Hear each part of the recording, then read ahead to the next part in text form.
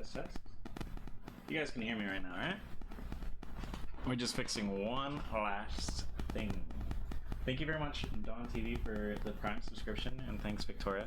Yeah, we're just trying to figure out one last thing here, and then we're good to go. I'm gonna try this, because technology is stupid. We all know that.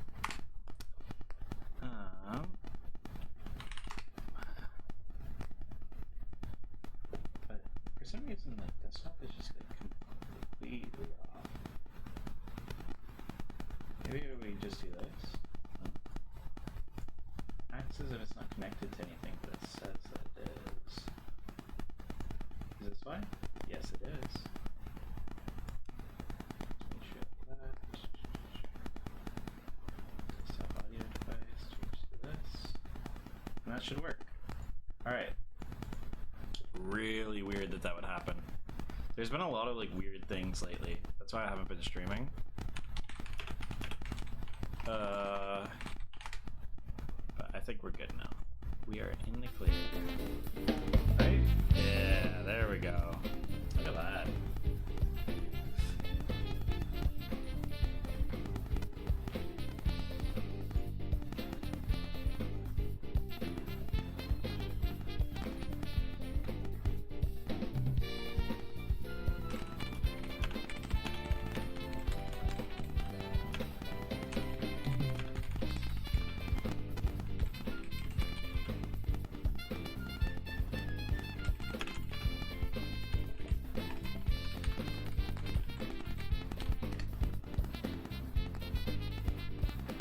Yeah, I hope all you guys enjoy this nice music that I picked out. I think literally one person that watches my stream definitely knows where this is from. I'm not sure if anyone else does, but yo, shout outs to anyone that does.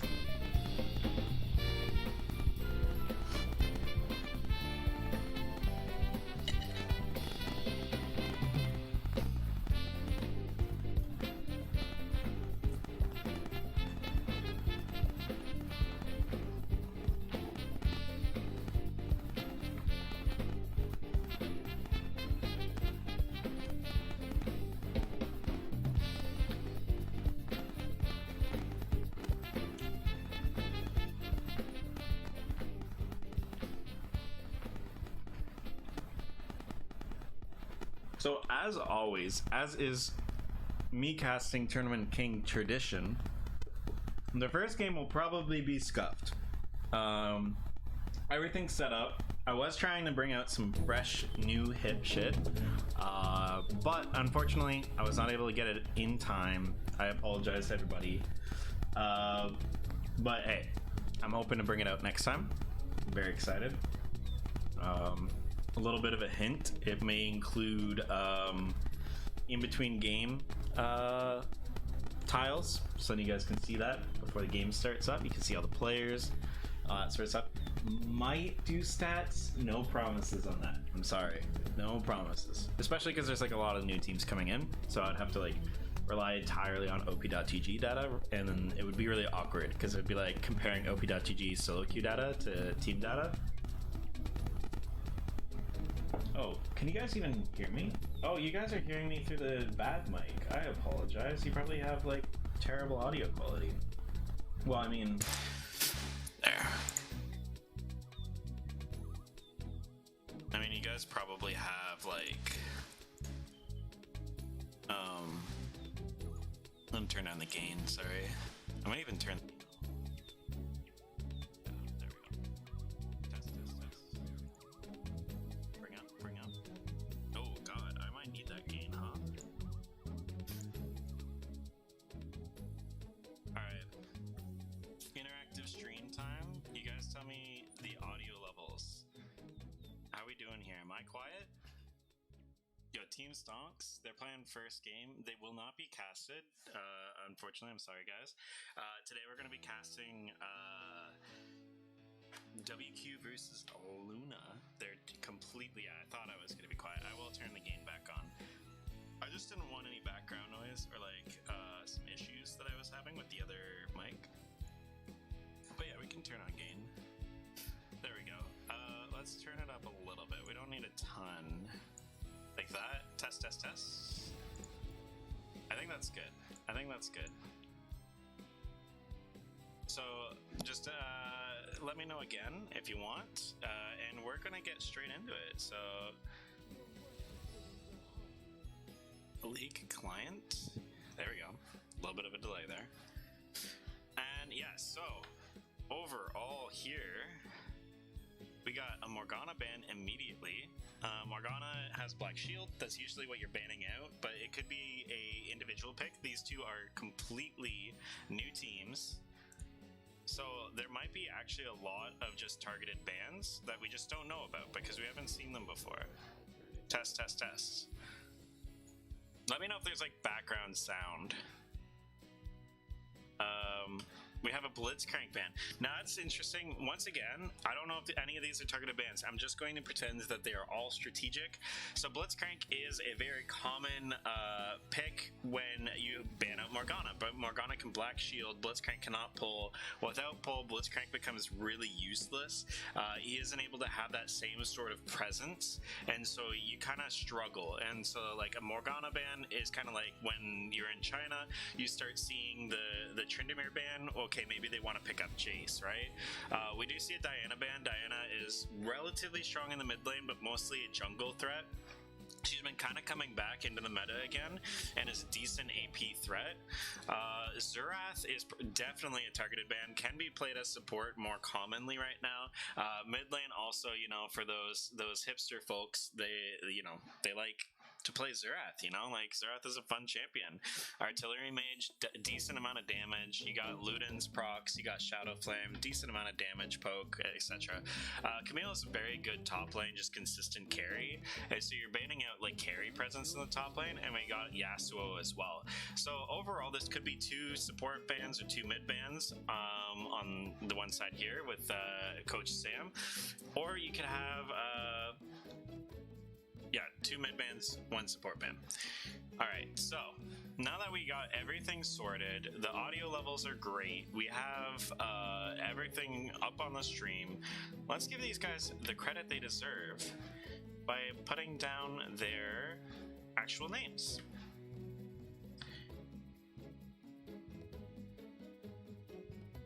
Not having a second person is always going to be, you're going to notice it for sure, because I'm going to have to do some of that stuff myself. So I believe that this is Takaku Tobu versus Winner Q. So let's get that sorted out here.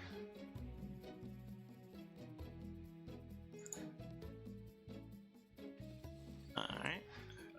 TTS, and we got red team with I'm just gonna say Q.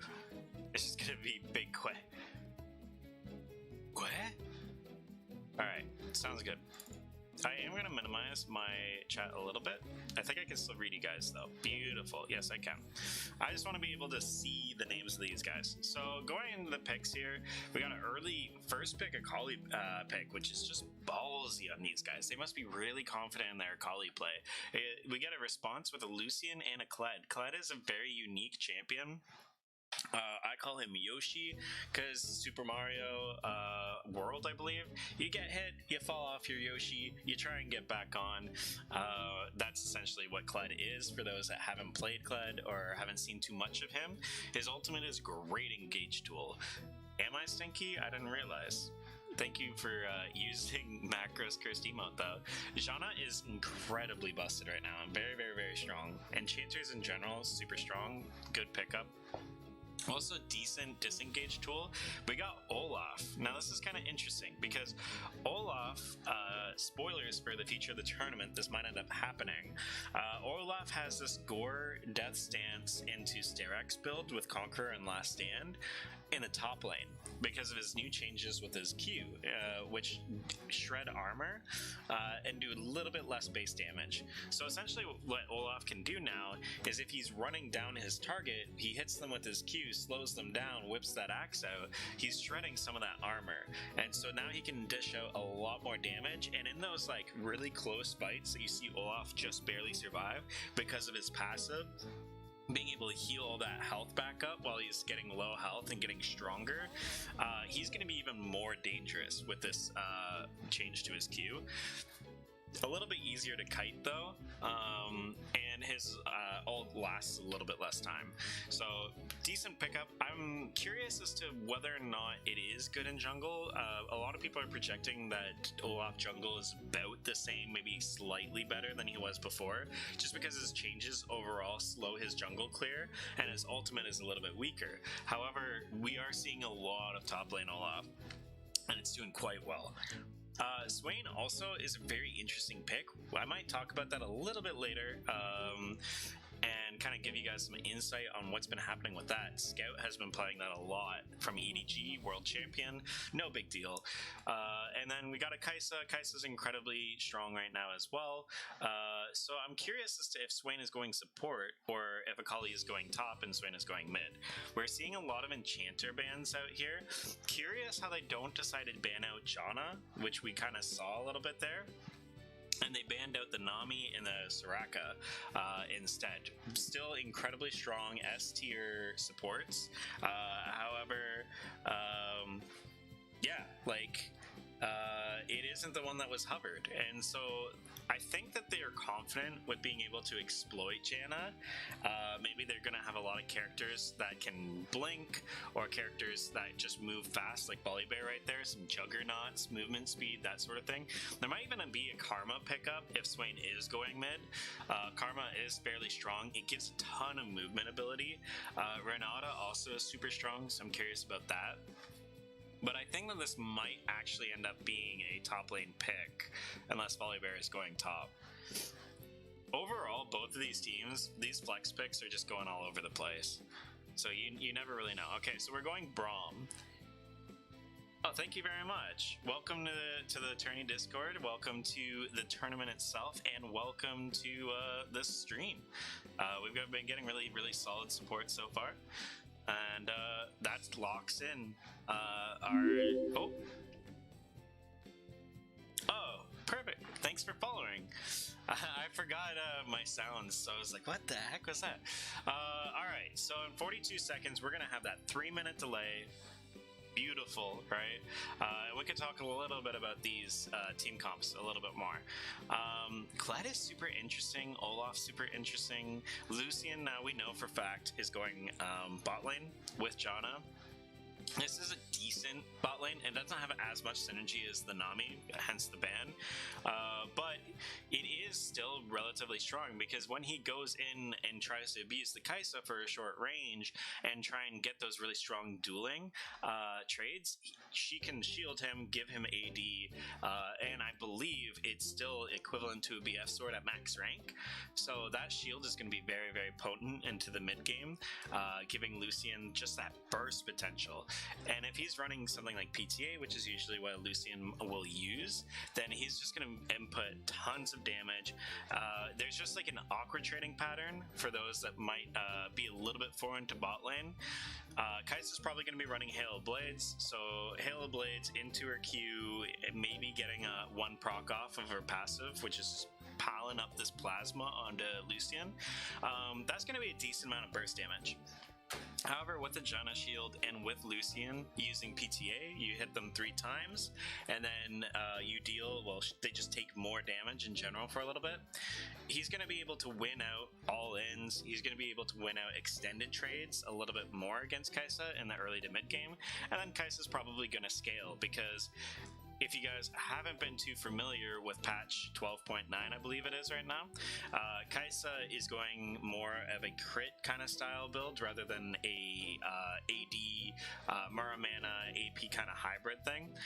You're going to probably see like a Kraken Slayer, Phantom Dancer, that sort of thing, if this team is playing a little bit more the Korean style. Braum is an interesting pick, certainly, because you don't have a lot of ranged auto attackers to proc his passive, and you also don't necessarily have like a very important thing to block with his shield besides the Lucian ultimate. So I'm a little bit curious about that. But overall, we're probably seeing Kaisa and Braum bot lane, Swain mid, Volibear jungle, Akali top in that order, and then we're probably seeing Lucy and Janna bot lane on the opposing side, with Lee Sin jungle, Kled top, Olaf mid, or reversed. Kled has been played by Dwayne B in mid lane before, so there might be a mid lane Kled here. I'm assuming that it's mid lane because also LOL coach is marked here under winner's queue as mid lane, so we're gonna see a Swain versus Kled matchup. There's a lot of there's a lot of changes, so I'm dumping a lot of information on this first game. The next thing I'm going to talk about is Swain. You guys might not have seen him for a little while. You might be seeing him a little bit more this patch. He got changes. He isn't as tanky as he used to be through sheer bulk. He actually sustains throughout fights longer, so the longer a fight goes, the more he sustains. And he now has the ability to pull targets that he hits with his E, multiple targets as well, rather than just pulling one. Unfortunately, he lost the ability to be able to... I might not have updated that, so I'll fix that for you if it's wrong. Yeah, so he no longer can pull characters that are CC'd from anybody. He has to hit them with his E. And there's a new Imperial Mandate change as well, so we'll get that to in a little bit. I'm going to make sure that this challenge link is correct, because I don't think it is. Yeah, but you do get to see Team Astora win. So let's get that sorted out here for you guys. Thank you for reminding me. There's a lot of stuff to cover at the same time. So let's get that bracket.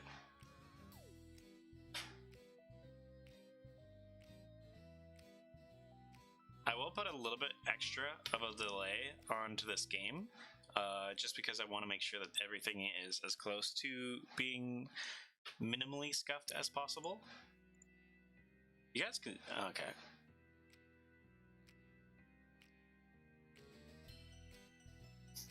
Yeah, it is a command. Usually my mod runs it, but he's busy today, so that's why it's a little bit off. I mean, we're loading in anyway, so here. I will post it in the chat for you guys, and then I'll fix Nightbot between games in the next game. And I am going to change up...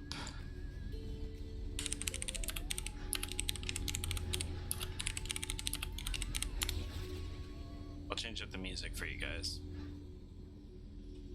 Welcome to Summoner's Rift. The game will be popping up in a second. There you go. And I will start it up in a moment. I just want some beautiful music for you guys.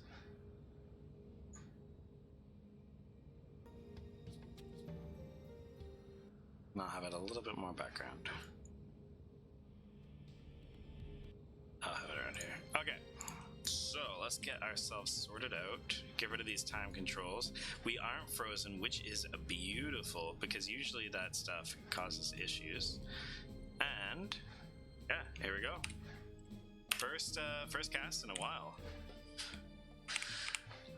All right, so we're seeing a 5 point. I know he told me he has some plans that may fall through, but he's not sure. I'm gonna turn down that game for you, because that game is loud. Holy. Okay, so we got a classic 5 point start from blue side, but we are seeing a little bit of a movement forward here, just a little bit of control in the pixel brush. Late ward on the stream for a little bit of stream control for the mid lane there. And I'm gonna switch back. These guys are brand new, and I want to call them by their names. So if you guys see me just staring at blank space, it's just because I want to be able to call the teams by the team names they gave themselves. And yeah, so we are seeing Unresponse going jungle Volibear. He has put a late ward in the stream as well. Has opted to keep his yellow trinket. Everyone's kept their yellow trinkets actually. And yeah, so we're seeing jungle Olaf here. Which, let's make sure that we get that sorted. Hello? Thank you. And we're seeing a Kled versus a Kali and a Lee Sin versus oh my gosh, what is hello? Hello? Leak? Oh. Coach Mike is looking for a solo bolo in the mid lane almost immediately. Very aggressive player. Cannot move him to the mid lane, which is triggering my OCD. Anyone else seeing that? This could be a solo kill right here. The E-Star on Swain is pretty standard, but I don't know if it's the best idea against a close range opponent. We are seeing a little bit of poke coming up from Braum on bot lane onto Lucian. Shauna is wanting to... Oh, she started Q. She's in a bad spot here. Halo Blades will proc, gets the stun. Gets the heal comes out from Lucian, but it's not enough, and Ixon Karma gets the first blood. Lee Sin with no flash still super mobile. Arctic Omen unfortunately falls victim to the Yoshi, and Coach Sam is able to get the kill as Little Mario. Bot of the stream? Yeah, 100%. I am hoping IRL is kind of nutso right now. I'm hoping to be able to upload the VOD to YouTube, so you guys can like permanently see it, because after a couple of months these VODs go away.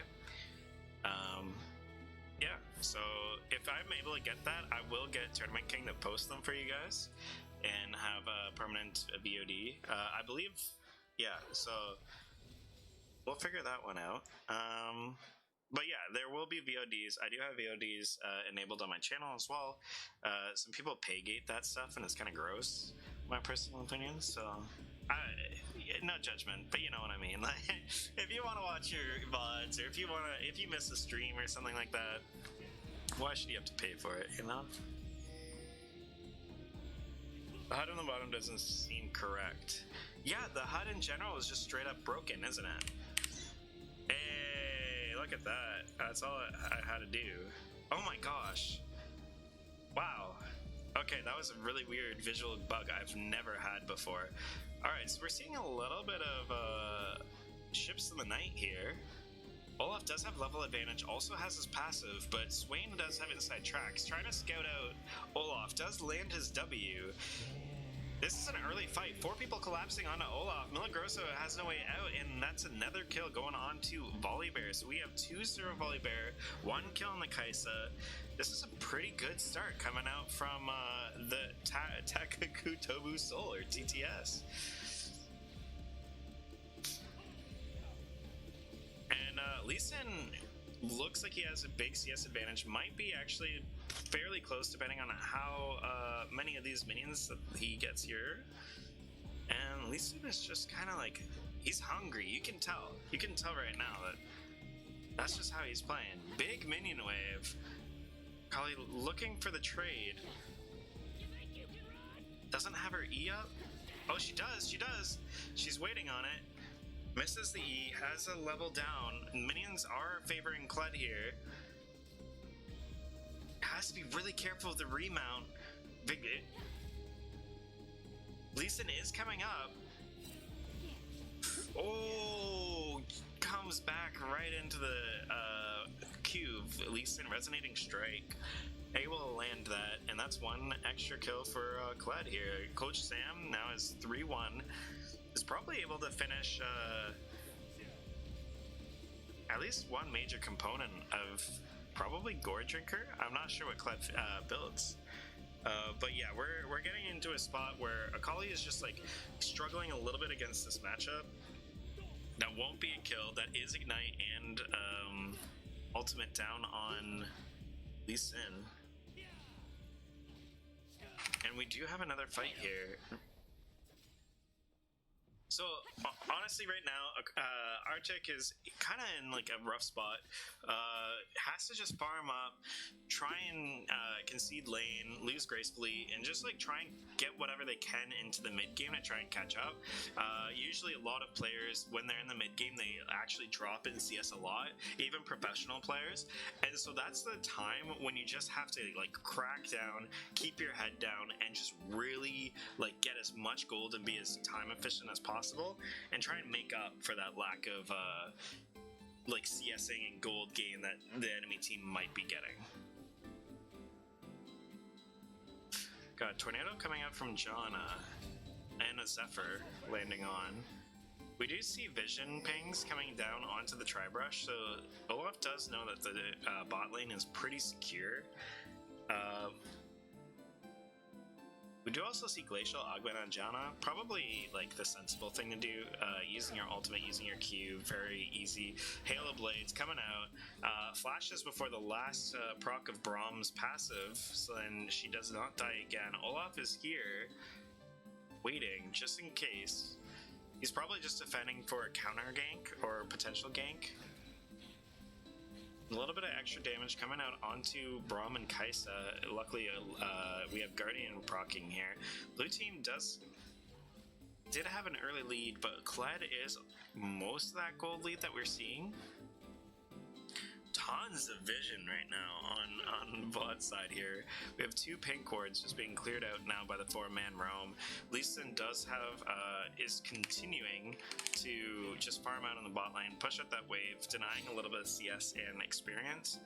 And you're just seeing like a ton of vision coming out from red side here. We do have ultimate coming down on a Kled. Flashes over the wall, safety, that ultimate coming out, and that's another kill onto a Kali. Volibear looking for Coach Sam here, and does get revealed by the scrying orb, and just passes out. Oh, might remount here actually. The unfortunate kick, but he gets the Q. That shutdown gold is pretty big, is on Volibear. Volibear already is ahead. We got a fight going out bot lane. We got a 1-for-1 trade, both supports going down. And Olaf understands, okay, I know where the jungler is. He's Goomba stomping my mid lane. I'm going to take the dragon. So we do have an early investment right now going into the dragons for red side. While they have a massive gold lead onto that Kled, he is actually going lethality and the Iron Spike Whip. So that's curious. I think he's just looking for more damage onto the squishy targets. A lot of these targets right now are incredibly squishy. So yeah, that's a big wave too. Unfortunately, only Cannon Minion is denied. So yeah, Kali is in hot water right now, trying her best, getting as much early armor as she can. Ooh, really good, yeah, really good CSing there from Coach Sam. This lane pushing up this way is a little bit dangerous for Lee, and by Lee I mean the Swain. But yeah, the minion wave gets reset with the Tiamat from the Lee Sin, which is nice. A lot of chat messages going down, but we just try and keep it chill. We don't reveal chat or any of that sort of stuff. I know it might be funny or something at times, but you never know what people are going to say in the moment, you know what I mean? You want to keep the chat, or the stream at least somewhat professional. You guys got Frosty, I'm not super professional, so I gotta disable chat. So that's at least somewhat. I don't know if Akali has a way out here, especially with the scrying orb. Oh, gets the ult over the wall. Layson looking for him. Volibear's defending. And Arctic honestly gets out of that in a very dire situation. Very creative. Only problem is that that's another wave gonna be denied. Does have teleport, but that would opt possibly for a dive. Volibear instead is gonna receive this wave. And he is a lot tankier with his Turbo Chem Tank. So the damage from that lethality isn't gonna hit as hard on Volibear. So Swain also has bought a Lost Chapter, so I'm not going to be talking too much about Scout's build because that's just not a thing. Still has her ultimate. Yeah, there's the Monsoon come out. Swain does get the kill with his Never Move. Believe that's what it's still called. You never know. Frosty Professional? No, not even close. We keep it home community style. Right? Casting, homemade casting from home. Also, another shout out to anyone who knows what this music is from.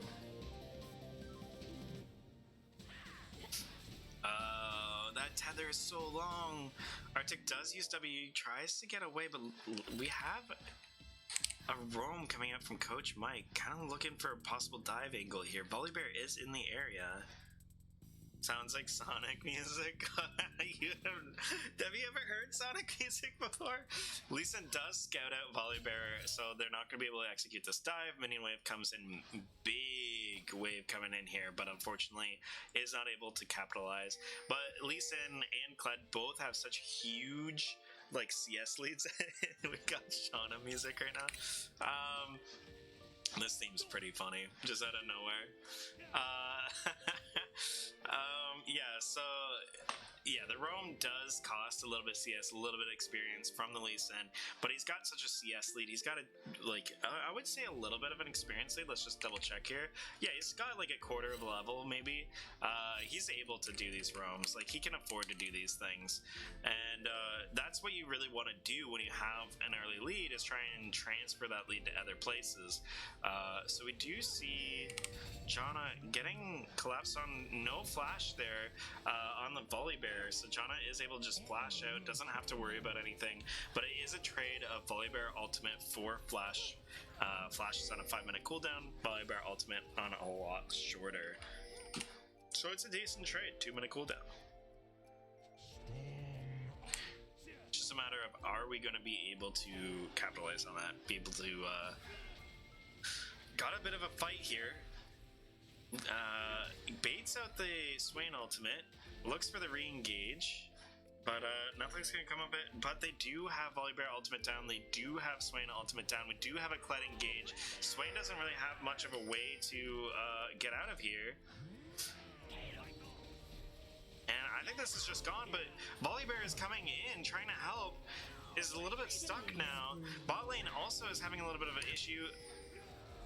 Kai'Sa able to get 1 kill, possibly 2 kills, goes down. Volibear comes over the wall here, is barely alive, has Mario off his Yoshi, so he might not be able to catch up. He's a little bit of a slow guy. He doesn't have a sprint button. And yeah, he's just gonna have to watch that Volibear go away. Lee Sin's looking for a potential greedy recall from the Volibear, but the Volibear is just farming up on the wolves here. And this gives a little bit of time for Akali to just farm up, try and get back into this game. Akali is never going to be as strong as this Kled, but all she needs to do is get strong enough to... Oh, this E isn't going to be able to shield him. He is a little bit dangerous. That is the remount right here. He's going to get reset too. That is the one thing that's incredibly potent about Kled dives, is when he falls off his mount, the aggro of the turret resets completely because he becomes untargetable for a moment. So he's just able to do that dive, remount, get thrown off his mount, and the turret just says, it's not the same guy, and goes after some minions instead, and is just able to walk right out of there after murdering Volibear, the turret's friend. Turrets aren't very smart, guys. Don't trust them. Especially against Kleds. Or Elises. I don't know what that sound was. Is that the sound of, like, bounties coming up? I'm not too sure. Akali almost gets that top turret down. Does have gold bounties, which is quite nice. Ooh, a little bit of early aggression coming out from Lee Sin. Is able to jump back out and is in lethal percent now for the Swain. Can get this kill. Just a matter of, is he going to land the resonating strike, and does he have a way out in case he gets hit by a never move? Swain looks to try and get this bait in, but he doesn't know that he's in lethal percent. Swain tries to get the never move, doesn't get it off. Volibear does use ultimate. This is a winning fight for Red Team, but I think Winner's Q is just playing it safe, doesn't want them to have any way of coming back into this game, and they're not the ones that are pressured to try and make something work. Very, very smart. Oh, good dodge coming out from the Lucian. That Janna ultimate pushing Braum a little bit off and is unfortunately caught out.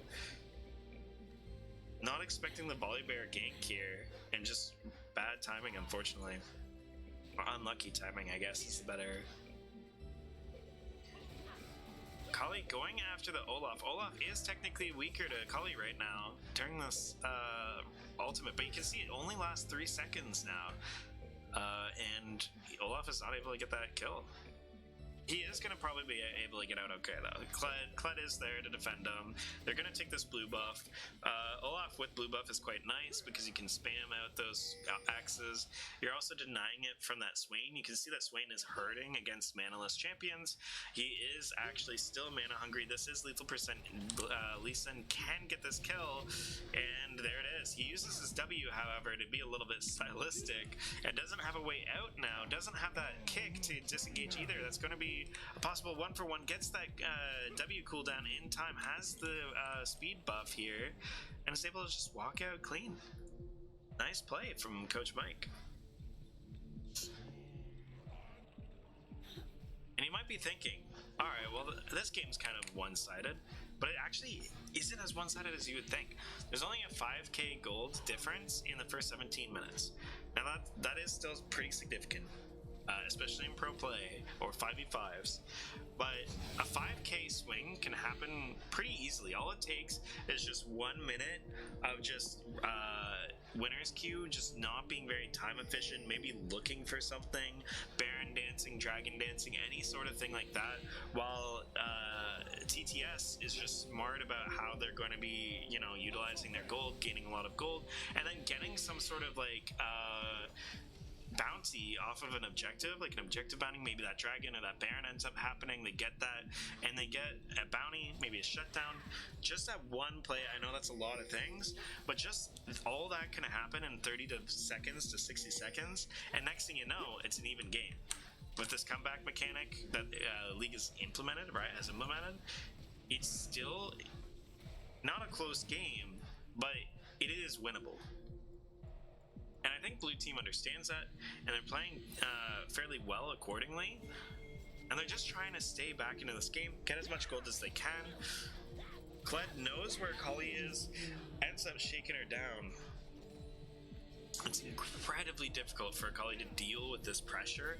And yeah, now Winner's Q, respecting that comeback potential, isn't looking for very neutral-based kind of objectives, isn't looking for potential throws, and is just looking entirely to play cross map, and is punishing them for it with this Rift Herald. So that cross map play comes out, they do win the fight for TTS, but this is a massive Rift Herald coming out. This is a little bit greedy on their part. There is Hail of Blades coming out from Kaisa, and yeah, we are seeing the Kraken Slayer coming out. We do see a Collector still. Kled uses his ultimate to get out. I thought it was always towards the champion, so I'm learning a little bit right now. And this might be a gold bounty coming down for Volibear for Dragon. Evening up the dragons 1-1. Not a very dragon-focused game. And they also get the shutdown of Kled onto Kaisa, which is great. Kaisa's now 7-1-4. Exxon Karma looking very strong. Has Exhaust. Has Hail of Blades. Still has her Flash for the next fight. Has her ultimate. Still winnable. It's now 3k. We just saw an inhibitor go down, and it's now 3k difference instead of 4k. So overall, gold-wise, they traded decently on those side of TTS. God, this song has no place for League right now, but I love this song. It's such a chill vibe. I'm so relaxed when I hear this song.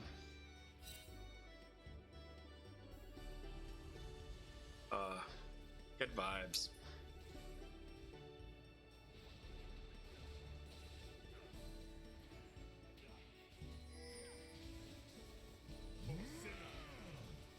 damage a little bit. Oh, no. You're getting closer, though. No, this is video game music. But you are getting closer with saying D&D than you were with Mario. No, this is it's an old school game that I might actually stream once I get my emulator for PlayStation to work. It is my childhood game and one of my favorite games of all time. Although I'm not sure how fun it would be for you guys to watch it. But the story is pretty good. For being poorly translated in the 90s, early 2000s, pretty good story. Swain is in lethal percent once again, but he doesn't have any flank coming out, and they don't really have a way to get in, but he's running out of mana, isn't able to defend this, has to concede it, doesn't want to, ends up getting a little bit of electrocute damage. Volibear does way more damage with his E. Unfortunately, Swain is going Rylai's Crystal Scepter into Leandri's. I might talk a little bit about the new Swain's builds coming up from Scout in a moment. Might have been able to help this TTS kind of be in a better spot, especially because Lee is like the Swain is actually playing quite well. Kali gets that out, gets the stun out. They're gonna dismount shortly. I don't know if they have a way to keep on to him. He is able to kill Kali very quickly though, and then Braum won't have any damage. Has the dismount, they still haven't proc that Braum passive. If they proc that Braum passive and then Kali goes back in, they might be able to get this kill, but it is incredibly risky. Remount's coming up in a moment. He is going to be able to double kill if he gets that remount. Swain is coming down, trying to defend this. Kled can dive. We have seen it before, but Kled's looking to just use Baron buff that Lee Sin just got from in the top side, and Olaf, I guess. Lee Sin being a jungler. And Coach Sam might be able to get this kill as well. It has to respect the fact that we have that proc of ultimate from Swain now at your command. Meanwhile, they're just pressing at all sides. Super Minions on top side, Lucian with Baron buff in the middle, trying to just get a lot of gold onto their team. Secure that lead once again, 7k gold lead. Runners Q pulling ahead, trying to deny this comeback story that TTS is trying to get. And as I said, newcomers to Tournament Kingdom, welcome. Both of these teams, Takaku Tobu Soul, as well as Winners Q, are both completely new as far as I know. I haven't seen them before. To the Tournament Kingdom as well. So show them some love, you know? I wanted to make sure that I covered teams that haven't been covered before. Get a little bit of stream time. And I'm enjoying both teams right now.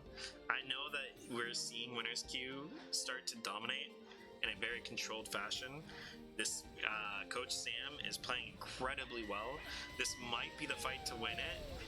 Kai'Sa damage is insane, but with Kai'Sa going down, they have no way of stopping this push now.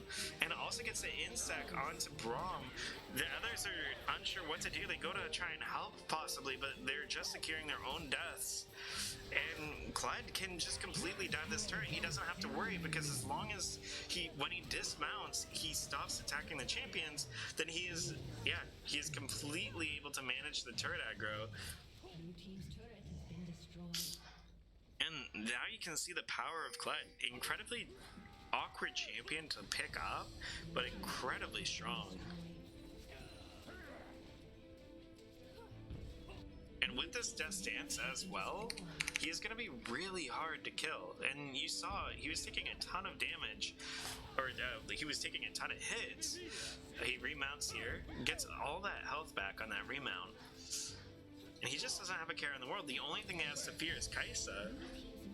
And so he's backing off a little bit, trying to keep pressure onto the bot side while his team is pushing into the mid. Braum is trying to defend here. And you're just seeing the bot lane control this jungle while Kled's keeping a little bit of pressure. They're collapsing. Olaf is going to try and take red buff while Lucian's trying to take dragon. All they really have to do here is just disengage, make sure Kled doesn't fall down. but does fall down. He might go down to Kaisa as well. Akali's still trying to duel Olaf up here. Understands the danger, is trying to leave, but wants to take Akali at least on his way out. Is surrounded by 4 units now. Does go down. Another shutdown going to Kaisa. This is massive amounts of gold going into Kaisa. Lee Sin does get a hit onto Braum. All in the meantime, we do have damage coming out from the minions, super minions, and this turret's going down. It'd be very impressive if they were able to burst this. Oh yeah, it was closer than I thought it would be actually. But yeah, so overall, super fed Kaisa, usually in an amazing spot. You see an 11-3 Kaisa right now, you think, alright, perfect, like the game's over, right? You hear this, it's like the end of your story, you've succeeded, Kaisa's fed. It's okay. It's okay, guys, we made it. You know, we lost some friends along the way. It's fine, Kaisa's fed. The problem is, you got this guy over here, not that guy, this guy. And this guy can just run super fast to Kaisa, and so you're relaxing, you're like, yeah, good times. And then all of a sudden you look over, Kaisa's dead. The song doesn't apply to you anymore. It's sad music now. It's like, oh no, Kaisa, you're our last hope. You know, so it is kind of a duel of the two fates here. Got that engage going onto the Kali. Ooh, good Sonya's Hourglass here. Kali does get a kill on Lee Sin. Redemption story, but they are just hitting the Nexus. Oh, close. One fight from the Kaisa. Music's still going in Kaisa's favor right now. Hero story. Quadra kill coming down on an Exxon Karma. Baron is coming up. The minions are in a decent spot. You can't just have Akali receive the top wave, go to straight to Baron. Let's get those timers up on that too. We got gold bounties. The gold difference is now 5k.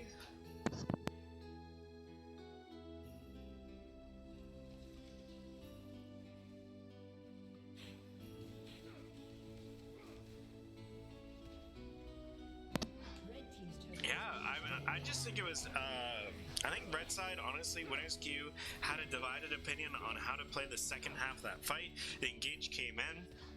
They wanted to kill the Akali Zanya's Hourglass, and immediately every single member of Winner's Queue decided on doing something different. And the division just kind of put them in a bad spot. But I think Coach Sam is literally just going to run over and end this game. Akali has no way of stopping him, and recalls take 8 full seconds.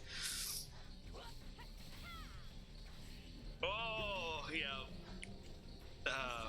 What an ending, you know? So that is Winner's Queue winning and entering Winner's Queue. I guess that's the story. And I got, oh guys, I got a key fragment. Oh, that's nice.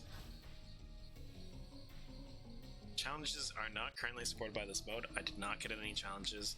Oh, I do have a co-caster now. Look who isn't suddenly busy. I do have to turn you down though. Oh yeah. I did say I was unpredictably busy today. I caught the end of that game on your stream. Was that a Kled that I saw just like beelining down just mid to smack the Nexus down, and end the game? Yeah. Amazing. And unfortunately, due to the Yoshi mechanics, there is absolutely no way for them to stop it. Just Yoshi power too strong. It's truly magical. I love Kled. It makes it really sad that like I just never see Kled get played. I think it's a very interesting character. Mm-hmm. Yeah, that's what I was saying when I saw. What do we got here? All right, guys, we are in between games right now. So this is the time where we get to listen to banging music and figure out who we're casting next. It feels intentionally disruptive to name your team Winner's Queue. Alright, so if you're able to keep track for me, we've seen TTS and winners queue. I want to keep seeing. TTS and winners queue. I want to keep seeing new teams. We got a few new teams today. It's an 11-team bracket. Exciting enough. For those that have been chatting during the game, I am gonna post the bracket right here. As the bracket command This is a lot of new outdated. teams. Yeah, I'm excited. Wow. So I'm thinking. So we just saw TTS versus Dice Equal Horses, I believe. No, we did not. Wait, there's two TTs. There's a TTS and a TTL. Oh, a TTS and a TTL. Yeah, so TTS Were was you- eliminated by winners queue. TTL won versus Dice Equal Horses, so we will not be able to see Dice Equals Horses unless they are. Okay, so this was TTS. Yeah. They are in Cool. losers queue right now. For anyone that is looking at the bracket at the very bottom there under 9. So if they do end up making it through the losers bracket, then we will be able to see them. I do have a message from the boss. Let's go see what that is.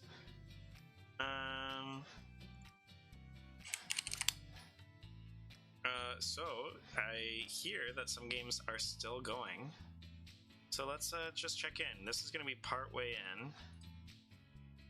I cannot spectate him, but if I find out who this players are, this is why anyone that's watching that is on a team, make sure that your captain adds me.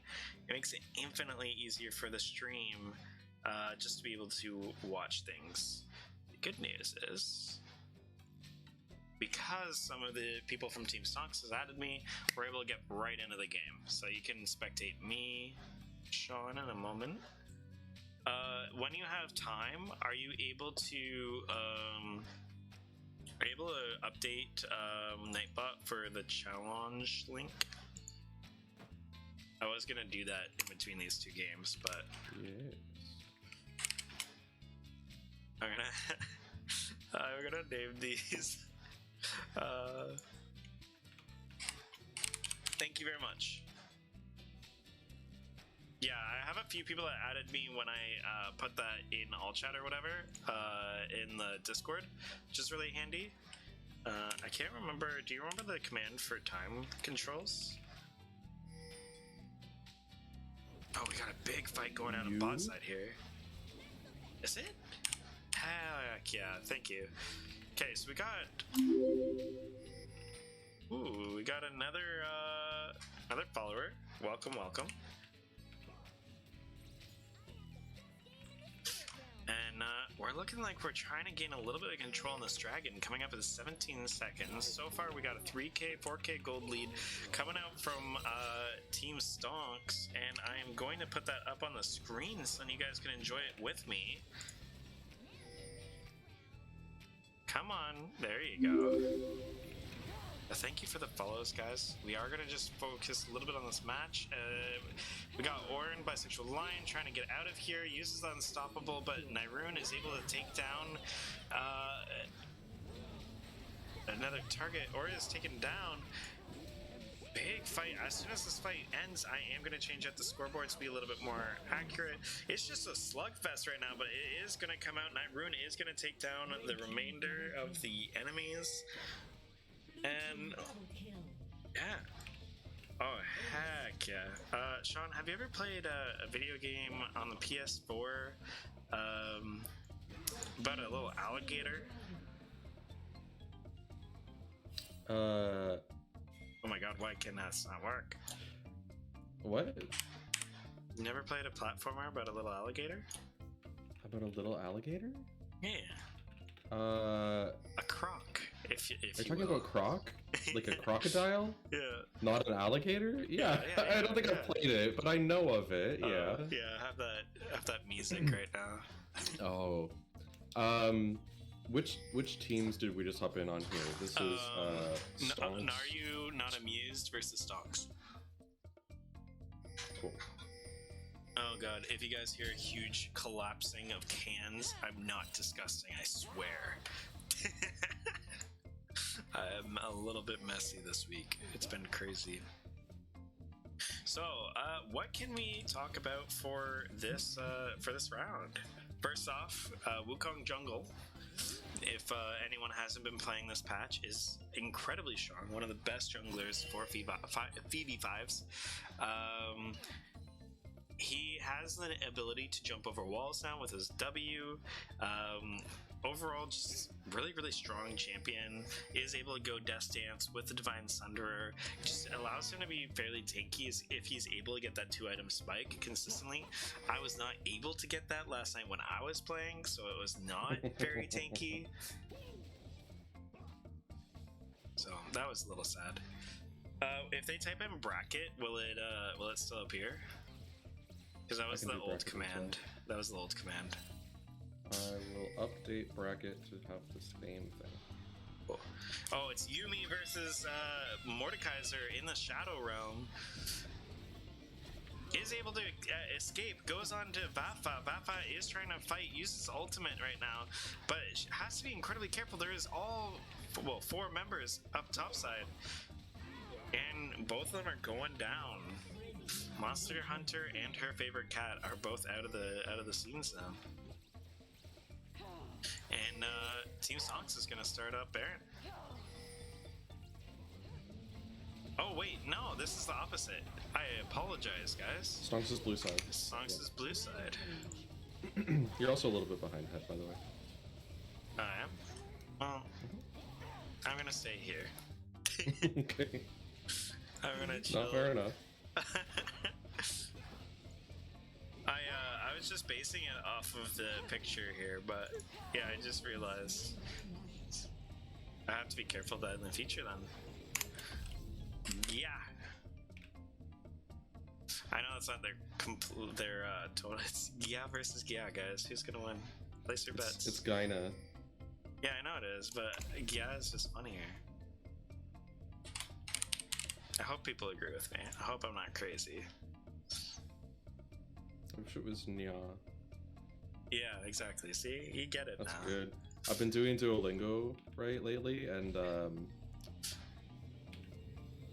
like doing the sort of like the modifier characters, right? Where it'll do like Gia, Nya, right? And every time Nya is like the question, I giggle a little bit. It just makes me happy. Yeah, I have a few things in Duolingo where I just like laugh a little bit just because like I'm stupid. Dumb little associations and stuff. Yeah. It helps you remember though, right? Oh yeah, like pee and poo is the classiest. Yeah. Keck is pretty funny because you think Keck W. One thing that I really, really enjoy is just what I was saying, how I remember room in Japanese for anyone that wants to learn some Japanese. It's Heiya. So I just always think of Outcast. Ooh, collapsing in on bisexual line. He's using Ornn ultimate. Jinx is way off into the back. Gets taken out by Duo Cringe. Yumi ultimate comes out. Ornn ultimate already ulted as well. Lissandra gets a huge ultimate onto the blue side team here, and everyone just goes down. Massive play from Sesame Oil Salad. God, you gotta love League of Legends names. Esports names always make me really happy. You mentioned Keck, like Keck W. Are you aware of the origins of Keck? No. Because it's not Keck W. Here's a fun little factoid. It actually comes from World of Warcraft. Because when you were typing into all chat, but you were talking to someone from the other faction, so like Alliance versus Horde, you literally couldn't understand each other. So it had this like automatic translation that it would apply to the things that you're typing. And people did sort of like rough translate some things so that they could understand some basic phrases that people were saying from the other side. And LOL translated into KEK. So that's where Keck comes from. And that's why it's a laugh, right? Keck W, that is like the laugh emote. History, baby.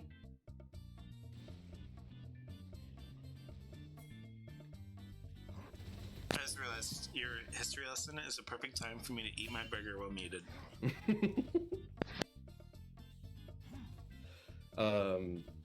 Yeah, that was from way back in the day. That was like probably that might have even been before Burning Crusade, but my mind always goes to Burning Crusade because that's when I actually played World of Warcraft. And that is where all of my World of Warcraft knowledge comes from. So. And that was an interesting engage. I think they thought there was an opportunity. Maybe the vision wasn't great there and backed off when things weren't looking good. They got the flash at a Jinx.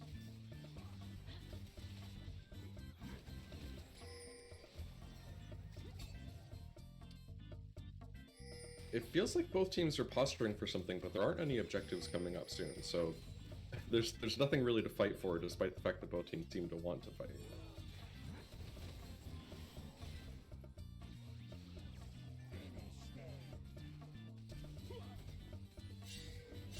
A big engage from the Alistair. He might die for it. Lots of ultimates coming out. I think, again, we're gonna see Gnar win out on numbers. Whoa. I saw Yumi go to Viger and I thought it was Jinx ult. And I was like, damn, they all going down. No. So at least this gives, I think they both were just fighting for tempo. This is a like strenuous game, especially for Stonks right now. And I think that like both teams, they want to they just want to be able to have presence on the board and be able to do what they want, have this power play.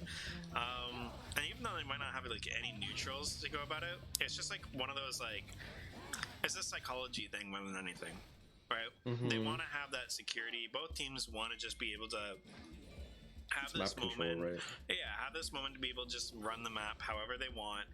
And yeah, surprisingly enough, the team with the 12k gold lead ends up winning that fight, and they're able to take down a turret for it and have a little bit more peace of mind that coming up in the next 30 seconds when Baron spawns up, they're in an advantageous spot. Now, I have a question for you that you might be able to answer for those in the chat who aren't as well informed about League of Legends, as I obviously am. Oh yeah. So I know the answer to this question, but Viger purchased an Eye of Luden, and it has a special icon in the chat. What does that mean? It might actually just be because there's a weird symbol beside it. I think that's just like the name of. Oh yeah. Eye of Luden is just the name of the Luden's Echo when it gets transformed by Ornn.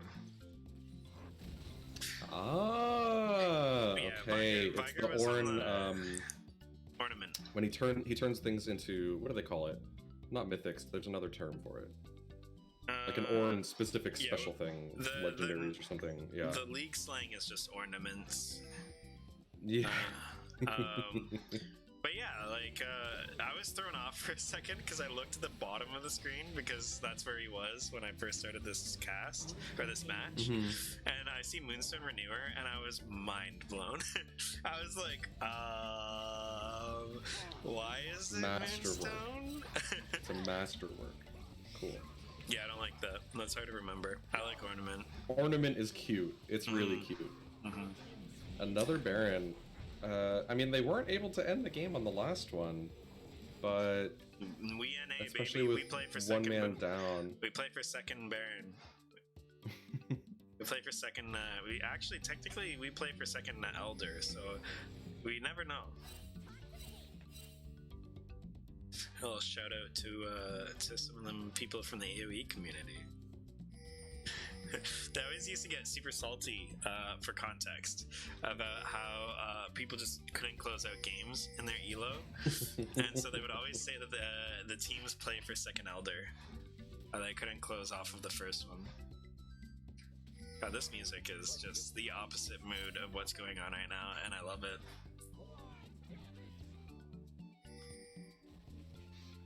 I can't believe you were asking me if I had played a game about an alligator when the fucking game is named Croc. Yeah, he's a crocodile, I guess. I didn't know, you know? His name is Croc! Yeah, but I don't make assumptions, John. I don't assume his species. God. Maybe I am busy today.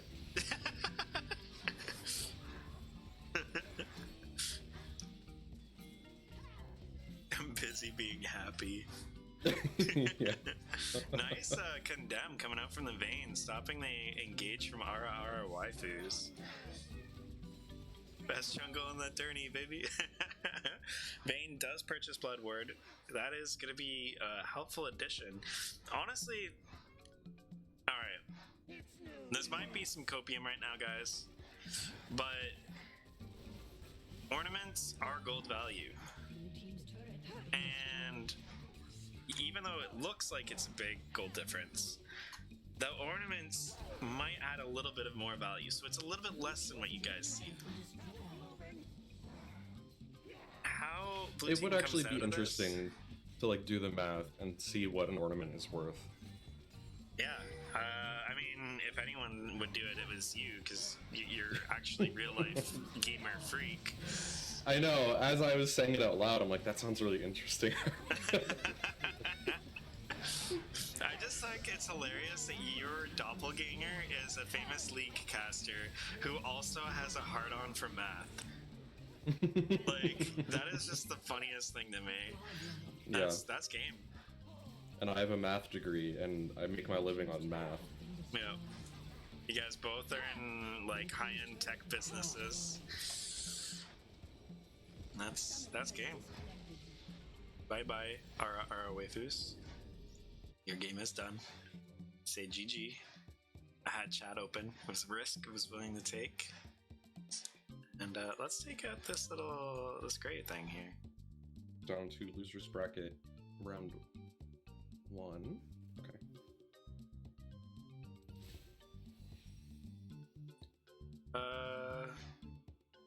CPG done. Bracket. Where's my bracket? And TTS got knocked down. And Seen the invite. Ba ba ba ba ba ba. This music is so much more. How do you put it? Oh, this is a weird bracket, huh? We've got a couple teams coming in from kind of nowhere. I guess that's what you have to do when you got weird numbers. So there's 1, 2, 3, 4, 5 teams that did not have to participate in round 1 that are coming in round 2. Yeah, there's like a seeding. It's a lot of new blood having to fight each other, or low-seeded returning champion. Well, not returning champions, but you know what I mean. Returning teams. Yeah. Just trying to be dramatic there. I mean, there's not much you can do with this like weird number of teams, so it is what it is. Oh my goodness, I'm getting invites from everybody.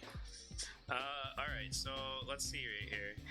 We are going to be casting... Are you guys straight up called the Kings, Trito? I know you're in chat right now. Oh yeah, it is in brackets BBB. Okay, cool. I'm sure that we're going to be covering you guys in the future, so I'm not going to be covering you right now. I'm sorry. We are going to be covering Dawnbreak versus the Heathers. And then I'm looking towards the... Oh, yeah, I guess, yeah. And then... Well, I don't want to assume. I'm assuming it's the Heathers. Kings meant to be streamed. And then I'm probably going to cover whoever wins from Fire Nation versus TTL. And yeah, we're probably going to be covering you towards the end. Because, I mean, like, you guys are the returning champions. You know, like, you are seated incredibly high. I'm probably not going to spectate the draft, because then I have to talk about the draft, then I have to talk about the draft, then I have to talk about the draft. So we're just going to chill out and let them do their thing. I believe we've seen the Heathers in the previous Heathers. Yeah. tournament. Totally Heathers, not Heathers. I know this. I mean, maybe it's Heathers. I actually have no idea. Yeah, making assumptions. God dang. It's rough out here. It's rough out here. Okay, so Project Ash is on Team 2. That's Dawnbreak Gaming. So the other one is... I don't know what to name them. Which? I guess I'm just putting the whole name. Well, I'm sorry, but you guys have the crowns as the kings, so...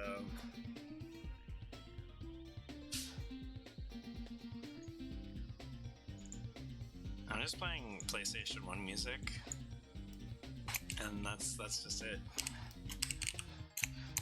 Done.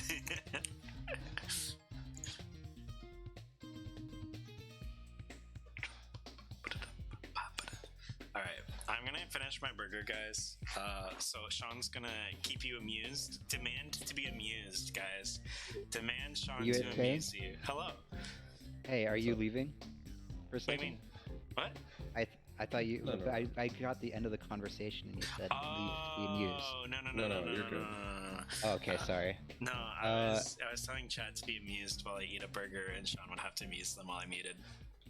Oh, okay. Yeah. Fair enough. Real quick, what game do you Yep. want to spectate? I'm already in Dawnbreak versus is it Heathers? Heathers or Heathers? Okay, cool. Yep. Heathers. It's not heathens. I totally knew that. I remember Miguel kept calling them heathens. Oh no, that's not their name. I couldn't say anything. I totally Yeah, it's didn't the do Heathers. that this round already. You know. I mean, there's definitely some edgy names, so it's all Yeah. good. Yeah. All right. Okay, I'll leave you alone. Sounds good. Yeah, we're good. Yeah, I had a lot of technical difficulties coming into the stream, and so I had my meal out in front of me, but then by the time I finished everything, the game had just started, or the draft had just started. So it's like, okay, well, either they're gonna have a very silent draft at the beginning of this VOD, or I'm just not gonna eat my burger I made for myself. So I chose the latter, and my burger is just sitting here politely. And draft starts. God damn it! Why did I talk? Actually, you know what? Let's everyone. Sunless does not play League of Legends. At least he plays it casually. So let's get casual commentary through the draft, some analysis, and let's see his thoughts on this. All right, I'm gonna enjoy my See, the snacks. Ashban makes sense because she can see things. That's free vision on her E, and everyone knows that people who are bad at League of Legends are bad at putting down wards. So that's huge. I would want to instant pick the Ashe, first pick the Ashe, because then you get that extra vision that no one else can get. I don't know, rookie mistake in my opinion. Lux is always good, that makes sense to me. Victor's busted, that makes sense to me. It doesn't matter what patch you're in, Victor's always good, he's just better in some patches. I would expect to see a spicy mid or jungle ban coming out from red side. Exactly, just as predicted, the Soraka. There have been times where Soraka mid was viable. I'm sad to see Lulu ban because she's one of my favorite characters, but that's what it is. She's very good. Lulu is actually, if you are someone who plays support, Lulu is fantastic to play in low elo. Because if your ADC is bad, you can just become the carry now. You don't have to put up with that crap anymore. Olaf is whatever, he's kind of boring, no one really cares about him. A Yumi? See, okay, so Frosty is stopping right now to eat his burger. It seems as though someone on the Heathers also wants to take a lunch break during this game, so we see the Yumi pick come out first. That's an interesting first pick. I don't know, picking a support first feels kind of weird because it's very counterable. My uninformed opinion is that you would want to see a top pick like the Galio on red side, because things are a little bit more stable in that lane.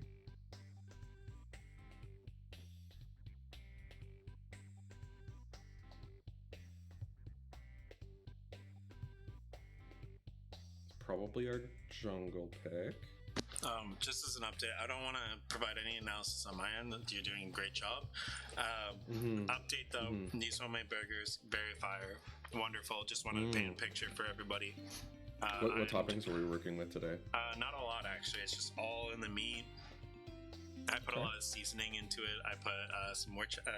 Well, it's not just British, like a fucking patty on a bun. Like, what are you? No, working it's with? got some ketchup. Diced onions, parsley, fried halloumi cheese, and that mustard. What's that special mustard? Honey mustard? No. Or like Dijon? Dijon. Nice. Yeah. Nice. Yeah. That's Anyway, good shit, man. yeah. Return to your analysis here. We've been missing some Yeah. things. I love Zach. Zach is spicy. That's good shit. And the Tristana. I feel like, honestly, okay, the Heather's team comp so far is like, we jump in, right? Yumi can hop on anyone who jumps in. Tristana can jump in. Zach can jump in. I would love to see, what else could we get that jumps in? Pantheon, Volibear, even like a Tom or something. That's not much of a jump anymore. God, that would be great. Can you imagine that if they all just kind of grouped up in a bush and then jumped in on someone? If they got like a oh, I'm so bad at remembering League champion names. The man with the teleport is his ultimate. Rise, right? Oh fuck, that'd be good shit. Who are our bans? Wukong ban makes sense. Apparently he's busted right now. I'm sad to see Ornn get banned because I think Ornn is amazing and he has some of the best sound cues in the game. Mordekaiser's whatever. I don't know what his ultimate's very interesting, but you have to use it correctly, otherwise it's just a disaster. I have returned. Every game that doesn't have an Ornn in it is a mistake. Jhin ban. It's also boring. That's nothing interesting. Can I ask you a question? Yeah. Can you just listen to my stream and wonder, like, figure out if it's my quiet mic that has the like background sound, or if Streamlabs is just very bad at being able to tell me what mic I'm using? Yeah, give me a second. Because all my settings say that I'm using the one that I'm using with you.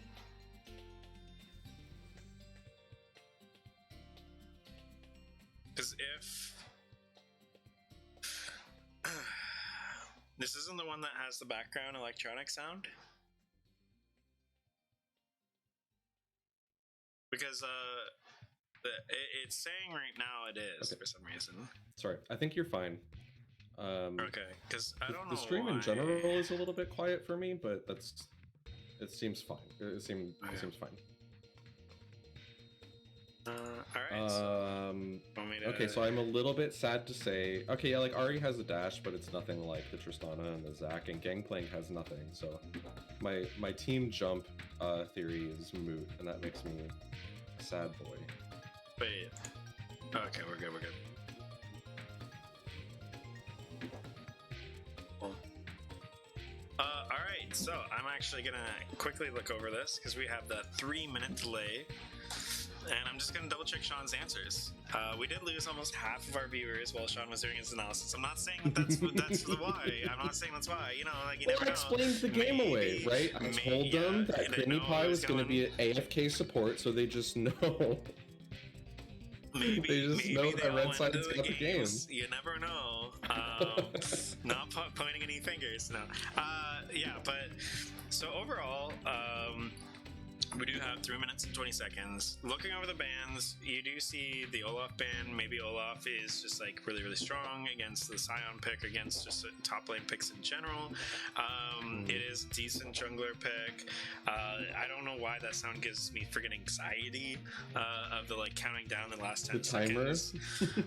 Ornn is because you're usually desperately trying to fill out your rooms when that's playing. Ornn and Wukong and Olaf are just kind of like some of the better frontline picks in this patch right now. So those is like the last 3 bans make sense. Soraka is possibly one of the easiest and strongest of all of the enchanters right now. She has been targeted to be nerfed a little bit, but they haven't just been like hard-hitting areas that are kind of the problematic parts of her.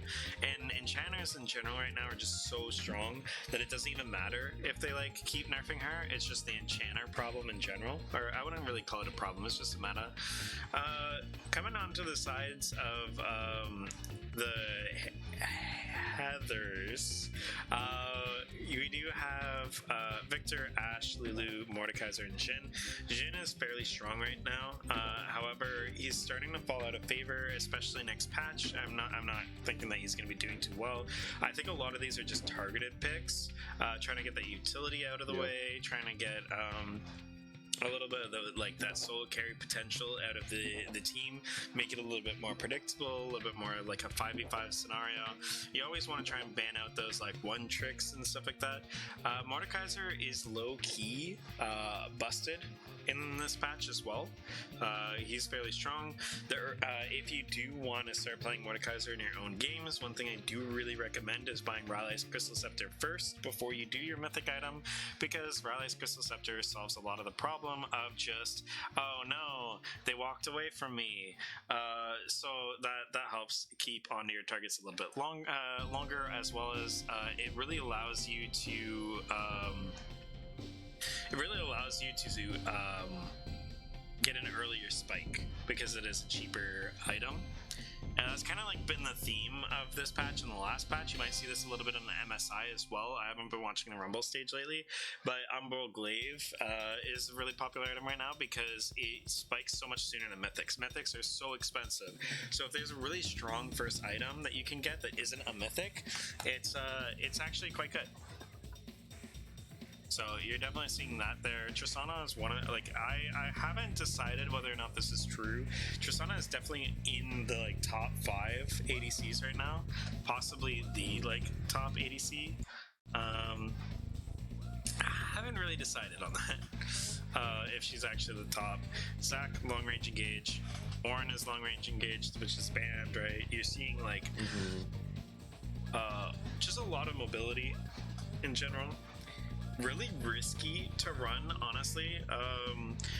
We're kind of spoiled in the lower echelon of play, like not professional play, not college circuit, all that sort of stuff. Honestly, if there's a draft that was running like this and we were running a Heather's composition that was like this, we would probably ban out Talia. We're just lucky because people can't pick up Talia in our rank fast enough, because she's possibly one of the strongest characters in the game right now, and she just completely shuts down mobility in mid lane now. So if you're getting all these characters that have dashes, have mobility, all that sort of stuff, I deeply recommend that you make sure that you're banning out things like Vex, things like Talia. Like, those things are literally built to make sure that you can't dash around as Zac or Ahri and stuff like that. It can really punish that. And Talia has even become somewhat of a Ahri counter. Ahri used to be the strongest mid lane in the game, and Talia is now really considered a counter. Matchup, by the way. Do you this is a full lobby of good skins. There was like no clear winner in the skin game. That's tough. Yeah, I know.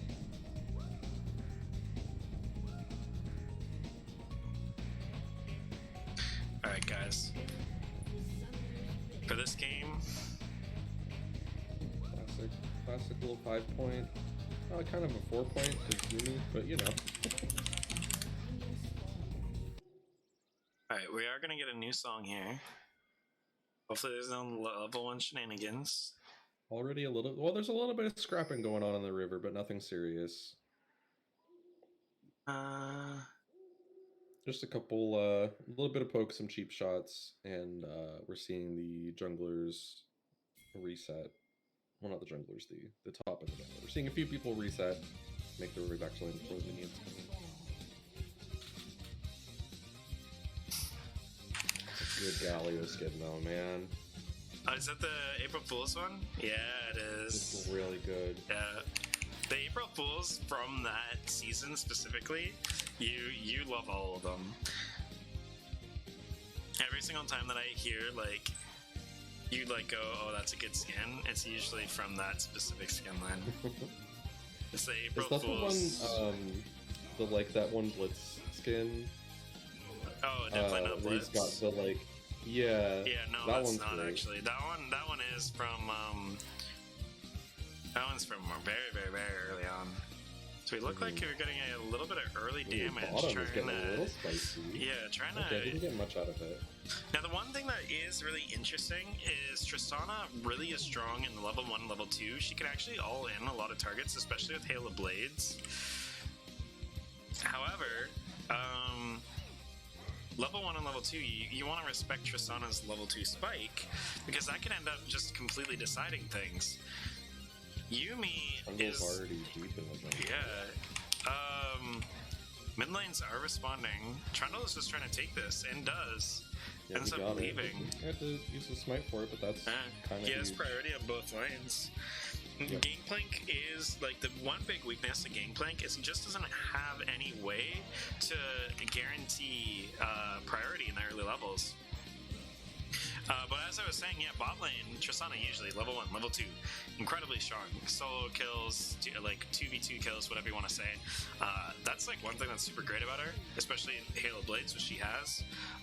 The issue is, you have a Yumi, and Yumi's biggest weakness is that it's hard for Yumi to hit minions and stuff to try and get that early level 2. So there is a little bit of like desync between the two picks.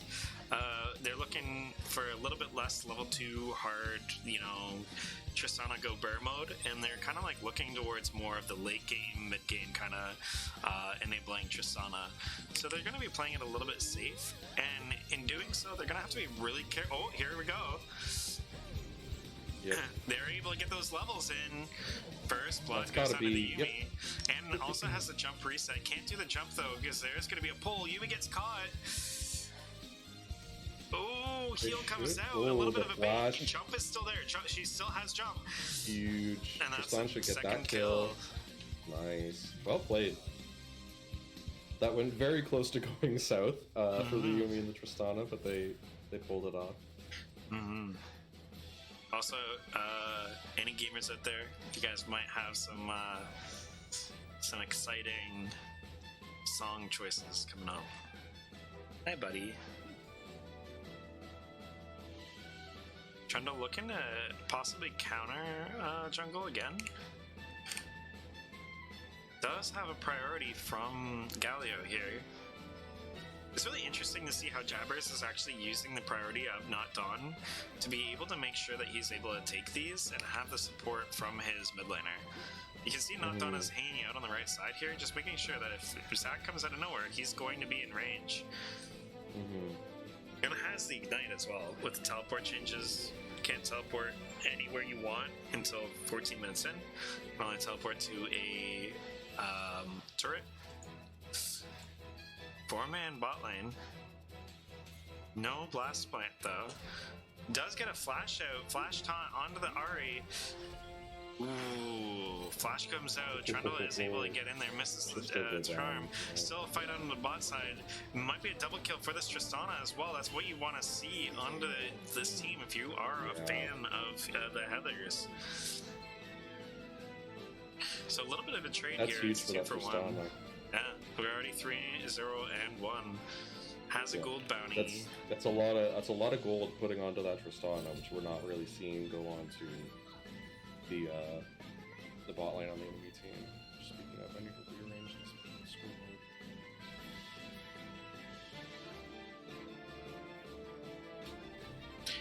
This also enables Tristana to continue doing what she is doing.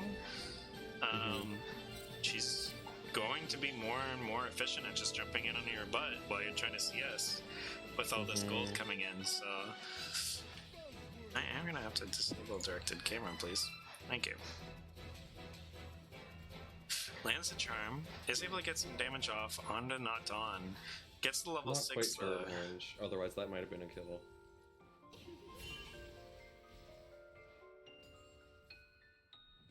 She does have to set up the minions, yep. And there you go, nice CS. Good CS. That's kind of like been like the motto of today. As I like watch people, I'm like, good CS, good CS, good soup.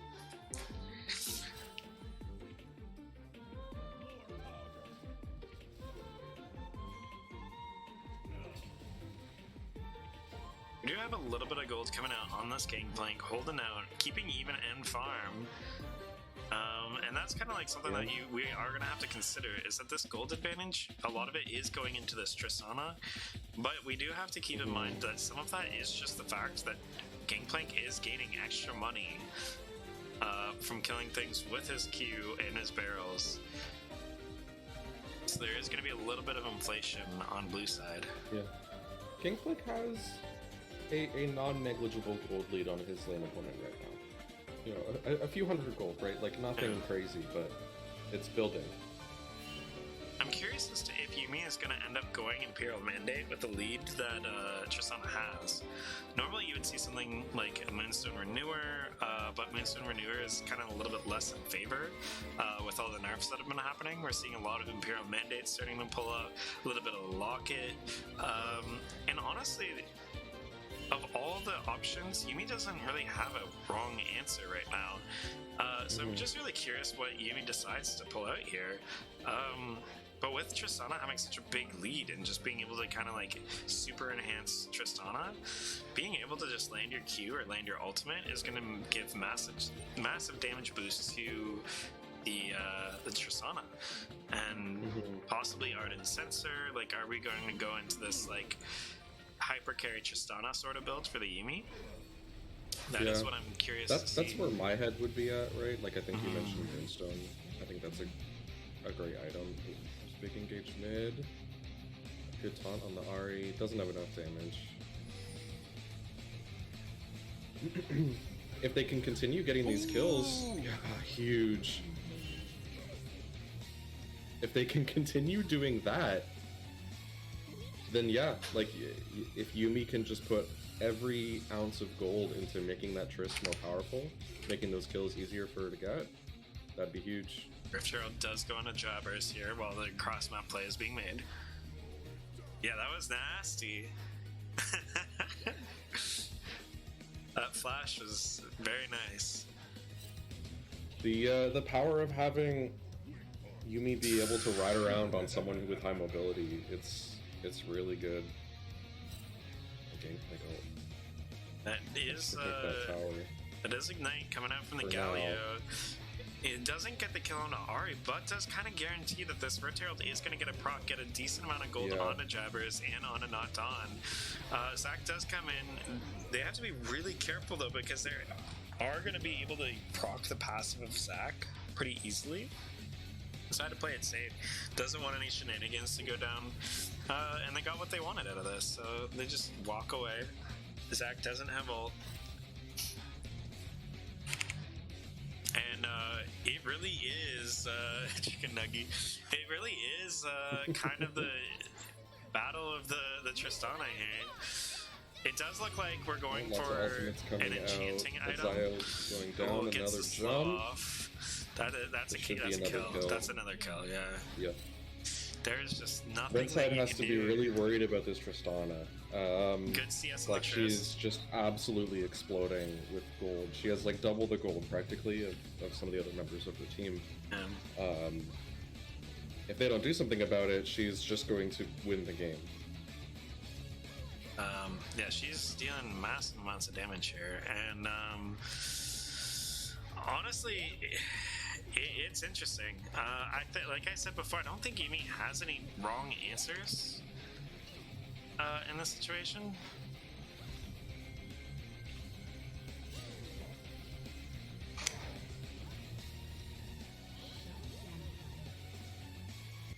Ooh, the shutdown on Tristana. I actually missed how that went down. That's huge. Tristana goes down and gets shut down. The shutdown gold does unfortunately go into Xerath instead of Xayah, but Xerath is still a long-range DPS unit. Yeah. It's still gold is gold, right? Like cross-map play being made on Gangplank as well, so both fights here kind of favor our team here. On Dawn. Sorry guys, I'm trying to get that perfect level here. So this music is a little bit louder. So we did end up missing the play on both sides here, but we do see a little bit of life coming back in from Dawn. But the fact stays: Tristana incredibly dangerous, and is well on her way to her power spike that usually is comes in a little bit later. So we're gonna see Tristana coming out really hard, really fast.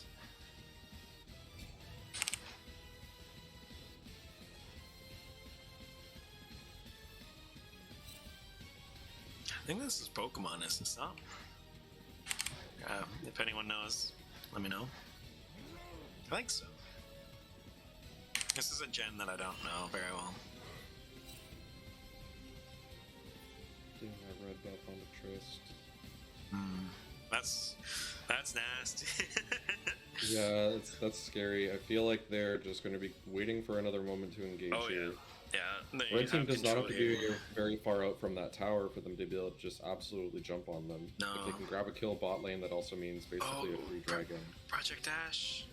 A summoner has disconnected. Oh no, do we get a pause? Okay, Oh, yeah, so we did no. get a pause. Oh, good. Okay. I was a little bit worried right there because I thought that they were going to jump on her as soon as they landed the Yumi Q. Moonstone ends up being the choice, by the way. Now that we see I it. like Moonstone. Yeah, we do get a disconnect from Project Ash. Hopefully they aren't running into too much issues and that they come back soon. In the meantime, I hope you guys are enjoying the stream. Got a collection of Nintendo songs for everybody going right now, instead of, because the past couple of tournaments I've been running a lot of just League of Legends copyright free music, which is cool, it's safe, but I mean video game music is fine, so why not change it up, you know? So I hope everyone's enjoying the music. Look at all these items on this Tristana. That's Oh, yeah. bonkers. Yeah, she's not only finished her mythic before everyone else, but she's already starting to work on her second item. Finished Berserker Greaves. Yeah. We should be coming in Okay. pretty soon here. The only thing that I might like, just need a minute to kind of reconnect. one thing that I really do want to credit, and she also has a couple of plates too, because she ended up getting those plates in the last fight that they won. One thing that I really want to commend is Project Ash. Like, we're all conditioned to look at KDA, and that kind of like affects us in game, out of game, whatever. Project Ash actually is keeping up in CS against a Tristana that can quite literally kill her whenever she wants. So Yeah. it's actually Which is huge, impressive. right? You need to snag as much gold as you can in this kind of situation, right? Like, obviously, it's not ideal if the Tristana jumps on you and kills you again. But you have to be making that trade-off, right? Where you have to be trying to squeeze as much gold out of the situation as you can. Yeah, you're not, without a huge comeback play, you're probably not going to be as strong as Tristana. Unfortunately as well, Project Ash is playing Xayah. Xayah, as we know, has been nerfed towards the lethality sort of aspect of things. You are going crit Xayah. Crit Xayah is, if we're going just straight off of tier lists, not the strongest character in the game right now. So you're at a little bit of a disadvantage. You're kind of playing off the fact that you're able to, maybe you're proficient in the character, maybe you want that ultimate to be able to, like Sean said, a lot of dive, a lot of getting on me, trying to kill me. And so this ultimate really provides that safety net without having to go and do like a Tom Kench pick. We have a decent amount of self-peel. So, is this a visual glitch or something? Or is this just trying to catch up or something? Are you paused too? This may just be... Yeah, this may just be side effect of the pause. Okay. Is this what's going on? Yeah. Okay, cool. I rewound a little bit and let it play, and now I'm good. Yeah, mine just fixed itself. We do have two members in mid lane right now, scouting about. Clearing out mid lane. Top lane is kind of like just a farm fight. Do you see Zach here? As I said, Never engage. Good ultimate from that Xayah. Yeah. That saved her. Flash, Yeah, that heal, was huge. and ultimate come out to survive. They had to. Yeah. But, you know, they wasted, quote unquote, wasted some of the tools, at least from blue side, and they didn't get anything out of it. They Like, got Yumi ultimate. Gangplank ultimate out, Yumi ultimate. Yep. They live. That's the most important part, right? Is They do have to give up Dragon, but, I mean, what are you going to do, right? They also can't- lose bot They lane can't really turret. contest it. So actually, bot lane turret going down here is really, really good for the Tristana.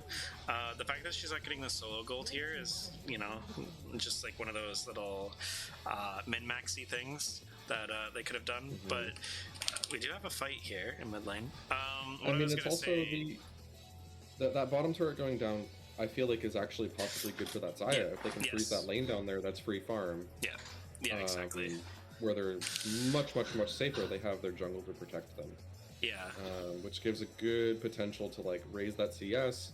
There's going to be extra pressure on other lanes because we're probably going to see Tristana wandering now, maybe roaming to mid lane.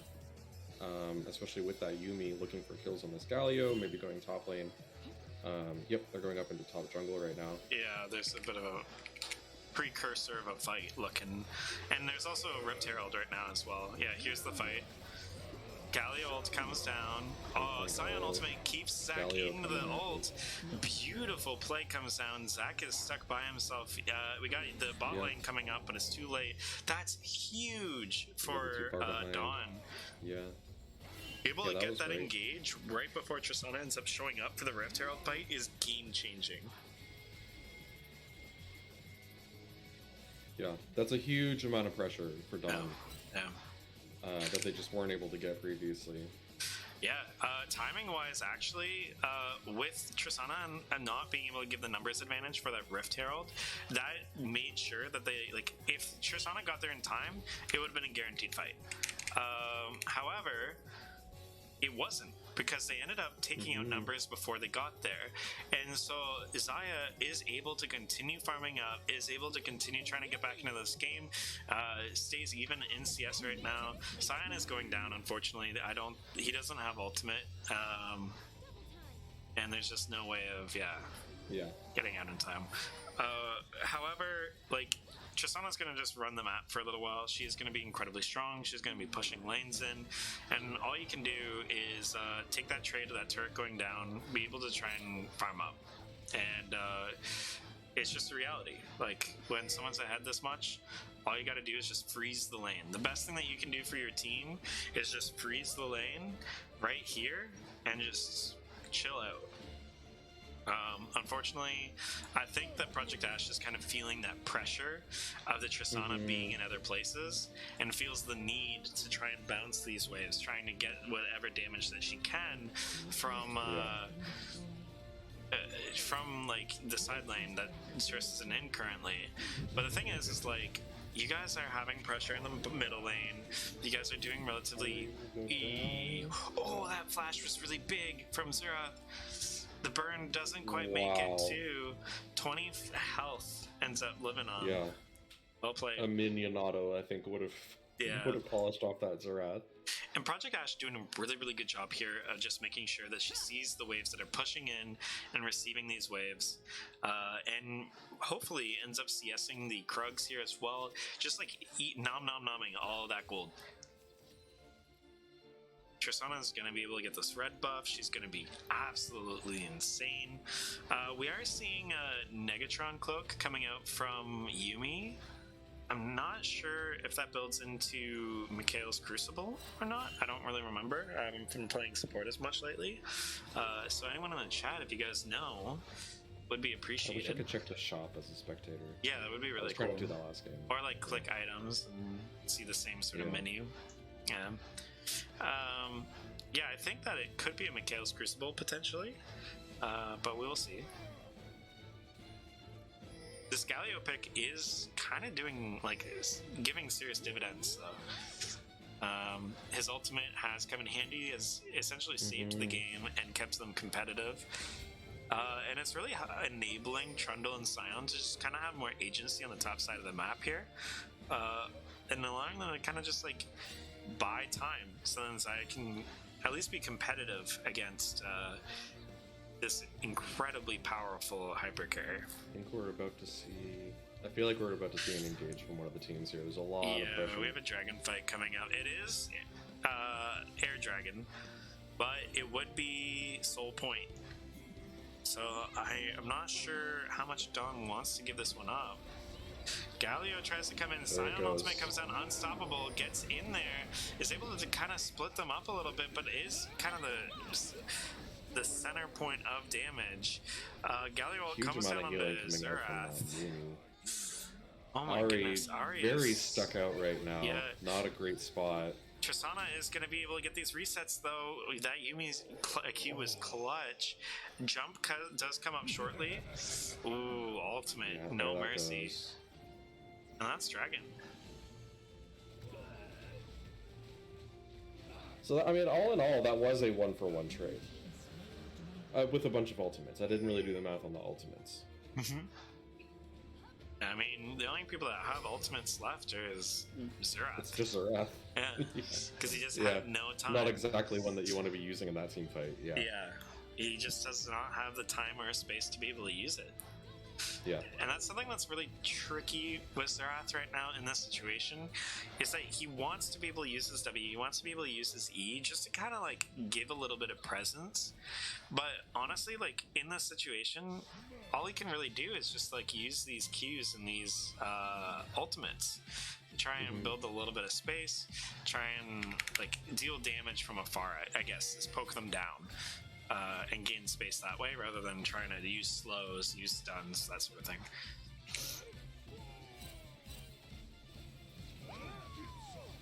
I think Galio can just walk out of this. Yeah. Yeah. So Yuumi ultimate goes down. Does seem to be on a relatively short cooldown though. Yeah. Yuumi has been pretty fast and loose with that ultimate. I think it is quite a short cooldown. It's looking like it's about 60 seconds. Yeah. So I don't think that's a waste to be using that when you get those sorts of picks. Ooh, that's like going to be a lot of damage coming out here. That bot tower Sion does get a turret, is trying to challenge the gangplank, has a bit of a CS advantage, and is opting to go into the Glacial Shroud. I'm curious what he's going to be getting here. It is really amusing to me watching the Sion and the gangplank fight because they just can't hurt each other. Yeah. Oh, big damage. Shutdown coming onto the Triss.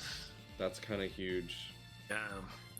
A little bit ambitious, I would say, doing the turret dive. There's a lot of CC on the team of Dawn. They just like have a lot of control at a close range, and so if you're actually like giving them that close range diving in as Tristana, you're gonna get completely like obliterated as fed as you might be. So yeah, that felt like maybe an engage where they didn't have vision on the full numbers that were present on Dawn's side, on Red side. I think maybe they thought there were a few less people than there were, and the things went pretty nasty for them.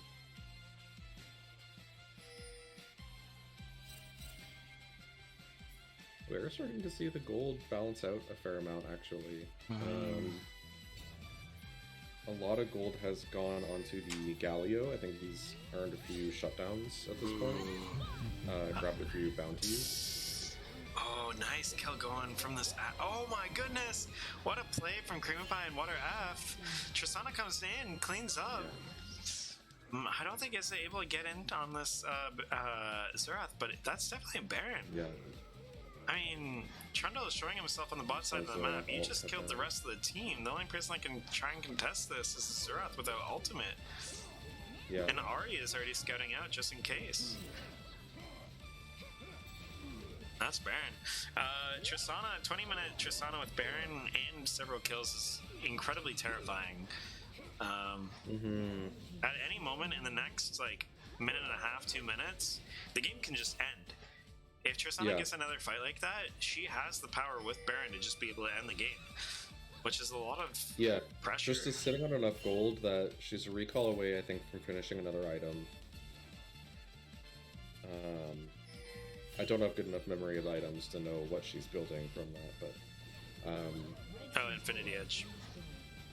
Yeah. I think it's about 1250. Ton of pressure here. Yeah, she's got the gold for it. She just needs the time to recall. But she is right now. She's gonna try and get this reset. Oh, Taunt almost comes out. Yeah, Infinity Edge, Last Whisper. Yeah. Trying to get dragon control here. Terrifying, Tristana. Oh yeah. Oh, is able to also get a Last Whisper too. Yeah. Oh, that's huge. I mean, there's a lot of tanky boys on Red side. Yeah. Sana's just saying, I don't care.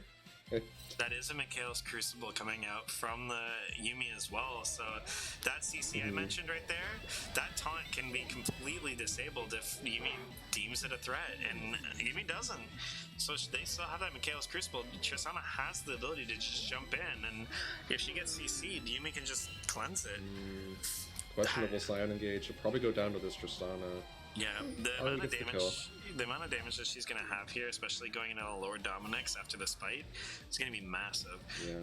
Another They free do dragon. secure- yeah, Nothing that's that gonna Red secure Side can soul. do about it. They are just trying to reset. They don't have any lanes that they can deal with. Their jungle is empty. That's a rough. Yeah, That's a rough position. I would push to out be bot on the lane red here as a team. Tristana has a lot of power. She has inside track. They're gonna jump No, in on this mid lane. Tristana hungry. Zion will go down. Zion's- yeah. Yeah. The ult is too little and possibly too early. They can probably honestly just get this turret if they really wanted it. Well, that's another And, death. Yeah. and some kills. Yeah. Yumi- The damage on this Tristana is enough that at this point, with that Yumi backing her up, she could probably just tank it and siege it. Yeah. Especially if no one on red side is directly fighting against. They're gonna wait for the minions. With Baron minions, this is super free.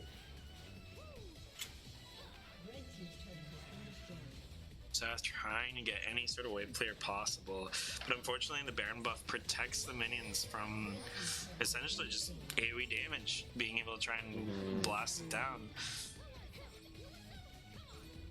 Zach's pushing in that top lane. Scion trying to shut down this Trist. Dawn, Doesn't get it. Dawn is asking Scion to go in Lovely and try and Yumi ult. stop Tristana with the pings, but I don't know if that's just an option at all. I think that they just concede. And try Yeah, and that's hold that's whatever tough. turrets you Like, can. even if Scion does get that CC on the Tristana, then what? It's not enough, especially with the Yumi hanging around. I think this is the final march here. This is their one attempt they're going for here. Trying to get whatever damage that they can on the Dr. Phil. Dr. Phil is bursting down this trundle. There is no front line to protect Project Ash now, and gets a double kill, Yeah. walks out clean with 2 inhibitors.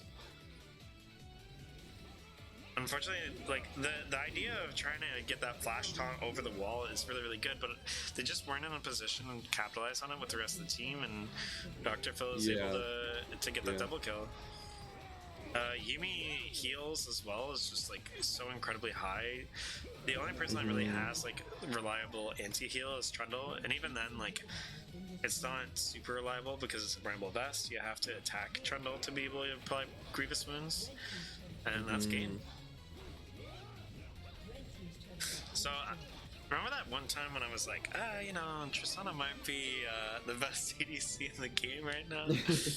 We got a little bit of a showing of that potent power. Jinx gets nerfed, she starts falling out of favor, and Tristana just is chilling and is like, yeah, I'll take that spot.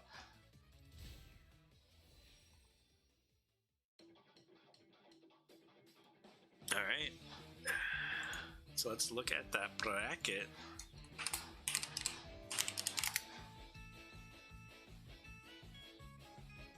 So yeah, Heathers end up winning. Goes into round 3. And in the meantime, let's look into what other games we can perceive.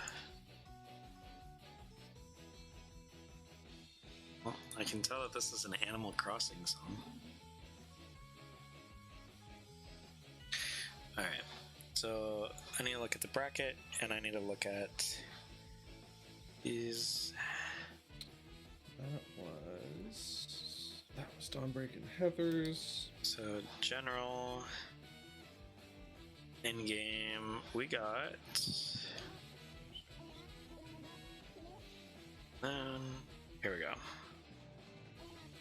So this is TTL versus Fire Nation.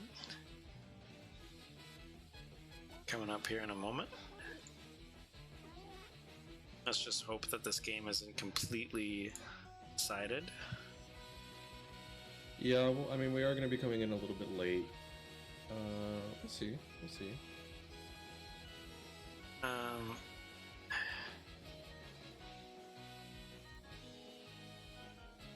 So TTL is on blue side. We'll see how far this game is. 23 minutes in. Somewhat even game. Aphelios. Okay, so this game is ending soon, possibly. With the dragon here, we got a really good Orianna ultimate. Shen taunt comes out, massive amount of damage coming out from the Aphelios. Guys, the tags on the top of the screen are not accurate, just a heads up for anyone that might have just come in. We are spectating another game that's still currently in process, but it looks like it may be ending. This is TTL on blue side, going against Fire Nation on red side. And we might be catching the tail end of it here. They're often to go Baron over Inhibitor, or maybe they're trying to get both, actually. Usually you're deciding between Baron and Inhibitor. You generally pick Inhibitor, because the Baron, it usually helps solidify taking Inhibitors. So if you can just take it right away, it's guaranteed.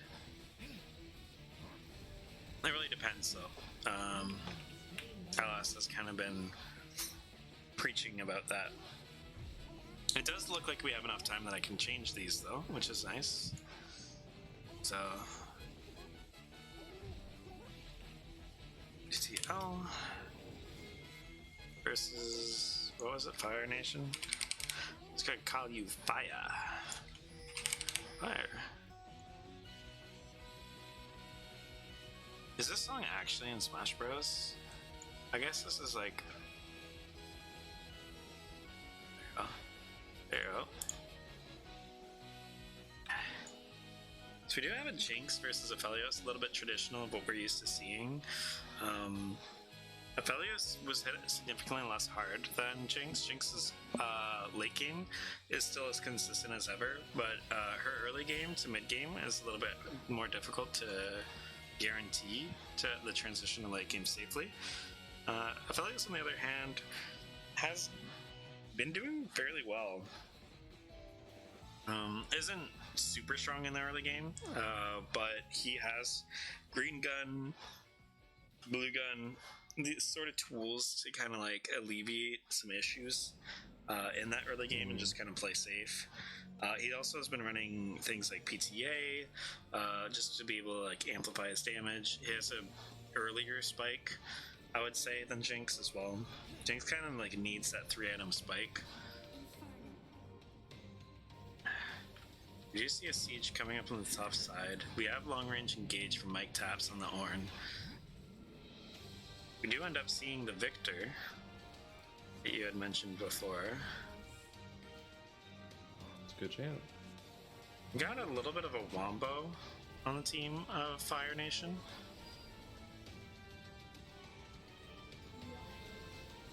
And honestly, Fire Nation is doing a good job here, trying to make sure that Jinx is safe, and just trying to clear out as much minions as they can to just slow that kind of gradual push of the Baron. Only gotta last about 3 or 4 minion waves. Ultimate comes out from the Orianna, doesn't land. Ornn uses this as a signal to use his ultimate, only gets it on the Orianna. Isn't really in a great position for them to be able to capitalize. That's 2 ultimates, big teamfight ultimates down on 1 on each end.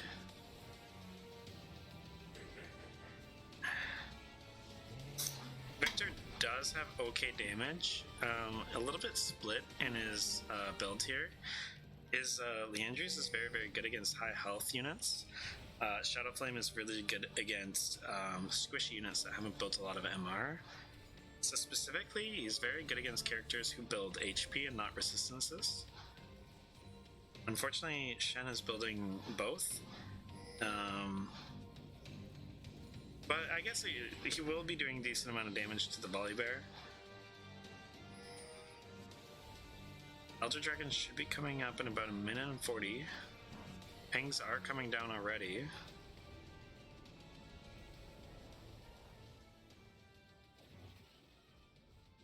I think they're just going to try and gain scuttle control here, get a little bit of vision, reset so then they can reapply that vision in case it's taken away. And so what Fire Nation wants to do right here is just try and clear out any of that vision, any of that pesky vision that's been established here. We'll see.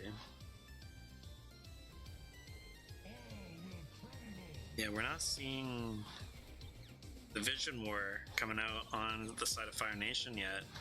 So they might be kind of playing on the back foot. And actually, TTL might not even have to worry all that much. Oh, there we go. So Cosmic Candy is leading the charge for Vision, but TTL is going to be able to defend it a little bit here.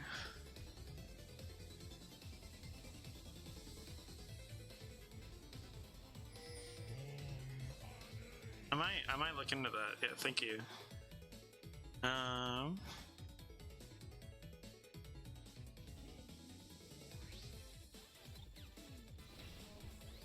little bit of poke damage coming out from Oriana, but immediately healed by the Soraka. Soraka is essentially a battery right now. And with all these kind of berry plants, she's going to be able to just heal up her team. They have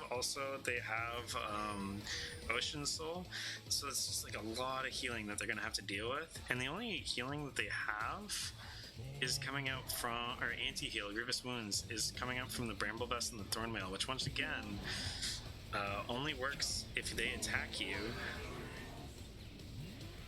A lot of damage coming out from blue side here. Jinx is able to free fire a little bit, but flash over the wall from Victor gets the burst on her. Gets a triple kill, and that should end the game. Really well played right there by Lenavier.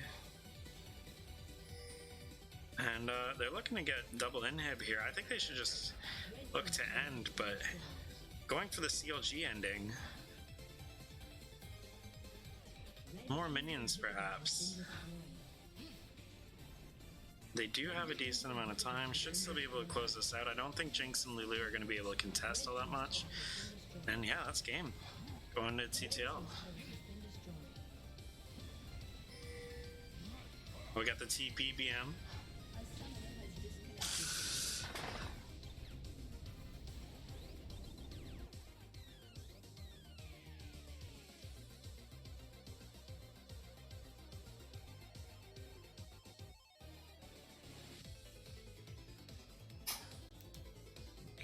So this is quarterfinals. We have Heathers and TTL have made it into quarterfinals so far.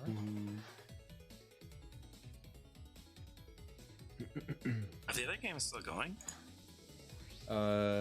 When I last checked, BBB was still in a game. I spectated. I think they actually just ended. I think they just ended. I think I spectated Wienerbupen. I think they're on BBB because I saw that they were playing Oriana, and I was like, oh, maybe that's the right game because it wasn't letting me spectate you. It was the wrong game. It was a different Oriana. Okay, so we're probably gonna get an update soon on that one then. Do you know who won that one? I guess match results are right here, right? We don't have it yet. I think it ended a lot, like very, very, very recently. Yeah, because I literally just scrolled through my friends list to try and find them, but it looks like they're out of game, so might have just ended. Tournament King was spectating their game, so like it ended very recently, so we'll probably see that come out soon. Oh, okay, so it's probably like within the next 3 minutes then. Yeah, but there it is. That's Hard Hat Zone versus Winners Queue. Oh, okay. Which went to Hard Hat Zone. Yeah, okay. Right. Yep. I don't know yeah. It just updated on the bracket as well. All right. Cool. So quarterfinals winners right now, winners quarters is Hard Hat Zone versus TTL. And the Heathers versus whoever wins between BBB and Are You Not Amused But that game just ended, so if anyone here in the chat wants to drop some spoilers, We're about to see it, I believe. yeah, there it is. It just got posted. Okay, yeah, BBB got it. Okay, yeah, BBB really wants to be on the stream, so they're that's why they're winning the games. They just want to be on stream. I'm just kidding. I told them if they keep winning, they get to be streamed. All right, so I don't know if we have seen Hard Hat Zone yet. We have not. So essentially, we can choose to see Hard Hat Zone and TTL for a full game, or we can re-see Heathers and the Kings of BBB. I haven't really decided between those. I'm not super decided. I feel as though maybe BBB.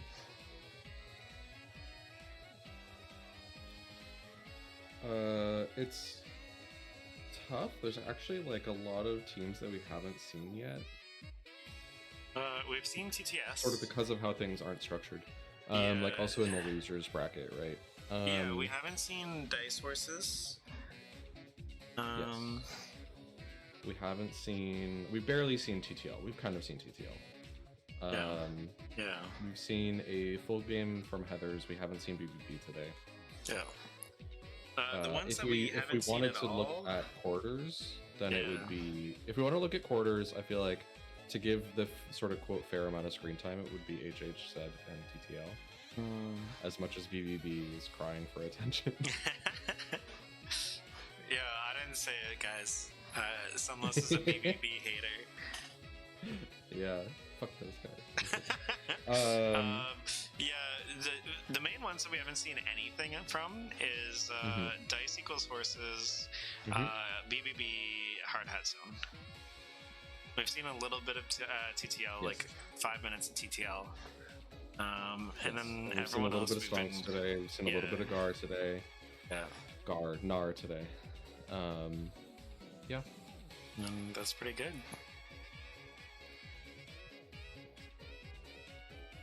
Oh, my grave's yellow.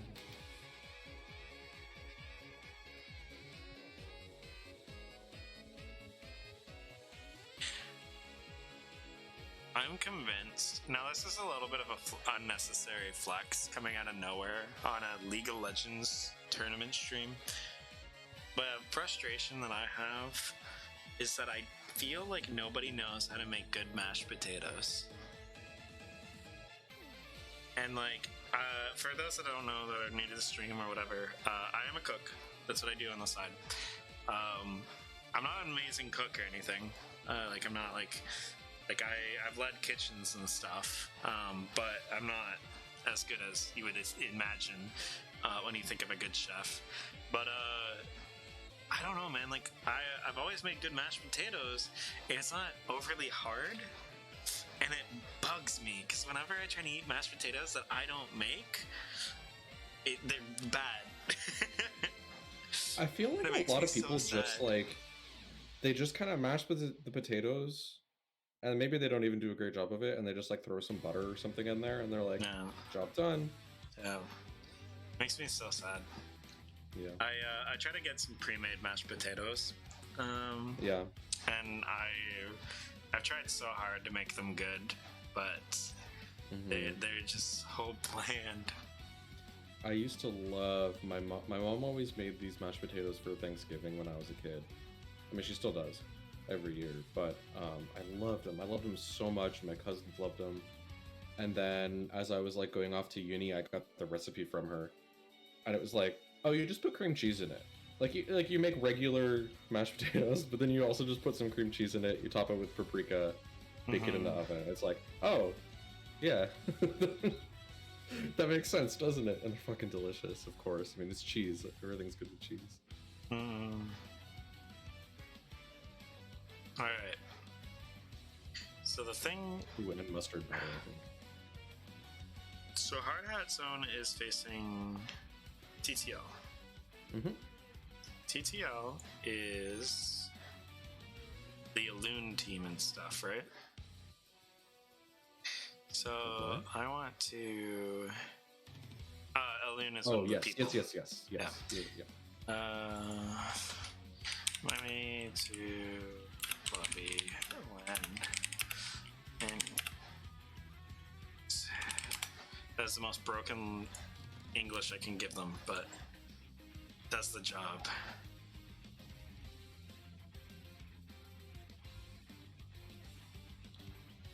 Any dubs today? I mean, there's always dubs in a tournament. There's been some flash plays. There's been some like literal flash plays. We had a really good play from Tristana and Yumi with Dr. Phil and Creamy Pie. That was really well played. I know their names off by heart now because they are regulars here. Yeah. 4 quarters.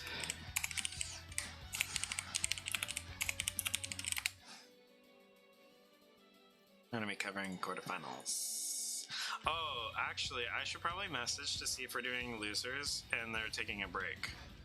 Are we doing a losers round before quarters? By the way, this mic is right beside my head, guys, and you probably can hear that keyboard wonderfully. That's how hard I type.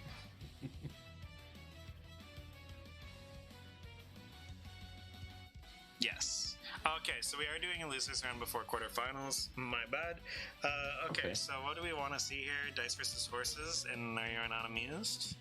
Probably, because we haven't seen them. I would actually say... Ooh, that's tough. Because we've seen everyone else. Either dice, well, we haven't seen... yeah, that's probably the best like coverage that we can get. Is anyone else's Discord just been like delayed every time you click it? It's like friggin' like dial up. It's being real weird, yeah. Especially, oh my god, the Android app updated recently. It's so bad. It's really bad. Okay, so now you're not amused. Our Zombie Smurf set a number, Sesame Oil Salad, our please Naru. Do I have any of you guys on Zombie Smurf? Invite me to lobby when made, please. Okay. We're doing around losers first. Okay. Everything's sorted then. Cool. Yeah. This is interesting. Do we have any, do we have any new blood? Yeah, we do actually. Like the other half of, quarters is literally a new blood. Fresh blood. New teams. Oh, we're getting some trash talk in the chat right now.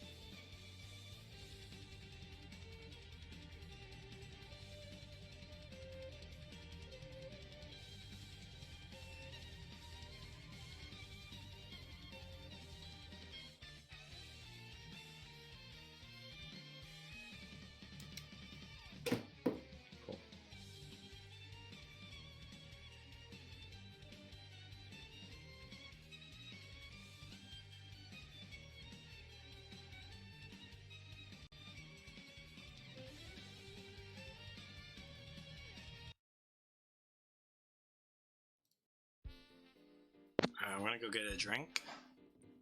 Enjoy the lobby music of everyone's favorite alligator croc, and I'll be right back.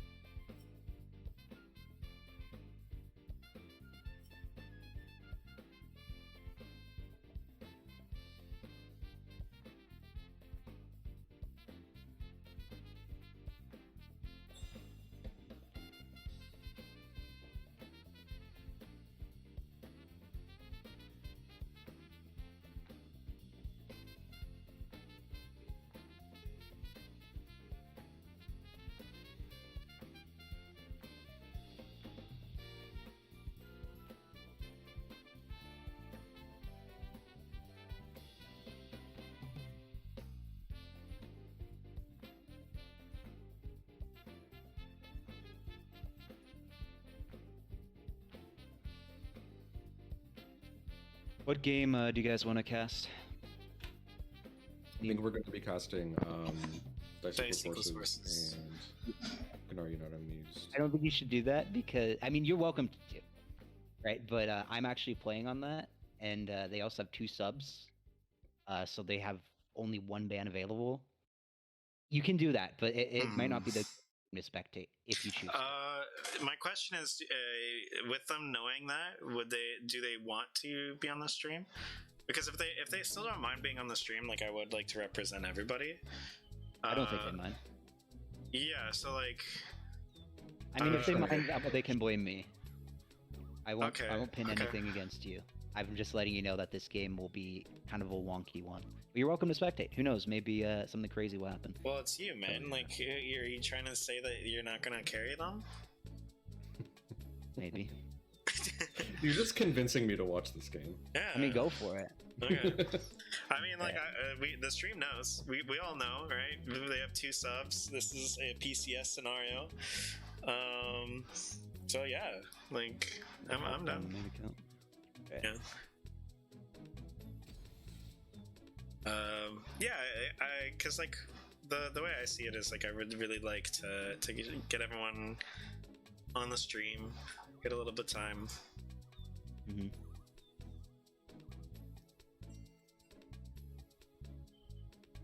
Everyone else in losers, I believe I've seen already. Like I would only, I was maybe see Fire Nation a little bit more.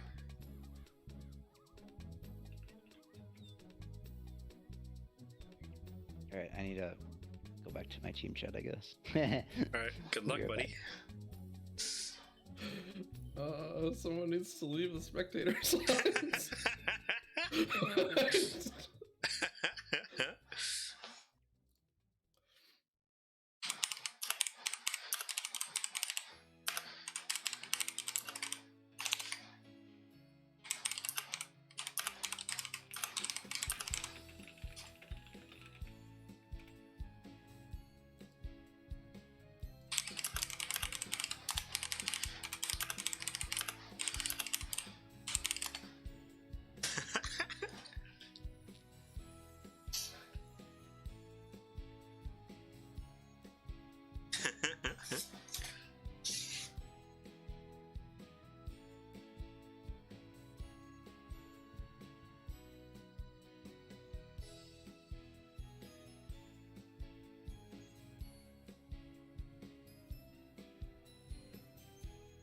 Oh, damn. I did not realize that our waifus was master rank. Is that like legitimate master rank, or is that I mean, kind of looks like it. I don't know if I can check that from here. or is that It's crazy.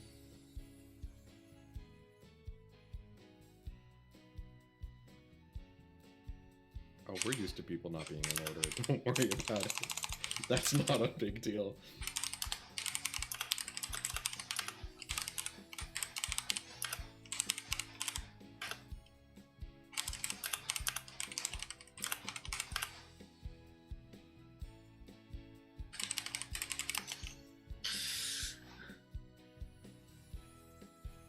Yeah, so as is tradition, there's always a spectator glitch. Always a new spectator glitch. Where this one today for this tournament in May, the spectator glitch is that I can move people in the scoreboard, but they snap back, right? And you're like, oh, that's weird. I guess they haven't moved. They actually have moved. The scoreboard is just broken. It won't update anything. You can CS as much as you want, won't update, all that sort of stuff. So you have to close it and open it until it works. So if you run into that problem, Sean, that's how you solve this. Yeah, it's tradition at this point.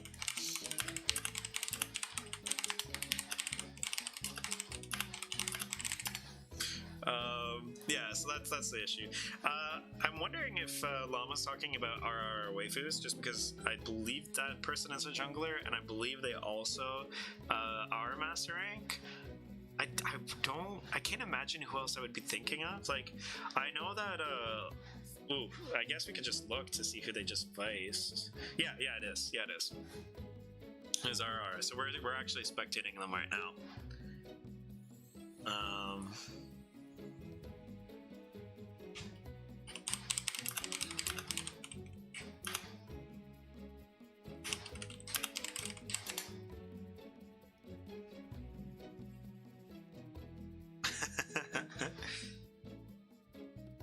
Apparently. As of right now, anyone in this tournament could be any rank, I believe. I don't think there's any, I don't believe there's any, like, limit. So, like, I don't know, I've never seen a challenger player play in this tournament. But, yeah. Everyone just plays in the tournament against. Yeah, so, well, you never know, right? Like, because it is a 5v5, right? It's not a 1v1. So, like, even though you might have, like, a really solid team that might be a high rank, it depends on your synergy, right? Because you can't just grab, like, 5 randos and hope that they consistently win against lower ranked people, like, that have good synergy, right? But yeah, I mean, like, if you're a betting man, then yeah, it is definitely favored for Gnar. As we were told, right? Like, horse, dice. Is it actually die?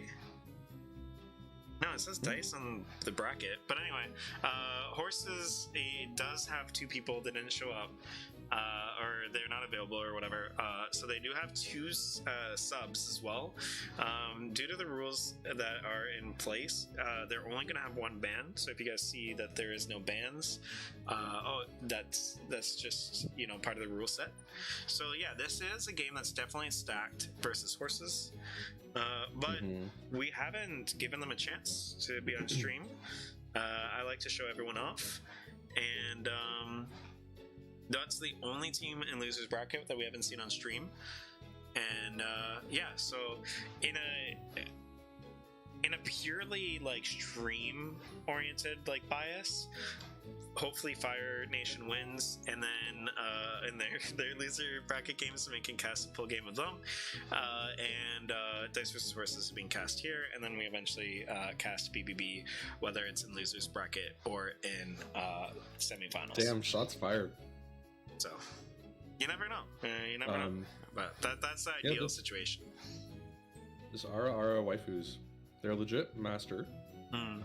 51% win rate, pretty cool. That's good. I really like their ranks over the seasons. Starting at season 5, they actually were Diamond 5. I don't know if they played before that. I can't see anything before that. Yeah. Diamond 5, Plat 4. That was season 7, Plat 4. Season 8, Gold 3. So, you know, had a little trouble. Well, and then Diamond 4, Plat 1, Master. Yeah. And they're Diamond 1 in Ranked Flex. Yeah, Master that's rank solo, so you see that. You see that a lot in non-streamers. I guess is the best way to say it. High ranked non-streamers. It's like there's just some years where life happens, or you're in college, or you're busy, and you don't like play as much. Yeah, you whatever. play like 10 games, you get Come gold, in late in and the then, season. Yeah. Totally. So, like, you know, RR has 271 wins, so they have a decent number of games. You said they have 51% win rate, right? So that's like 540 games played this ranked season. So, like, some years you just don't have that much time. And so you'll just see, like, oh, man, you know, this person got diamond and now they're gold. Like, what happened? And it's like, nothing. They just didn't play, you know? Like, they didn't put the time in. So, that's all it is. Well, that's what I'm assuming anyway. It could be that he was having trouble or bad meta or something, but I mean, if you jump back immediately afterwards, then. Alright, guys. So, I guess we can put down the names of the teams. I am just gonna call you guys Horse. Because Horse versus Gnar. Yeah. Isn't yeah like an anime noise? I mean, there's a lot of things that count as anime noises, but yeah, I feel like that's an anime noise. Yeah, so just a heads up, guys. If you have like icons, logos for your teams, send them in. Hit me up on Discord. DM me. I'm in the same server as you guys, same name. Because then I can put those up instead, and I'm not gonna make silly names and short forms of all your stuff. It's incentivizing you. Immediate Rengar ban. Usually a ban from for a different team, but looks like maybe someone plays it a lot. Maybe top or jungle. Rengar is hasn't been played a ton lately in general, so there's not like a lot of information about him, but some people are debating whether or not he's like over the top, like very, very, very strong. So possibly they might think that that's the case. Skarner ban coming out. Skarner ban. Probably targeted, to be honest with you. I mean, targeted or like getting rid of a counter, right? Maybe that is. Maybe our jungler is wants to play something that they know can be just absolutely fucked by a Skarner. Yeah, I'm trying to think of who that would be. Yeah, I'm not really sure. And suppression is always someone a thing, with low mobility, so that the Skarner could like or high mobility, right? So the Skarner can just stop you from being shut mobile. you down for a little while. Yeah. Oh wait, Skarner top was a counter to something, right? Last tournament, Skarner remember? top? Yeah. Tryndamere. Oh. It was Tryndamere, because Tryndamere would ult. Tryndamere would ult, and then Skarner would hold on to him while he was ulting. Waiting for that timer. Yeah. Interesting. Yeah. I was trying to remember. Look at that. Frosty pulling out the freaking niche archives. Jinx, might be probably a targeted ban as well. Once again, like I said, her early game is heavily targeted in the nerfs. So she's kind of been struggling a little bit. Not the strongest or most reliable ADC, but maybe they want to play an early game based team, or maybe that they're just nervous that that's kind of a win condition. These guys can just kind of play towards late game. Zac ban, I believe Therapist plays a lot of Zac, but also like Zac hard engage, good tank line, AP damage. So like it's a decent AP tank threat. One of the more reliable ones as well. Mm-hmm. Now that we're not in lobby, I'll put the Smash Bros music back on. Mordekaiser first pick. As I said, Valiant's Crystal Scepter early buy, pretty good. Also, it makes it so then the enemy can't pick Ornn. One little trick that you can do is as soon as Ornn starts his Ornn Horn, you just put him into the Shadow Realm and he no longer can use his ultimate. Early Warwick pickup and Kog'Maw. This is a spicy draft so far. Anyone sick of the same champions being picked every single game in pro play might get a little bit of relief here. Kog'Maw is fairly strong. I think Kog'Maw is going to be even stronger next patch with the big systematic changes that are happening. But he's got a lot of work for him because you have Lucy and Nami, which may be the strongest bot lane in the game right now.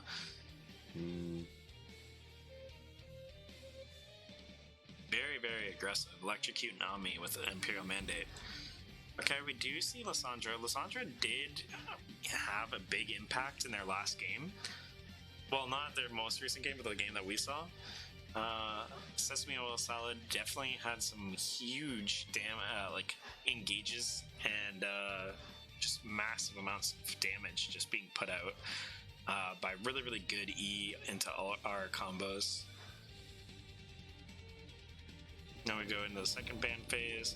So we do see that those are the two non-bans, so they can start banning once again. I believe, according to the rules. I think they only lose out on 2 bans. I don't think they get one singular ban. So we do see a Hecarim ban out. There are no junglers remaining. They are looking for a jungler or a mid laner. Probably an 80 jungler into an AP mid, but you never know. They'd only get one ban in total. Ooh. This leaves a lot of power picks up. One ban in total. That's rough. Yeah. This is really interesting because it's it also just leaves up a ton of power picks if people were playing towards the meta. But the good news is what alleviates that kind of disadvantage a little bit is people don't necessarily pick like massive power picks in this sort of tournament format. They usually pick things they enjoy or pick things that they're good at. They don't necessarily have to pick the 100% meta pick at all times. Do ban out the Victor here. It just seems like this is all just targeted bans here. Like, these are all decent picks right now, but they're not over the top or like indicative of some sort of strategy or something that they're worried about. Although they don't want hard engage. I wonder what they're gonna pick with the Kog'Maw. Could be a potential Lulu. Lulu Kog'Maw is the most famous partnership for the Kog'Maw. But you might see things like Tom Kench, you might see maybe a Janna.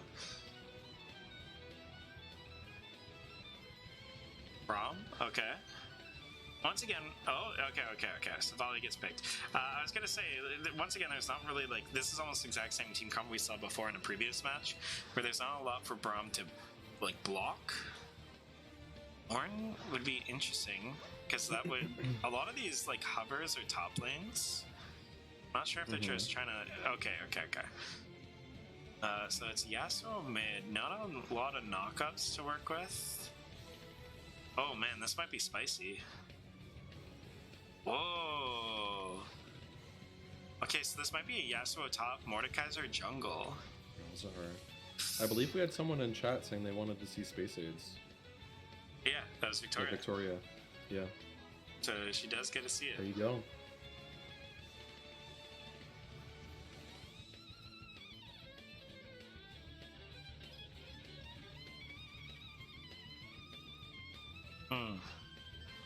Interesting. Yeah, this is this is an interesting team from both sides, to be honest with you. Yeah, I'm sort of like looking at this. So, is that a Yasuo top? I guess. Yeah. Yeah, that's. I mean, we did see a Lucian top in one of your games yesterday. Lucian top, very strong. That was a good game. Yeah, it worked really well. Definitely wasn't a disaster. Actually, they played pretty well for what it's worth. But. Yeah, well, also like he was going against the Camille. Most of the games last night were absolute disasters, and the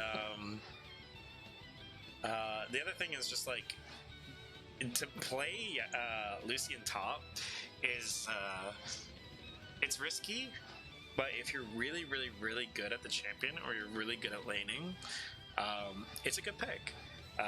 I think Xiaohu from RNG, when he was a top laner, he just played a ton of top lane Lucian and just completely shredded last year. The Shy also tried it, and it was just like high highs and low lows with him. So yeah, it's definitely like a thing, but the execution threshold to make it work is very tough. Especially against someone that literally has an ability to make you stop kiting. Overall, I believe that we're seeing, I guess we're seeing Nyrune playing Warwick top actually as well, because Ara is the jungler and is playing Volibear. So we're seeing jungle Volibear pretty standard, especially in 5v5, even in the pro format. We have seen the Lissandra before, so there's like really good control with the mid lane jungle synergy, which is what you want to see, especially when your jungler might be kind of the star here.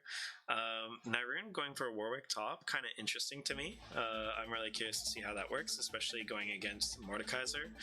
And then we got Kog'Maw Braum lane. Which, once again, really interesting. Usually, you know, in an Enchanter meta, you go Kog'Maw, and you're probably going to want to pick an Enchanter, because it's Kog'Maw.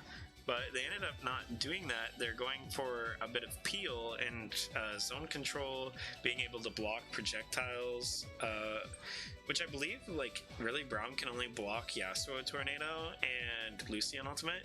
Like, I guess you can block, like, Nami Bubble but you can eat and... it. Yeah, I guess you could eat the Tidal Wave. That's probably the best thing that is coming out of this. Yeah, so that's pretty good, actually. This is definitely a better Braum pick than the last game that we saw. I think if Braum blocks a Yasuo Tornado, like if Braum tries to block a bubble, he eats it. If he blocks the tornado, does he also still get knocked out? Yeah, he still gets CC'd by just whatever won't he pierce. blocks. Yeah.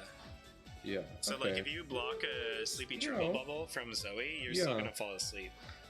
Yeah. Yeah. So yeah, overall, like it's really interesting that everyone is kind of playing. It feels like they're playing kind of the characters that they enjoy or that they feel comfortable with. Because Mhm. there is a little bit of like synergies that are kind of unique here. Besides the tried and true Nami Lucian, I do fear a little bit for the engage of Horse.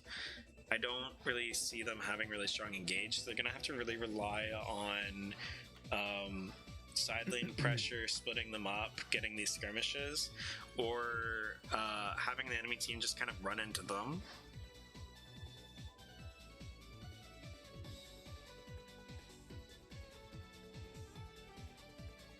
So give it a moment, guys, and it will pop up. Loading screens just take a little bit. There we go. We haven't been doing betting. Should we start the betting up? Oh, I had completely forgotten. Yeah, should we start up that the Gamba? Yeah, this is what are we looking at? Losers round 1. Horse versus Gnar. Now you're not amused. Horse versus Gnar. Am I right that horses are blue side, Gnar's are red side? Yeah. Okay, we'll give it a couple minutes for submissions. And people can they can bet channel points, right? Yes. If you guys are looking and go, oh no, I can't bet my Gamba because I don't have any points. Oh, yeah. Well, if you drop a follow, I believe you automatically get points. Right? You get channel points for following, I believe. I can't remember. Right. Twitch wouldn't let me start the prediction with the name Losers Round 1. I had to call it L Round 1. Twitch is so weird. Like, I don't want to get too into it, but it's strange how the hot tub meta exists, but you can't say like losers or like what was the other one we had last time? It was something similar. It was something so weird that we completely didn't even unable to download spectator data. Yeah, I had the same thing. Okay, it's not just me. I'm trying to reconnect here. It wasn't even simp. We had one that was like, oh man, what was the word, man? It was like It was something completely innocent. It was It like something in the wasn't- team name or like it wasn't blind. I know that we've heard a little bit about things like blind. It was something like that though, where it was like, oh, I guess like if you like really thought about it, like it could be offensive in some sort of way. It was like one of those sort of words. It was a weird choice, and it's also a weird choice to ban something like that from like Only the predict. yeah, I mean, we like can it say it in wasn't. chat. I don't know. It was a weird choice. Yeah, so guys, we're gonna try and connect to this one. Hopefully it works out. I don't know what's going on with the this is a new one. We only get one weird spectator bug, but it seems as though we're getting two. So in the meantime, I hope you guys enjoy the music, enjoy the commentary, and you're enjoying your day. Oh, I do really like this song actually. This is a fun little song for Smash. What's happening here? Is it happening again for you? Okay, no, I was just a black screen for Yeah, a me while. too, I am me finally too. getting a loading screen again. Okay, We'll guys, so see. this might just close down immediately. So I know that you're looking at just my hand on reconnect. I just want to. Oh, we got Okay. the OG bug. Okay. I am in the game in a fashion. Yeah. We got the OG bug. Let's go. Okay. It's doing it. So it's this trying. is the last tournament's bug, actually. I think if we just give there it we a go. second, it'll wake I up. remembered how to fix it. Click somewhere in the timeline. Oh, you're right. Yeah, that's what it was. Okay. Just gonna fast forward all the way up. All right, cool. Is there ADC, Lucian? I just instinctively put Lucian. Okay, so I'll give you guys someone to look at while we fix all these. There we go. Look at that. Look at that. We're mastering these bugs. Call us Kazakhs, man. Ain't got nothing on me. Yeah. Alright, so we got a weird Okay. 5 So we point. made it in. I think Uh-oh. We gotta disable that. Don't want you guys seeing all those stars. Could mean something bad. Man, one of my favorite. Wait, there we go. Being able to zoom out extra. Ooh. Oh, Yeah. can you imagine if you could do this in the game? So I love this. It's really good. I forgot. Make sure you fast forward when you do end up getting into Yeah, into the game yeah. because it starts you behind if you don't. Yeah. I always do that. I'm as forward as it'll let me be, at least. And everything's lining up quite nicely. It looks pretty good. Okay. So we aren't seeing a connection from Malzahar. No pause, which is kind of Mazar's reconnected. Really It's definitely a little ballsy. bit weird. yeah. You could just pause this. I don't think that's against the rules. People pause all the time. Yeah, I'm seeing Lysandra in mid lane question mark ping. Like, what's Yeah. going on? Yeah. Malzahar is in the game, buying now, making their way to lane. Are they buying? A little weird. Yeah, we just had we're having all 3 bugs at the same time. That's funny. Yeah. Okay. I sure. guess they're just gonna eat it. I guess they're like, no, we want to hold on to our pause just in Yeah. case. I don't think either team, like the blue team, feels like this is gonna be a dub. So I don't know. Maybe that attitude is being reflected in not pausing. But it's League of Legends. Like it's NA. Like look at this, right? Ooh, big play Like, bottom. look at that. Look at that. And then Brahm's now stuck in a bad spot. Brahm might have to flash too, and that's a 1 bot lane. Wow. You pause that game, Malzahar's not in so much of a bad spot. Mm-hmm. But, you know, losing level 1 advantage, honestly, not the worst thing in the world. You're going to be down like 5 Yeah. CS. So, Yeah.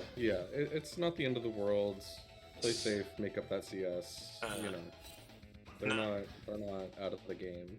Our 1 camp up on, or 2 camps up on Therapist right now. The boss himself. He is now looking for invade. Invade here. Might be able to get this in time. Yeah, but I don't know if he's going to get out. Ooh, Both flashes are gonna has come to out here. flash. While he's chasing, he will get that Oh. first blood too. Lots of flashes. Wait, do we get more flashes? Or just the 2?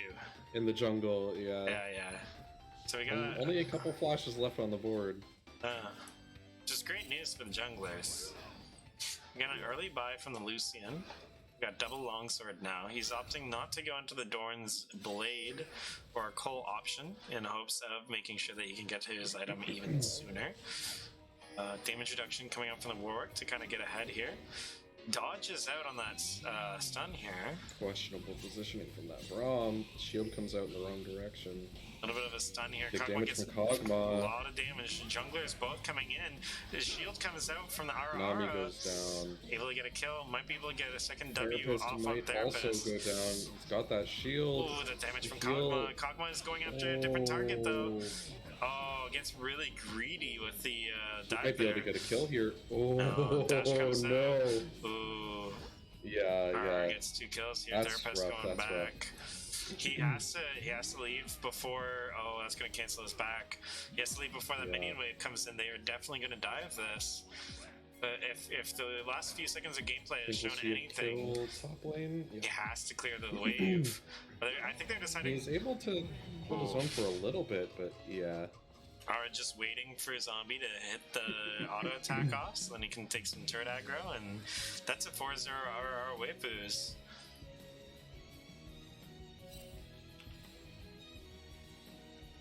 Really, really solid play from the bot lane on blue side so far, though. RR just built different. Space Aid's coming in for the fans. Get ready, get ready. You demanded it. We provide. Come on. It's okay, we got this, we got this. Doesn't want to push the wave in, so he's not using it. Might end up using it here, though? Come on. Yeah, I don't know if they're going to pop it because this is where they want that lane to be. They want that lane to actually be a little bit farther back. The stream demands Space Aids. A lot of pressure bottom lane from blue side again. Azhar a little bit shy, doesn't want to proc that. I'm sorry to disappoint. I don't have control over the players. At least it's... Oh, jeez. Come on, I look away for 3 seconds. Really big play. Level 6 spike. Looks like she's gonna get some health back up from the... I can't remember what those are called. Berries. Has level 6, just needs to land this knockup. Doesn't use the ultimate because of the fear. Oh, Flash W comes out from Sesame Oil Salad, helping Naroon get that kill. Yeah. Space Aid's coming down. Clearing out the wave. There you go. The people demand.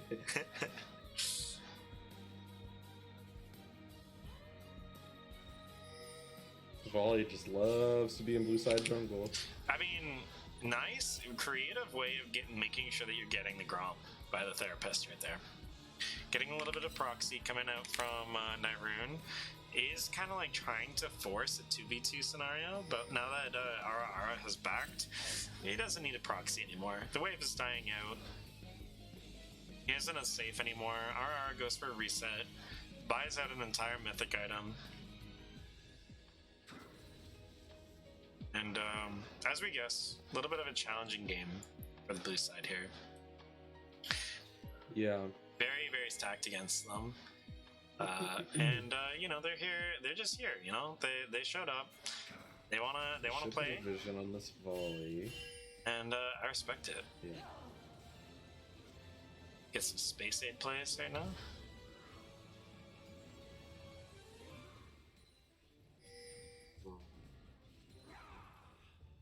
Oh, that's interesting. There you go. Okay, I was just interrupted because of thing. Oh, almost. Oh, Space Ace goes onto the Lysandra. Ooh. Huge. That poke damage coming out from that early lost chapter onto the Malzahar, really adding up. The comment is just disgusting. You see a pickaxe coming out from Warwick here in the top lane. So like this actually could be a pretty even fight if anyone like one breaks out. There's a lot of really good vision control happening from support on red side. They're putting up a great fight and A lot of able to stream just control. secure that. Yeah. With the stream control, what that allows RR to do is just completely take this with the priority that he's getting from mid lane. If he's in trouble, he just kites that dragon up to the left side, and then he gets support from his mid laner who has priority and also ultimate. So level 6 advantage coming out from Akagma, tries to deal some damage. We got a 3v3. Oh, big damage from Ara. Yeah, volley just going straight for that. Mordekaiser, honestly, great job on that ultimate, saving XMB. Absolute clutch. Forcing up that volley bear ultimate as well, but here comes Sesame Oil Salad.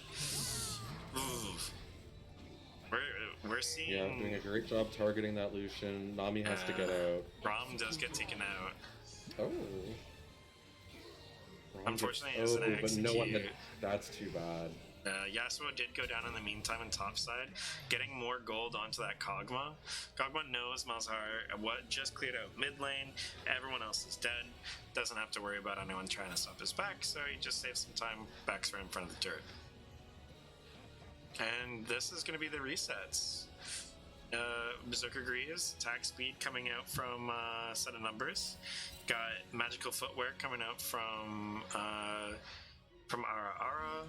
Got a couple of plates going down for sesame oil. 6 stacks on the Dark Seal. Has level 1 boots, has Lost Chapter, tons of mana regen, and 3 biscuits.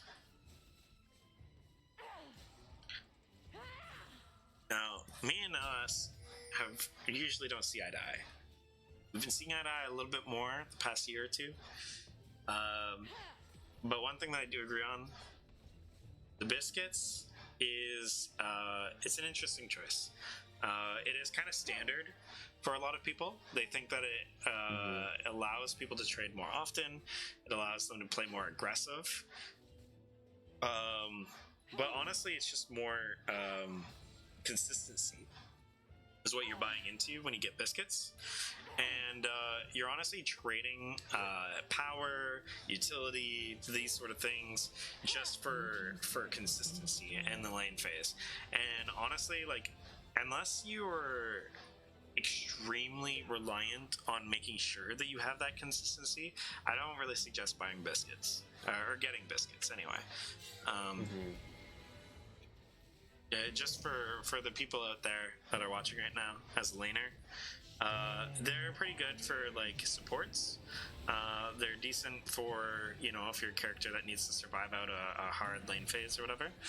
But yeah, I deeply suggest going into many other things. Even secondary resolve is really nice. Outside of, it's not something that I typically see outside of support. Yeah, it's a very frequent. Oh, jeez. Wow.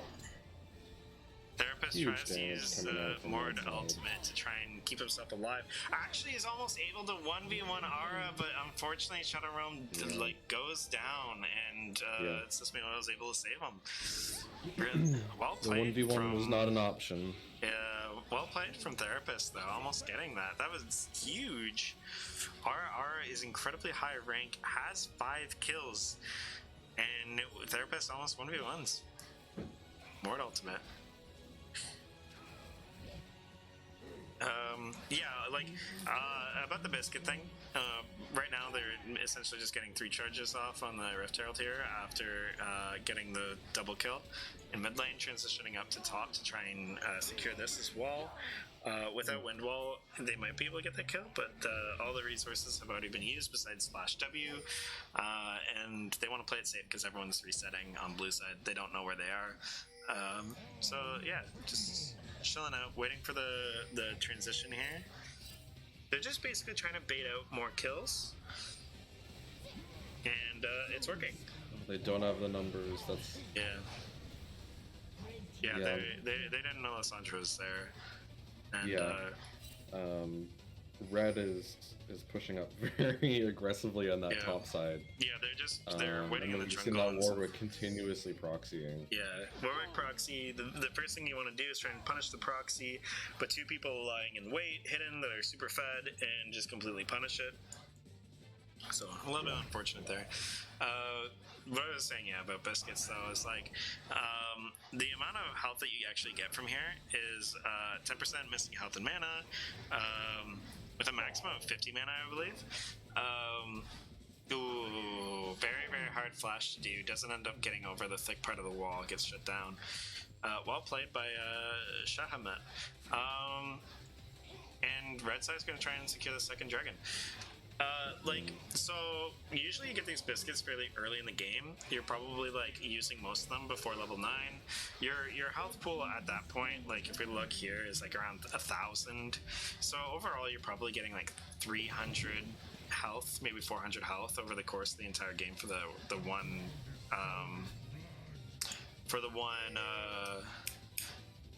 rune, right? If you go something like Revitalize or you go Therapist, yeah, unfortunately, just doesn't have the opportunity to be able to live in his own jungle. RR is just doing a very, very good job right now. Yeah, I mean, he's doing an amazing job of just making sure he's trying to push that neutral line forward, so then they have more control, and it's just less part of the map that Blue has control over, and he's getting a lot of support from this team. Would be enough to keep that Lucian alive. Yeah, this is an incredibly dangerous Malzahar ultimate.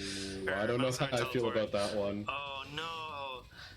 They even kept the turn alive. Nami's trying to back him up. Nami can't do anything. I don't think it's gonna do anything here. Really? Oh, that's decent. He tried to attempt to bait out. Rough. You try to bait out the engage and then use ultimate to try and punish. You get, if you succeed on that, it's like 1,000 gold that you get.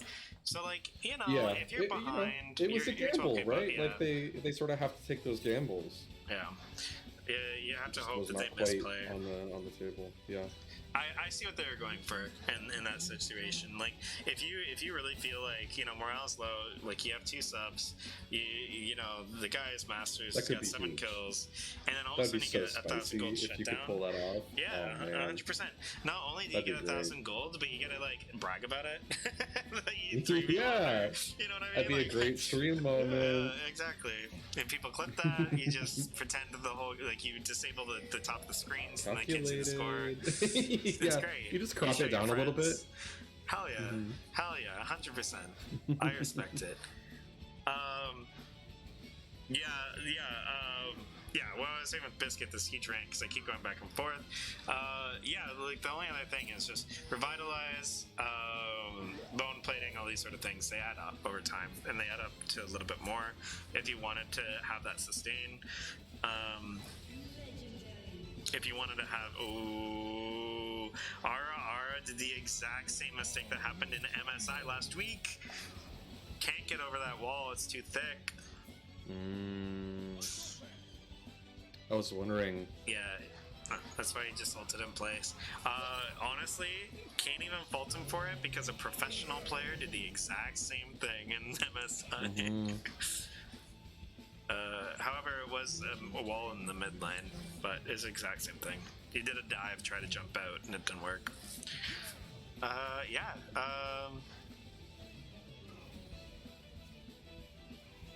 Also, hidden tech, if anyone's interested. Inspiration tree, very, very strong. Magical footwear, futures market. A lot more overpowered than you think. Futures market's really good. How many times have you been sitting in base and you're like, oh man, I wish I just had X more gold? Yeah. Well. Nami ultimate comes down, like we got a bubble, and we got... I mean, they played that as well as they could have. Oh my. Yeah, that damage so is close to polishing off a few members of that team, but they just had a little bit more damage. They got RR, no perfect game. Ooh, the shutdown! Yo, they brought him down. No perfect game. They did it. Shutdown gold, 1,000. I just gotta make sure. Malzahar, when you're making that highlight reel, just cut there, or like cut when you did that ultimate, and then cut into when it pops up and it says like Malzahar has shut down Ara, and just put some like gamer transitions. Gamer transitions, some big some big gamer transitions. That's too bad. I mean, we knew that was going to be a rough game. 2 subs, some good moments. There's some good moments. Yeah, that's a tough one, especially going up. Like, we were commenting on the ranks of the team members on Gnar. It's a rough game to go into. I feel like they put up like a solid effort. I didn't see any like, there wasn't any big misplays or anything. It was just that they got sort of out strategized and pushed into a losing position. They tried to make some comebacks that just didn't quite work out for them. Yeah. It's just one of those. Yeah, it's even with a full team, like you're going against really high ranked players in this tournament. It can be tough, but I honestly, like I said, there are some moments that were just like really, really. Sorry to interrupt. I just wanted to say that I don't usually like to trash talk people or anything, but their jungler, oh my gosh, Dice Equals Horses jungler that game was absolute trash. What? Are you kidding me? Did you not see that? It was time pretty that embarrassing. It was embarrassing. Honestly, that Literally. Mordekaiser Ultimate, ultimate to save one of your bot teammates lane. was huge, though. Yeah, you saved the Don't give Lucian. him compliments. Well, until the Lissandra came in and I think polished off the Lucian. That was Yeah, too I think bad. they all died But anyway, but that one you moment was saved pretty the cool. Lucian from the Volibear, and in the end, that's what matters. In case people haven't pieced this together, I was the Mordekaiser in that game that was running it down. So I was blaming myself. Your I'm not an awful ultimates host, were believe pretty it or not. solid. I will Well, it be was the honest. only thing I could try and provide for my team with how useless I was. Uh, I literally said to my team, "I'll just be the sacrificial lamb and then alt the volley." That's what I said to my team. Yeah, It worked for 18 honestly, minutes. That's a I am strat. glad. I am glad that I casted you guys though, because there was like decent moments from everybody. Like even though it was like a stacked kind of situation, because like bot lane got a really nice early kill. Got like double flashes. Like we were really dominant there. There was a really sick Yasuo play in top side to get a shutdown. You had a couple of really good ultimates. Like Malzahar had like this super ballsy play that almost worked. Like it was like Yeah. everyone had their moment. So it's like the game's stacked against you. You're probably not going to win, but like at least you have like moments where it's like exciting. You're like providing like something that looks cool. Like you're showing like your chops. So it was good. Yeah. If we're gonna run it down, we're gonna run it down stylishly. I think is what you're trying to say. Well, yeah, I'm just sure. kidding. No, I didn't You think gotta you guys give it were your right though, all, but right? you Like, kept it interesting You weren't 100%. right. And I as mean, we the were trying, prophecy yeah. foretells, Fire Nation won their game. So in the future, we can cast them. Beautiful. This might be the first tournament we cast everybody, and it's the most teams you've ever had, I think. With you casting, yes. We had Yeah. one tournament like 2 years ago with 11 teams. Okay. Yeah, if I ever do this again, I'm gonna have to find staff or something. It's a lot. It's a lot for me to handle. But we're getting through it slowly but surely. Yeah, even running the stream trying to get every single game is definitely a challenge. But Yeah. it's working out. So, all right. So I can. I think they're still in the game. I don't know how close it is, but do you want to spectate the game or do you need a break? Totally understandable if you need a break. Just offering it. No, I'm good. I just wanted to ask about what's the next round? Is it going to be winners quarters round 3, or is it going to be losers round 2?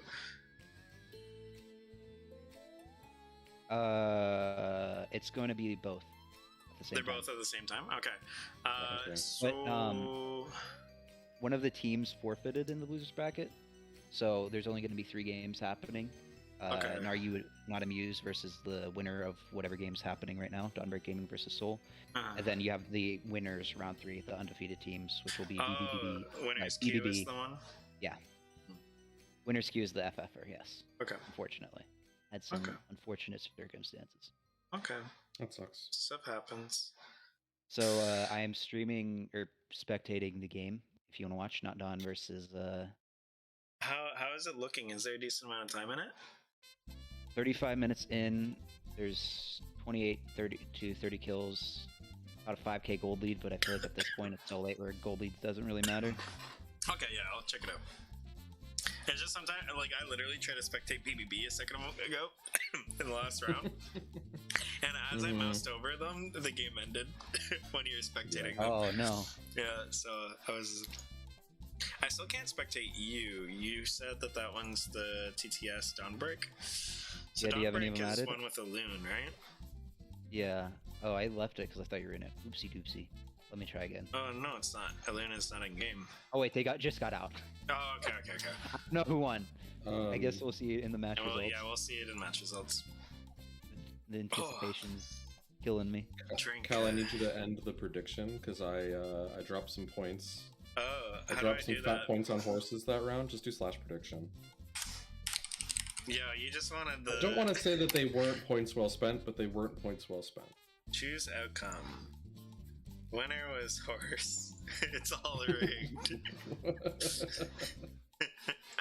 Well, I'm guys, kidding. I need to let you know that I can ban anyone I want. So I could actually ban them and then automatically win. So, you know, if you really Unlimited close 20 points, power. I got you. I got You're you. running the tournament. You can just say that you won. Tournament Yeah. rigged. Confirmed on stream. Yeah. I am now a gaming journalist. I can't wait to give you the 600th post on Reddit because no one knows what this server is. Oh man. What if we made like serious Reddit posts about drama that happens in the servers? Oh, but we made up drama because we're actually all chill. That'd be great. Of course.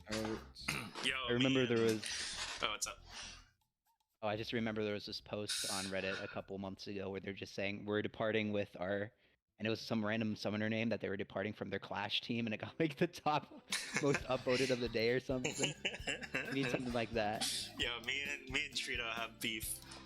I'm making it Oh, up right yeah? now. Yeah. Oh dang. Yeah. It's grade A beef.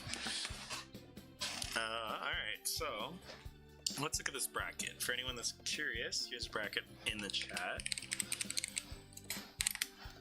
Hang on, I need to join the team chat because they didn't post the match results, and I'm very confuzzled. That's okay. Yeah, I think we had Dawn just knocked out TTS. Okay. We haven't had a chance to see TTS, so that's okay. I'm trying to keep track of like who we have sort of like half seen and who we have seen and who we haven't seen.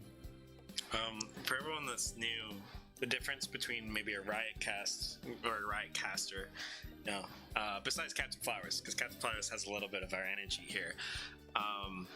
You might hear like Freak talk about, you know, like math and stuff, and like they're like, you know, and here's to our sponsor. Meanwhile, here I am trying my hardest to get a burp out, and I just can't, you know, like it's the worst. It's the worst right now. Just look at a bright light. I'm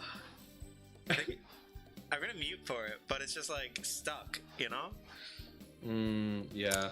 Did you ever learn that skill as a kid where you kind of like you can like get some extra air in there to force out a burp? Like, I feel like that's a valuable life skill, actually. I actually, weirdly enough, a little bit, like, I guess it's not TMI, but it's like a intimate story, I guess. But oh wait, it's coming. I think it's coming. Not to leave everyone on a cliffhanger. Okay, no. I actually couldn't burp when he first met me. Like, I could burp, but like I just never usually did. Like if I passed gas, it would be the other way. Rarely pass gas through burps. It's weird. I don't know why. It's like Disgusting. That's why no one. I'm normal now. Yeah. Yeah. just was gassy all the time, but the one way. He's fucking farting constantly. I didn't realize that kind of makes it like sound that way. Yeah. For the record, not really. Breathe in through the mouth, out through the digestive system. Oh god. All right. Yeah, this is the in-game. You don't get this in LCS, baby. Yeah. God, this is hurting. It's not even hurting. It's just making me sad. All right. So, yeah, I think that we're probably going to watch It's gotta be. TTL versus Hard Hat. Yeah. And I'm sure that I'm gonna have a few people upset with me, but Others, yeah. That works out math-wise, right? Where we're trying to give screen time as much as we can. I think that's our sort of like our best bang for our buck. Because losers 2, we've seen Dawn and Gar for full games each.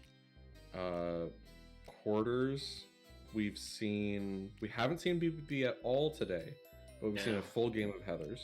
yeah. But we haven't seen Hard Hat Zone at all, and we've only seen a little bit of TTL. Yeah. Because we sort of like jumped in partway through one of their games. So yeah, I think that's if you math it out, that is the best bang for our buck. And if BBB wants to be on stream, they just have to win their game, don't they? Well, no, even if they lose their game, we can still watch them.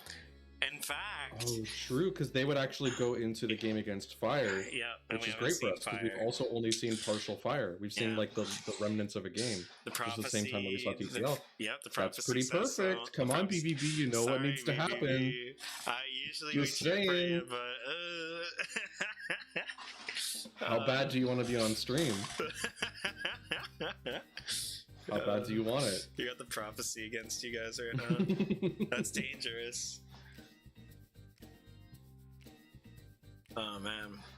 Dude, the prophecy made V5 one of the best Chinese teams in the league. You gotta be careful. That stuff's powerful. It's almost as powerful as the Flash Wolves Exodia card. But for a couple of people here, well, I guess like this isn't true, but BBB and a team that I was previously part of before I started casting these tournaments, I might have even competed in one or two of these tournaments. We would scrim a lot, and so like BBB have been early supporters as far as like the teams have gone for the stream. So we give them a little brotherly treatment, family treatment. But random transparency. Is that an invite? Oh, it's a message. What was that one again? TTL? TTL versus Hardhead Zone? HHC. Yeah.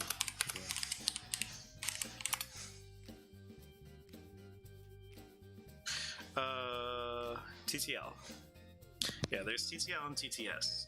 I'm not sure, like, welcome, first chatter, Candy Cane. I'm not sure if you are in another team, because there's a lot of new people right now. But yeah, there is two, in case you're not part of a team, there's TTS and TTL. We're going to be watching TTL. TTS is, gone? how do I say Possibly? this delicately? They did. Not participating anymore. They did. Their tournament life is down for a month or two. Oh, did we get a friend request? I think this is a real person. Starting to be a little bit skeptical. I got a friend request from not a real person, and I was like, oh, maybe this is a real person. Was and then that I added them. Evelyn? Yeah. Yeah, they Yeah, were. they were not a real girl. person. No, they were. A Yeah, gamer girl. I saw their what do you call it? Like their little status message. I was Oh, like, is it- oh, I see. It was like, DMs for special offers or something like that. I think. yeah, it was Yeah. like, yeah. Yeah, I read like half a sentence of I saw, that paragraph. honestly, I and saw then the peach emote, and I was like, oh. That's a peach emote. Oh, yeah. That's amazing. Which I can respect. Like, that's pretty good. That's, yeah. Oh man, that's so good. Yo, TK's tournament's getting so big, we're getting bots, guys.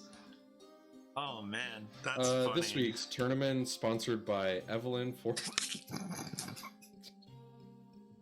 Oh I'm man. not gonna say their full name. Click the link for special offers. Click the link below for 15% off the first 1,000 people to use our discount code. Therapy. Oh god. Yikes. Alright, you got this one, Sean. Yeah. I believe in you. You all got mid this one. He only play, like Sean only plays Thresh and Poppy, guys. It's all over. I don't even think you actually play Poppy. Only a couple games, really. I know you like Poppy, but Poppy's cool. yeah. Overall, pretty. This would be busted. But can you imagine if Poppy's ult knocked back in a direction based on where she was facing? Oof. Oh, Yeah, that'd it be would a little be scary. busted. With Like, it the would be range busted. They would have to already. nerf the range so much. Yeah. But holy. You could like throw people into your base Yeah. from a considerable distance away. That'd be rough. I kind of want to tell one of my buddies about the stream. I'm not sure. Don't like being that guy.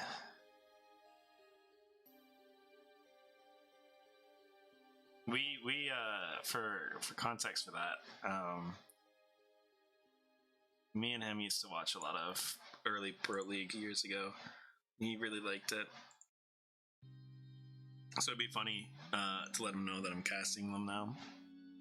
Casting professional league. They kicked me.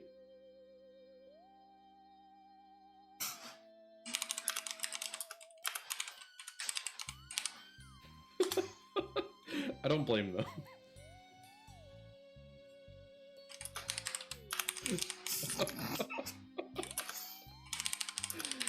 You know, that's reasonable.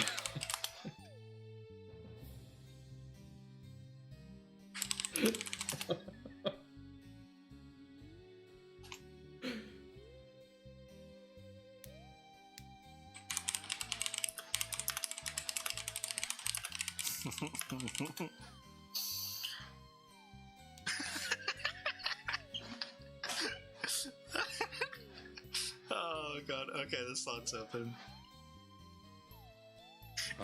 He was like, I wasn't sure. Wait, can you not return at all? Maybe if you re-invite me? I did re-invite you. I thought I re-invited you. Did I misclick? You can spectate by right-clicking me. It's all good. Only sometimes. It's like really inconsistent when it'll actually let you do that, which bogs me. Oh, I'm sure that you have any of these guys added, right? Do you have Mike Taps, or Lenovier, or Olive Potato, or That's true. Alternative, I will or... add... Yo, add Dragon I'll add Dragon Mooncake, because I think they're the one that kicked me. They did. Okay. No, it was funny. There's no hard feelings. I get it. Yeah, you sounded like a dude that just like randomly got in. I realized. Yeah. Yeah. Okay. I've got Dragon Mooncake, so I'll see if I can spectate on either you or them. It should be fine. Yeah, we don't need to remake the whole lobby and waste time just because of something silly. I put when he was like, "Damn, I thought that was a random or whatever." I was like, "Oh, he was just memeing because there wasn't spectator slots," and I was like, "Honestly, I'm glad someone finally kicked him." About time someone put me in my place. But now we don't have to talk to him anymore. Thank God. Worst part is I still got him in my chat. Candy Cane cheering for a TT. We're gonna be probably starting up bets soon. Oh yeah. Do we know what side is which? I'm just waiting right now to. Not sure. I mean, it should be. Oh.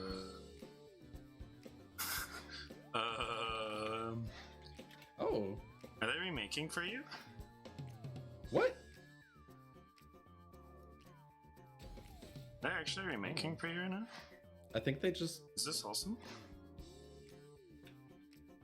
Interesting. Okay. Kick sunless. Turner runs an extra hour because sunless keeps getting kicked.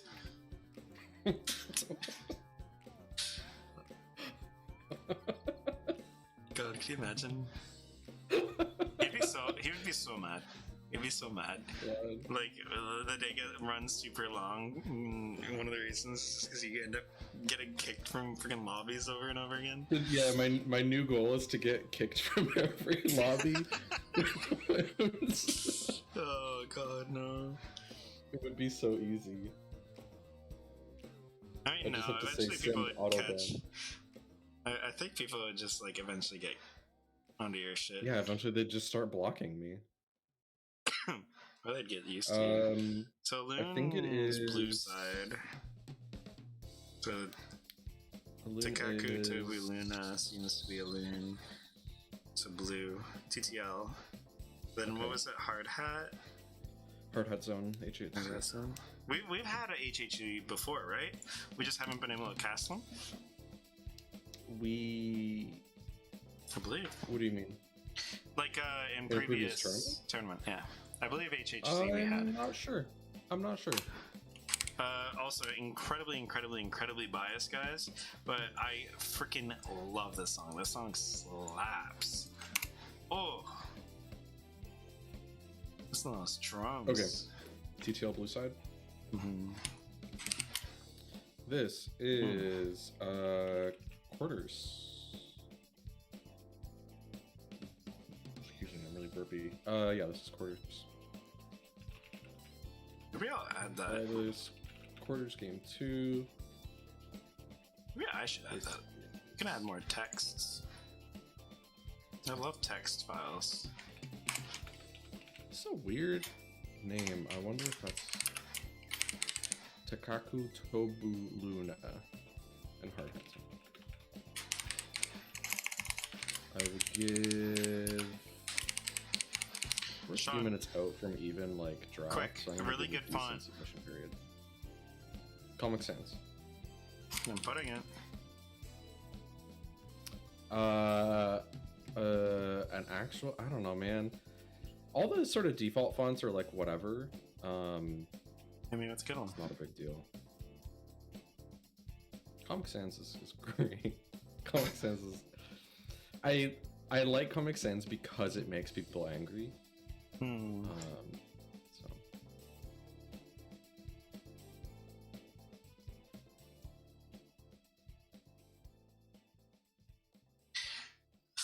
Oh god, that song's good. It's just like the rhythm guitar, the bass, the rhythm section in general in that song's so good. I That's a boss didn't fight. realize until just now that TTL and TTS, those are like They're the sister same. teams, aren't they? Yeah. Oh, because I just been calling them TTL and TTS, and I didn't realize until just now that they're both TT. Takaku Tobu Soul, Takaku Tobu Luna. Yeah. Oh, I got confused upon that immediately, so that's how I knew, like, alright. This is some good lobby music. You know what Gotta we say. need? You know what I miss, I'll say, in sort of like general like graphics, fonts, that kind of thing? Microsoft Word art. The like 3D fonts where you could like curve them and give them like all the gradient colors and everything. That's what we need. That's the plugin that we need for We deserve. OBS. Yeah. Word Or the stamps. Remember the stamps in the like kids? Oh, clip art. Clip art. Yeah, that was some good stuff. Where They are even my had some, like, trains animated at? ones back then. Yeah, where are my That was trains good at? stuff. Just stamp trains all over my stream, you know? That's some good shit. I mean, that would unironically be kind of a great feature. Being able to just slap in some like good classic. It would be word cool. Yeah, it would be really cool if like you could like spend channel points and then like clip art the stream with like obviously pre-done and pre-ready like stamps or whatever. I feel like you could actually do that. I feel like if you used, I know that there's one service out there where it is a web-based tool that lets you design your overlay for your stream, and then in your OBS you just do a browser source. And so that actually allows you to like, it makes it much easier to do a lot of those custom overlay things. It actually would also allow, I believe it does the same sort of thing that Nightbot does, where it lets you give like mods login privileges. So I would be able to go in and modify your layout for you. I can't remember what that site was called. Oh, true. Actually, I was gonna ask you about that yesterday. I forgot about it. Stream Elements? Is that what I'm thinking of? I think so. Yeah. I was realizing that a lot of people. I wait. It creates.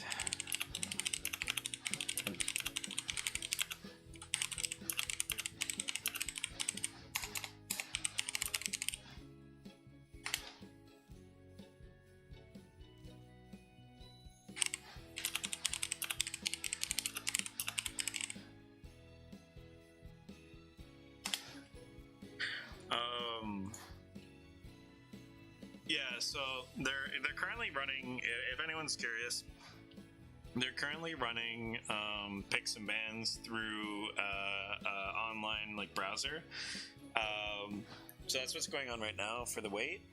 I personally don't watch the spectates of those because I find that they create like a 5-minute, 6-minute interval where we know all the picks and then we just have to talk about them and fill air. Whereas it's a lot easier to just fill air, just talking about like whatever we need to, or just like streaming, normal stream stuff, right? Who likes Comic Sans as a typeface? You never know, man. It's not as bad as people say it is, I think, but you know, if people have their opinions, you know, it's.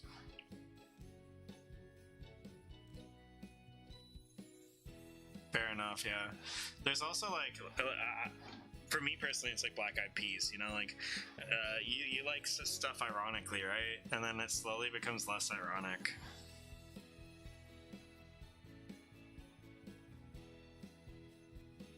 Yeah.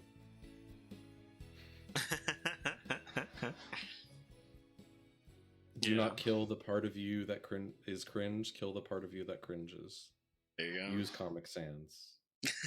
Sunless 2022. PSA. There's even a couple of PSAs today. New Swain build. Biscuits. Anti-cringe.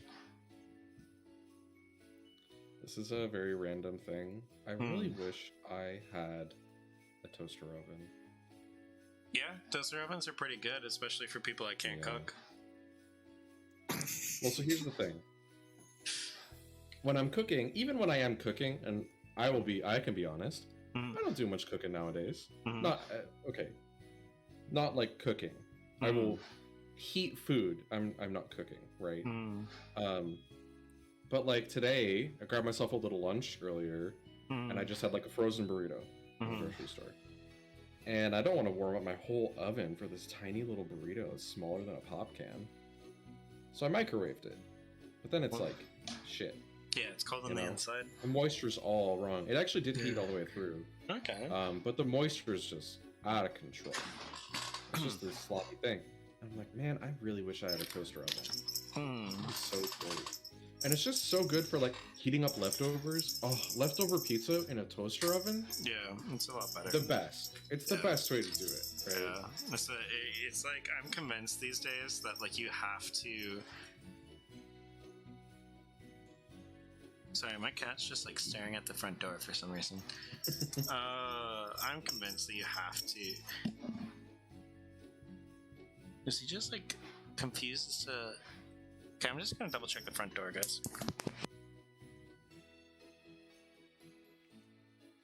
On today's episode, Frosty is the victim of a home invasion.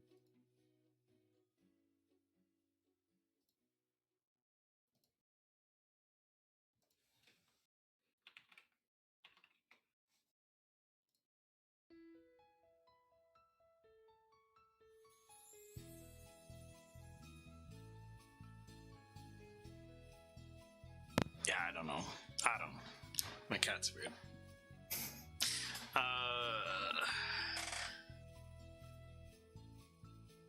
He like brings me a toy to play with, and I'm like, okay, yeah, I'll play with him a little bit. It's gonna be like a long stream, right? You don't want to neglect him. So I'm like, yeah, I'll play with him a little bit. If people heard that in the background, and then he just stares at the front door. So I'm like, oh, I'll go check it out. And he gives me this look like, why the hell are you going to the front door? And I'm like, you're such a dick. Like, you're like, you're an idiot. You're like, hey man, come on. Yeah. Like, God, my cat's such a like brat. He's a troll. I definitely realized that me and Jade raising him for a bit, like it makes sense. It all makes sense.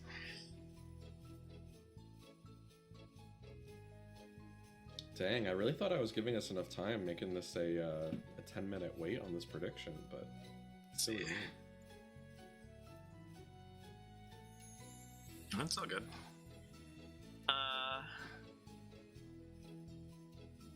Man.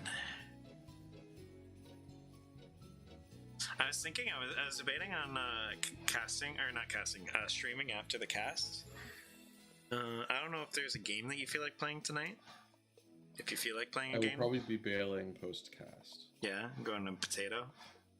Or plans? I'm not got plans.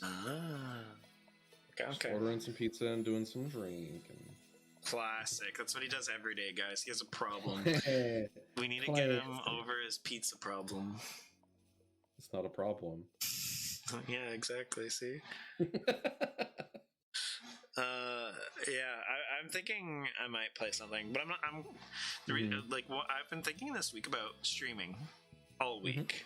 All week. I'm like whether or not I wanted to stream, what I wanted to stream, all this sort of stuff. And dude, honestly, it's the hardest thing in the world because it's like the moment that I'm like, yeah, I want to stream this. I'm like, maybe I don't want to stream it today, though. You know, like, I don't really feel like playing that today. That's why, like, I have a bunch of them, but I just like, I don't know what I feel like playing right now. Because like, I haven't. Subnautica is always on the list, right? I want to try that out. But I feel like I really need to be like back on the streaming wagon and really like consistent. To just start Subnautica, like I want it to like I'll be a consistent thing. Like I don't want to do 1 stream, 2 streams at the beginning of Subnautica and then just like disappear, as I've been doing lately. And so I've been kind of hesitant on it. Project Zomboid is up there, but I'm not sure how it would be as like a spectator. I haven't been. I've been really feeling Pokemon, but at the same time, really not feeling Pokemon. As weird as that is, like I really want to Pokemon battle, but I don't want to play the game. You know, you could like do the whatever that website's called, right? Like I don't want to play against people. Do some battles. Oh well, yeah, okay. That's why. Like I don't want to play against good people. I just want to play against AI or something. Yeah. Right. Yeah. So that's why it's like I've been challenging Rob because it's just like he's less experienced, so it's not like super hardcore or like over the top or anything. It's just like chill. But yeah, I don't know. Like, a part of me kind of wishes that like you had like it was almost like a puzzle game where like you had like a team and you looked at the team and you could build it based off of what you were given with.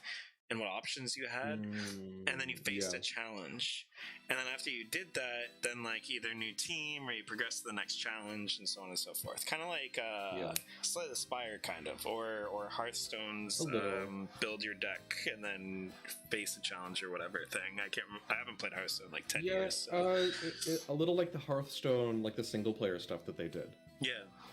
Yeah, totally. I get that. Or I even get that the for sure. PvP where it was like you have to build your own deck randomly between 3 options every single time. Like that's like Arena, I think is what that was. Maybe. Yeah, like I said, it's been 10 years. But yeah, like that would be like you had to really do like nice... a draft, and then you did like once you finished your draft of like random cards, you got to like you had 3 losses before your run was done, but you had to see like how many wins you could get. Yeah, I think 100%. that was Arena. Yeah. I'd like that experience from a Pokemon game or a Pokemon ROM hack, because like that's just what I'm feeling at the moment.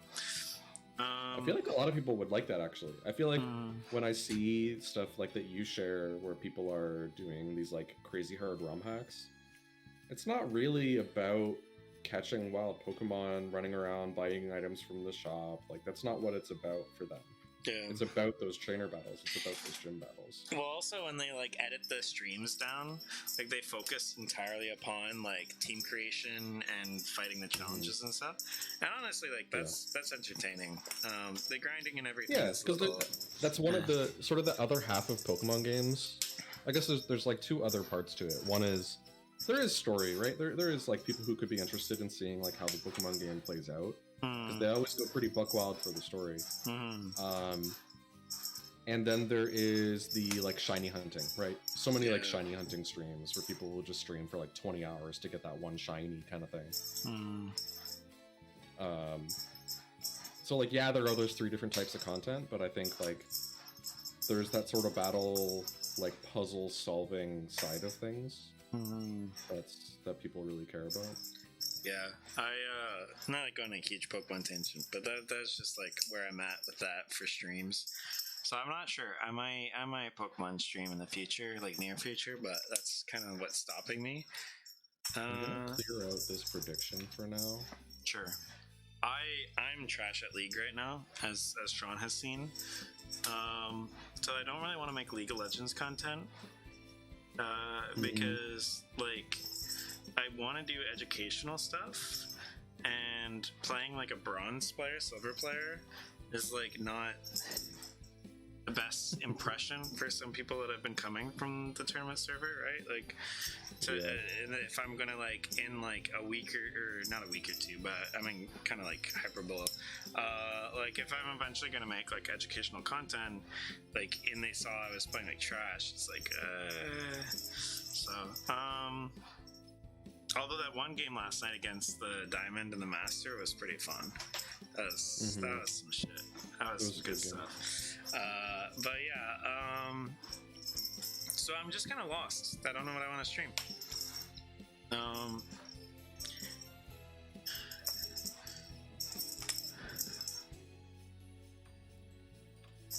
But yeah, if anyone has any recommendations, let me know, because I will probably be streaming tonight. I'm gonna go ham on the streams. I already got all my food made for the rest of the weekend, because of all that cooking yesterday, so I don't have to worry about that. Do you, you know, my gut honestly says, like, do some, like, Slay the Spire or something. Something that you don't feel like you have to be good at. Slay the Spire. I have it on PS4. I would be streaming that to the end of time, man, but I don't have it. It's just fine. I think we also just recently got a game, didn't we? Didn't you, like, recently just gift me something?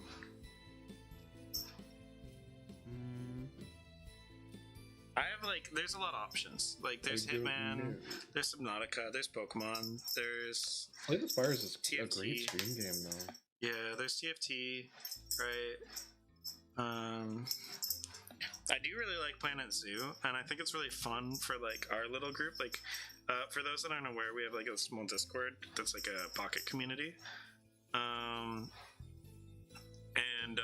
What is going on in this? I think we're finally getting started here. Yeah. We have a pocket community.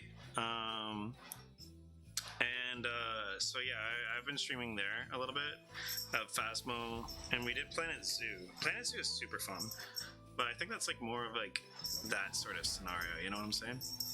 But all right, getting into the game. Thank you for waiting. Thank you for being patient, everyone. I think there was some sort of delay that was more than just draft. Because draft actually just usually takes like 2 minutes, so there's definitely something up. But yeah, you're seeing them fly through it because they already have it established. I'm gonna try and flash call it right now. Nami, one of the best supports in the game. You're gonna see a lot of enchanters. Senna's possibly the best enchanter in the game. We haven't decided yet. Umbral Glaive, early spike, really good. Umbral Glaive, early spike in general is insanely good. Synergies with Death's Dance is really good for a lot of bruisers. You see Olaf getting banned out, very strong top laner, as we said before. Vera gets early picked for top lane. Ornn gets picked. We're not going to see the order in which they picked these, but it's okay. We're going to talk about Team Comp Splat, incredibly strong top laner right now, and can abuse a lot of matchups. He's very matchup specific, and so they're just making sure that the opponent can't be able to play around certain matchups, get super strong, and carry the game. And then we're seeing Echo in the mid lane with Lee Sin. Very low range compositions coming across here. So far, the only ranged unit in the entire game is Morgana. And getting a Diego Go ban, Jhin ban as well. I just realized Jhin and Zen is kind of confusing, huh? Last ban coming out.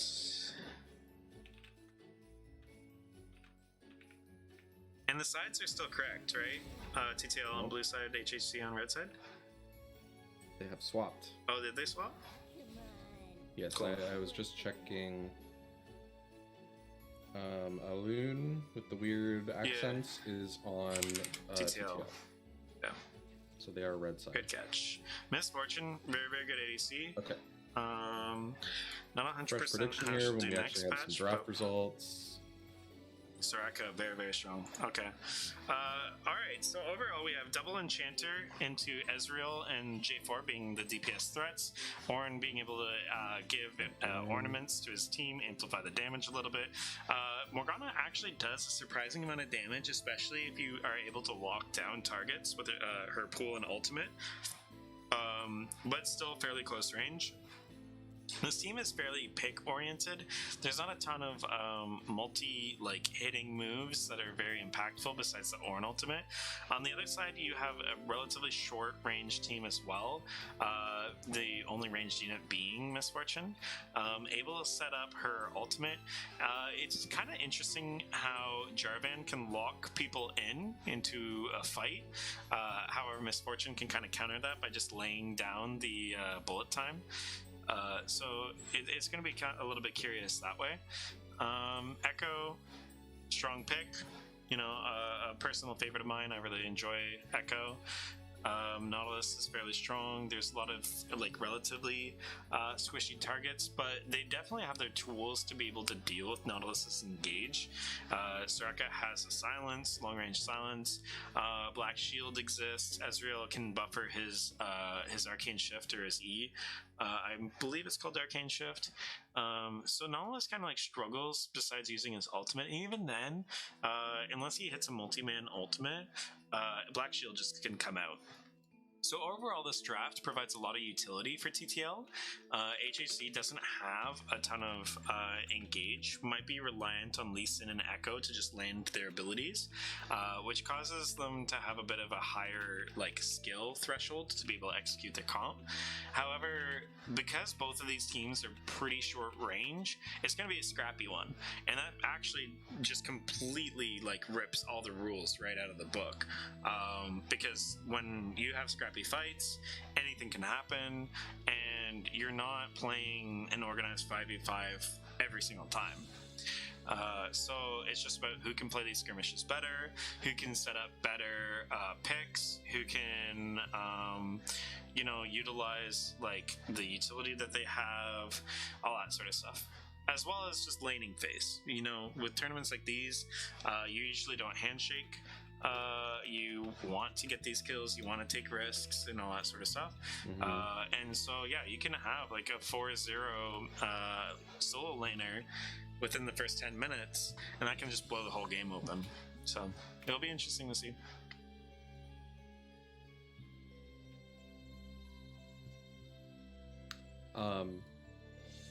While you were doing the words, I was discovering that if you mouse over the UI where the emote and ward selection buttons normally are, you can actually get the tooltip to pop up to tell you that you can't select that stuff until you lock in your pick. I think it's just a you thing. It might actually not be there anymore because we're in the spectator delay, but while the draft was still happening, I posted a screenshot of it in AoE. That's funny.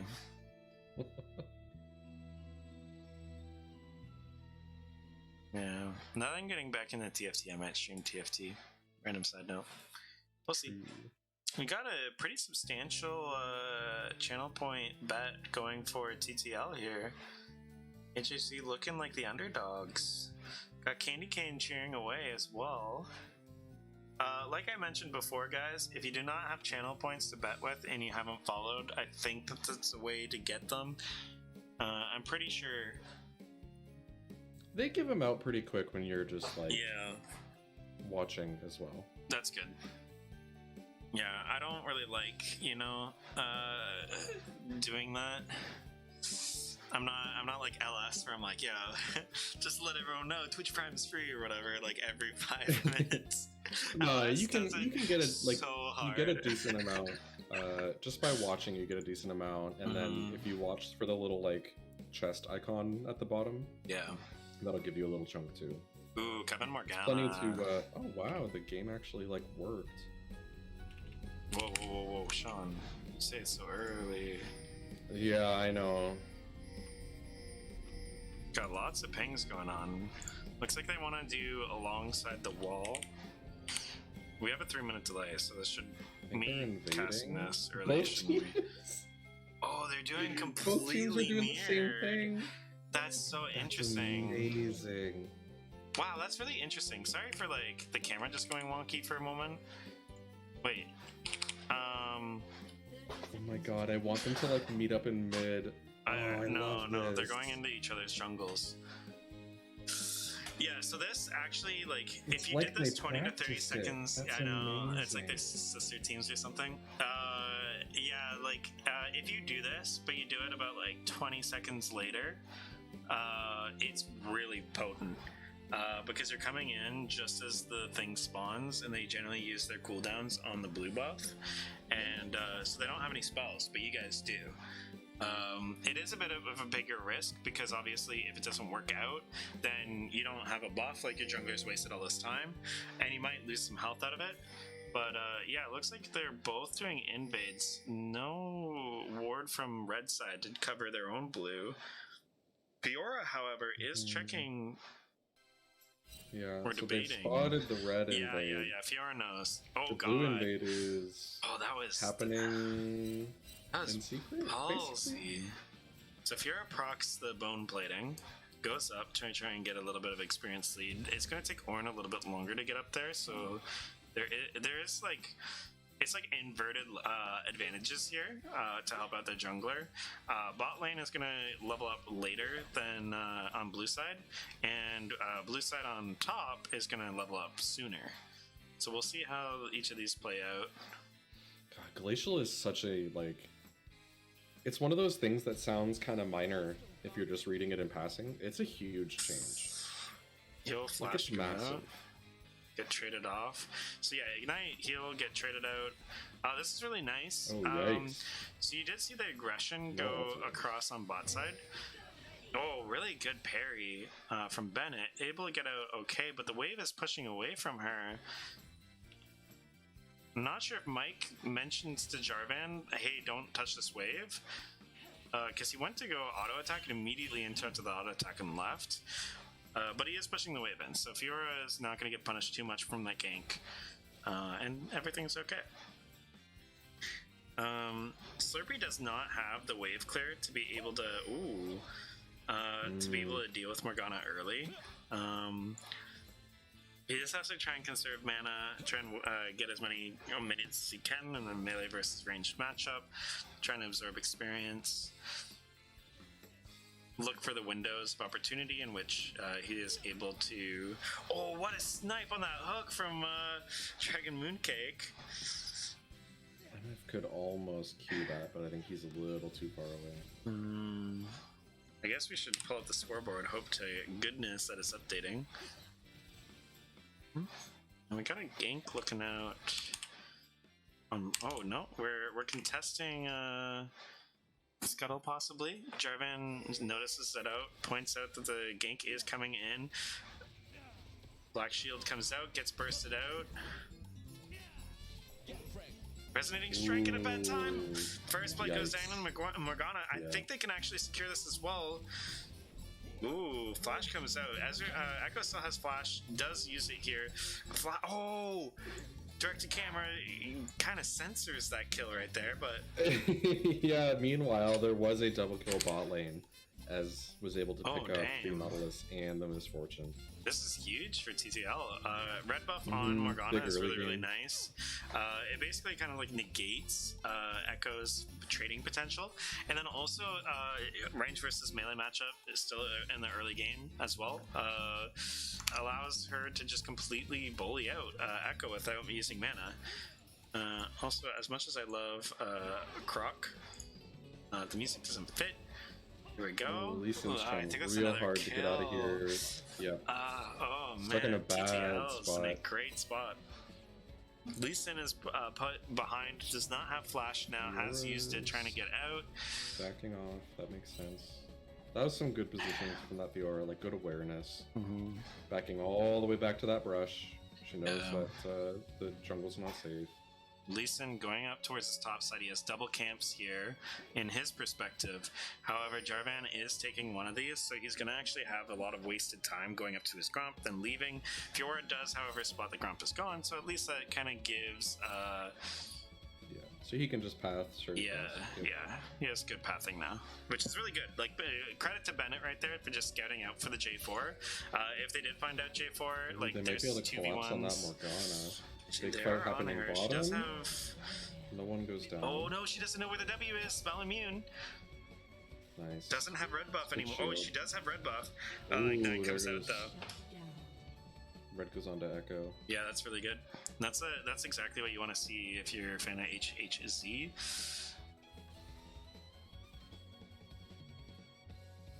All right, so we got ourselves a game. Oh, we got another fight Yeah, down big bot. hook, good Really gank. good hook. It lands on the Misfortune. Alternative is They won't be able to kill the other incredibly one. aggressive. Yeah, He takes these resonating strikes like, we're really making those plays. yeah. Big But, jumps, big jumps. I mean, okay, we got Death to All coming in. Ooh, Olive that's Potato is a rough. little bit caught out. Is Yeah, now trapped between Misfortune's two way out of characters. position. Oh, Huck goes wide. Able to get that glacial proc. Misfortune will go Lowers down, damage. Yeah. And probably the Nautilus as well. Lee Sin tries Lee to Sin make does the have Resonating save. Strike. He just needs to land it. Gets his E. There goes the Resonating Ezreal. Strike. Ooh, really good support from the Echo red too team little here. too late. Morgana comes in. Great hook from Nautilus. Lee Sin has to get Uh-huh. out of there, but knowing him, he's probably going to jump back in. There he goes. Yeah. Told you. Yeah, I respect it. Um, Yeah. I Nice. mean, Picks up the Soraka. Could be able to clean could this be- up. Yeah. That's a red buff Echo. Honestly, this is good. Like, this is overall good Especially for if he HHC. can land a stun. Yeah, I you're think getting he all doesn't these quite kills have on a an match. Echo. Oh, that was Ooh, risky. yeah, that was tough. I think that was a teleport from that E that they weren't quite expecting. The Echo, I mean.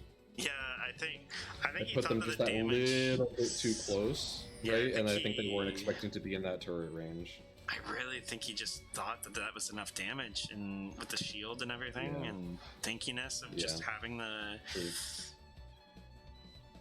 Because I believe that also counts as an auto attack, his E. So it would have had reduced damage. Yeah, it's an empowered, right? Like, yeah. So, Ornal comes out, Fiora comes out top lane. Both of them come out even. Not much else happens there. All the action seems to just be on these mid laners roaming with the junglers and just kind of trying to pressure these side lanes. Very active game. You can see why both of these teams are in quarters right now. Very active play. They aren't content with just sitting around farming. Mm-hmm. Spotting out some vision, trying to clear it out. Putting themselves in a bad spot, though. Lots of people are hiding away, trying to take advantage. So Morgana's just going to probably return to mid lane, hang out. Jarvan, though, gets a lot of information from that, able to get the bottom scuttle, clear out that vision, and they're probably going to be doing Dragon here.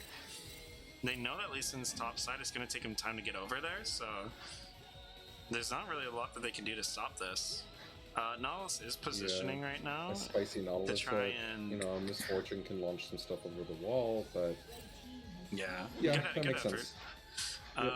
You gotta try to do like a safe fight, but like, Yeah. you know, put some pressure on, but not a lot they can do about that. HHC obviously doesn't have the same vision that we do. I think that's something that often gets forgotten in Spectator. I think they were actually afraid of the red buff invade, and that's why they actually pulled bot lane in. And they weren't really. It looked like they were reacting to the dragon, but they actually weren't. So yeah, I think that they just didn't see. Oh, Ooh, rough. yeah. I think that When it comes was. out, it's gonna be enough.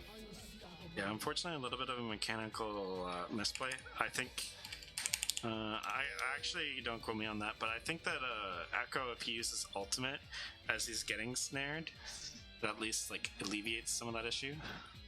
But that's like awkward matchup knowledge that I don't know you would ever need to know because Morgana mid lane is very infrequent. At least able to clean up another kill, get himself back into this game. Seems like all the action is going to be based off this Nautilus landing hooks. Because every single time I look away, he's going for another early game hook. When he's got that glacial up, it's pretty huge. Yeah. Ez has a little bit of a dash, but Soraka doesn't really have anything to deal with that. Yeah, like I was saying during the draft, where they have a lot of tools to deal with the hook and stuff from the Nautilus.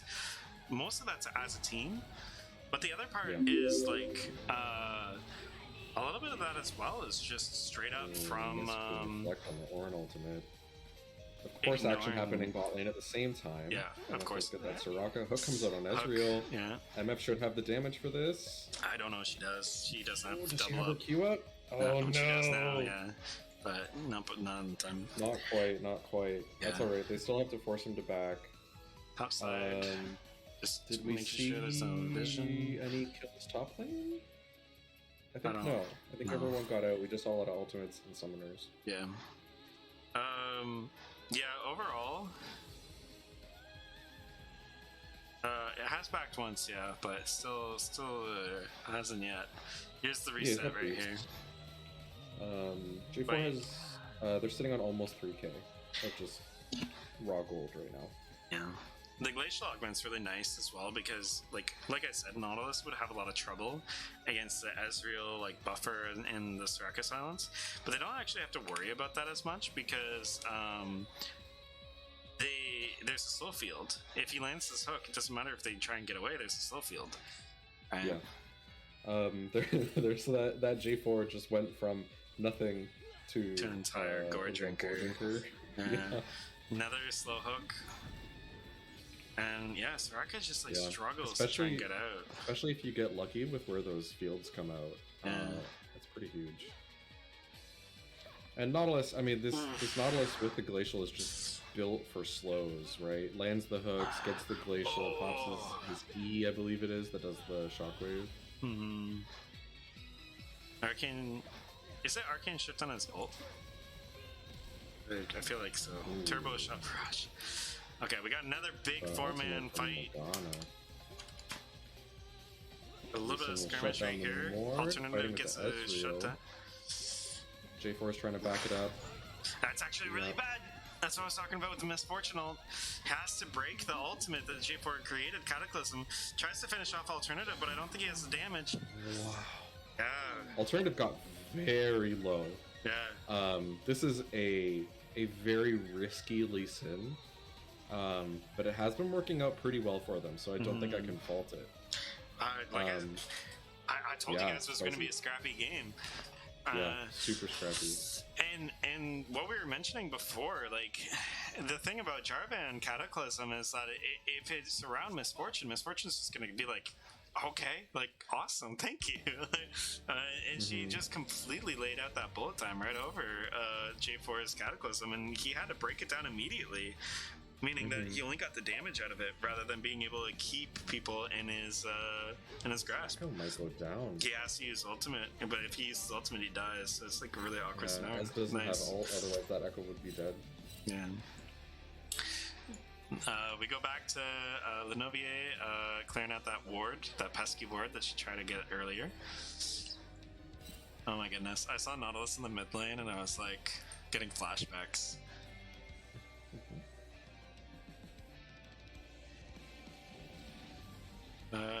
Looks like TTL is going to take this dragon here. Nautilus is in a little bit of a roam, but it's an awkward roam timing just because like he doesn't have anyone there. I think he was just covering the lane. Now he's trying to get a little bit of vision. He doesn't have his team to support him though. I'm not sure if this is the right call. Trying to just stall out He's just though trying to for his delay team. it. Perfect This timing is though. rough. He might be able to just live this out. He just has to hide for a little bit. Great Amazing Misfortune bullet time, ultimate. yeah.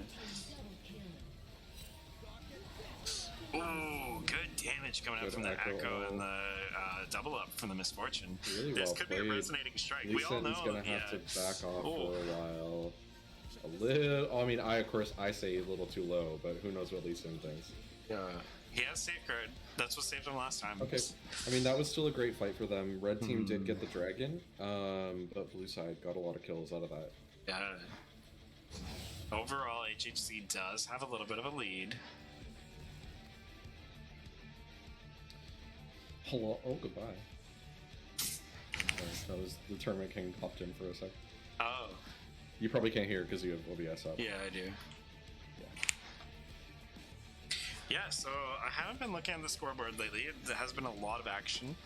And I don't have the beautiful cameraman working for me like some casters do. So like looking at this, we have a little bit of like a break.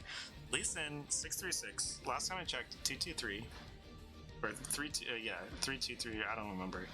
Big change with these scrappy fights. Has a score drinker as well. Has a pickaxe. Possibly looking for a Tiamat here. A lot of people are finishing their mythics. There's just been a lot of gold on the field in general. I'm not sure if Morgana got a proc of Dark Harvest in that. But it has been more than a minute. So I'm sure that there's going to be a hook being landed in a second. Oh, okay, no. Got a gank in the mid lane. Might be able to just Cataclysm that, but it would just force him to use his ultimate. It's a little unsafe being under turret. I think both junglers are kind of having their eye on Rift Herald right now. And I look away, yep, once again, hook goes down on the Soraka, gets the kill on somewhere else. I'm seeing both junglers kind of going towards top side, both of them trying to, really nice kick there, making sure that he can land the Resonating Strike, get the execute damage. Nautilus does end up taking a turret shot, it gives Ezreal a kill. Big damage coming down onto that mid lane turret. Almost lands the binding. Lee Sin wants to start doing this with the priority that he's been getting from his mid and his top, but it just seems like mid and top right now are just kind of like comfortable. Thank you. Good spot. I don't know why that glitch happens. Yeah. So this is something that I was a little bit worried about. With like having priority and not acting on that priority and just being comfortable like farming. Unfortunately, when the two characters with priority start roaming in, Red already had inside track to the objective and just were able to punish the odd man out, take out Echo, and take that objective for themselves. Big snare from Morgana. Yeah, really good damage. Resonating Or Strike. goes down, Lee Sin Procs the barely Fiora alive. ultimate too to heal her. I don't think she can win this, but it is Fiora, so if there is anyone that can, J4 make sure that Lee Sin isn't going to be able to finish him off, but Fiora is going to try and solo. She should be able to win this. Yeah, I mean, if she gets the procs off, then for sure. There it is, that last proc. Huge play from Bennett. These junglers are fun. Yeah, they're just going. I know that's not the most like sophisticated casting in the world, but like 100%, that's just like mid lane turret's going down. I think this is mid and top turret. They're just doing it. You know, it's just like they're not afraid to just completely use the resources like out of nowhere to just like take out a like potential threat, just like completely in another area. Fiora opting not to take the turret. Maybe she's afraid that Ornn is going to come back in time. Doesn't know where Morgana is. Maybe she even just wants that lane to push back into her. There's a lot of reasons. Yeah, Lama, do you have a game or did you already end? We have Hex Tech. Hex Tech? Oh yeah, that's interesting. It's one of those things where, like, in theory, I was like, "Oh wow, this is gonna change the game. I can't wait to see how professionals use it because they're gonna use it at such a high level." And then, like, I just don't feel like anybody uses it. Like, people get around faster, but like, I don't know. It doesn't really make plays. It only cuts down on like that time spent getting back to lane. Yeah. Which, you know. Maybe that's what they wanted. Maybe they did just want to get rid of that sort of like downtime, and it does accelerate the game. It accelerates the play. Oh, tough. Lee Sin is gonna go in. Oh, really good Poor flash timing on from that Super flash. Dogman. Yeah, that flash is really good on ultimate. Soraka. Just make sure that. Ooh, okay. Fiora gets out, surfs away. Yeah, Soraka would have gotten insected right back into the team.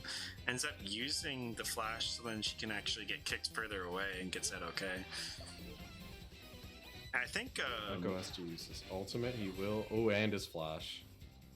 it's just so much action going around. You got Lee Sin scouting out for a kill on bot lane. Fiora does just manage to get out while pushing up on the top side, getting collapsed on, and then Echo has the same issue where he gets collapsed on as he pushes out mid lane. But both of them get out safely. Lee Sin doesn't find anything on Ezreal and Soraka, so everyone's like pretty chill in the even position. No big plays have happened since the last fight. Fiora getting a bunch of kills. There's a lot of bounties on the board.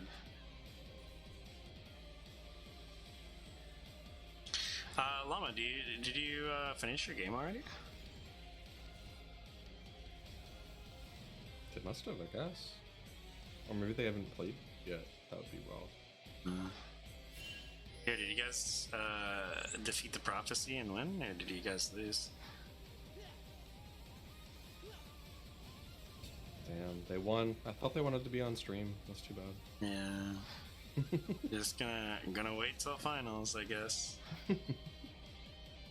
So J4 has to proc the Rift Herald, running out of time. It's probably gonna die. But you never know. They are aggressive, right? It may be an Overwatch objective. But it looks like, yeah, they're just gonna let it die. Oh yeah, it's gonna go down pretty quick here. Fiora is There's a little pressuring on too far bot away from the side. turret. Did she not see that pink ward? I don't know if she did. She would have just entered and exited so quickly.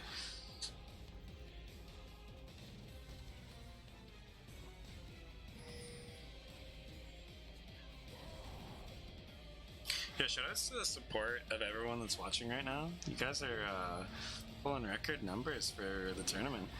Oh, really good play on Bennett right there. I'm sorry. I really like Fiora.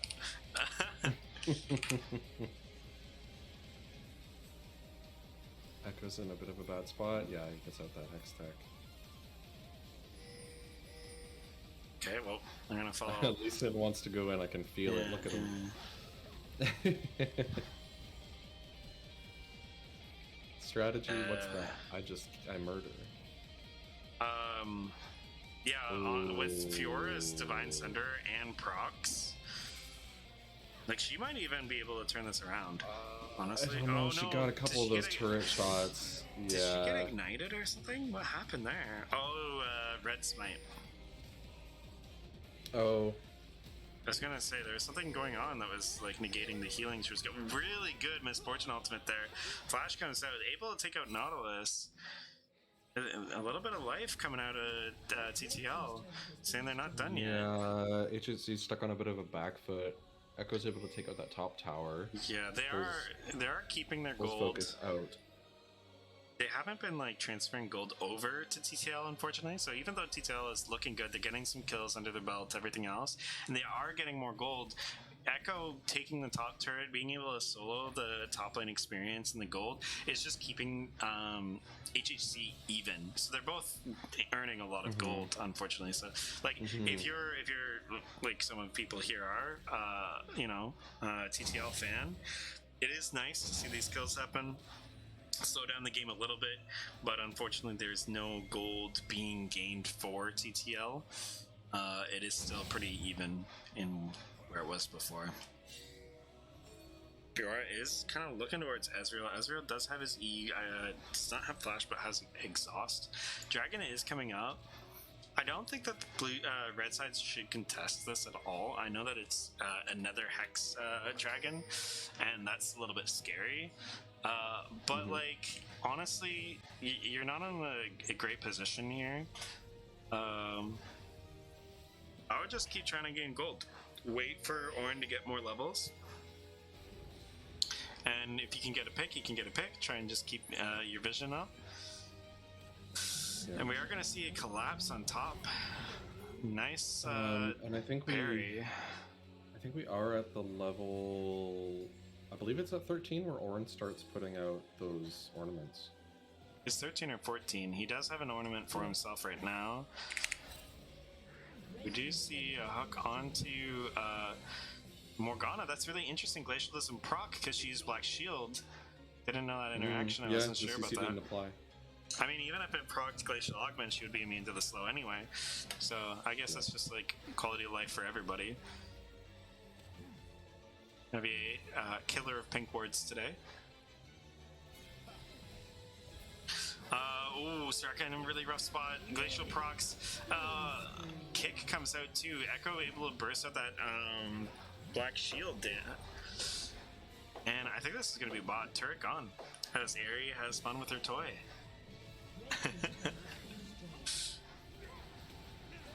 Oh, really good ultimate. Yeah, I don't think there's a way out.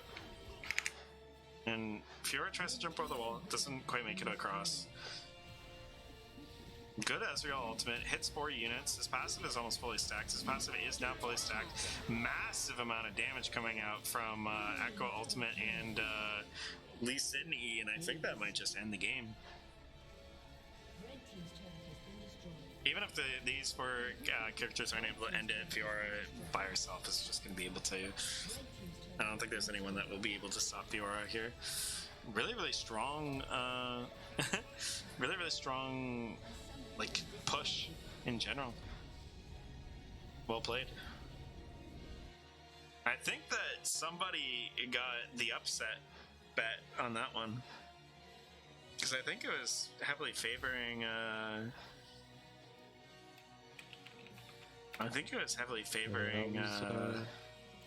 TTL in the bets. Yeah. It looked good until it didn't.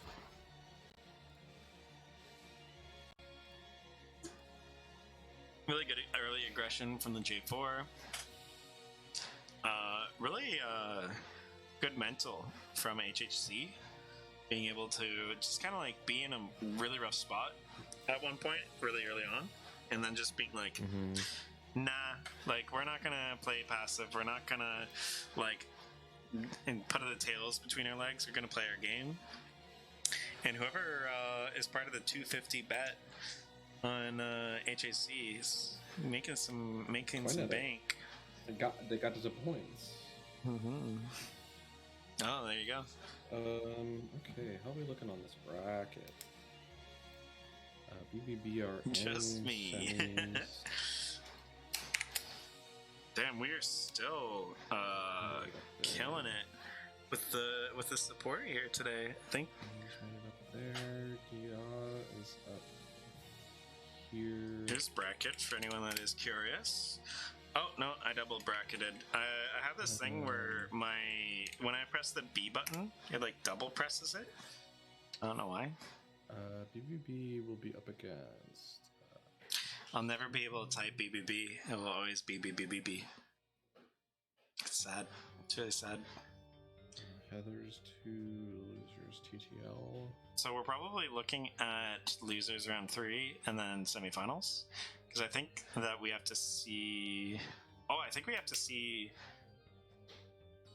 Oh, no. We're okay. Yeah, I'm curious how it's going to go. So we do know that BBB is going to face Hard Hat Zone. Yep. In the semifinals. And then I think... I wonder if Heathers and Fire Nation are in a game right now. Yeah, not clear. I wouldn't be surprised if that was happening. Yeah, I'm wondering if they're playing it just like right away or if they're waiting, because that would probably be the next thing. Because the Heathers just lost to BBB and placed down to Fire Nation in losers bracket.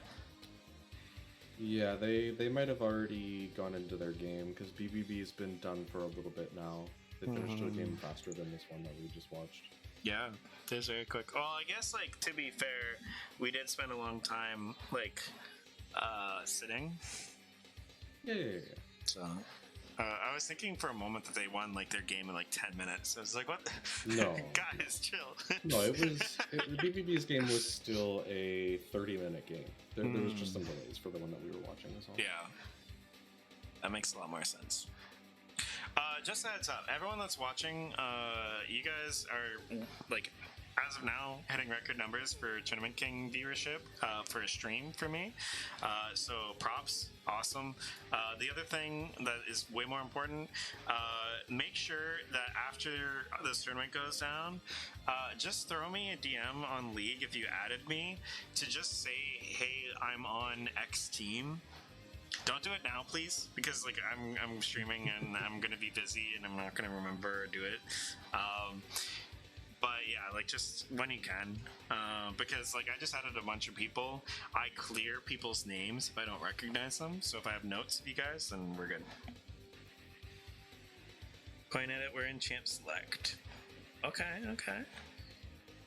We need more hype in the showcasing. We're not hype men. I'm sorry, you're gonna have to be the hype. It's been a long day. I don't get paid for this.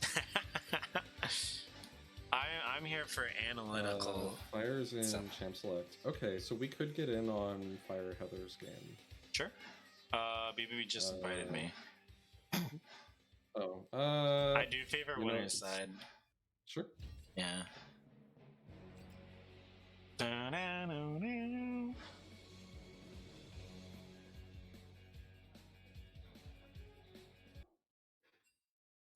Here we go. Back to the.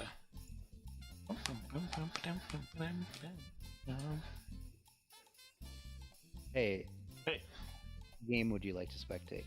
BBB invited me to their game. Are they playing right now? Oh, I guess we don't know. Because if they're I'll go playing at- right away, I'll favor the winners bracket. But They said if they both agree, they would just like to play it out and then wait for 2 games. So I'll Okay. double check with them and get back. yeah, that's I fine. think they have access. I probably wouldn't join their chats in case they're saying something offensive on stream, but you do have access to their chats if you choose. Oh, it's all good. You should go in person and do an interview. Well, in game, I mean. So you failed that Q over the wall there. How do you feel about that? Nah. All right, I'll go check up on them. Sure.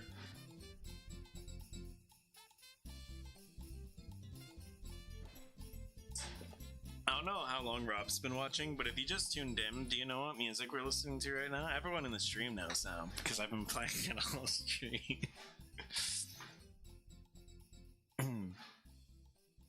I don't think Rob's played this game. I think he's watched people play this game, because it was played at the college house. But... So yeah, once all this gets sorted out, I'm gonna grab a drink, and go to the washroom. But Molly Yeah, Wobbs, read that thanks for lobby the follow. in case that is the one that we're going to be watching. Oh yeah, it is. It is good, probably. Cause my friends. It sounds like they're going to go soon, right? Careful, you might Or get soon-ish. you might get banned. Dragon Mooncake's here.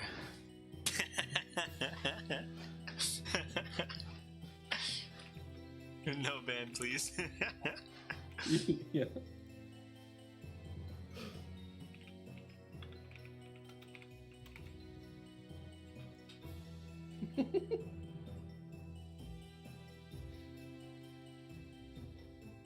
Wait, what? Did someone actually get kicked from the server? Ah, it's not.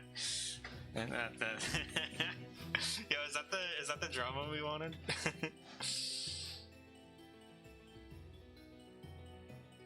Yeah, Llama knows. Who that?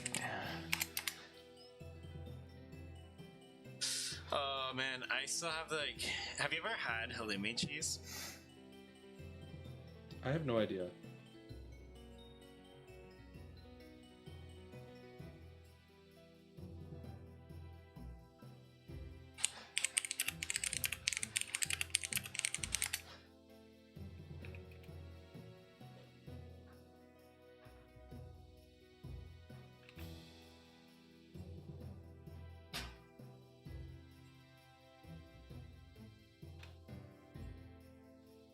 Can you hear my cat in the background? Their toy. I did during the game, but not so much now. Okay. I tried to move it far enough away that you won't hear it knocking against all the walls.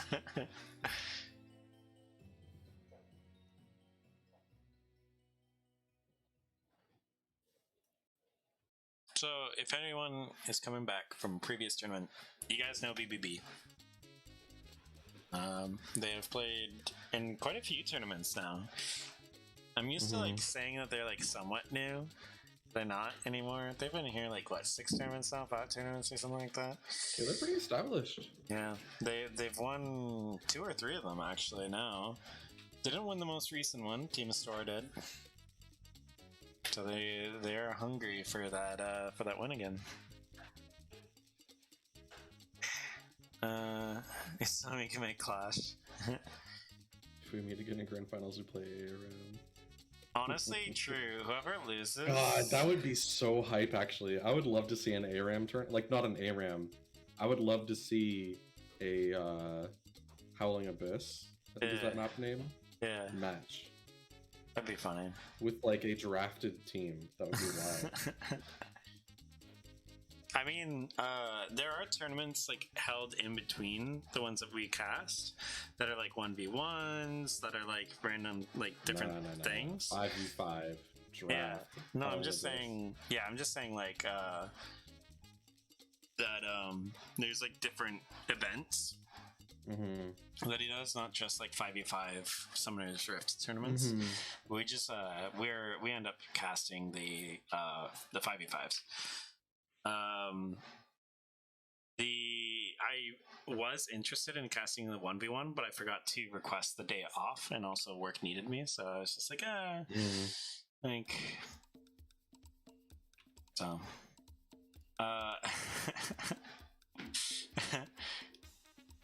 yeah, so they're all drafting right now. I don't know where they're. Oh, I guess Trito. Yeah. Okay. TT. This isn't TTL. This I think is the teams are a little bit mixed up at the moment. Yeah, Dragon Mooncake is on blue side, and then BBB Trito and Straight Weed are on red side. But yeah, everyone is in the lobby. Okay, so this is going to be this is semis that we're looking at right here, right? Yes. Because then the finals will be up against losers winner losers bracket. Is this technically winners finals? Yes, this is winners finals. Oof. Hey, how that name changes. We're going to have HHC blue side, BBB. It's growing, guys. Alright, there we go. Alright. Oh my god. Oh, jeez.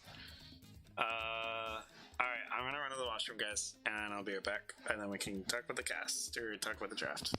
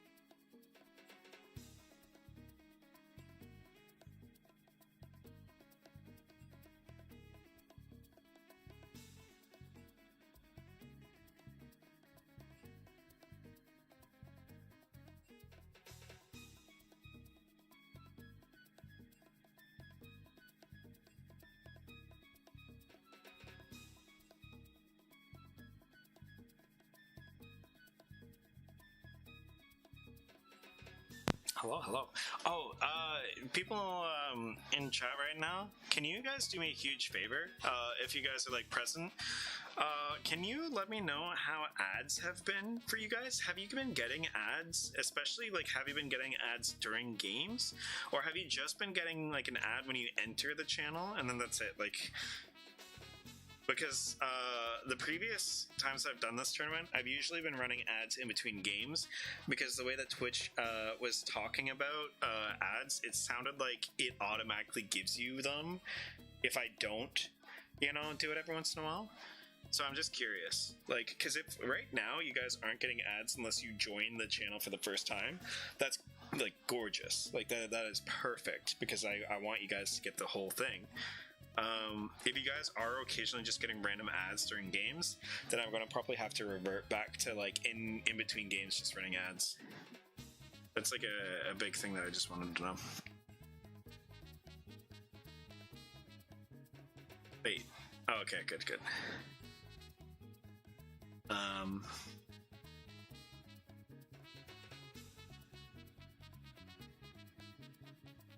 Oh, they're talking about Bennett getting banned. Okay.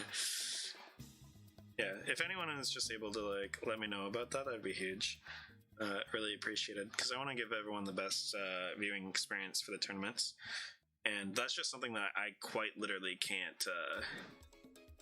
I can't check myself unless I watch the stream. Yeah. I don't know if I have ad block on or if I just don't get ads because I am usually watching from mod view. Yeah. A lot of your stream up. Yeah, because like I don't want to be like, oh yeah, use ad block or whatever, but I also want you guys not to get ads when it matters. You know what I'm saying? Like, because like obviously supporting like people like, you know, me or other people in our community that stream, like Nash or, you know, different people like that, it's like awesome, because it's like you don't have to invest anything, right? And it helps us out to kind of do it more often or to do cooler things. But yeah, it's just annoying because like I don't want Twitch to just auto throw ads in at bad times. That's super lame. Super lame. So I'm curious. We're leading up to some spicy games. And I am very excited about that because we have seen alternative very, very aggressive on the Lee Sin. Bennett was really good on that Fiora, right? Like we had a Dragon Moonkick on that Nautilus, very, very good hooks, right? Catches, like everyone in general was just like playing really, really, really well.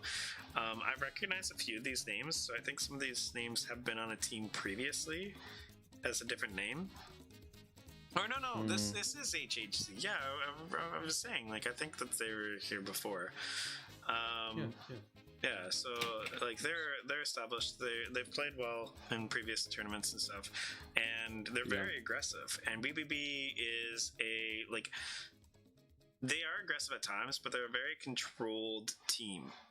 Quite often, even when they're behind, they understand what they need to do and like do it. Like they're very smart. I don't know if it's through their shot calling or if they're all just very knowledgeable players. And that's like their main strength, is that they know when to press and they know when to concede, and they know like all these things that allow them to like pick the opportune like moments.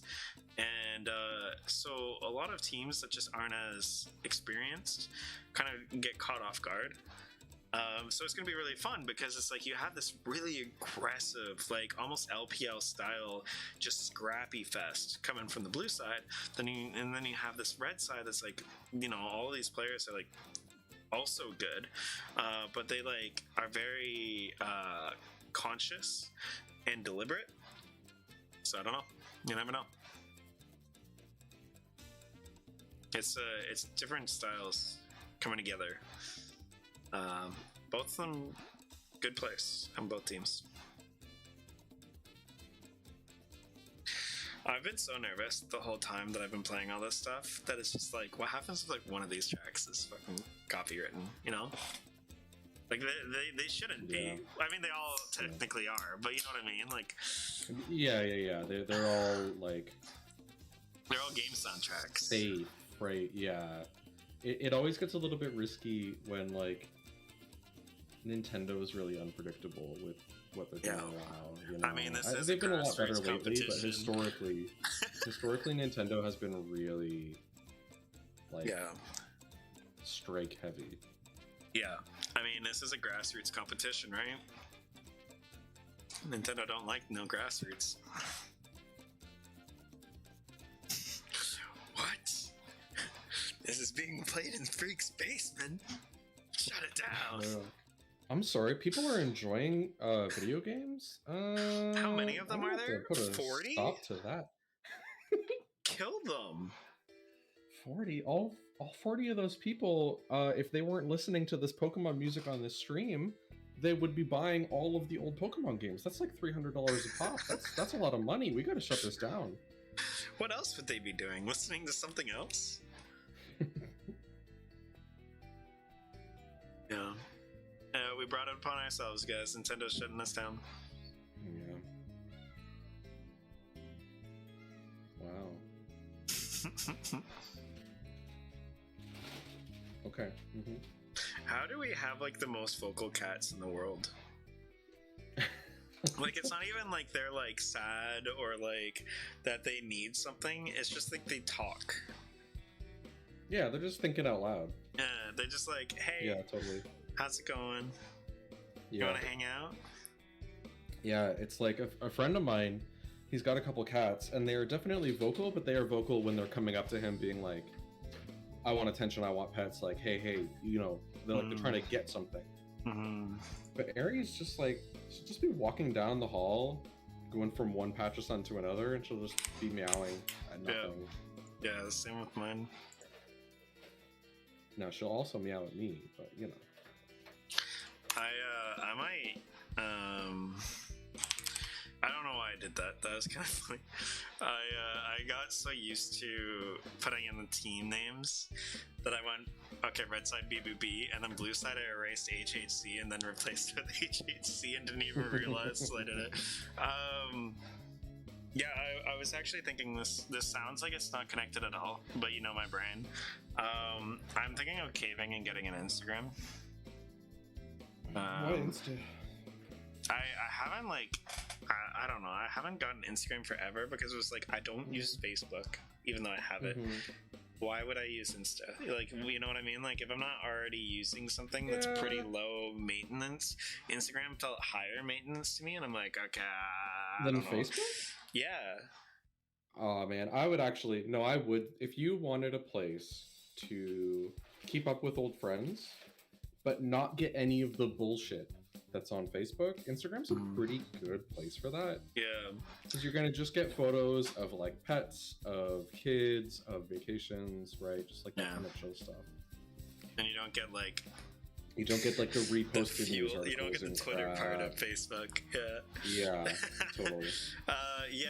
So like, I was just thinking about it because like I cook food, right? I could just post food pictures. I have a cat. Like, you know, I'm not gonna post pictures myself. Like, I don't really care. Oh, I haven't posted any photos of Ari to Instagram. I should do that. There you go. See.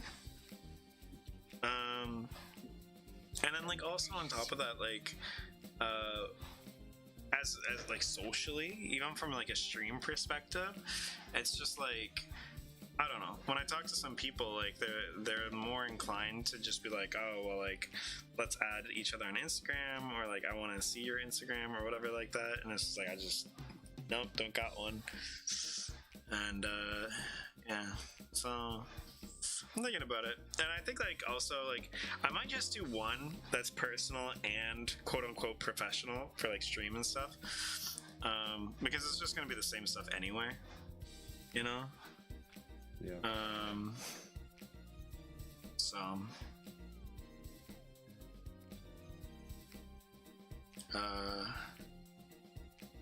yay, we're ready.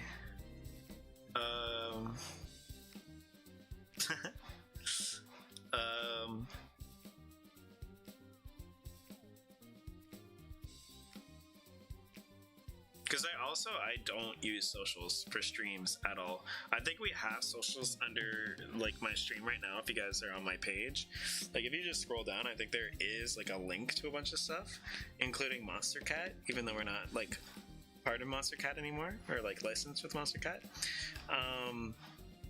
But like I don't use any of that stuff. It might not even be linked to the right stuff anymore. I have to double check.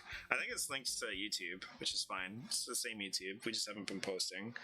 But like I don't know if it's the same Twitter because I have two different Frosty Twitters. So yeah, well I have to figure out the socials, because like for a long time when I was streaming I didn't care about socials. I just like I figured like if you guys want to watch, you guys want to watch, right? Like there's enough ways of being told than, you know, Twitter or Instagram or any of these things. But I'm starting to feel like socials as a creator is a little bit more than just, hey, I'm streaming, you know? I didn't think it was initially. And I was like, I don't want to bug people. Like, people want to hang out. What is happening? Oh, Get in here. listen.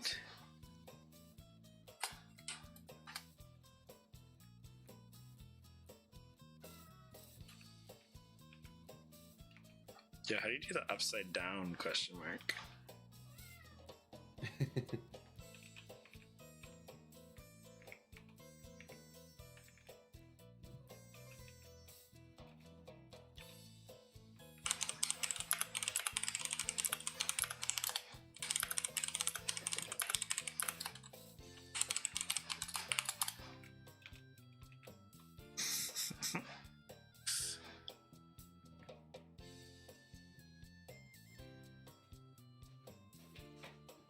Oh my god, my cat. Oh my god.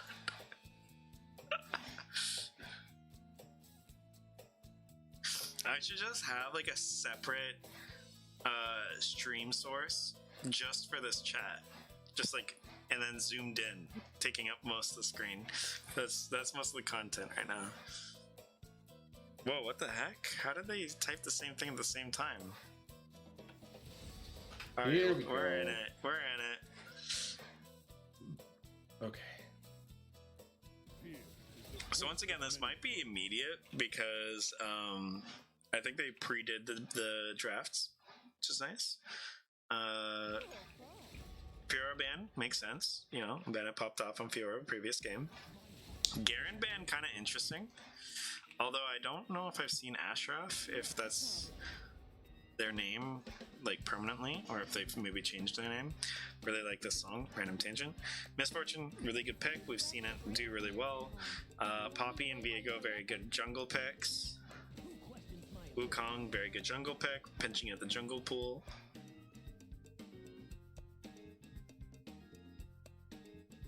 Ornn, Gwen, all good choices here. Darius would be interesting. Okay. Graves picked up early for probably Llama.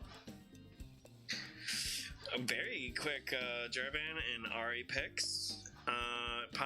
Able to punish characters that don't have dashes or immobile, such as Darius or Syndra. Ahri is one of the better mid laners right now. Vlad gets banned out. So Ornn probably didn't get picked up at that point. Because Vlad doesn't really... I guess Vlad gets a little bit of play in the mid lane, but not as much. It's a little bit harder because he prefers going against melees. Camille, yeah, so they both didn't pick their top laners towards the end. Camille, very, very strong carry threat. Echo popped off last game. Looks to be mid and top on blue side that was picked last. Orianna gets banned out. Looks to be the same on their end. Orianna overall pretty solid, able to kind of increase the resistances of her teammates when she puts the ball on them, as well as just the overall ultimate. And then we got Tristana. As I said before, I think Tristana is one of the best ADCs that you can play right now. Kog'Maw is gaining traction, and then we got I haven't seen a lot of Nautilus. Renata play. I think she's very interesting. Yeah, she and Senna are kind of like dueling it out right now to be considered the best support. But I mean, Nami, Janna, and Lulu and such are like very, very, very closely behind Soraka. But yeah, Senna and Renata are the two characters that are kind of like really, really kind of poking their heads out. And Riot has already taken the shot at Renata, nerfing her a little bit, but it just hasn't been enough. She just provides a ton of utility, is getting really, really good, and also on top of that, there's been like a little bit of adjustments to Renata, just due to the fact that she scales a little bit better off of AP. So people have been kind of changing the builds around a little bit to reflect that.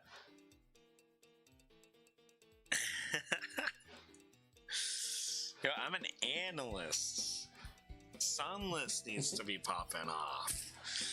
No, I'm an analyst. Oh Okay. What was your draft analysis before? Yeah, I like this character. They're pretty cool. Oh yeah, nobody likes Yumi. Well, that character, they just needed a lunch break, so they picked a good game for it, right? Because it was a game where that Tristana could just kind of pop off. They got to mostly just kind of AFK on Tristana's shoulder. Not a big deal. Eat that burger. My burger was great, but these both, honestly, as compositions, are a lot more traditional, a lot more versatile than we saw in the previous game. The last game was very scrappy, had a lot of weaknesses that could have been punished if, like, maybe the draft went differently. But both teams kind of opted into a scrappy game and opted into a scrappy comp. This, like, both of these, they have strong side lane options. They have good pick potential. They're both, like, relatively mobile, decent engage, good utility, good damage threats. Like it's pretty similar. It's really interesting to see how Alternative and Llama stack up in the early game. I think that's like the main thing. And yeah, Syndra has to be very, very careful of Ahri's ability to just like punish her lack of mobility. I think Syndra's kind of like the biggest target here. She can be punished with Cataclysm. She can be punished with Ahri's mobility into Charm. Like all these sort of things just like make her kind of the easiest person to take down. Huge and overwhelming support for BBB right now. 8.2k channel points being bet right now versus 0 for HHC after coming out of a pretty crazy game that we had just seen from HHC. And I know Sean. You guys might start knowing Sean by now. I don't know if he's gonna resist putting some points in there to be that guy. I really do want to. Look at all those points that I could win. Right? Like, literally one person could just put in some right now and just gonna earn put in massive. 1 point, right? Mm-hmm. I was thinking we need to set something up on your stream that people can use those channel points on. Yeah, that's the next Gotta step. give them something memey, right? Let them like put some shit up on the screen. Yep. That's the next thing. That'd be good. As a like noob, casual variety streamer, it is hard to think of things to put up, but I have some ideas for the future for at least these tournaments. Honestly, I like the clip art idea. Yeah, the clip art idea is pretty funny. Just give some stupid images for people to slap up on the screen for a few seconds, you know, like. It's like the chat combo thing that you can put up on the screen, like when people emote and stuff. Okay, here we go. And then let's change that music back up. Mid AFK. Oh, did they pause already? Yeah, immediate pause. That's alright.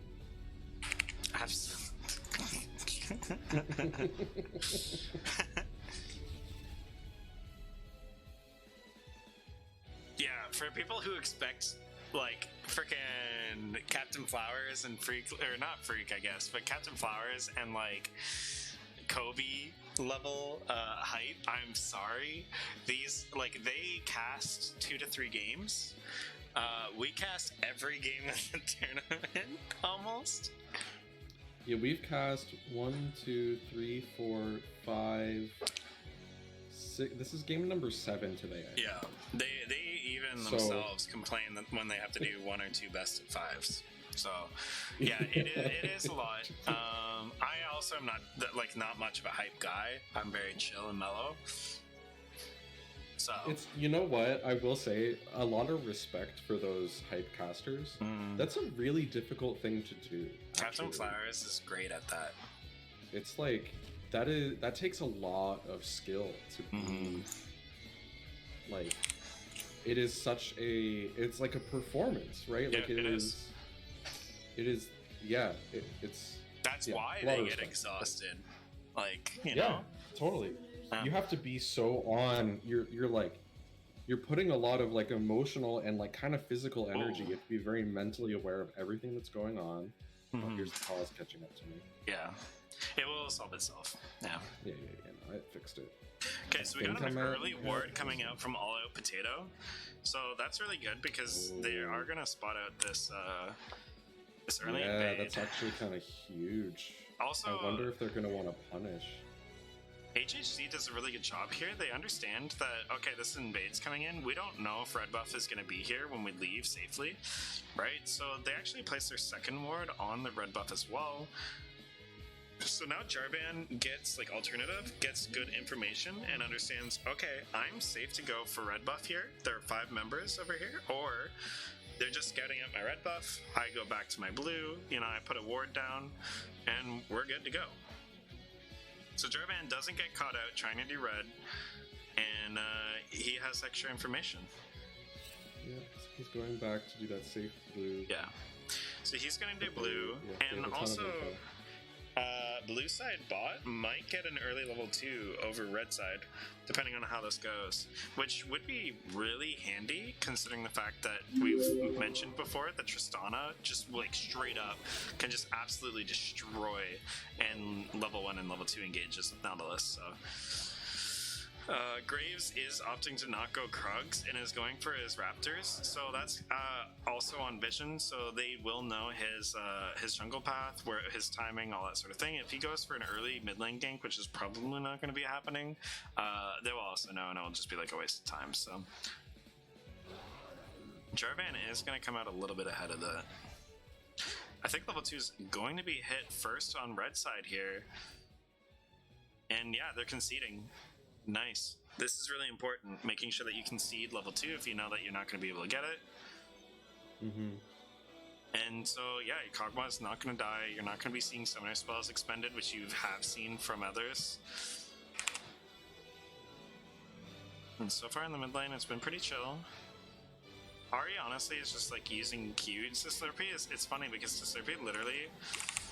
Oh, big engage onto the Dragon Mooncake. Dragon Mooncake Power pulls dive. Tristana into the turret. It's Wow. unfortunate. Passive coming out from Straightweed. Doesn't have the damage ready. Had to reload on Llama. But they can try and redive this. But we do have a counter gank possibility coming in. Great work So- on bot lane fighting off that gank. That was huge. Very, very good Q coming off from the Renata to be able to make sure that Trist takes a little bit extra damage. Was even at threat of dying Yeah. right there. I think that was necessary because that meant that Trist had to back off very early into that engagement, which would have the damage from that Tristana would have drastically changed the way that went down. Yeah, as far as it goes, sums traded and everything, HSC kind of actually gets ahead off of that. Yeah, So, only a flash and an exhaust went down. yeah. And Graves, his advantage here is that he's able to outpace Jarvan in the early clears. Really, really strong auto attack if you make sure that you're able to abuse it. And honestly, Jarvan's like keeping ahead now because the wards, the knowledge, and also his time wasted in the bot lane with that really good defense.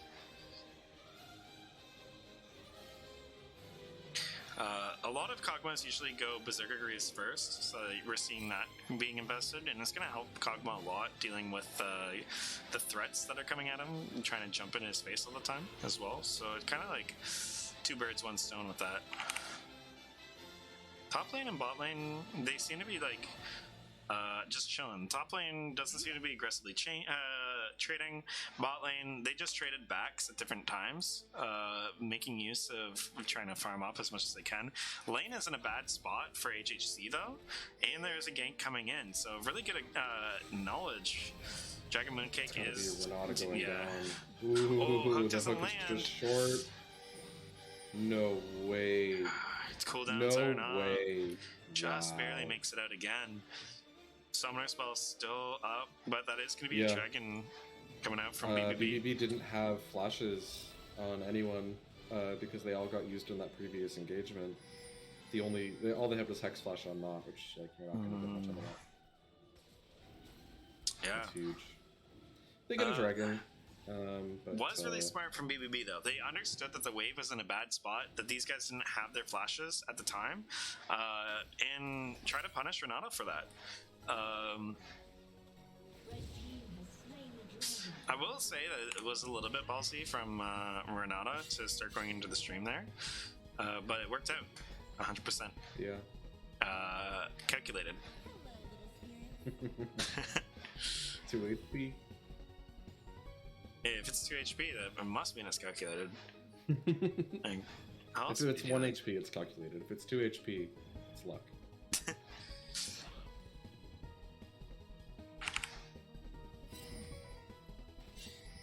Top lane, as eventful as always.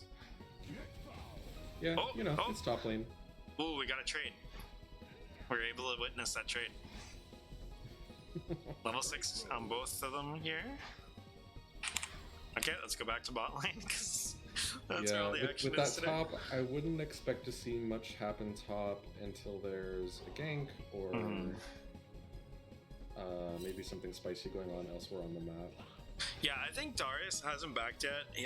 His opponent has a Warden's Mail, so I think that like he's just saving his summoning spells. He's saving his aggression for quite literally what you're saying, like a gank, or for his back. Like he hasn't backed yet, and Bennett might actually be able to punish that. Like when we do see Bennett going in for these trades, he's actually doing quite well.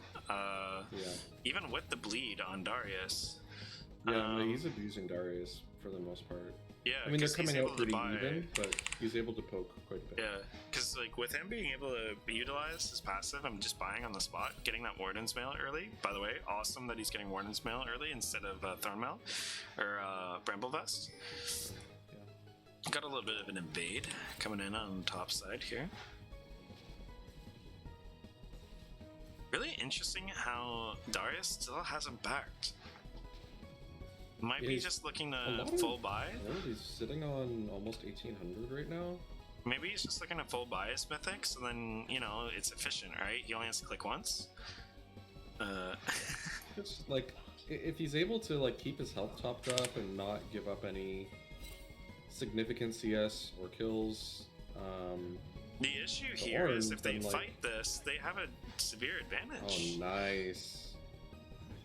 Prevented the Ornn from being able to reflect that ultimate with the pull. Yeah. Like, Alternative he did does use have a both of his level summons. advantage. Once this gank backs off, we'll probably back. They don't. I don't think they can dive. They don't have the mana on Ornn. We gotta fight on bot side. Big fight, It's a but little not bit a of lot a of trade. damage. Both teams just sort of... Tristana wasn't really in a Swapping each position. other. Yeah, she wasn't able to like implement him a lot of damage from her. Like she was also stunned for a bit of that. Kog'Maw, it's Yeah. early game. He's got boots. I'm worried that this Darius' B button might be broken. That'd be a long way to walk. I get it. I understand. I mean, dying is faster than being anyway, That's true. right? Oh, You're no, just they waiting figured for it it. Alright. Fix the bug. Oh, Ornn heard me. Bennett heard me. Went for the Bramble Vest.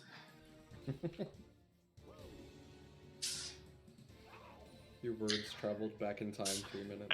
I mean, honestly, Warden's Mail before Bramble, I respect it.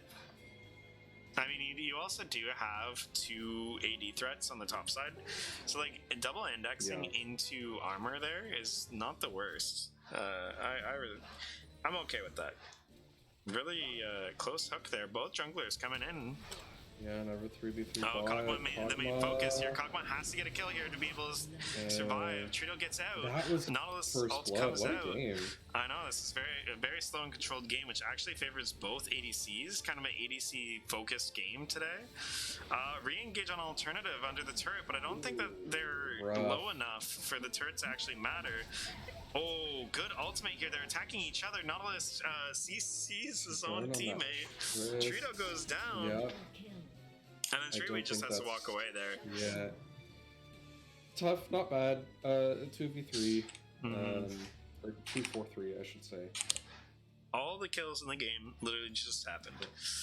yeah. People are like, hey, you wanna be more hyped today? we got a 5-kill game in 11 minutes. Yo, we're Wow, being that's, set up right now. we got to do the like 6 a.m. radio host casting. Hey, That's 2 kills for blue side and 3 for red side, rounding on almost 11 minutes into the game. 1 second, I'm just gonna get my golf applause sound clip here. Okay, we do see a fight here. Ultimate does come out from the Slurpee. Amazing scatter the weak. You can get a kill on Wiener bopping here. The Llama gets traded off, but then Wiener flashes, gets the ultimate Kakuma's off. got the damage, but they're very alone. Yeah, everyone else is dead. There's The no dragon's probably jungler. gonna reset. I don't think either team is gonna risk How has that dragon trying to not take this reset? dragon. There it goes. Yeah, it was actually being tanked. Kog'Maw was tanking the dragon for a little bit there. For a Get a while, plate for yeah. Kog'Maw, which is good. We're going into an early Rage Knife. I'm wondering if they're actually going to finish the Rage Blade first, or if they're going to opt into something else. I've been seeing Rage Blade being finished as like a second or third item usually. So I'm not sure if they're rushing it or not. I haven't seen too much rushes on Kog'Maw.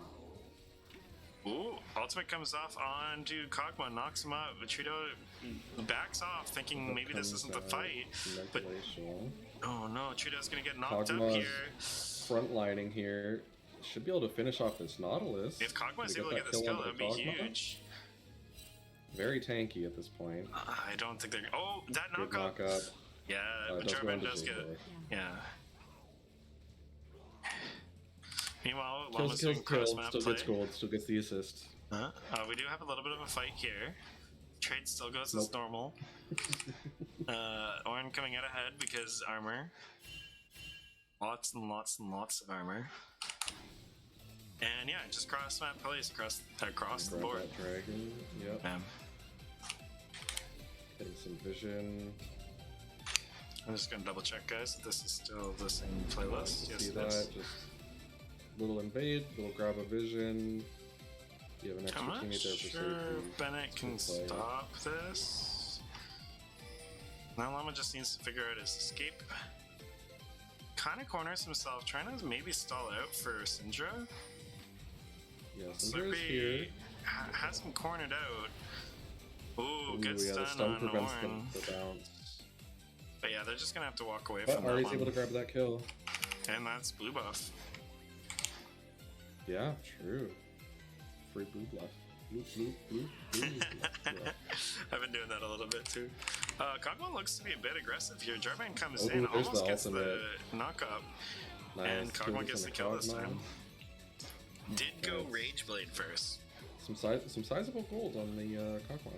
Mm-hmm. It's a bounty on him now.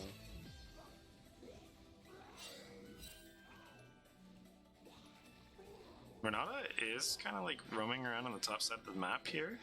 Reptile is Yeah, down. it's interesting. I'm not sure if they're, I suppose, clearing vision. I wasn't really paying attention. I don't think there's a Kog'Maw's lot of very vision. alone right now. I mean, J4 is nearby, but not Mhm. close enough to save them. Alright, so we got Luden's finish on both of the mid laners. They both have their boots. Syndra is opting for Merc Treads for the CC. A little bit of magic resist as well. As I said, like, Ari is kind of trying to take advantage of Syndra's inability to reposition. And so, like, getting that Merc Treads against the Charm, against the magic damage isn't too bad. Especially considering the fact that you also have, like, Renata, CC. So, it's not too bad. Kog'Maw also does hybrid damage as well. We do see blue side kind of clearing out their jungle, trying to get control again. Llama uses Rift Herald on bot side, trying to get this play. They might even dive. I mean, there's nothing tastier than diving a Kog'Maw.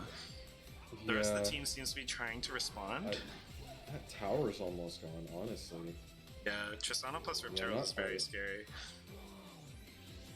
Pretty dang close. That tower was basically full before.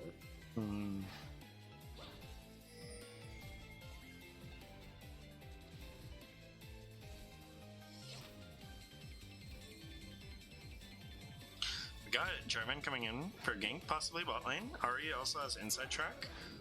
Ari might have got stunned here. Ooh, big damage from Renata goes Llama. down fast. Yeah, she is incredibly squishy. Ooh, Cataclysm comes out, hitting 2 units from Alternative. Might be able to get Trito. Do we have the Gets the dash? slow.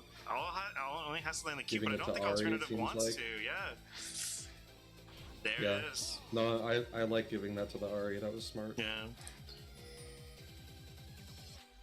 Serpy tries to trade a little bit of turret damage. Understands that Syndra decided to stay mid lane. She's trying to do as much damage on the turret as possible, so she's just trading out that damage. They're going to come out a little bit ahead, just because the lane was pushed in. The minions did a little bit of damage to top as well. But this is a first turret Ari option. can get this turret. Yeah. Yeah, this is a turret. Yeah. Red team's turret has been destroyed. That's actually quite good for them as well, because you do have mid and bot incredibly low from that Rift Herald's play, from Syndra staying in the mid lane and just kind of like hard pushing. And so being able to secure first turret gold is a nice, like, just chill alleviation, I guess. You know, like, you don't have to worry as much. If you do lose the turrets, it's not as punishing. Bit of a brawl mid lane here. Nope, everyone's backed off. It was almost a 3v3 there. I think they both are realizing that Dragon's coming up soon, 33 seconds away. And they want to save their abilities. I think mostly they were trying to get rid of Kog'Maw's flash. That would be like the big thing for me. Is if you're BBB, the biggest thing you want to do is try and get rid of Ahri ultimate and Kog'Maw flash before the fight. But All Out Potato is able to get out safely without taking too much damage, has red buff, and isn't able to doesn't lose the splash. Really good ultimate opportunity. Renata and Ornn ultimate like landing right beside each other. Cataclysm coming out from blue side. Huge Tristana damage from the makes it Ahri. out. Tristana uses The ultimate on Flash the gonna Ahri. chase her down. Oh. Trist goes down. Graves will follow. Yeah, Full ace. that's Free dragon. That's huge for blue side. Yeah. That's a big amount of pressure to be applying. great play from both Bennett and Dragon Mooncake there to be able to like get that double layer of long range engaged CC was just like phenomenal, especially considering the fact that they were all lined up too. And they just weren't in a position to be able to fight back. And when they were in the retreat, what are you gonna do? Like you have one lead. Get that turret. Not quite. That's too bad. That was almost. That was a huge amount of vision. Dragon almost got that mid turret. I mean, obviously a huge cash injection, but so that was good stuff. So, rare position for BBB to be a little bit behind in the early game, but it has happened before. They do have objective bounties now, which is always kind of interesting.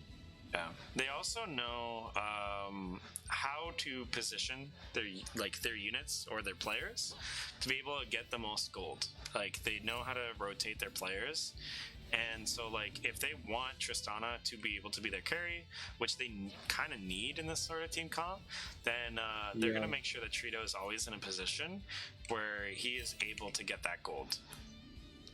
Yeah, I think it has to be the Trist. I don't know if you could. I mean, Syndra has a lot of damage potential, Darius as well, but I don't think either of them are quite set up for it. I mean, Syndra should have a fair bit of gold at this point in the game.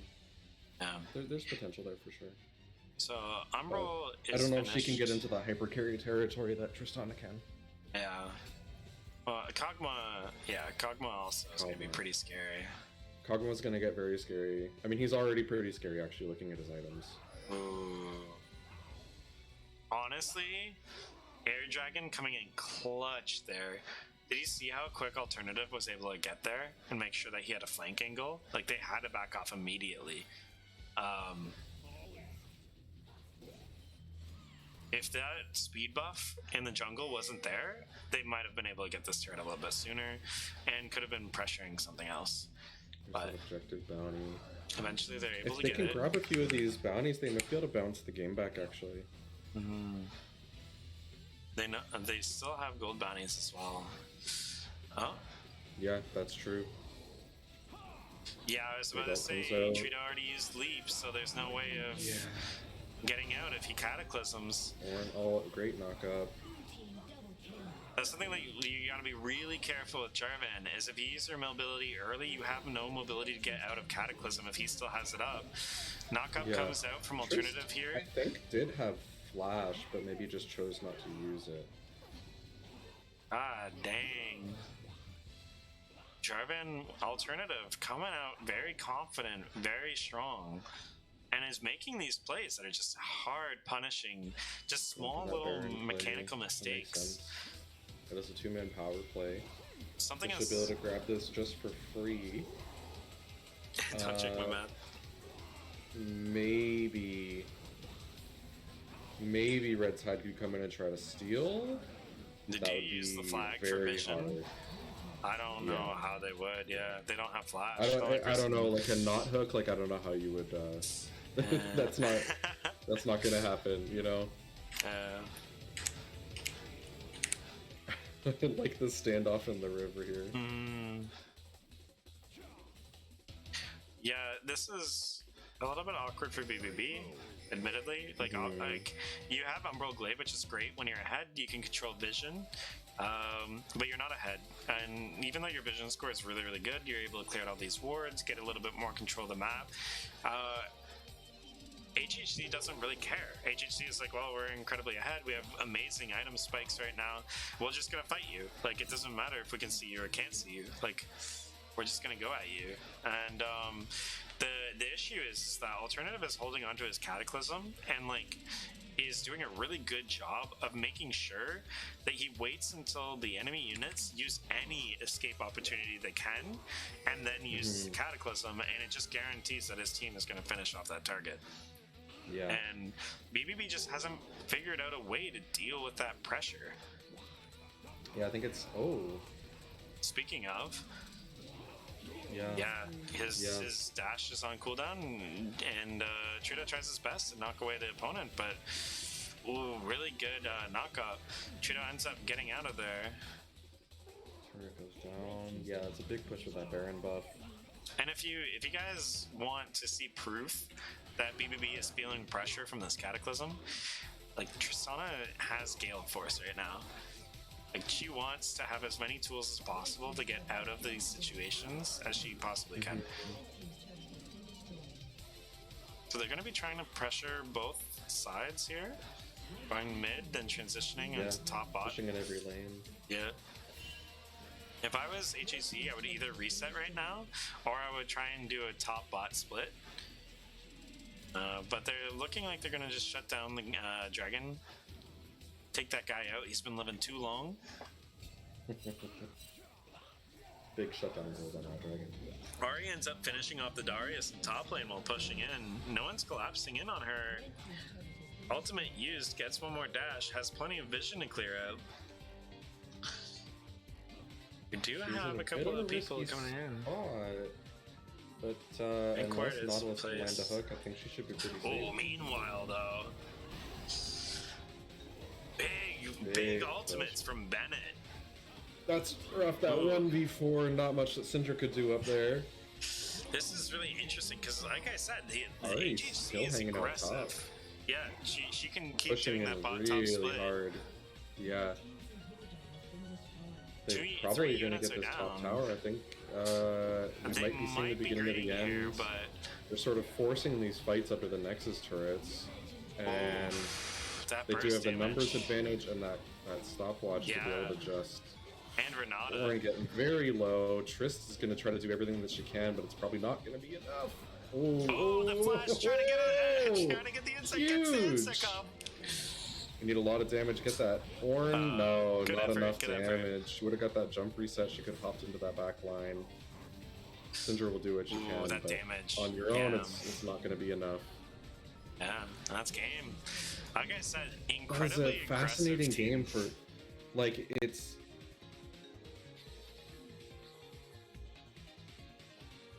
For the stream, we might have cut out Fishon because we left a game and that's a weird audio bug.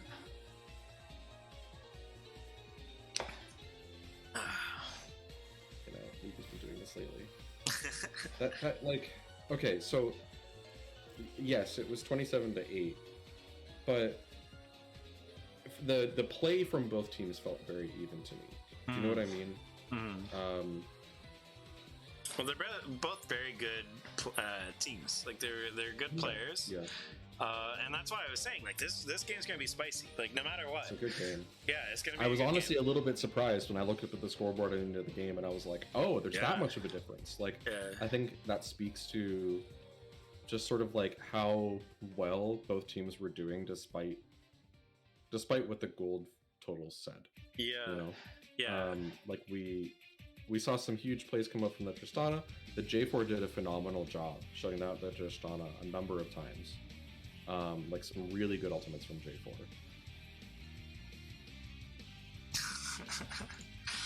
Alright, so let's check out the bracket. Or chat. Here's your bracket.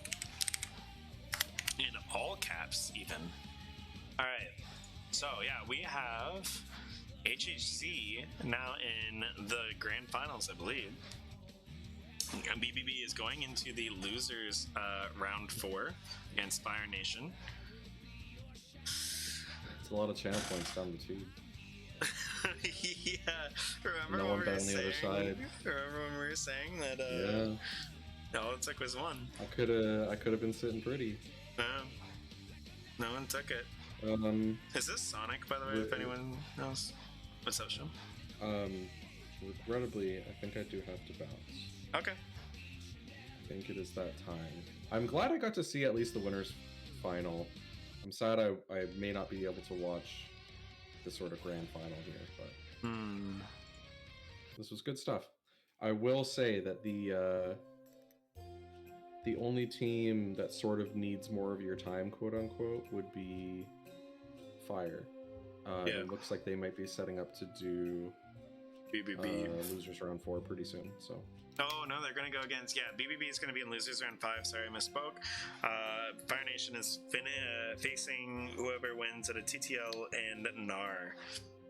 Yeah, so I think that would be, if you could get a spectate on Fire, that would be the only team that sort of didn't get attention. Except Stonks only got like a little bit of spectate time, but they were knocked out round 1, unfortunately. So not much could have been done about that. Cool. Right, anyway, see ya, buddy. Enjoy good job to all the teams. busy... I will see you later. Everyone say bye. I got bye, stuff Sean. to do. Bye, busy.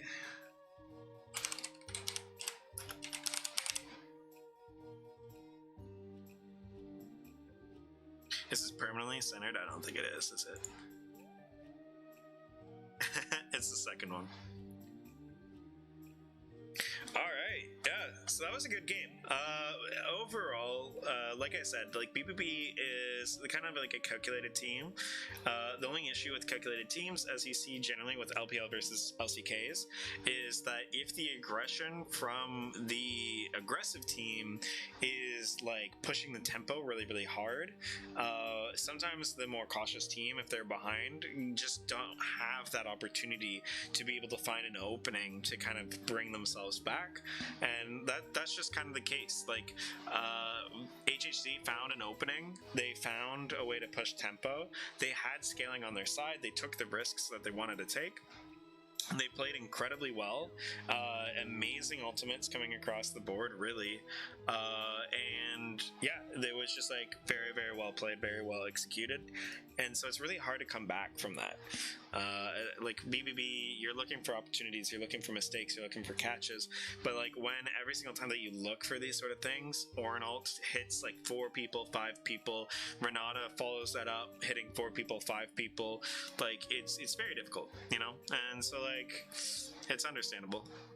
So we are just waiting, I believe, on the results. If you go to the bracket, we're looking at game 16, TTL versus Gnar, and they are essentially the deciders on what loser semis is going to look like. And BBB is going to go down to losers finals for a chance of redemption against the winner. And yeah, it's essentially top 5, right? Because we have BBB, HHC, Fire Nation, in the game currently with TTL and Gnar. So, we might not have predictions, by the way, guys, just for the next couple of games. I'm sorry, I know a lot of people probably want to make up their points for BBB versus HHC. I know that was a lot of points. We don't have anything to spend the channel points on right now. Anyway, I'm looking into that. So yeah, I apologize. It's just something that I can do when I have a co-caster that's a mod, because they can focus on the like stream extra stuff that's like kind of fun to do, and I can focus on just like making sure that we know what game we're going into next, like communicating with Tournament King, all these sort of things that go on in the background. The production of it, I guess. So it's hard for me to do currently the production as well as extra stream stuff. So. Hey. Hey. Unless, Yeah, he had the plans.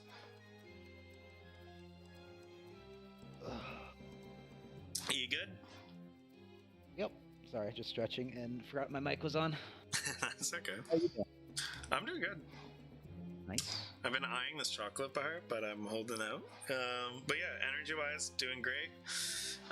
Games have been good. Lots of people tuning in, having a good time.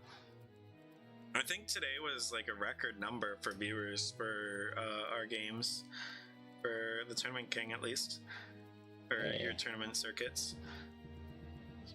Almost broke 40. Ooh. So it's been a good time. Nice. Shout out to all the people watching. Yeah. Shout out to the amazing casters, Sunless and Frosty Guts. Yeah, so rest in peace, Sunless. Yeah. So currently the TTL versus Gnar game is going on, right? Yeah, would you like to spectate it? I'm not sure. I'm wondering how far in they are. I'll check. Last time I checked was like 5 minutes ago, and it was very, very close. But a lot can happen in 5 minutes. TTL is Loon, I believe. Oh, this is a very even game. I don't think this is going to end soon. Okay, I'm jumping in right now. You want a solo cast, or do you want me to try I casting can, with you? I can solo cast. I'm good. You sure? Yeah. I mean, I'm not kicking you out. If you want to hang out, No, if you I want to know. talk everything, you're good. Well, I don't want to cramp your style, I guess. I don't know. It's all good. If you could solo cast, I just wanted to make sure, in case you wanted an extra person and felt uncomfortable. Yeah, Here. if you I'll want leave you to... be. I trust you. Okay. Alright, see you in a bit. See ya. Yeah, I think getting TK to cast would be kind of hype. Oh yeah, we gotta see his cast skills. We gotta see his Mordekaiser jungle skills. Oh, alright, wait, if you get it in with a Wukong engage, does imply CC Orianna plus, I believe that was Lucian at the time, just bursted down Wukong immediately. But Nightrune and set of numbers just being able to last the storm. And now they have numbers advantage. That beautiful Q over the wall with Sivir, allowing them to finish off the team. And yeah, but you guys can hear the stream. You can hear the game. You know what's happening. Thank you, though. Yeah, I was checking Discord, so I apologize. Yeah, so that's gonna be Dragon over for TTL, I believe. No, Luna's TTL. So blue side's TTL. I'm gonna follow us. There you go. And I'm gonna change these for you guys so you know who's who. So we have TTL. And then I believe the second team, just gonna double check here, is... No, Unanimist, right?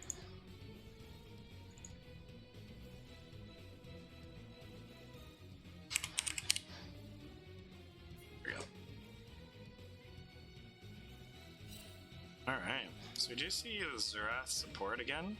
Alun does find the opportunity, dodges the stun, and just completely solos Zombie as he's trying to clear out that vision.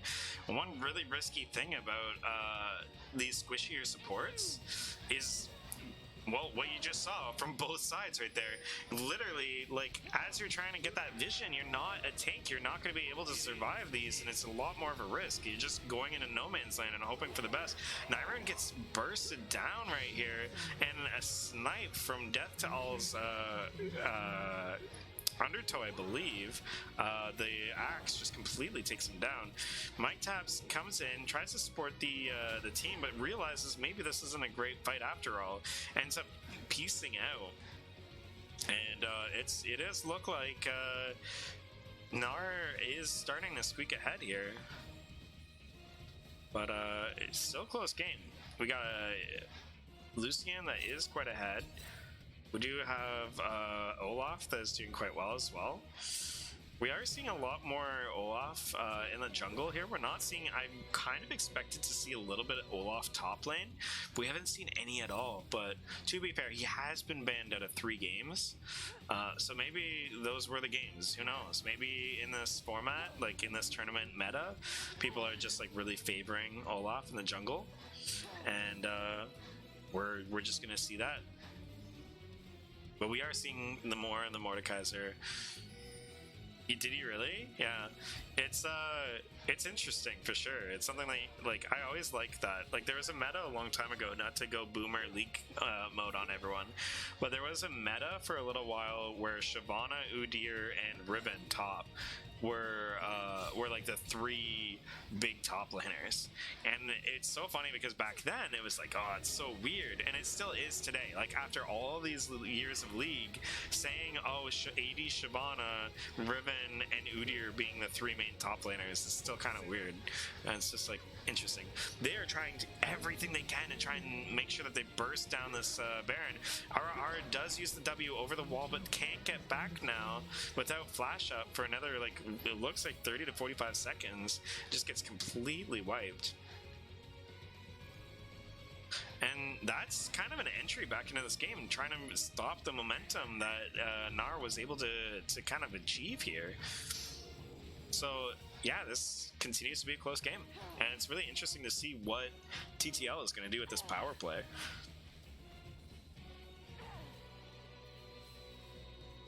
So everyone's resetting as one does. This is the first team that also has been starting to pay the Lysandra tax, or as you guys might hear more commonly in Captain Flowers terms, the Skarner tax. Victor does have a QSS, and Lucian does have a Hex Drinker, which is good. That is definitely an item. If anyone out there hasn't been buying Hex Drinker lately, good stuff. Synergizes incredibly well with Ezreal. Synergizes very well with AD in general. So if you're going a build that happens to have Mana in it, I do recommend getting a Ma as well, because it scales off of AD. You get a ton of AD off of Mana. Just like overall has good synergy. But you are getting a lot of AD from all of these items from a Loon, and so just being able to have that magic shield is going to be pretty considerable. Amazing engage from an RR from a flank, coming into the side, starts chasing Super Dogman. Mike Taps is in the death realm. There's still another fight on the right side here, and a snipe from Sivir just takes out Victor. Deathdoll doesn't really have a way in, and doesn't really want one after seeing his teammates getting blasted like that.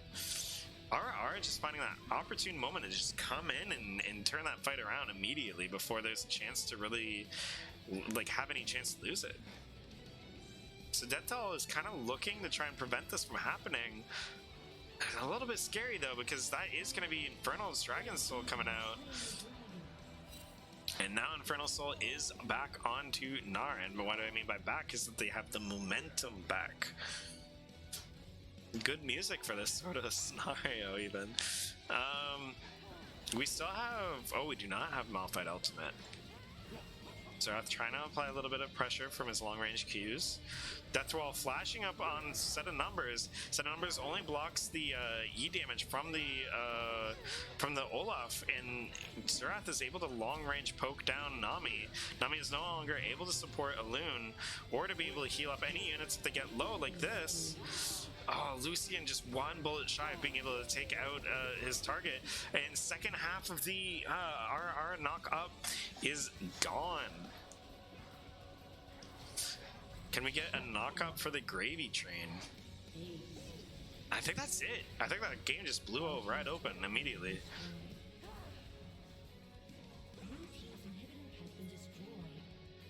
And I think that means that they're getting a rematch against BBB as well. I have to double check the bracket. But yeah, they might be coming back with a vengeance on BBB after BBB put them in losers bracket.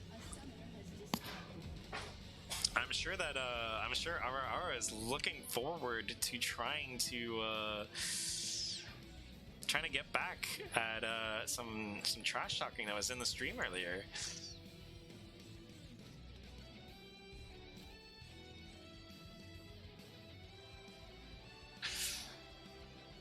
Close game until it wasn't.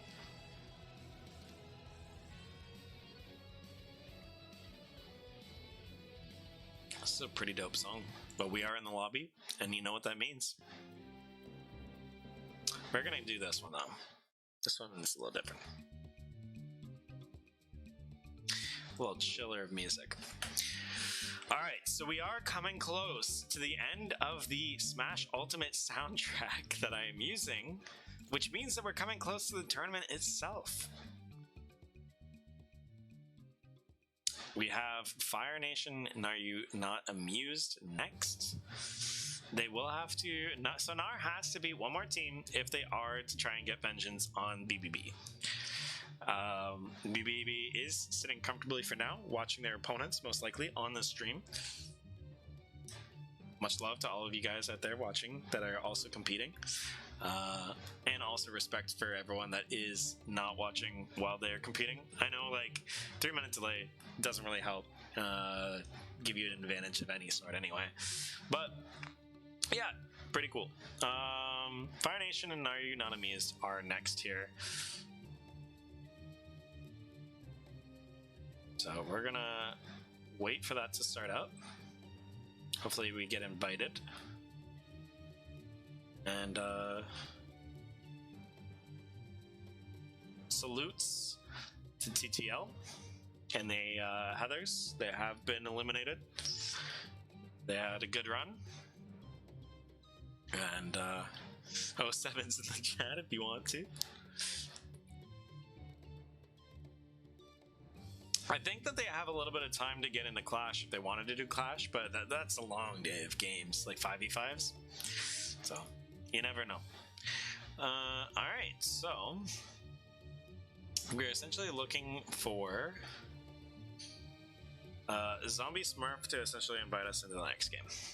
Or, no pressure, but, someone from Fire Nation, which we haven't really seen much of, so I'm really glad that we get to see them in a full game. I don't know if they're on here. Oh, they weren't, because they weren't in the first round. Hey, there it is. Alright.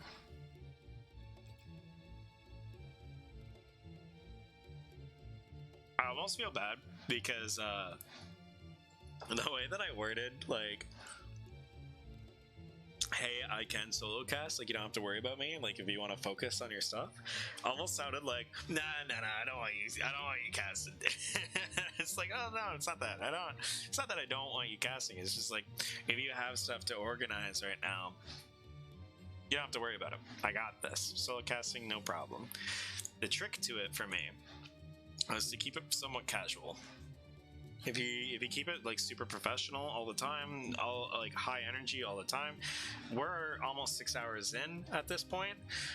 Like, you're gonna be exhausted, you're gonna burn yourself out, and then you're gonna have finals, and you're like low energy, you know? Like, here I feel like I'm mid energy the whole time, right? So it's just like a little bit more like community like, or like, you know, just hanging out like, I think. And also it's not just like tennis or golf where it's like, all right, RR goes in, gets the knockup.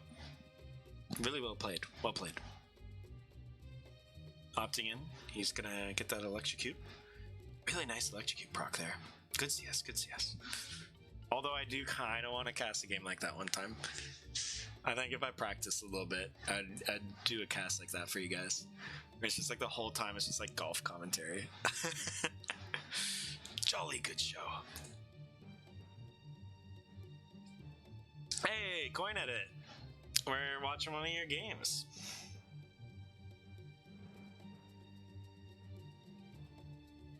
It's been a long time. Coin Edit has been in the chat, participating, hanging out in between games, and we finally get to see their team play, which is good. I'm very excited. Frosted like a cake.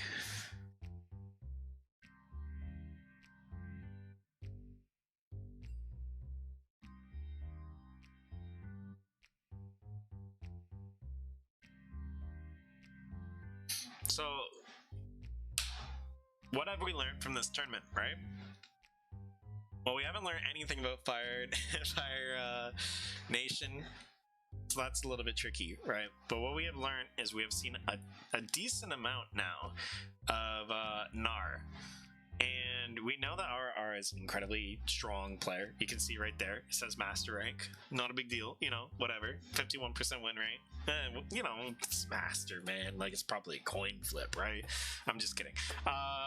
Sesame Oil has played really, really well. Nairoon has played really well. Like, this team is good. Being eliminated pretty early on by BBB, it just, they're like, these are like the reoccurring teams that have been successful the entire time. So it's not surprising that they're eliminating each other, right? Now, the thing is, you know, I don't want to say too much because, like, I don't know how much scouting Fire has done, right? So, like, I don't want to, like, mess up. I just want to, like, analyze or whatever and not give too much of an advantage here. With the flawless client, 100%. You know, right? Client based, okay? There's nothing better. You can't tell me. Can't tell me otherwise. But yeah, there are certain picks that I will talk about in draft. I was thinking about it as I was talking here to just kind of fill time, and I realized, like, unfortunately, it would give away a little bit. I want teams to be able to do their own research. I don't want them to just tune into the stream and be like, hey, Frosty's got us, you know? So, yeah, it's okay. Well, like, you guys are gonna have, you guys are gonna pick all your picks before I even see them anyway, so it doesn't matter, right? But yeah, like, I'm gonna wait, because, like, right now, it's way before Champ Select, so the delay isn't gonna matter. But yeah, no worries. Yeah, so essentially there are certain characters that have been reoccurring on Gnar's side that I could see targeted banned. However, I don't know if we're seeing these picks repeatedly because there have been consistent targeted bans to prevent something that's worse out there. That's something that I can say, right? But yeah, we have seen a lot of consistent same picks. The fact that some of these consistent picks are very meta heavy as well, like I'm going to just say Wukong is part of the meta. I'm wondering if that's going to still be left up, because Wukong is one of the best junglers right now. He has an amazing engage or supportive engage if someone leads the charge beforehand. And you saw just like right there, it is very potent if the timing has been found. No, don't worry about it. No worries. I'm not saying.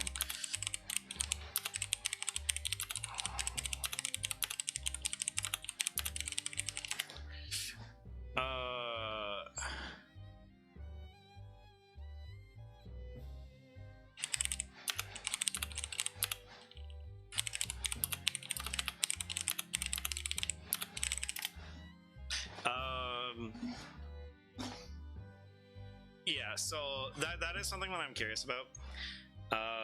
We are going to be getting into Champ Select.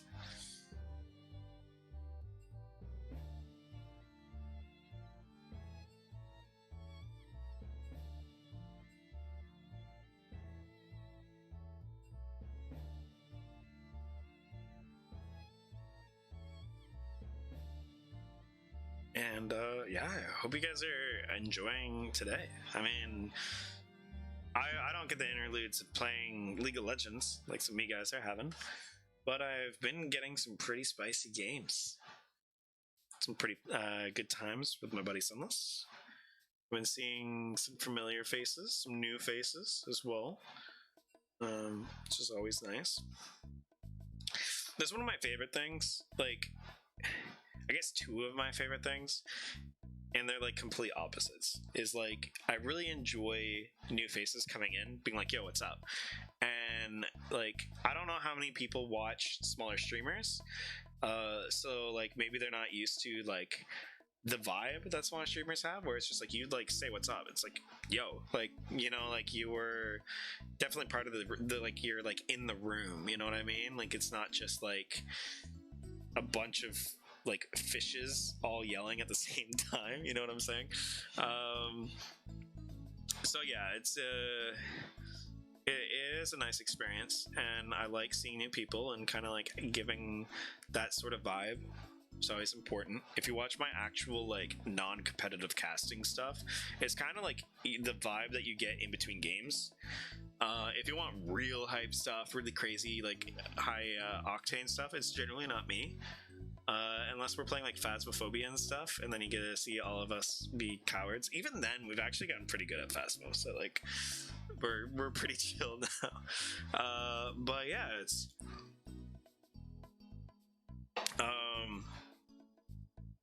really fun to be able to hang out with new people, say hello, meet them. As weird as it sounds, it is really cool that like every single person that you talk to, even on like League or something here, or like the people that you're meeting in this is Discord, if you're part of the tournament Discord, like every single person that you talk to is like a completely like a complete person. Like they have all these interests, they have like all these cool things about them, you know what I mean? It's cool. I understand why people like Saikuno goes, I want to be a streamer to make friends. I get it. The other thing that I love, my other favorite thing, seeing people that you know, seeing regulars, seeing people that pop in, because it means that they like being here. And that's just kind of like, I guess that is the same thing at the end of the day. It's all connected, right? So there's my wholesome rant for the day. I'm done with the wholesomeness for the rest of the day. All right, we ain't putting up with no shit no more. We're done. That was the wholesome. So, except for the croc music, we still get croc music. I don't know what we're doing for the next one. If you guys have like a banging soundtrack that's kind of cheese, hit me up and we'll use it. It has to be a game soundtrack that isn't copyright protected though. Yo, Nyroon has been playing really well in this tournament. Welcome, yeah. Nyroon has had some clutch plays. Has been playing well in carries, has been doing a little bit of tank work. So all we have to do is like all we have to do is give him the impact treatment, and even though he's playing good on carries, just be like, oh yeah, he can't really play carries, you know, he's mostly a tank player. That's like my favorite top lane meme, is like every freaking NA LCS caster is just like, yeah, Impact can't play carries, and then you look at his stats and it's like the past like 6 games he's been on the carry, he's like decimated or like done really really well on. And they're like, yeah, you know, he's not like, you know, these other top lane carries. It's like I don't know, random thing, it cracks me up. All right, here we go. I can actually talk about draft now, which is awesome. Something, if I was in yeah, I gotta switch this. Now that I know the sides, Gnar seems to be on red side still, so we're looking at Team Fire Nation, Fire in the blue, Gnar in the red. So, overall, some key picks that I'm a little bit nervous about if I was Fire Nation.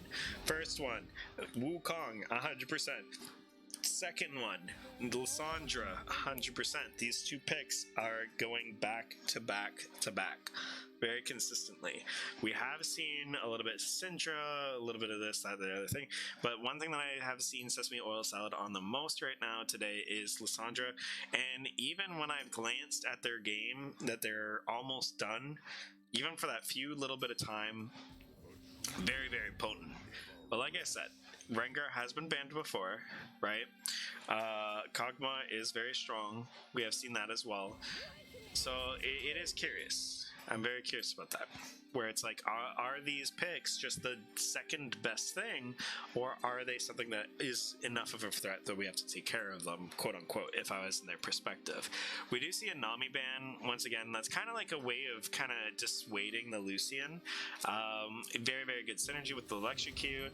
You see the Viger ban, so it could be potentially an Ahri pickup that they're looking for Fire Nation here, just because Viger is very, very good at setting up the cage, stopping mobility. Jarvan, extremely potent. We saw that in the HHC versus BBB game. And just really good early game pressure. LeBlanc getting banned out, trying to take out that mobility in the game, being able to just like get those picks, get that burst damage to possibly swing fights. And possibly a first pick Tom pickup. That means that Wukong is going to be Ornn. Okay. That means that Wukong possibly could be open here for a pickup, as well as whatever ADC they could be picking up or support. Generally is going to be the draft here. I would assume that Wukong would get picked up in this phase of pick. RR seems to be just like really favoring it as if he ever gets opportunity. And we see an early Singed pick. Okay. Yeah, it might be because Ornn was picked early, so they decided to use this now. There's the Wukong pick, yeah. So that's kind of predictable. I assume that Nyrune is going to be playing that Singed. Kai'Sa is very good right now. Going more so of a crit build, Leona is always relevant, always a consistent good pick. Wouldn't be surprised, but you never know. Disengage also in general, like this is a very hard engage team right now. Long distance engage with the Ornn, medium to long engage with the Leona ultimate. Kai'Sa being able to dash to targets, being able to help with the engages from long range as well. So far, like consistent idea and identity from the team of Fire Nation right here. And there's the Lissandra pick as well. It does seem as though they might just be picking top jungle mid bot lane support. But yeah, like the Wukong and Lissandra picks on Gnar's side have just been really, really, really consistent. And so it's not surprising that they're picking it up now in the first phase before they get banned out. Orianna's getting banned out here. So they aren't picking up the Ahri, they aren't picking up a LeBlanc here. They might have been looking for a LeBlanc earlier, however, with the Viger ban, but then the LeBlanc ban kind of put them back onto Lissandra, I'm not sure. We'll see what the bans are coming out of Fire Nation side. We are opting to take out the late game option with Jinx. Not seeing any support bans beside the Nami, which is very surprising because there's tons of options that they can do right here. Maybe that's the reason. Maybe they're just taking out hyper carry options, maybe another Aphelios ban or something like that. The issue is that Tristana is going to be left open, or Aphelios if they wanted to do a late game sort of pick. So Morgana gets banned out. Morgana and Leona have like this interesting skill check between the two of them. So just like kind of keeping it simple. I wouldn't be surprised if like Nautilus gets picked up here. But yeah, you have tons of options here if you want to pick your support. I wouldn't also be surprised if they end up picking Tristana and not revealing. Vayne pick. Okay, Ezreal. Okay. Vayne, don't be surprised, guys, next patch if you see a lot of Vayne. With the changes to durability and damage, characters like Kog'Maw and Vayne are just going to go up in priority a little bit. And it's just going to make tanks better, and then tank killers are going to get better by like just natural order of things. Heimerdinger would be spicy. Okay, I like it. I'm always down for spice. Got some harpsichord in the background. Harpsichord? Cosmic Candle at the last pick. This is going to be the jungler. What is their answer to the Wukong Lysandra combo that they've been dealing with?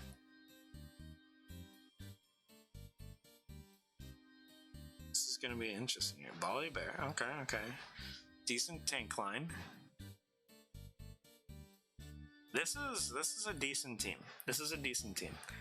Heimerdinger can set up with the long range ultimate grenade, getting really good lineup with the Ornn. He also has the ultimate turret in case the enemy tries to dive in on them.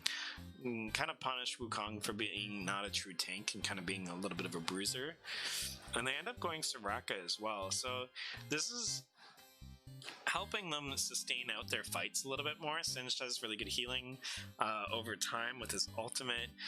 Lysandra has self-healing. Ezreal might be going Divine Sunver. We don't know. And then Soraka gets the healing through Rejuvenate and through her W as well. So yeah, it's just like helping them after their initial engage, just continue out the fights so then they can't weather out the storm. And Soraka just has to be careful of all the long range engage that exists on this team. Alright. I'm going to be throwing out some weird...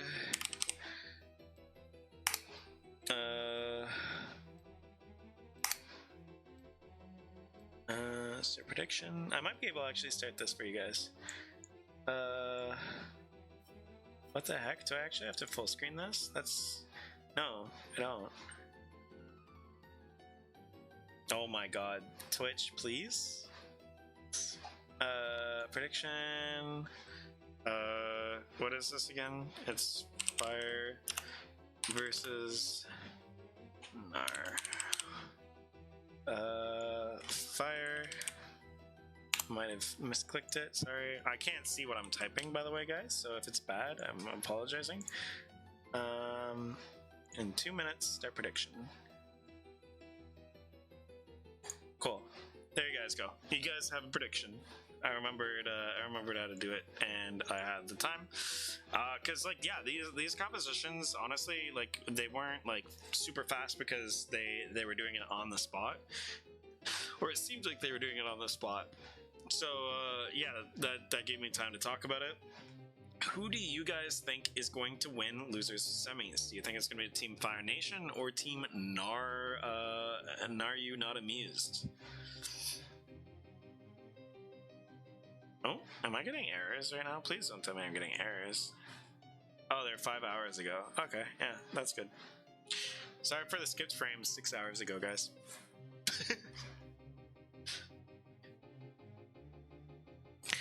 Alright, so as that's going on, you guys have 2 minutes. Once that spectator delay is gone, the prediction is done. I just have to remember to give you guys your points. So, talking about overall who I think or what I think is going to go down, honestly, like, this is hard to say because there is some flexibility in Fire Nation's team composition, right? There is front to back potential, but there is also, like, if they get a catch onto something like a Soraka and they don't mind the repositioning, they have that option. They have the long range engage with the Ornn, they have the ultimate from the Leona, they have the ultimate from the Kai'Sa.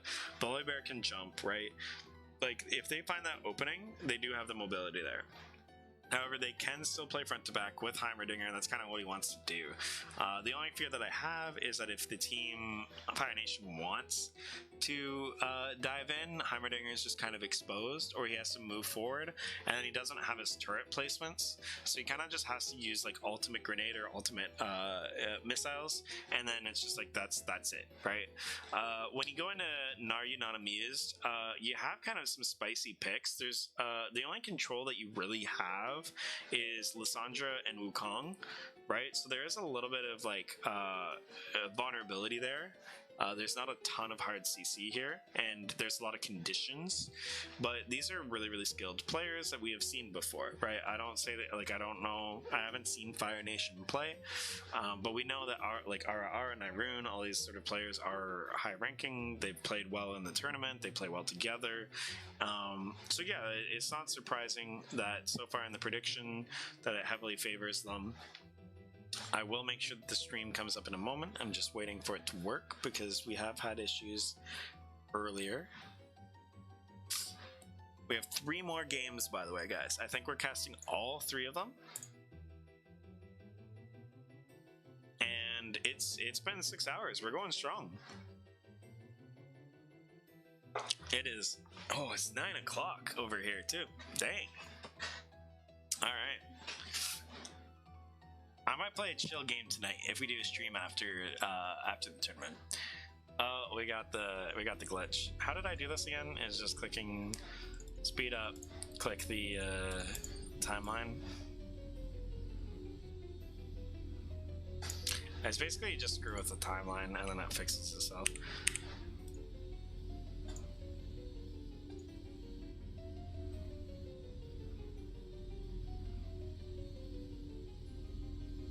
So yeah, the game is currently going on, obviously. There we go. Cool. So then we just speed up, so then it's caught up, and then we don't need time controls anymore. Alright, so chat considers the game to be favoring red side. I don't know if anyone ended up taking the opportunity to put any bets down on Fire Nation to support the Fire Nation. A lot of Avatar fans out there, maybe they feel the Fire Nation needs to be stopped. 30 seconds until minions spawn. And we got 5 points from both teams. Kind of a defensive 5 point from Gnar Unanimous as well. A little, like, barely any damage. Negligible damage against the Wukong. He has placed his ward, I believe, so he is going back. I don't know why... There we go. Going back, switching out that trinket. Sin's just kind of trying to walk in here, maybe be able to get a ward in on the blue side. Isn't able to get that. Greninja decides, hey man, you're not coming into my jungle without taking a trade. You don't know where my jungle is. It might be a 2v1. And just kind of scares off the Singe, so he's not going to be able to get vision for his jungler. To be able to track the path so far. Coin at it, trying to get an early push on, using his turrets. The one thing is that you have to be really creative with your placements of a Hummerdinger turrets when you get into Lysandra, because she can just AoE the entire wave, so if you put him in with your wave, it's actually just mana efficient to hit your turrets anyway. And it's looking like we're getting a full clear, at least on bot side, with Black Mamba. Late, there was a late kind of arrival to lane from blue side, but with the Q coming out from Yogurt Curry, it's just, yeah, it's just gonna be, there's no way that you can get priority versus this with a Soraka and Ezreal. So level 2 is probably gonna be secured. Oh my goodness, we have the proxy out from Nyrune. Nyrune getting pretty low though. Flash comes out, Flip comes around. He's trying to get that damage. He's looking like it's going to be a stalemate, though. Flash comes out. Ghost comes out. Level 2 gets hit from bot side. Bot side doesn't get anything here. I feel like this is, like, really close.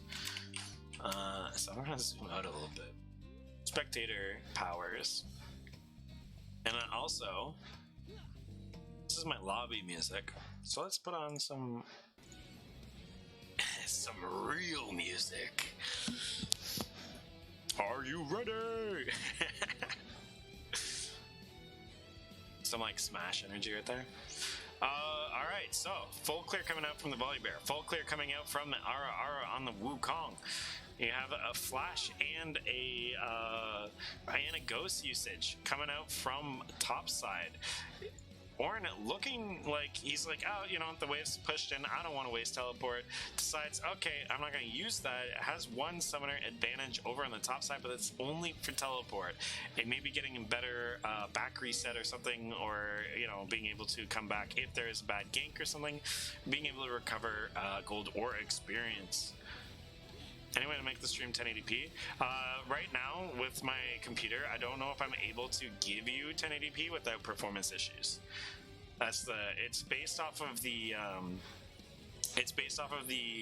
settings from the streamer, rather than based off of Twitch, unfortunately. I think it would be different. Yeah, I think it would be different if it was like streaming on YouTube. I think they might have their own like way of encoding it. I'm not too sure. Can't guarantee that. I'm not a master of computer. But yeah, I spent a lot of money on this computer a couple of years ago to like make it like pristine and to start streaming, and then I just haven't had the money to be able to keep that up. So I do have a little bit of an outdated computer. But yeah, all good. Yeah, so we are seeing decent trading coming up from Nyroon and Greninja. Nyroon might be able to win this trade unless Greninja finds a way here to turn it about. It has to wait on cooldowns though. Minions are going to be taking a little bit of damage. Gets the slow, and turret shot comes out. First blood for Nyroon on the Singed top lane.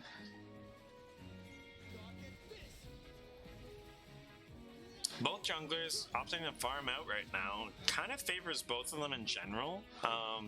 Wukong doesn't mind farming up to 6. Also, Volibear doesn't mind as well. That's actually quite good for Volibear. He can gank 3 to 4, but if he doesn't have to, then it's actually good for him.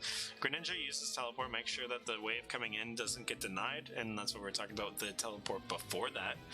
And looking pretty good. Got a ward coming out from Sesame Oil just to scout out Coin Edit, make sure he's not roaming about or kind of scouting out to see if he goes to either side for vision. So they're just kind of, red side's trying to make sure that they keep as much information as possible. And with that early advantage from Nyroon, good damage coming out from Coin Edit from that grenade into another turret placement. Also, anyone that is willing or able, just keep your eye out on the scoreboard every once in a while with me. And if it doesn't update or something's a little suspicious, just let me know. Let me know it's sus. And I'll refresh it, because I don't know what that bug is. Riot's been really good at finding new and creative ways to make spectator client interesting. So it's always been fun. So RR is just kind of sitting here, making sure that Nyroon is able to push to his content. But in doing so, it allows Black Mamba to take this early dragon and start up on the counter. We do know now that it is not Ocean Drake or Ocean Soul, and we know that it isn't Fire Drake or Infernal Drake. So we're looking at several other possibilities, probably air, because air for some reason today, I don't know if you guys have ever really, like, noticed or felt like this is true, but it sometimes feels like it's streaked based, you know, like when you watch a tournament or something. I don't know. Greninja getting some grass procs there and falling pretty low, uses his ultimate to try and sustain up. There is no pressure coming out from anyone else to try and stop Nyroon. Uses Ghost here, hopes that he can try and stop. Oh, Grounded comes out. Greninja is not able to recast and be able to possibly get a kill onto Nyroon. And Nyroon just walks out scot-free with the Ornn ultimate down. Good CS on Nyroon as well.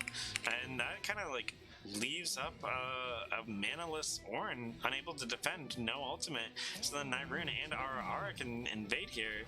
Nyroon looks a little bit nervous, and just kind of like provides moral support here. Sesame Oil is having a little bit of struggle in the early game. Oh! Really good damage coming out from Wukong. Just dealing with mana, but yeah, she's getting all that mana back now. Oof. I believe has, yeah, she's running sorcery, so she probably has no, the magic band or mana band or whatever, because she is gaining that mana back up pretty decently, and has a lost chapter advantage over Heimerdinger, so might have to do a reset here. It has opted to go barrier on the Heimerdinger, and we are seeing Ezreal ultimate coming out, trying to finish out Cosmic Candle. Doesn't end up hitting.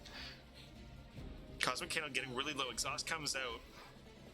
Minions are doing a phenomenal job making sure that the recurring Cosmic Candle get out okay.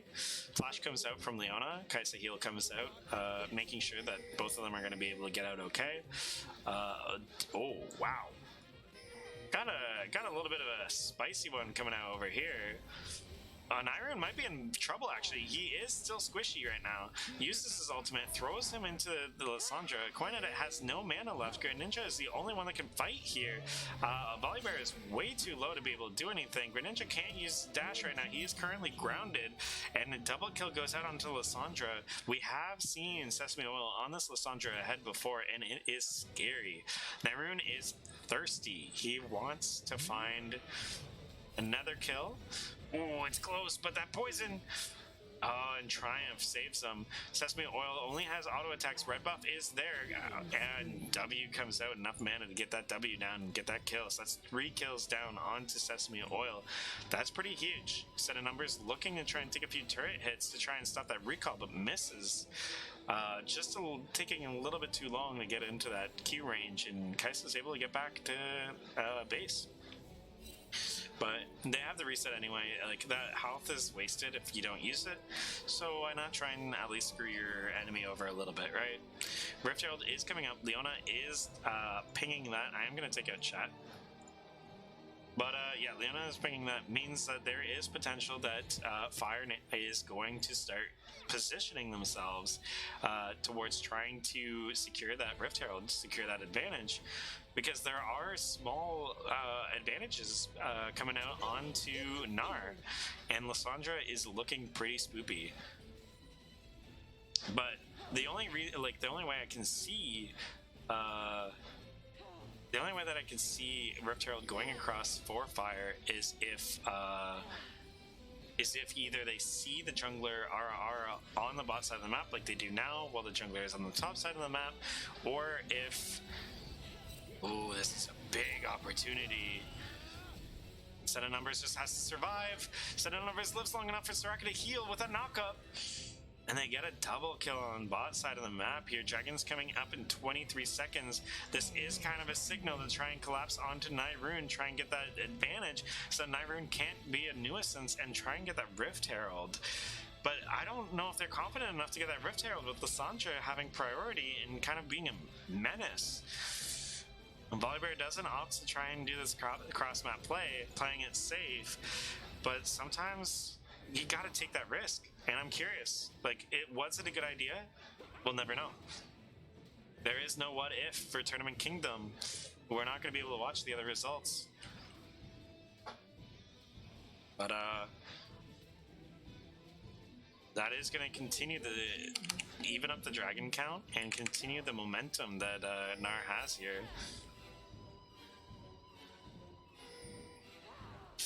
This is a good E from Lissandra. Doesn't end up taking it. Kind of respecting the potential ultimate coming out from Heimerdinger and being trapped. Where Heimerdinger can easily say, I'm not trapped with you, you're trapped with me. Sesame is also holding on to her ultimate. Can make plays, support RR if she needs to, make an all-in on Heimerdinger. The possibilities are endless. Nyrun is still proxying down here. Greninja, it does just feels like he doesn't know what to do about this, especially without assistance.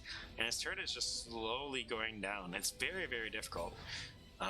If any of you guys have to deal with proxy farming like this, you guys might not know how to deal with it, or you struggle with it. A really good video on how to deal with it is Midbeast has a video where the boss ends up facing, I believe, Ben from He was on Suning. We gotta engage. Leona ultimate doesn't hit its mark. Does get a double stun onto Ezreal. Ezreal does ultimate. Gets some health from the Soraka. Soraka misclicks and walks towards Leona. The turret is disabled, but the turret is coming back up. However, Black Mamba is beefy. And with that volley bear being visible, you know what our Ara is going to do? Seasoned jungler, he is ahead. He knows, all right, if Lissandra comes over here, if any people react to the Rift Herald being taken, then the game's, like, the fight is won, right? So I'm just going to take the Rift Herald. I know where 3 members are on the blue side, and there goes mid lane turret. And now they have a ton of potential, a ton of control. And it's a little scary for Fire. It's quickly getting out of hand. Actually, it was kind of a cool interaction. I liked that. Ara taking away camps where he can, denying gold. When you counter jungle, you're not just gaining the gold of the wolf, you're actually doubling the gold because you were taking it away from somebody. And Ara is utilizing this, trying to make sure that Mamba doesn't have a way back into this game, denying as much gold as possible.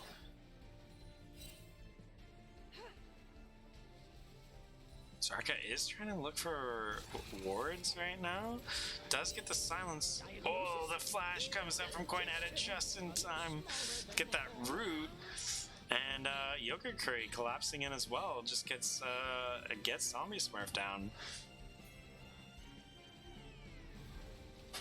I know. Sorry, my kitten. His name's Mew. For a lot of people here are new to the community. It's been a long time. He's feeling playful and just kind of like looking at me sad and bringing his toy over. RR clearing out the top side here and trying to get some river control. This really helps Nyrune just be able to continue proxying and finish off this turret. They could dive. Greninja no longer has ultimate here. And yeah, Demolish proc baiting him out, thinking he's safe. RR is slowly reducing the armor of Greninja. And yeah, that's another kill going in. Coin Edit being pinged out. Meanwhile, there is a fight coming out on top side. Black Mamba versus 2. This is a rough fight. And ends up getting finished off, Nyrune getting a kill. This is not updating. No one told me that was sus. I know that's my job. It's all good.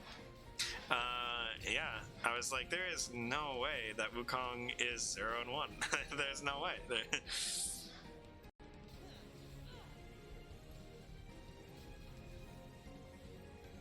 So yeah, Heimerdinger is in an awkward spot because what Heimerdinger wants to do is apply pressure and push forward. Like that's his whole like gimmick is he wants to push.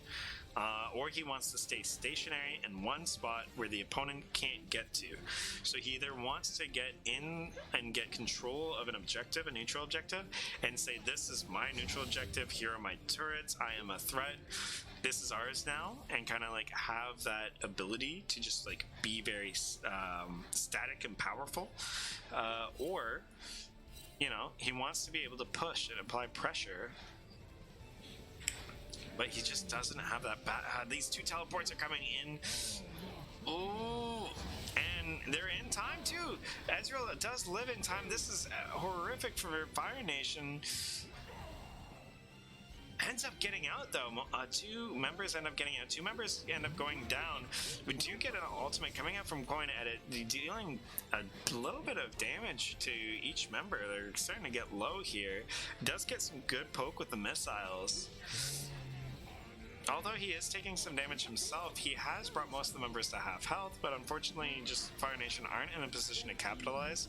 But it at least kind of like tells, you know, Gnar, hey guys, you don't want to dive us. The turret will go down on bot lane because they want to reset, they want to keep tempo, or try and take back tempo. So this turret is going to go down. There'd be a crazy world where it doesn't. especially with that banana. Oh, crazy world. Okay, he does take a little bit of damage. Kaisa is going in, trying to finish off this Soraka first. Gets that kill in. Leona comes in. She just has the minions as well as the residual damage from that Ezreal, finishing off Kaisa. So it's a 1-for-1. But trading 1-for-1s when you're behind isn't the worst. However, there is another turret fallen. There is more control of the map going towards Gnar. Are you not amused? Yeah, the team is trying to deal with this just like pressure that Gnar is able to execute, and the next Rift Herald is spawning in 45 seconds. And I just think that there are a lot of different problems and challenges that Fire is facing right now, and I think that it's hard for them to be able to figure out, okay, well, which one do we deal with and how do we deal with them?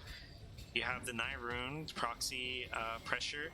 You have this incredibly potent Lissandra being able to just come in on plays where you don't expect her to be coming in on, dealing massive amount of damage, being able to catch out people that aren't ready for. Yeah, there's the pause. Being able to just catch out people who aren't ready for Lissandra E into ultimate, or Lissandra E into flash into ultimate, that's a long range, right? And over terrain as well.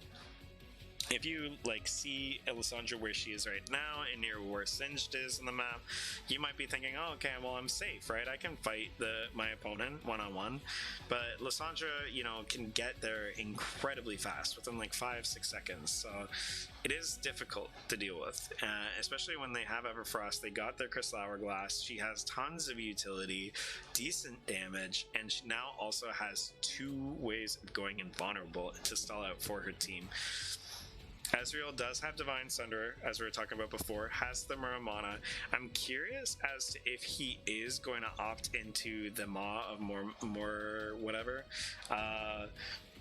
Because you have, even though Kaisa is building AD or on hit, there is still a little bit of magic damage inherently in her kit. You got magic damage coming out from Leona, magic damage from Heimer, magic from the top 2, right, with Mamba and Greninja. So, like, honestly, it wouldn't be the worst decision in the world, as well as what I was saying before, with the synergy between Muramana, Divine Sunderer. It gives a lot of shield. Like, the shield gets quite big. For Ezreal here, but he is having some issues right now, so we're just waiting on him to maybe possibly reconnect or deal with whatever issues he's facing.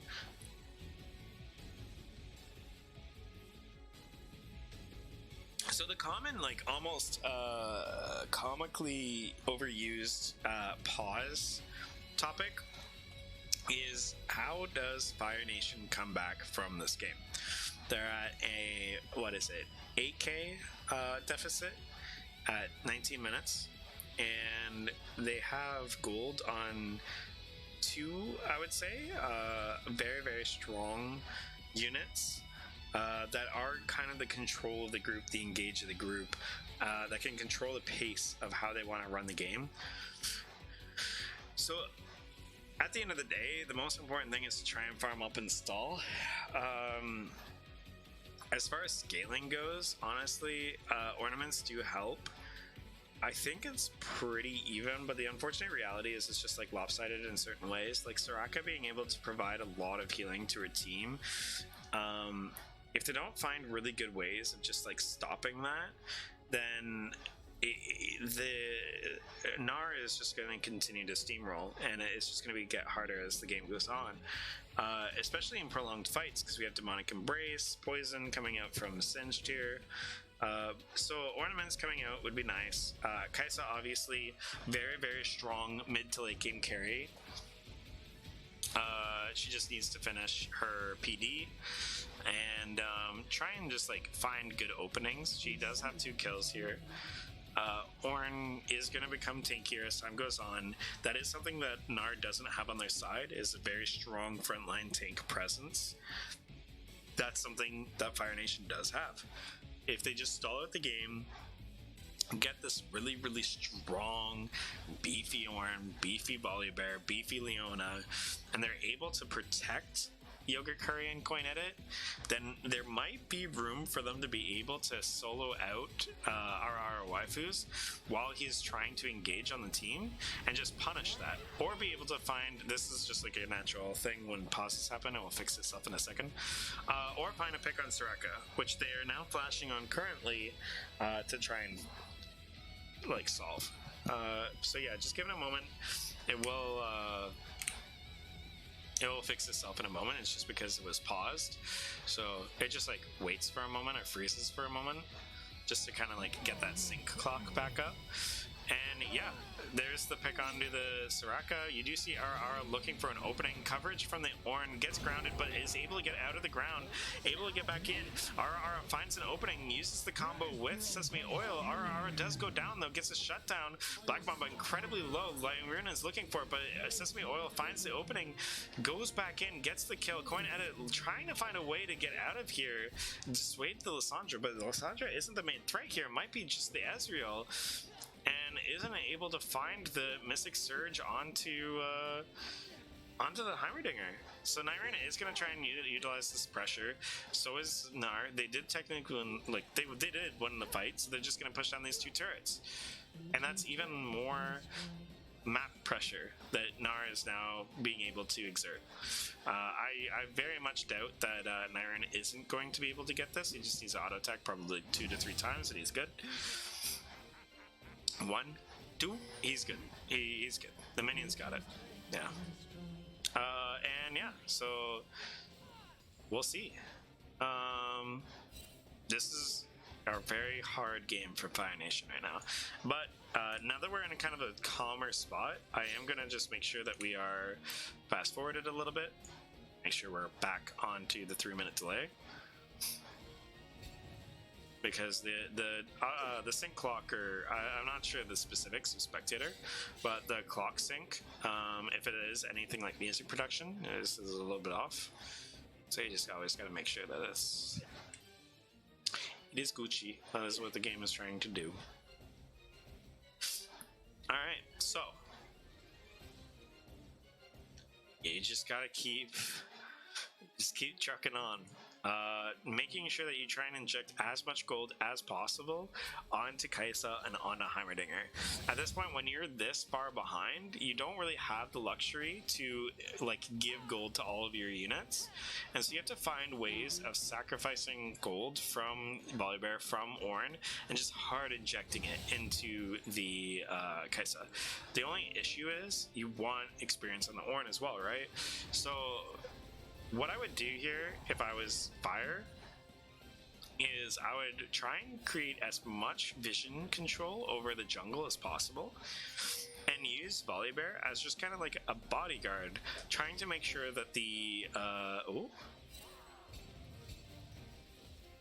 Dragon is up in 30 seconds. I don't think that they are in an opportunity to be able to take this, but like I said, securing vision isn't too bad. They just have to be careful.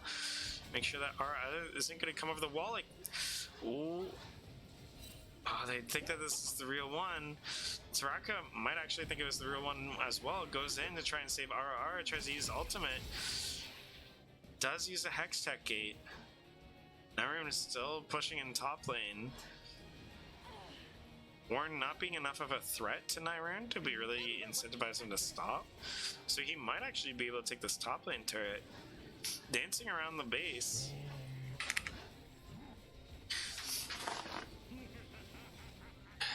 And is actually winning that fight as well. Ooh, really good positioning by RR here. Leona ultimate comes out. Coin Edit just has to continue to stay safe. Barrier comes out. Sesame Oil right beside him just nails him. And that is the team down.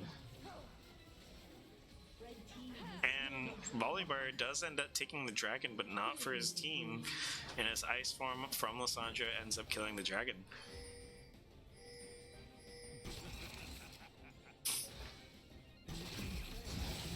And you see Singed heading out, taking the top turret, winning on all sides of the map.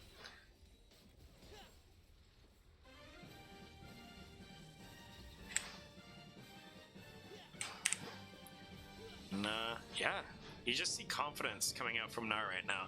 They are on Soul Point. They are pushing down these turrets. There is an open inhibitor. They haven't opted to take it, which is a little bit unfortunate for Fire because that would inject gold into your Kaisa. However, the pushing lane is going towards the Ornn, so they are kind of like choosing to focus on the experience of the Ornn for ornaments than to gain gold for Yogurt Curry on the Kaisa. Teleport does come out from the Singed. He is going ghost mode. Throws Coin Edit into the enemy team. Coin Edit isn't going to be able to get out. Night Rune is running low, but is healing up very, very quickly. Soraka is definitely helping with that. Long range ultimate coming out from the Ornn, trying to stop the team from engaging on his friends, but unfortunately isn't able to save himself. That's another one going down. And I don't think that they have enough members now to really stop this. RR does have ultimate still, has the ability to dive, but there is only 2 minions. Might wait for the second wave. We are seeing the classic pushing down multiple turrets, bouncing the waves. And that is, yeah, that is going to be a mid lane inhibitor gone, potentially. I think that they might want to wait on it, though, because I don't know if they can take out both right now, unless they get a winning fight. Ezreal comes down, hits 2 people, chunks Yogurt Curry out. Night Rune is looking to try and get that second inhibitor. If they're able to get both these inhibitors, it is probably free Baron. I mean, with this gold lead in general, you probably can have a free Baron anyway, but if you want to play it safe, you want to play it smart, RR does once again utilize the extent of the Wukong W buffs, able to get a good position into getting that ultimate. That might be game.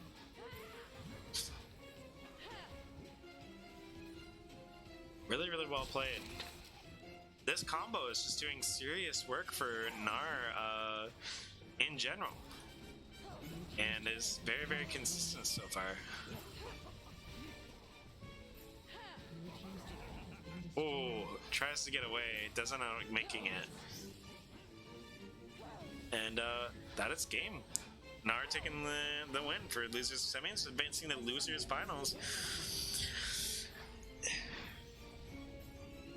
Thank you. Yeah, there is a zoom feature in spectator mode. It is lost in the commands list if you like look through all the hotkeys.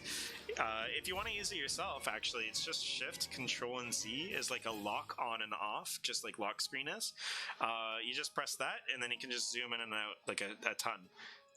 So if you ever want to do that for your own games, or you're spectating another game and you want to see more, yeah.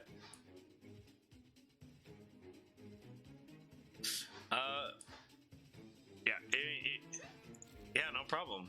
Also, another helpful keybind for spectator mode is pressing A. I really appreciate that. Yeah, if you press A as well, it allows you to kind of turn into what they call combat mode. And it takes down all of the UI and just gives you health bars of the people in the vicinity that way as well. And I heard with these singed emotes. Yeah, it was a very like steady like progression for the side of Gnar, for sure. Fire Nation, you guys tried your best. I liked the team composition.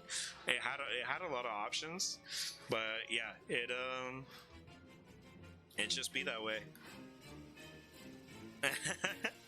Well, it's hard. It's hard. Like I said, if anyone wants a good video to learn about proxying, it is Midbeast's video where it's the boss versus, I think, the super server or something, and it's where he faces Ben.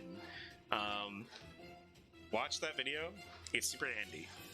It talks about a lot about lane state and talks about like how to kind of reverse it on them. But Ben is one of the best top laners in the world, so you know it's easier said than done. You can just be like, oh yeah, you just do what Ben does. It's like, yeah, okay, cool. just play like Faker. It's easy. So welcome back, members of Team Fire Nation, Team Are You Not Amused, and I believe 07s for Team Fire Nation. You guys made it pretty far. What the heck is this thing?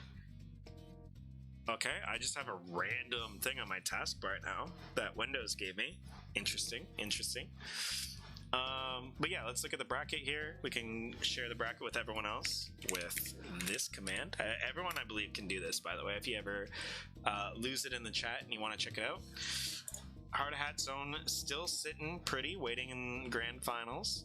BBB waiting in the losers finals. And Gnar, you not amused. Kind of looking for revenge here.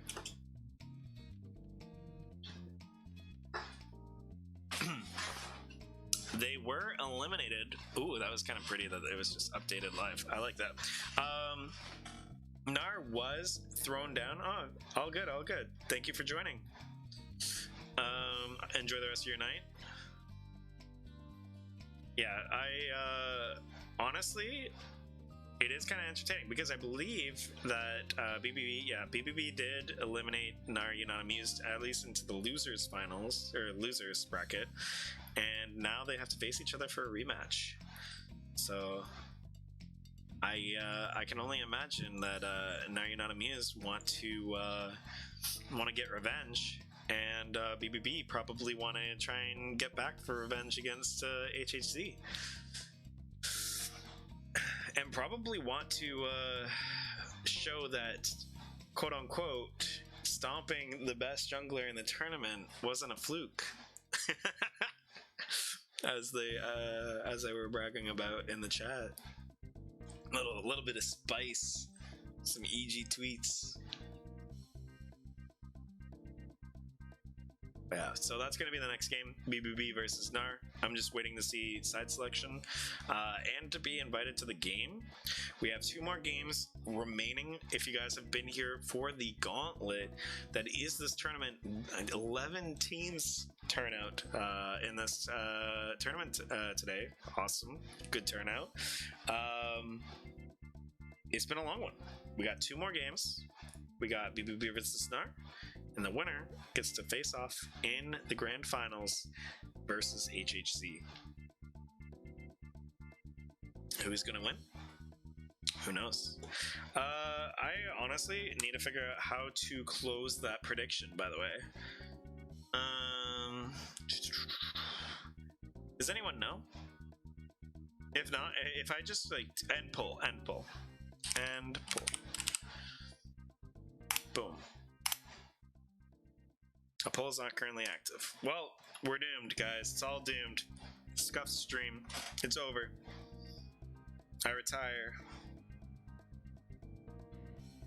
Thanks, guys. It was good while it lasted.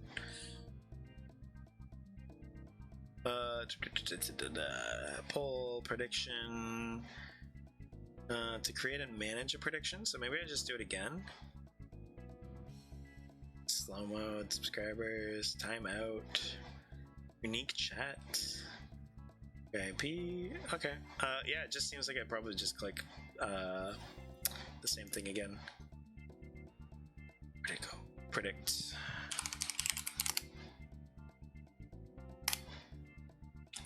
Choose outcome. I believe Gnar won.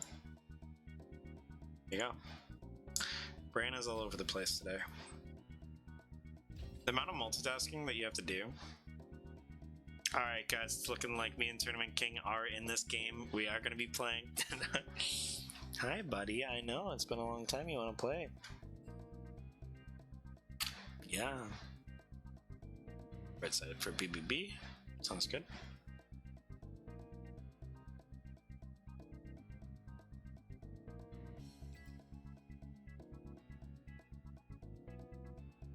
The hardest part about this tournament is without stream elements and a mod,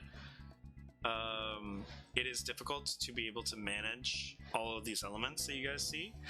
And in doing so, like if you miss anything, it doesn't happen too often, but when you do, it's like very apparent, like, you know what I mean? That's like the tricky part about all this. So yeah, they said red side BBB, so Gnar is on the blue side. BBB is on the red side. Gnar versus Gnar. The worst enemies are themselves. No. BBB is the red side. There we go.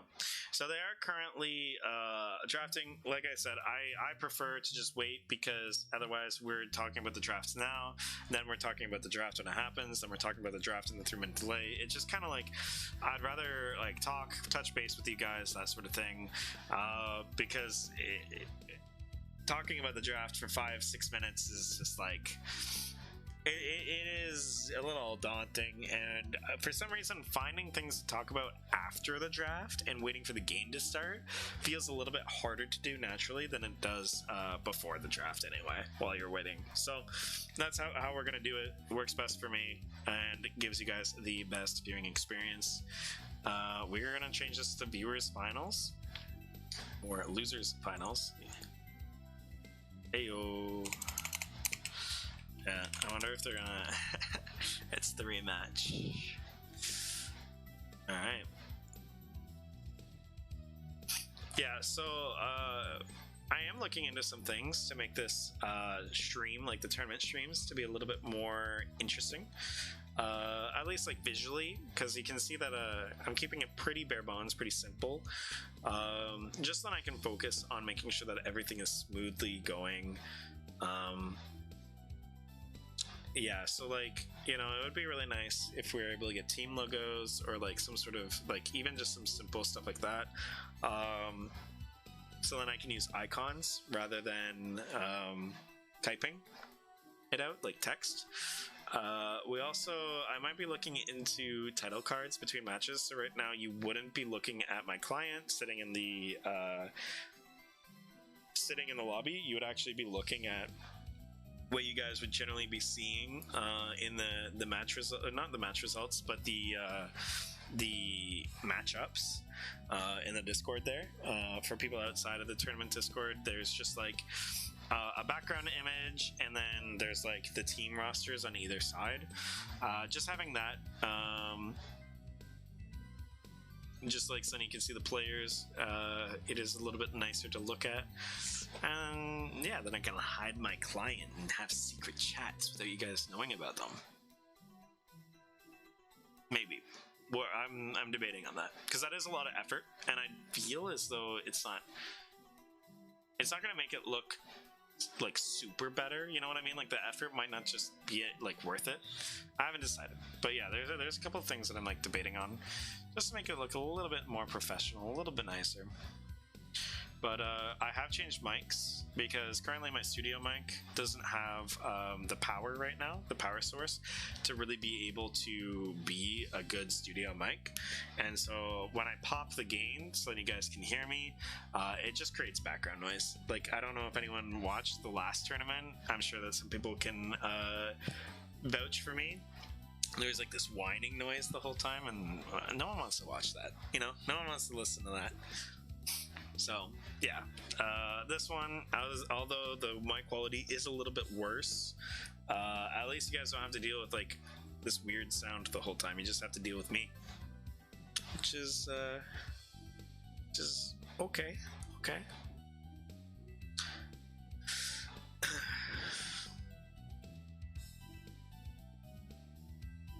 So we got BBB.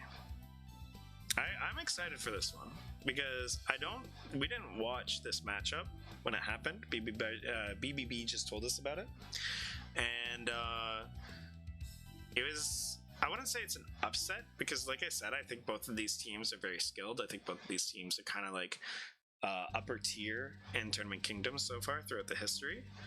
So I'm not surprised at them eliminating each other. But yeah, it's like, it definitely sounds like interesting, and it's really cool that these guys face each other early on in the tournament, and now they're facing each other towards the end of the tournament as well. Because sometimes, you know, really strong teams end up eliminating each other or something, or really strong players in tournaments end up eliminating each other early, and then you have these situations later where people start like, oh well, that person didn't deserve to win because, you know, it wasn't competitive enough because these guys eliminated each other, and blah blah blah. That happens a lot in Smash and Tekken. And losers brackets, more games, that just kind of like improves the whole situation, makes the day longer, gives more games, but like more games, more experience, you know. And it also makes sure that like these teams, they're back. You know, they fighting to stay in this all the way to the end. So it's nice. And you can't say, oh well, you know, Gnar got eliminated early, so there's no challenge to whoever gets to the finals or who wins it. And it's like, no, I mean they're back, boys. So whoever loses this is eliminated, gets, I believe, 3rd place. We're in the top 3 now. HHZ waits in the grand finals. You guys can see that bracket on the link there that I provided. If anyone has any ideas as to what I should be streaming later on after this tournament, it might be really late by the time this tournament ends, thinking about it. Because it's, what is it? It's like 2 more games. These games are averaging around 30 minutes, so it's about like another hour. So we're gonna probably finish for me around 11 o'clock. I'm gonna take a food break. Yeah, I don't know. We'll see. Depends on how long this tournament goes for. We're approaching 7 hours here, which is exciting. This is a good turnout so far. I always get excited when I see more teams. It's always fun. Especially fresh teams, you know? New people to the community, new combinations. And so it shakes things up, right? You don't just see the same people facing each other all the time. And when they do face each other, it becomes exciting instead of boring, you know? Because like if you see TSM versus, I was about to say like an old matchup. Say if you see like TSM versus C9 every single finals, it becomes boring. But if you have like 100 Thieves, EG, like all these teams coming in and being like potent, then you have these moments where TSM isn't in the finals versus C9 every single time, and when they do get to the finals, it's exciting again, right? It stays fresh. I like that. Okay, so they're starting their drafts now. They're just waiting on Trito and Straightweed, I believe. So they're here now.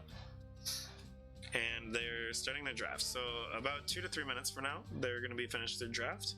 We will see it beforehand, and then we'll have a little bit of a gap where we can talk about the game, talk about the structure of the teams, and yeah. Overall, yeah, I'm very excited to see what we see from these guys when they are playing for their tournament lives and they are playing each other. I'm curious as to what is going to be let through on both sides, actually, because they both have potent weapons that they have been picking that have been doing very, very well for them. And I'm wondering if they are able to kind of have other things up their sleeve, or if there's better things they have. That's what you find out as tournaments go on. So.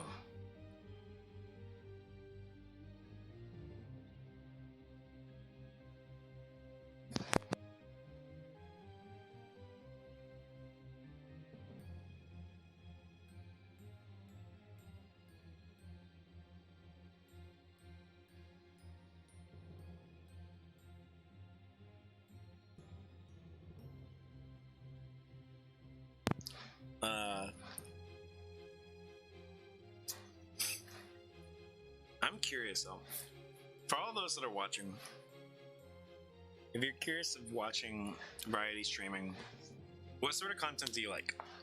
I'm assuming you like League of Legends. That's pretty obvious. I'm curious what other stuff you guys watch.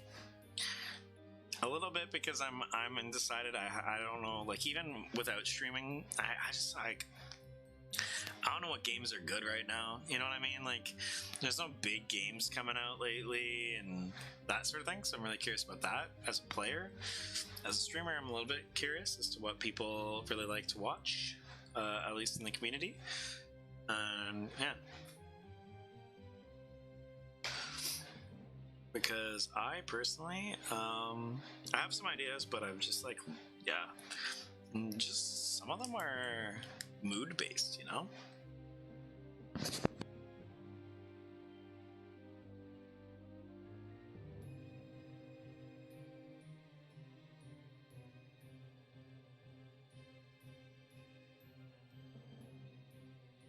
I'm thinking about doing Phasmo.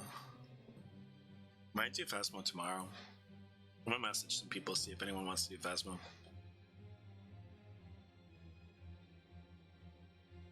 Phasmo's really fun. And also, it, like, I get jump scared pretty easy. I don't get scared super easy. Especially if I know, like, quote unquote, the rules of what I'm in. Like Phasmo, now that I know the rules, it's not really scary. First time we played it, oh, spoopy. I definitely suggest if you guys like horror games and you haven't played it before, the less you know, the scarier it is and harder it is. Yeah, like, I still to this day, like some jump scares, man, I yell. And when it's 1 in the morning, I feel bad for my like neighbors, you know?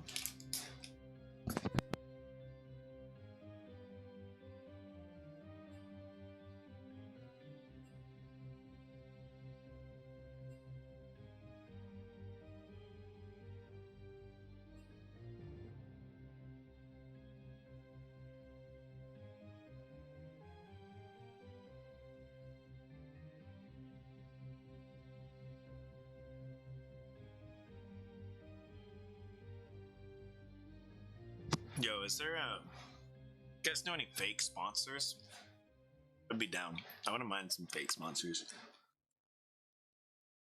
I can just start reading them off or like doing ads for them in between games. That'd be interesting.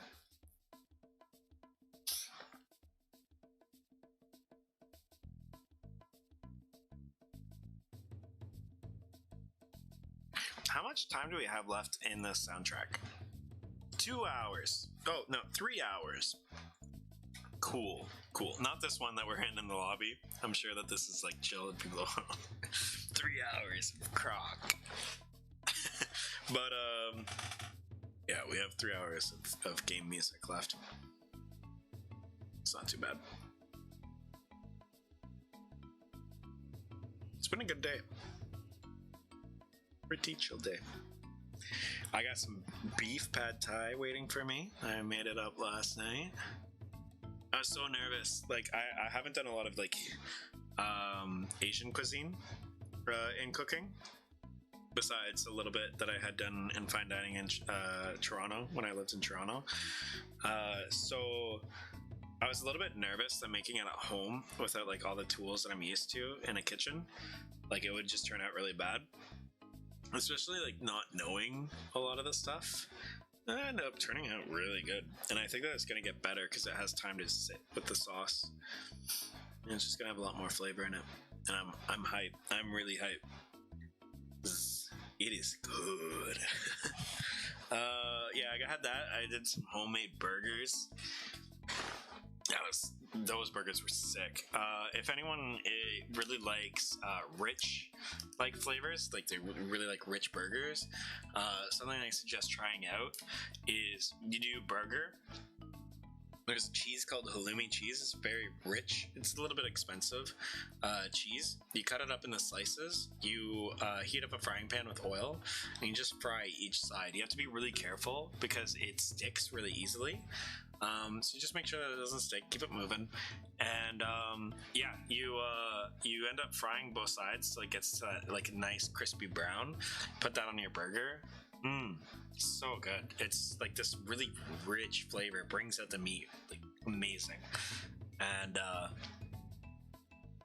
it makes you like seem like the greatest cook ever because you're just like normal ground beef, you eat it with this cheese and it just like brings out flavors in the beef that like you would just so good. I deeply suggest it. So halloumi cheese, guys, secret fried halloumi cheese, so good. I did that last night and I had a little bit today when we first started. So good, so good. Secrets from Chef Frosty. But yeah, I have some stuff. Here we go. So they're gonna blast through this, as I said, because they pre-did the draft phase. So Orianna ban, okay, makes sense. Had this ban out against BBB before. Targeted ban, also Orianna just ties into team compositions very, very well. Rengar ban has been banned against Gnar like almost every single game so far that we've seen. Nautilus, good engaged champion, has a lot of options, pairs well with certain characters, is banned out. LeBlanc, one of the best mid laners right now, is amazing at finding picks, bursting down key targets. Also, really, really good about just taking out enchanters out of the game. Enchanters are very, very strong. Wukong, one of the best junglers in the game. I'm not surprised that they took that off the field. Jarvan, incredibly strong as well, provides tons of utility. We've seen the strength of Cataclysm, punishes characters that just don't have that ability to dash over walls or get over walls. We see a Kale pick for the top lane going against the Singed and a Lilia in the jungle. A lot of potential AP damage. There is a Kale AD build that has been going around lately, been playing a little bit more. It's a little bit beefier, but it is strong and it is 80 damage. So you don't have double AP in the top side at least. Hecarim is picked up, very, very good engage. Lissandra is going to be picked up, so you have that combo still of this like bruiser, high damage engage jungler. And yeah, you pair it up with that Lissandra being able to be mobile and lock down a target, and it just becomes a menace. So there you go. We get ban out the Wukong. They still have an option to pair with the Lissandra. Swain gets picked up. Once again, like I said, there is a build that Swain has that has been made by Scout over in China, and he has been doing very well with it. Are we going to see it here?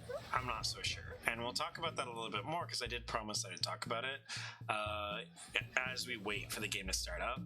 We do see a Graves ban. We do see Cassiopeia ban. So that we probably didn't have mid or jungle until the last minute, which the Lilia final pick or close to final pick is pretty decent. She is incredibly squishy. So if she gets caught up by any of the CC that's in this team so far, she can just insta-die and she can get locked down very easy as well. Lissandra's a great answer to this, probably a later pick. So yeah, it's a bit tricky. Oh, it looks like top and jungle were the last picks. Kog'Maw into the Braum we've seen a lot of. Braum can block the Never Move coming out from Swain, can block the Seed coming out from Lilia to prevent a sleep on the Kog'Maw, can prevent a lot of things actually. A lot of projectiles in this team now. Not super crazy, but it is pretty good. It also dissuades an Ornn pick if Ornn was like one of the last picks, or if top was one of the last picks. And then we have added safety coming out from the Tahm Kench. A little bit interesting that BBB is opting to go a Tahm Caitlyn. Usually you pair up the Tahm just with a character that can do very, very well, that is a little bit weak to dive. And so Tahm Kench is more so a counter to the engage that Gnar has, to just be able to be like, okay, Caitlyn is the target, or one of my teammates is the target of all this engage. I'm gonna just make them immune for a little bit and then put them back into the fight, and hopefully we're in a better, more favorable position. Overall, we have a decent amount of magic damage coming up from Gnar's side, but actually a decent amount of damage coming up from both sides. Usually you see physical heavy team matchups, but we're starting to kind of go a little bit in the other direction. As far as scaling goes, it's interesting because I think that middle kind of scales the same way. You both have kind of like tanky supportive supports. You have an incredibly good scaling top laner on the side of BBB with Kale, but you also have an incredibly powerful scaling ADC with Kog'Maw, and then Singed and Caitlyn are very good in the mid game. Hecarim and Lilia are probably the biggest changes, but like one champion, when you're talking about scaling, unless they're a hyper scale or like a super early character, it doesn't necessarily matter all that much. It's just going to come down straight to how well these guys work together, how well they use their tools that they have given themselves, and how well they play the game. A lot of map state that is going to be really important here. And yeah, so if you're looking for Swain tips, there is a new build from Swain. You might see the Leandries, just because Leandries is very common on Swain. It gives him mana regen, it gives him damage over time, which he's already using with his ultimate. However, Scout has been going a quote-unquote supportive build, which is he ends up going Imperial Mandate and Rally's Crystal Scepter. I personally think that Rally's Crystal Scepter into Imperial Mandate is better. But yeah, it is generally the Rally's Imperial Mandate that we had seen at the beginning of the item rework on Aurelion Sol and similar characters, like Seraphine. And it just enhances the amount of damage that your team outputs with that Imperial Mandate. With the slows, gives you a bit more utility. When you ult in the middle of a team fight, you just like you apply that to everybody, and it's just like more of a threat. You have the spike way earlier, so Swain spikes earlier, so you don't have to wait as long for like a 3-item power spike. You can get a 2-item power spike, and then also it is a lot cheaper, so you hit that 2-item power spike way faster than any other Swain. I think combined total is like 4,000. It's like 2,600 plus 2,600, or 2,600 plus 2,500, around that. So it's about 5,200. As opposed to, if you think of a mythic item can be like 3,200 right off the gate, right? So you can get your 2-item spike before you have 1.5 items in a mythic, like different mythic situation. So it is interesting. Scout has been doing quite well with it. Scout also has some of the best players in the world around him at all times. I have tried this, and it was a little bit tricky because, admittedly, I wasn't playing super well. I think I was against a diamond player or something like that, and I was rusty. But also, I never had team members to fight with me or to work with me, because we ended up having classic pre-made issues, or the pre-made was just AFK pushing. So, I'm curious, can an organized 5v5 utilize and choose to use this build in this tournament? Because this is the second or third Swain we've seen,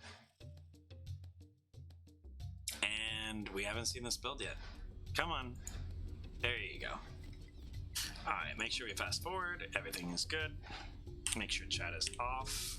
And we gotta keep our eye on the scoreboard, because for some reason Riot doesn't like scoreboards updating today. And we are changing the music. Wait, where is my music? Oh, right here. There we go. Luigi's Mansion. Yo, I don't know if Rob's here or if he even has played it, but is Luigi's Mansion sequel like any good?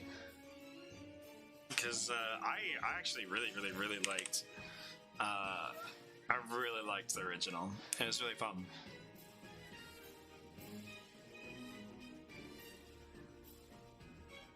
There's a couple of bangers in a row actually. Melee. And for GameCube, it was like Melee, Luigi's Mansion, and Paper Mario, if that's near your door for me. Back to back to back. That's some good stuff. So Lilia is looking to start on her Raptors. I'm curious to see if she's going to try and do Raptors and Red Buff at the same time. I don't know if she can. It's actually really hard. I just disabled chat. Why is this not? So let's see. It doesn't seem as the llama is going to. It is a lot of damage. You don't have a ton of sustain with it, but yeah, our already done red buff going on to the Krugs. But really good kiting onto the camps from Llama. Llama's starting up their red buff. Starts at the smite. We got early advantage coming up from the bot lane from BBB. With Lilia starting out topside, they're able to make sure that they land that level 2 advantage.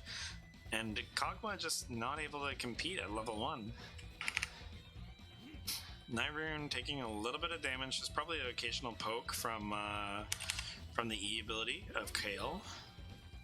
Just every once in a while. Level 2 spike does hit in any moment in the bot side right here off this minion. There you go. And there you go. High octane, high octane level 2. Yeah, Kog'Maw and Braum respecting the power of Caitlyn and Tom Kench in their early game. Just keep him back, letting it concede. They know that they scale, and they're just playing smart. Both junglers are starting to head towards their opposing side, which means that Kale has to be really careful about how this wave is managed. I know wave management isn't talked about too much in LCS casts or professional casts, just because it's not super exciting.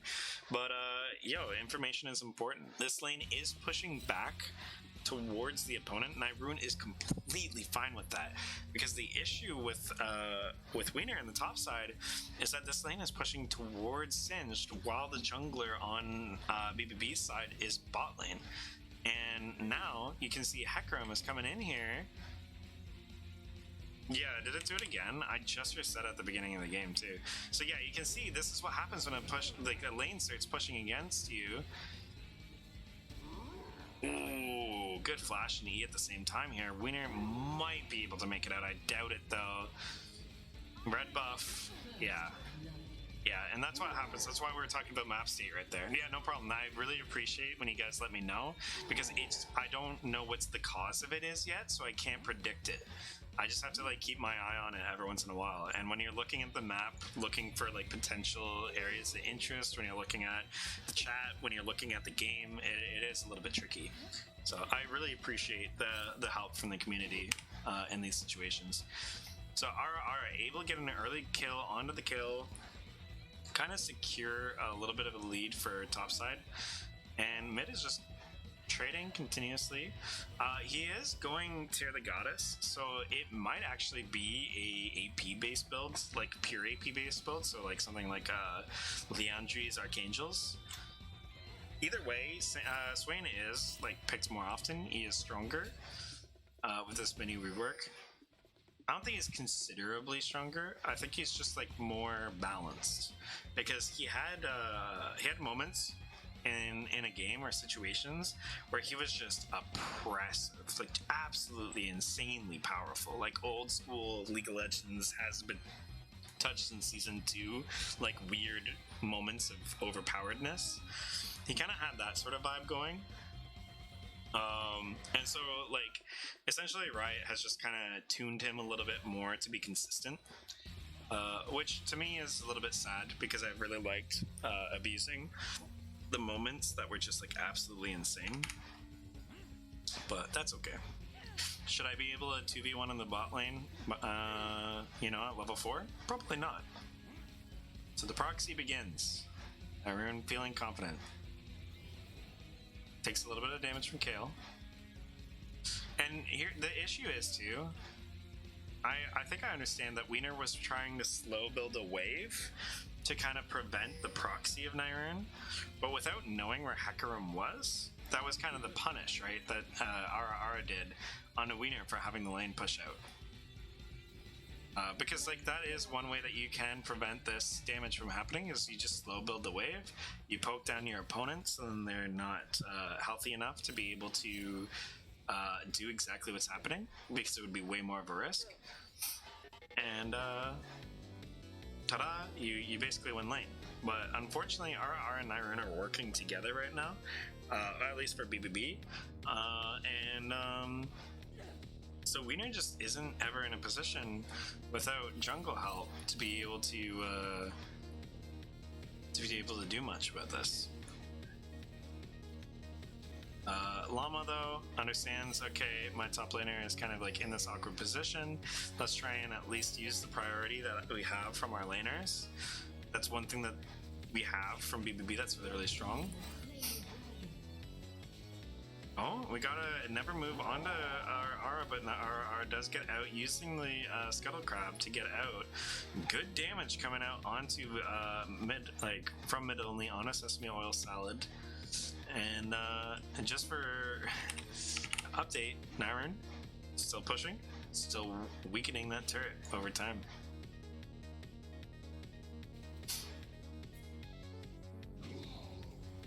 Overall, honestly, if you're Kale though, you don't necessarily care if your turret goes down as much as like what we had in the previous game. What you care about is that it takes as long as possible for the turret to go down. So BBB kind of sniffing out something suspicious here, but ends up getting baited by the ward control. And the battle for vision are a little bit forward just because of the ultimate, and his team isn't able to really capitalize on his engage here. Braum does end up winning that vision war though, with the help of the jungler. Will he get back home safely? As forced, still wants to kind of greed and go the other way. Okay, he's forced to go around, and we got a cross map play. Ultimate comes out. They're waiting until they both get into range. Ultimate comes down from Kale, Wiener bopping. Llama gets the kill. Ignite comes down though, and Wiener gets 1-for-1. Llama goes in, makes sure that the minion waves are pushed in, denying the wave against Nyrun, and possibly setting up a bounce to go back towards their top laner. So they are choosing, okay, I'm not going to be getting Rift Herald, but it might be for the best. You don't have tons of damage right now. You do not have Freak on your side, and you're giving our opportunity to get back up to the top side and potentially punish you for trying to take that Rift Herald. So instead, you make the second best play that you can, which is I'm going to push in this wave. I'm going to make sure that this wave gets equalized at the best. At the worst, and at the best it starts pushing in a little bit, or slowly pushing in. We do see a W coming out from the Tom Kench on the bot side. They are playing very, very aggressive. Braum passive comes out, headshot comes down onto the set of numbers. Alright, I saw 56 on and going to 57 and 58, 59 on Kale, so we do have an updating scoreboard. Scoreboard does work, ladies and gentlemen. Good job, Riot. You got it. I'm sure it's incredibly hard to like have that, but you know, you do have a lot of professionals making your game and making your spectator client, so I guess I can meme them a little bit, you know. Small indie game company. When they're actually an indie game company, man, I used to give these guys so much flack though. People would be so hard on them and I'd be like, yo, it's cool, dude. It's like 5 people in the basement.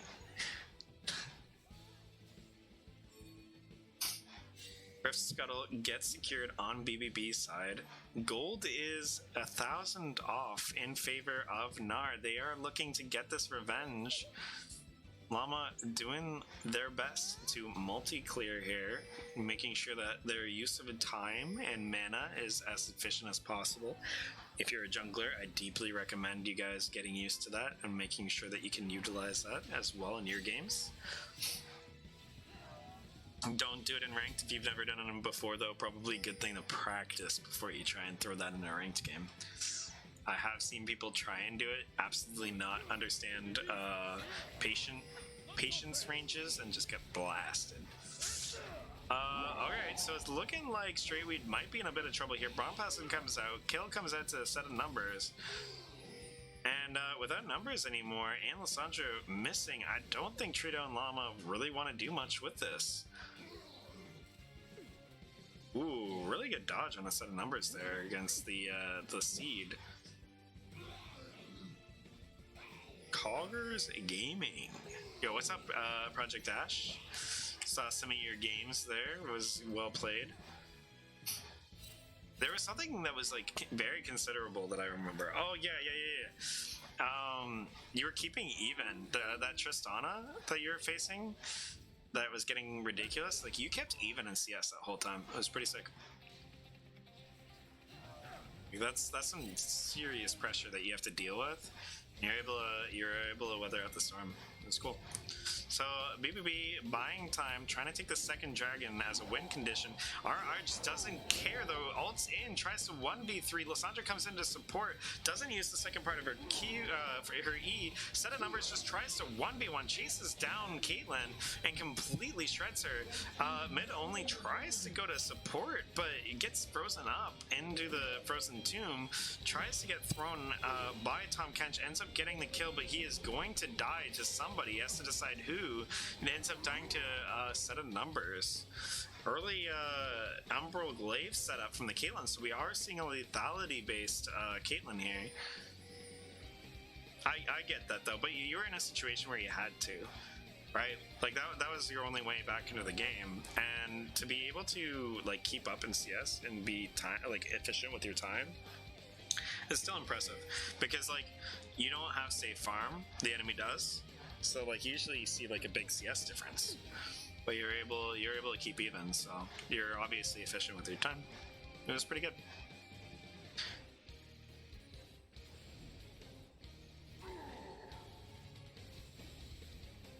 As a player that is much more based off of strategy and knowledge than on skill and practice, I feel you in those situations. Where I have to play from behind and I just hard utilize my time in mid game to get back into the games, especially in like lower rankings. Like right now I haven't been putting enough ranked. I think I've had 10 games or something, so I'm in gold or like low gold. I might be silver 1 on my main account right now. So yeah, it's just like mid-game, easiest comeback.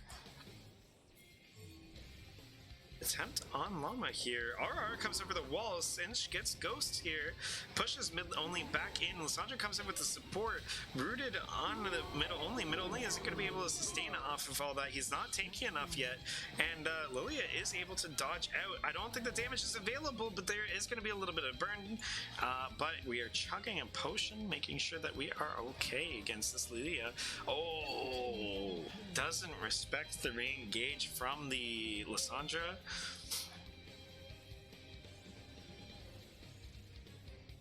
Yeah, exactly. I'm the same way. Yeah, Sesame Oil Salad has played at least 3 games with Lissandra, has popped off in every single game. I didn't want to make it too obvious in my casting, but I am more of an analytical caster, and I'm very surprised that teams have been letting this Lissandra through, and I'm curious to see if it's going to be let through in the finals, because it is just potent. It could be possible that teams just thought, you know what, maybe it was the Wukong. You know, maybe the Wukong enabled the Lissandra. Maybe if we take out the Wukong, because they did ban out Wukong. Yeah. It's tricky. It's hard to deal with. Nyrune has emotes for Singed. I mean, come on, guys. Yeah, it's hard though, right? Because if you have 5 bans, right? How do you ban the whole game? That's what I used to say to when I was playing in the tournament. I would say that to my teammates, where people would be like, "Oh, well, we left up this character. Oh, we left up that character. Oh, we left up that character." It's like, okay, well, you can't ban out the whole game. That's the hard part about versatile players, right? Like, you know, Nyrune, these players have been playing a variety of characters. Yeah, fair enough. Both have blinds, both annoying. I played a ton of Graves mid lane. It was really fun. I don't know if, Kale has any way out. Really, really good play from Hecarim, making sure he scoops Kale back into the fight. Ends up going down, is going the Nashor's Tooth on hit build, so this is very AP heavy team as well, which puts BBB kind of on the back foot, because that means that Merc Treads is going to be an easy pickup. You see our master level player already getting that Merc Treads, and looks like he's going for the Hex Drinker early, so he understands. Alright, Winner Bopper going Nashers. He's not going the AD build that's been popping up recently. So you know what I'm going to do? I'm going to make sure, okay, Kale, AP. Liliana, AP, Swain, AP. You know, only threat is Caitlyn. If Caitlyn's behind, she's going lethality. All I gotta make sure is that I defend myself against that sort of threat. Make sure I target that person or just avoid that person entirely, and I become super tanky. Yeah. Oh, we do see Nyroon kind of popping in, peeking his head on the bot side of the map, looking for some dragon action. Says, you know what? I want some dragon in my life. Waifus has to stall this out a little bit because his ultimate is coming up. 8 seconds. They need to burst this down if they want to try and make sure that this is secured. They won't get on this whole point. Nyroon does get snared up. Ara is trying to zone out Llamas right now. Blue team does take it. Nyroon on the flank, making sure that even if they try and run away, they're still taking damage over time. Kog'Maw is in the perfect position to punish the flashes over the wall. Trito by himself isn't going to be able to input any sort of damage. And that's that. Our waifu's stealing away the game again. And I don't think he procced that shield. So he still has that. It's not on cooldown yet. So, sad day. Kale's still pushing out the turret here. Doesn't have gold bounties yet, unfortunately. So Kale doesn't end up getting like a ton of gold out of this. But if you look, like Ara is just like, no, Nyroon, you got this. I don't need to help you. I'm gonna go do my camps.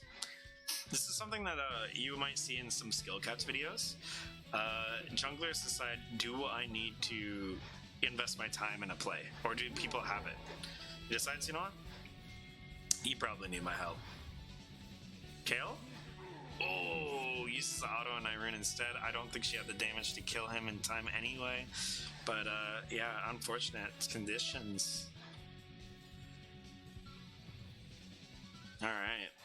Caitlyn starting into the mid lane, playing, has the highest range on her team, trying to play this safe laning phase. Gold bounties now just pop up. Unfortunate timing for Kale. I don't think Lasange is going to jump in there, especially with Llama not accounted for. Alright. So what do we do here? What do we do? BBB on the back foot. They just suffered a loss, putting them into the losers. They had some time to reassess themselves, get themselves back into the game. They finally face Gnar, hungry for revenge. Ultimate comes out for Straightweed. Straightweed casually walks away, but Hecarim is Angie. Does end up pushing Tom back, but Trito has that shield and is able to survive. Well played by Straightweed there, making sure that Waifus doesn't continue to just get out of hand there. Nyroon doing as Nyroon does, and he's just gonna walk out. The thing that's hard about Singed is when you try and deal with the gradual pressure that he applies like that, you basically are just buying time for high scaling champions such as Kog'Maw to just be farming up and getting to a really, really good position. And what I'm really nervous about for Trito is he is going Umbral Glaive into Eclipse, and something that Kog'Maw players frequently do is if they're against like physical damage dealers that are enough of a threat to burst them down or to kind of like intimidate them, what they will do is they'll go Randuin's Omen. So they're able to still dish out that intense damage that they have from their lethal tempo, as well as the Rage Blade and their like other items they're going to be scaling with the Kog'Maw's W, with Kog'Maw just in general. You go Randuin's Omen, and hey, Caitlyn doesn't hit as hard anymore. She doesn't hit the same. And so she can easily get punished for going lethality. I don't think that Trito's getting out of this one, though. And Straightweed trying to help out, is now caught out himself, is trying his best here. His Hecarim's E is just going to knock him back in. He's trying his best, trying to at least go 1-for-1 with the Ignite. Llama realizes, hey, I'm really squishy, and I probably should get the heck out of here. And Waifus is looking to scoop another enemy. Running out of mana, though, just decides, I'm going to run away. See you later. Set of numbers, however, is aggressive. Let's just say that. Red team's turret has been and does have the gold on this Kog'Maw to do luxury items such as that Rando and Zoman if he does end up wanting to do it. Checks to see if the enemy has red buff, trying to deny that red buff. And yeah, it's tricky. Right now it's incredibly tricky because we're basically on BBB side where they're trying to play scaling on 2 champions and leaning on 2 other champions that are really good in the mid game to kind of like carry them to get them to that stage. But unfortunately, the characters that are supposed to carry them through the mid game are unfortunately just really behind, and so you're just feeling this like just potent power coming out from Gnar because they just don't have that leg to stand on with this Caitlyn, with this Lilia. And so yeah, it's just becoming like really difficult because this Kayle and this Swain just need some time. But how are they going to find this time, right? They don't have that pressure that Nyrune has to buy time for Kog'Maw if they were behind. And this is the battle for Soul Point, ladies and gentlemen. Our waifus looking for a scoop. Finds the scoop on BBB, mid only. Llama tries to get as much CC as she can, AoE damage. But Kog'Maw is just way too strong and is completely untouched. Really nice scoop on from Nyrune as well, making sure that Kayle stays out of range of Kog'Maw. And yeah, Kog'Maw is just casually continuing. He did not even, I don't even think he got hit with an ability. So Rando and Zoman just might not be in the cards because if you aren't getting hit, why do you care about being defensive? You know, he's playing this the Smash Bros rule, don't get hit. It is 20 minutes, but Kog'Maw is kind of a shredder of Barons. I mean, they're already shredding it even without Kog'Maw.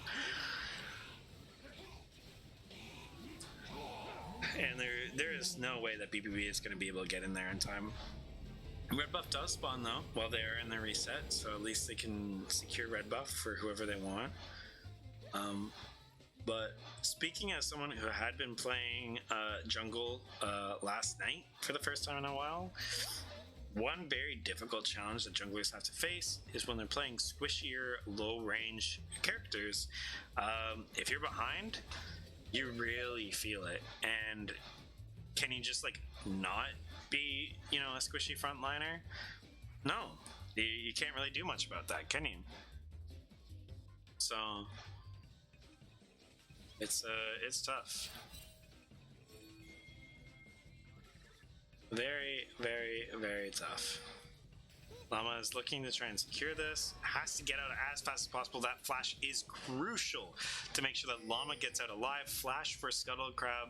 I mean, at this point of the game, you're trying to get as much control and keep control as possible. So is it worth it?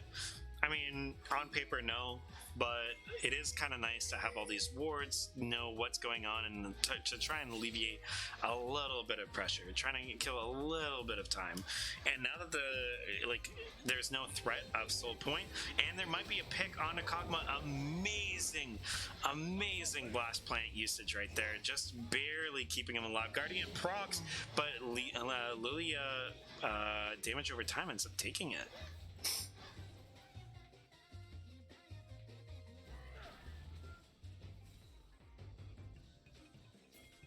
And I think that that's going to be it. I mean, you took Kog'Maw off the board, you bought some time.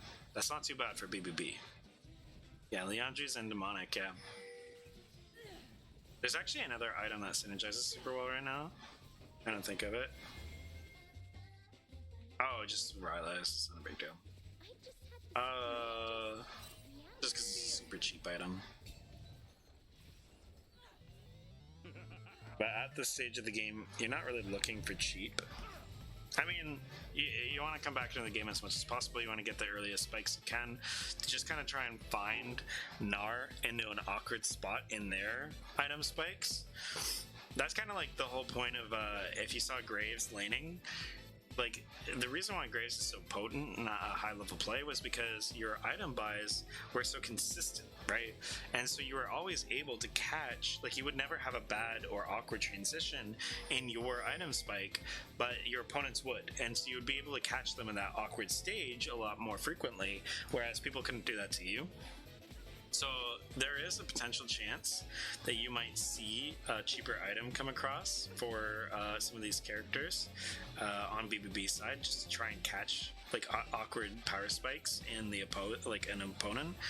But I don't think that that's a big risk, because if you don't make the most of that, which requires an incredible like level of play, then it's a big risk that you can just get hard punished. So instead, you do end up seeing the Blighting Jewel coming out from from Lilia.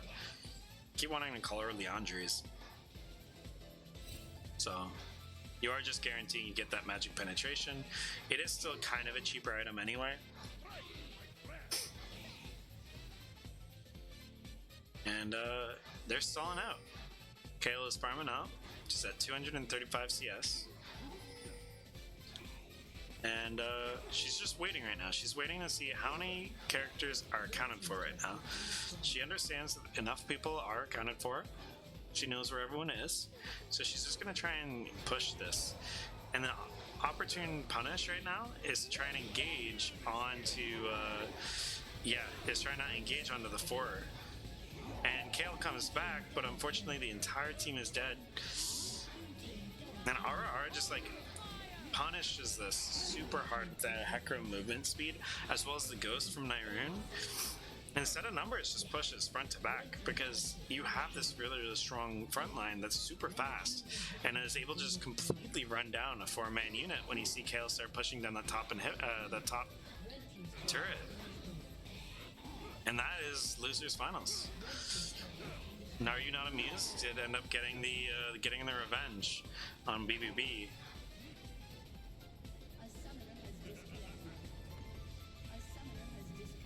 And that's gonna be Now You're Not Amused versus HHC in the finals. Well played to BBB. You guys got third place. You guys still show that you guys are one of the top level teams in the Discord. And we are now entering the finals. The true finals instead of the losers or the winners. Let's start up right away. It's me versus Tournament King, guys. That was the true finals all along. HHC, you guys played well, Gnar, you guys played well, but unfortunately, it is me versus Tournament King all along. That was the secret finals. We don't stop. All right, we keep going.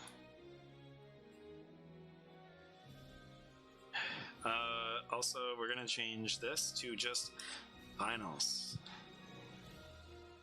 Yo, Sunless says he's busy, and then he lurks chat. Awkward. Should I just leave it off-centered like that? I bet some of you guys would get really triggered by that.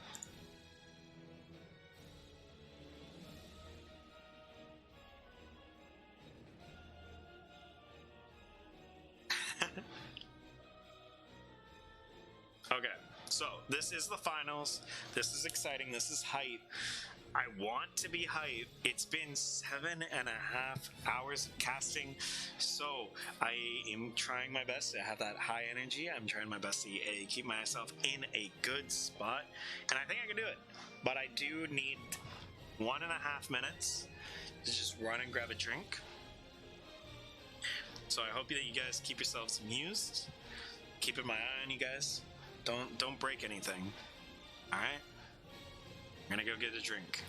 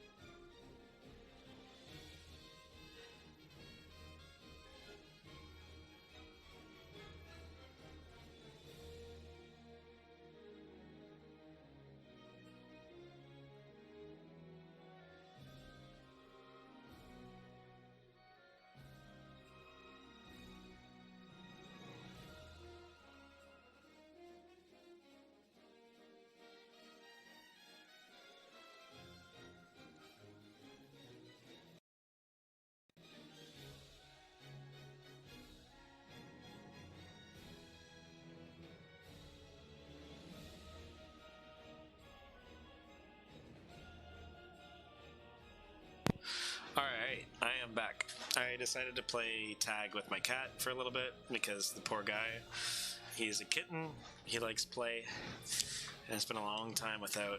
Oh, he's cuddling up on the computer. Yeah, I know.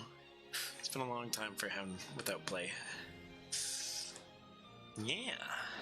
Hi. We'll get a cat cam one day. I don't know if we'll get it for Tournament King castings, but we'll get a cat cam for my streams. Alright, what do we see here? Win it all for me, William. I just want to say I lost to the team that won the tournament. That's the TSM curse, right? You just, like, that's why TSM never won Worlds, guys. They always lost to the World Champions.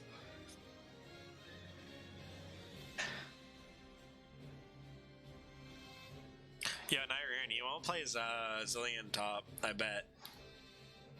Bet you won't play Zillion top. Guarantee.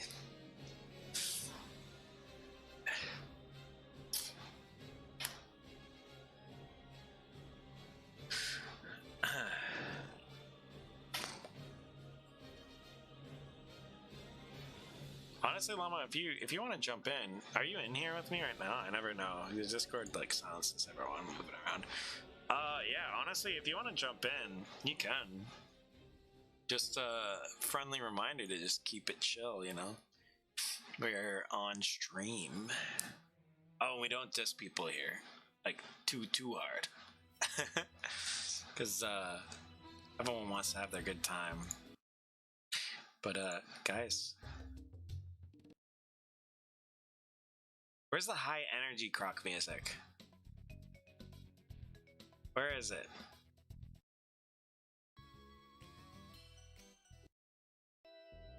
Where is it? This is the snow town. It is nice. It's not what I'm looking for. Is this just silence?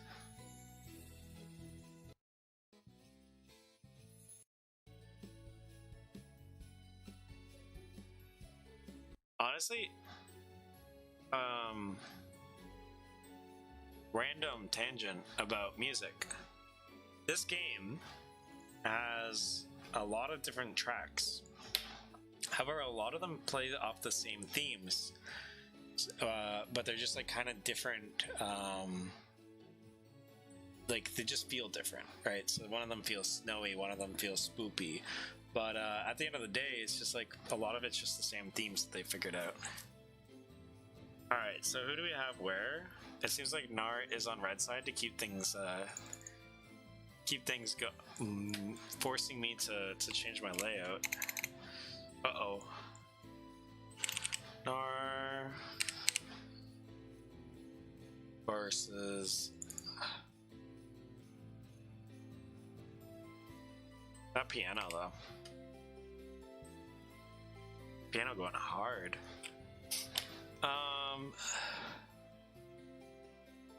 Brain just stopped. Brain no work.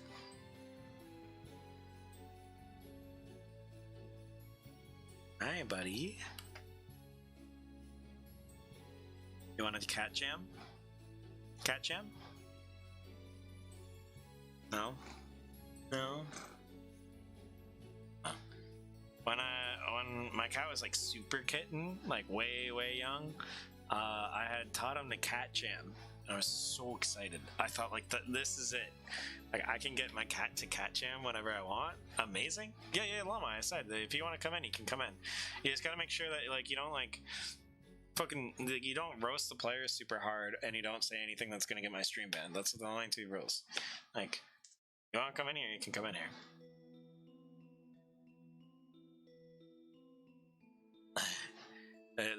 Pretty simple rules.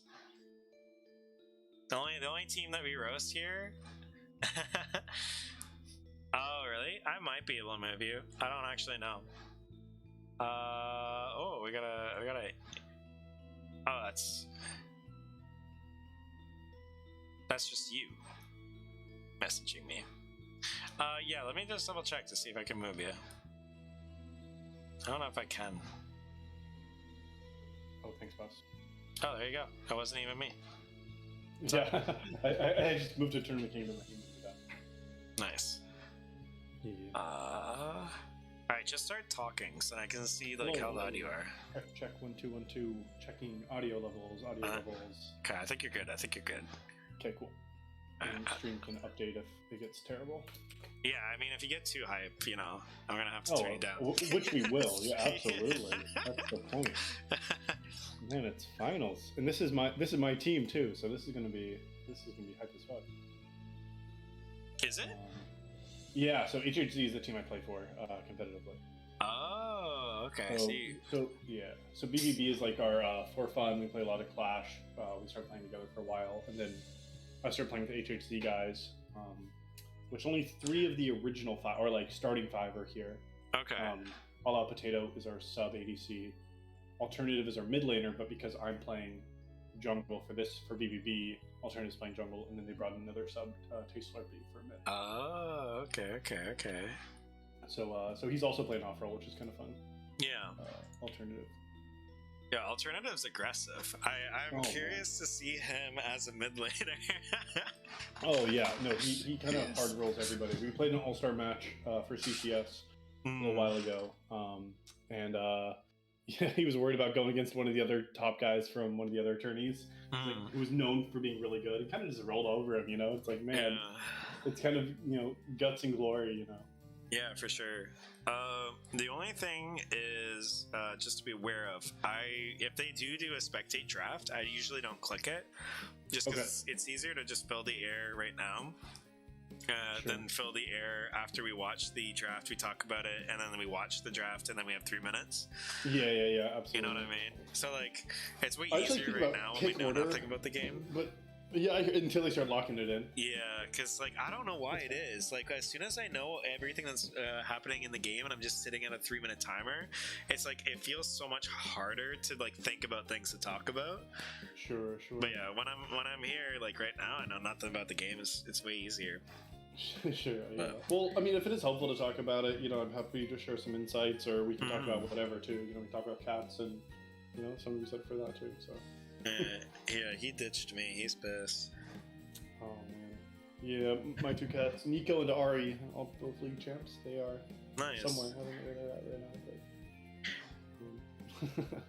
That's actually like how I remember cat. I'm trying to learn Japanese. That's how I remember cat is this Neko. So I just think of Nico. I didn't know that until we named her Nico. We named her because of the league champ, but I did hear that Neko is Japanese for cat. So. Yeah. Yeah, it works pretty well. It's like my cat's a rescue. Originally, my old roommate, she ended up owning him, but she couldn't take him with her when she moved, and he had the name Mew when we got him.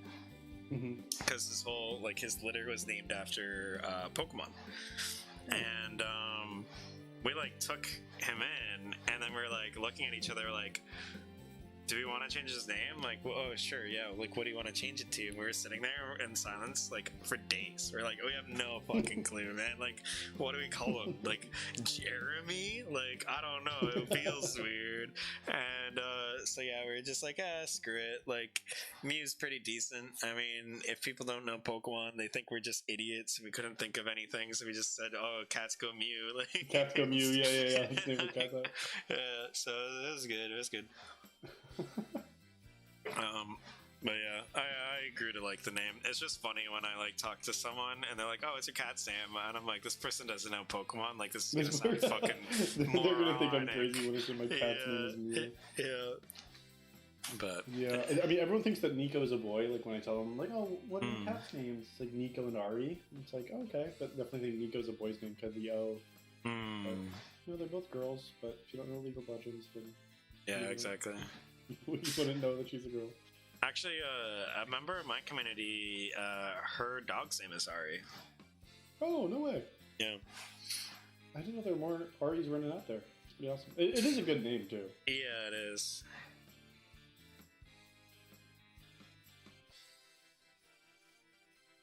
Yeah, man, that's a lot of games that you guys have been playing today. Oh my gosh, yeah, we started at noon and it's 8 o'clock. It's a lot of games to be casting too, Frosty. Jeez. Yeah.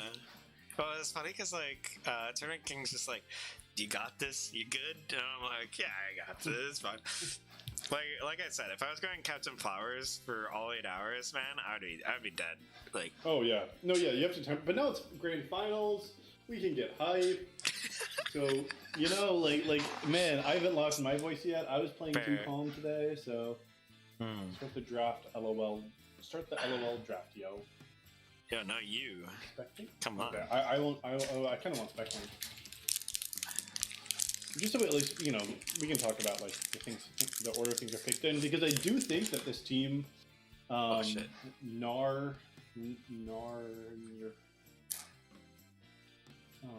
The first time is hard. I'm gonna let you do it. Gnar in yo face, Gnar chew amused. Something. Let me go find it.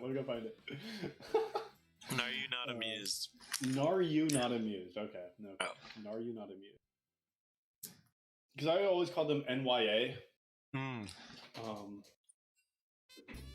We were shortening it to Gya. Yeah. Well. Yeah. That's why I always spelled it GYA as well, but then we missed the knot in there.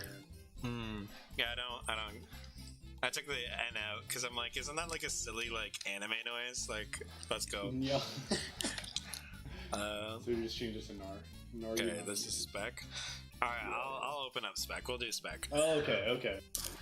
Just for finals, because I mean, Gnar has been drafting really interestingly. I mean, they have very clear preferences for picks. A lot of one tricks, a lot of like players on their team who really have high preferences. The Singed top, the Cogma ADC, and it's one of those like you can't really ban everything out, and so you kind of got to concede something, and then hopefully have answers to it. And I think we did game 1, but game 2, I think they kind of just had more of a plan. So, I'm sure HHC has been watching these games today, and I'm looking forward to seeing how they might want to respond to them.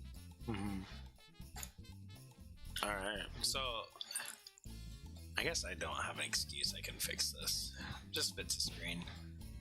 Let's just fit to screen it. We're professionals. Yeah. Just kidding. It's not No longer fixed professional. yet. I'm just kidding. It's not fixed yet. Now we fit to screen. Ooh. Oh, there we go. Alright. So, in case you guys don't know, HHC is on blue side and Gnar is on red side. I say that because there's 2 labels on my screen now for them. Oh no.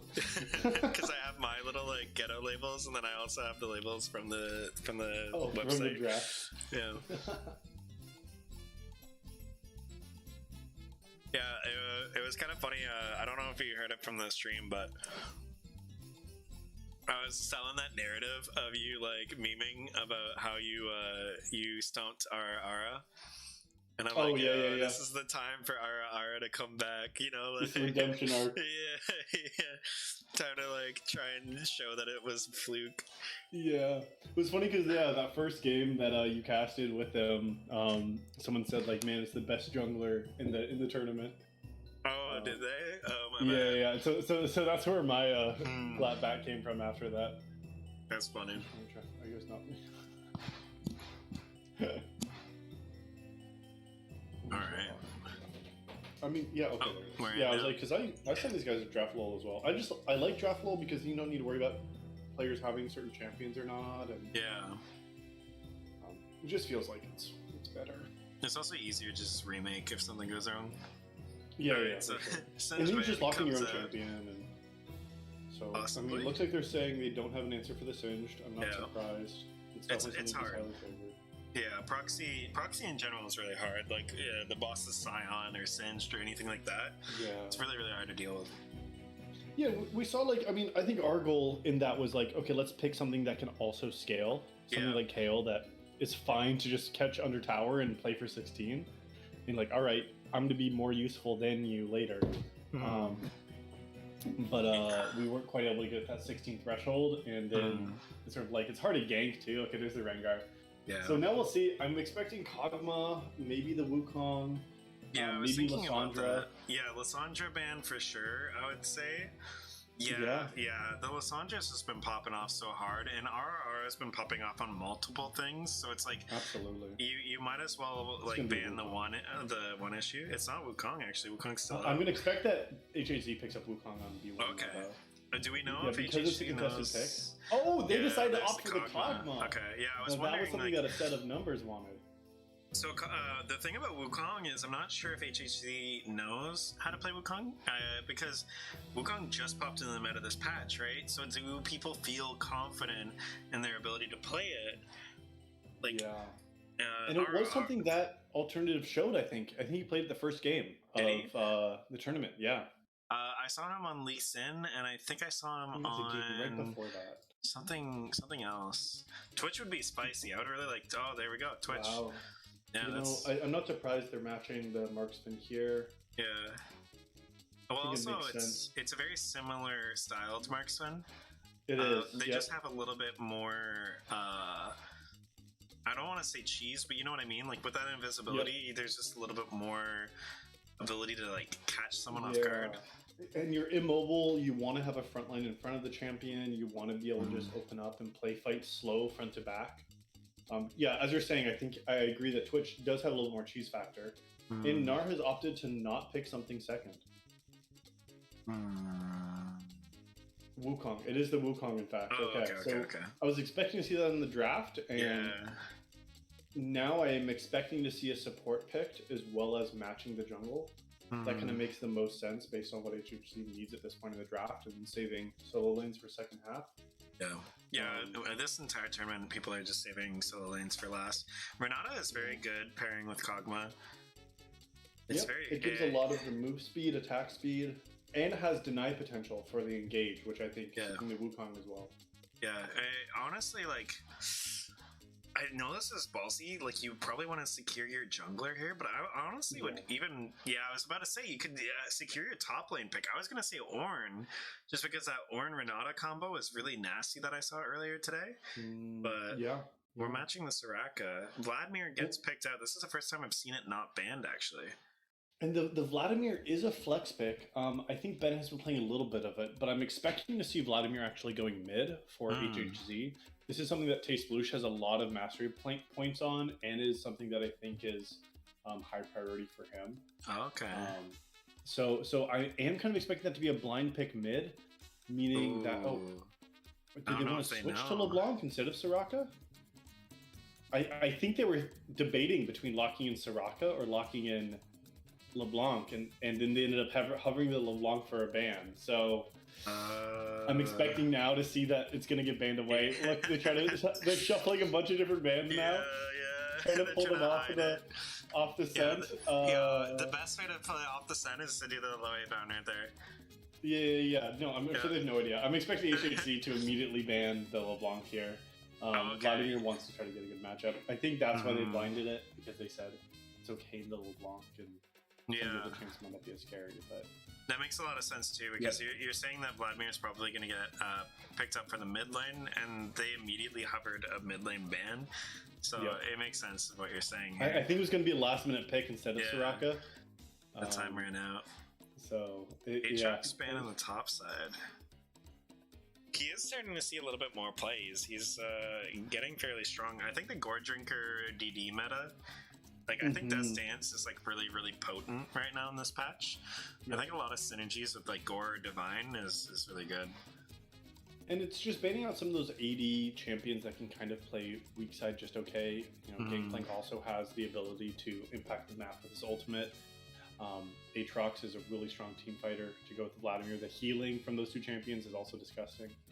So we have Wukong here on the right side, for anyone that has forgotten that this is the second pick. I'm curious as to if... I know this is probably unlikely, but I'm curious as to... Cassiopeia would be decent. This is very different stylistically, because in the last game they had 4 melee champions and the Kog'Maw at the back of it, and now they're saying, well, we want you to come into us. You know, Cassiopeia does have a way to apply the poison damage as well, so you have a lot of damage over time with Twitch, but Cassio's a very safe champion that now Wukong almost feels like the champion that doesn't fit as much in this composition. I'm curious what their last pick is going to be here, because it's going to be for the top laner. I'm expecting to see a tank top. Oh, something like Jax as a blind is really interesting. Yeah, I'm getting Ben flashbacks right now, because Ben will actually blind Jax. Yeah. I mean, like, it could just be de-incentivize certain picks as well. Yeah, it really de-incentivizes any of those other melee top laners that I think he wouldn't want to play into. And so now I'm kind of, he can play split push. Jax is also really strong in team fights mid game, has backline access with his jump. And Zac to round out the composition, that's that frontline go button to look for Twitch, Soraka in the backline, and Cassio. Like, Zac just wants to say, let me get on your carries, and hopefully Wukong will not kill mine. I think that's kind of what Zac is showing with that pick. This is probably going to be a Mordekaiser or a hard tank pickup now, like an Ornn or a Mord. Probably is going to be the most likely picks here, just because, like, you need control on the side of, oh my god, okay, we're going Warwick, okay. Warwick, so Warwick is actually Nyrune's second most played after the Singe that was banned first half.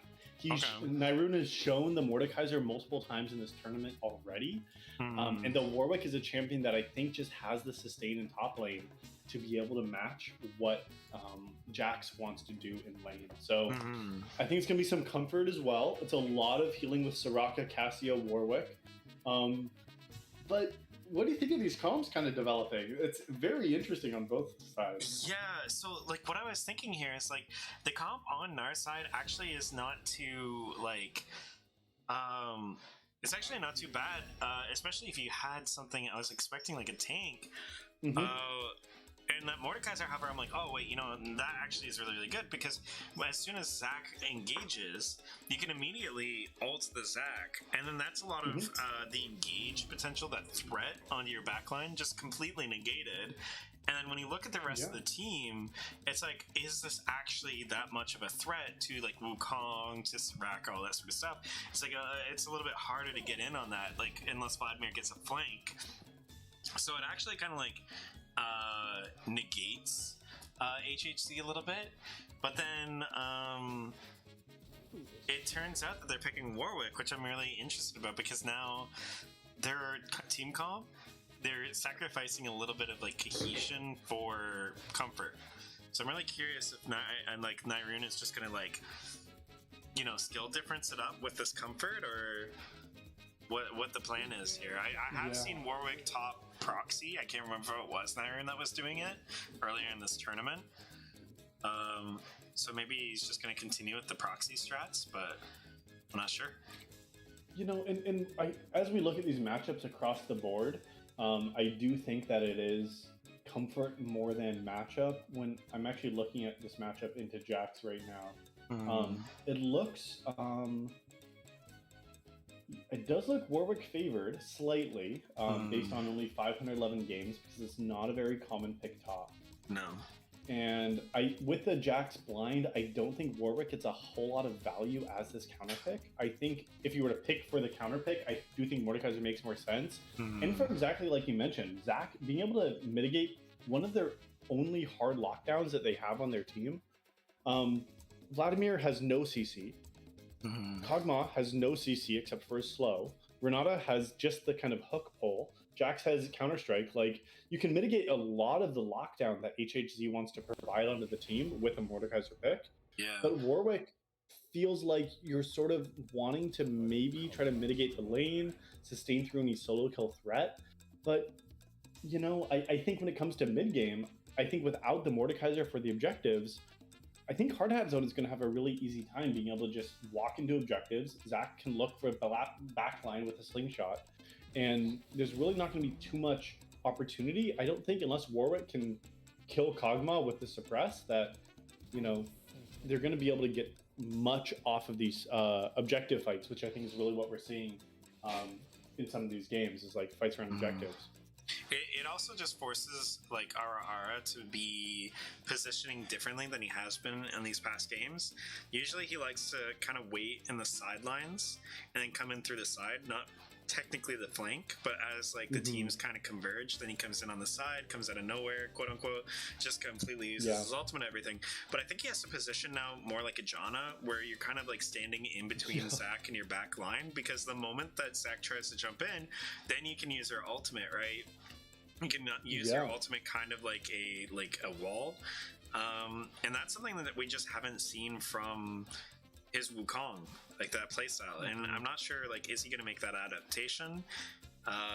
in that player? Does he have a better idea, right? Like, these are both high-level players and high-level teams, so it is very curious. But yeah, like we were saying about the Mordekaiser, it's like I'm very curious if they're going to regret that decision, just because, like, if you look at every other champion in the game, they rely on Zach, right? Like they need Zach to be in there, and if he's not there at all, then these characters are awkward. They're a little bit of an engaged, like they're pseudo engaged, but they don't provide enough sustain. They don't provide enough oomph to be able to lock down and to be able to really capitalize on something. They kind of support and engage. So.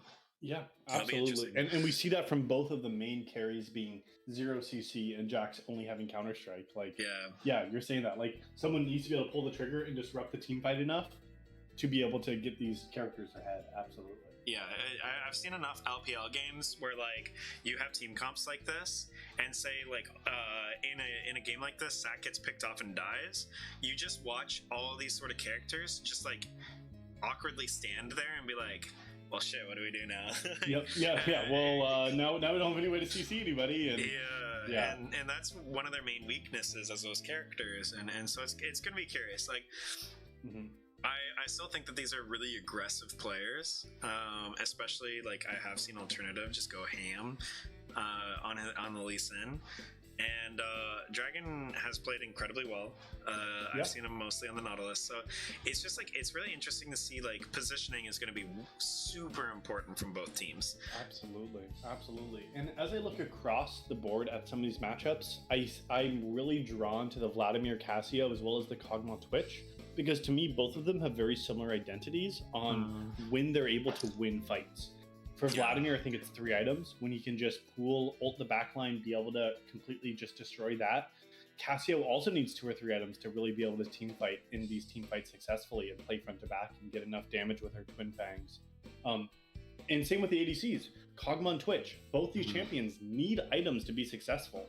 Yeah. And so as I look across at some of these carries, I'm really going to be looking at item spikes between these 2 characters in these 2 lane matchups between mid and ADC to see when these champions are going to come online. I think we're going to see 2 to 3 items around that 2nd to 3rd dragon when both these champions are going to be looking to fight. And I want the jungle pressure to be around those 2 characters specifically for both these teams. I think Jax and Warwick maybe will be able to influence the map, but ultimately it's going to be between Vlad and Cog coming into these mid-game team fights, or Casio and Twitch if they're going to be behind, to see who can really take over these fights with their item advantages, because that's going to be the big difference maker at these 20-minute plus mid-game fights. You actually bring up a really good point that I wasn't even considering here, is that this game is probably going to be incredibly snowbally, because you have these characters, if they end up having these openings that the top 3 teams, like you and HEC and Gnar, you guys have found these openings and you just, like, pummel your way through when you have them. And we've seen Tristanas, we've seen Kog'Maws, like, these sort of characters just get, like, 3 kills early game. And then, like, congratulations, you're at your 2-3 item power spike already, super early in the game. Like, it just becomes, like, just so strong. And the weakness of these characters is the complete opposite situation, where it's like, oh no, I've died 2 times early game. Like, now I just have to try and stall out the game, try and get to that 3 item power spike. The 3 items is a long time, especially if you don't have safe ways of CSing or safe, like, rotations or anything else like that. And so, like, it could just be very easily decided by, oh no, Cassiopeia or Kog'Maw or Vladimir or Twitch, they're behind and they just don't have those item advantages to just be able to like be a part of the game. And if we go super late game, I think either team has the opportunity. If we're playing 6 item versus 6 item, both teams I think have a chance to win this based on how they position, which I think also makes it very, very interesting. That's this game's definitely going to be a spicy finals, which is I'm exciting. At 27, 28, 29, 30. I will double check 1 second. I'm just setting up music. 23, I'm about the same. I hit fast forward until it stops. I think you're like half a second faster, but it doesn't matter. Okay, cool. I just want to make sure we're in the same spot when we're calling there. But yeah, I think 6 items versus 6 items. If we're thinking about super late game, we have what's the last dragon? Oh, Elder Dragon is up, Baron is up. If these two team fights are going 5v5, I kind of favor HHC in this team comp, just because I feel like the positioning from Ara has to be a massive flank on the back line. Twitch has to be able to shoot his rat-a-tat-tat through all of these different members on their team, spray and pray. Otherwise, I don't think that Gnar really is a way to win these team fights if it's just going to be a straight up 5v5 brawl, because there's so much initial damage from Vladimir and Zach in these 5v5 team fights that I think is really going to make a difference if we go super late. But I think you said it's snowbally.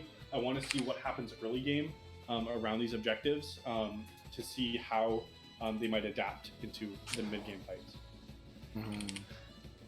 Yeah, it's really interesting. I'm curious if they're gonna let each other even scale. You know, like if one of them has the advantage, it's just like, how aggressive are they gonna play this? Because you don't want to lock yourself into the mentality of like, oh, we scale, we can play slow. Because so can your opponent.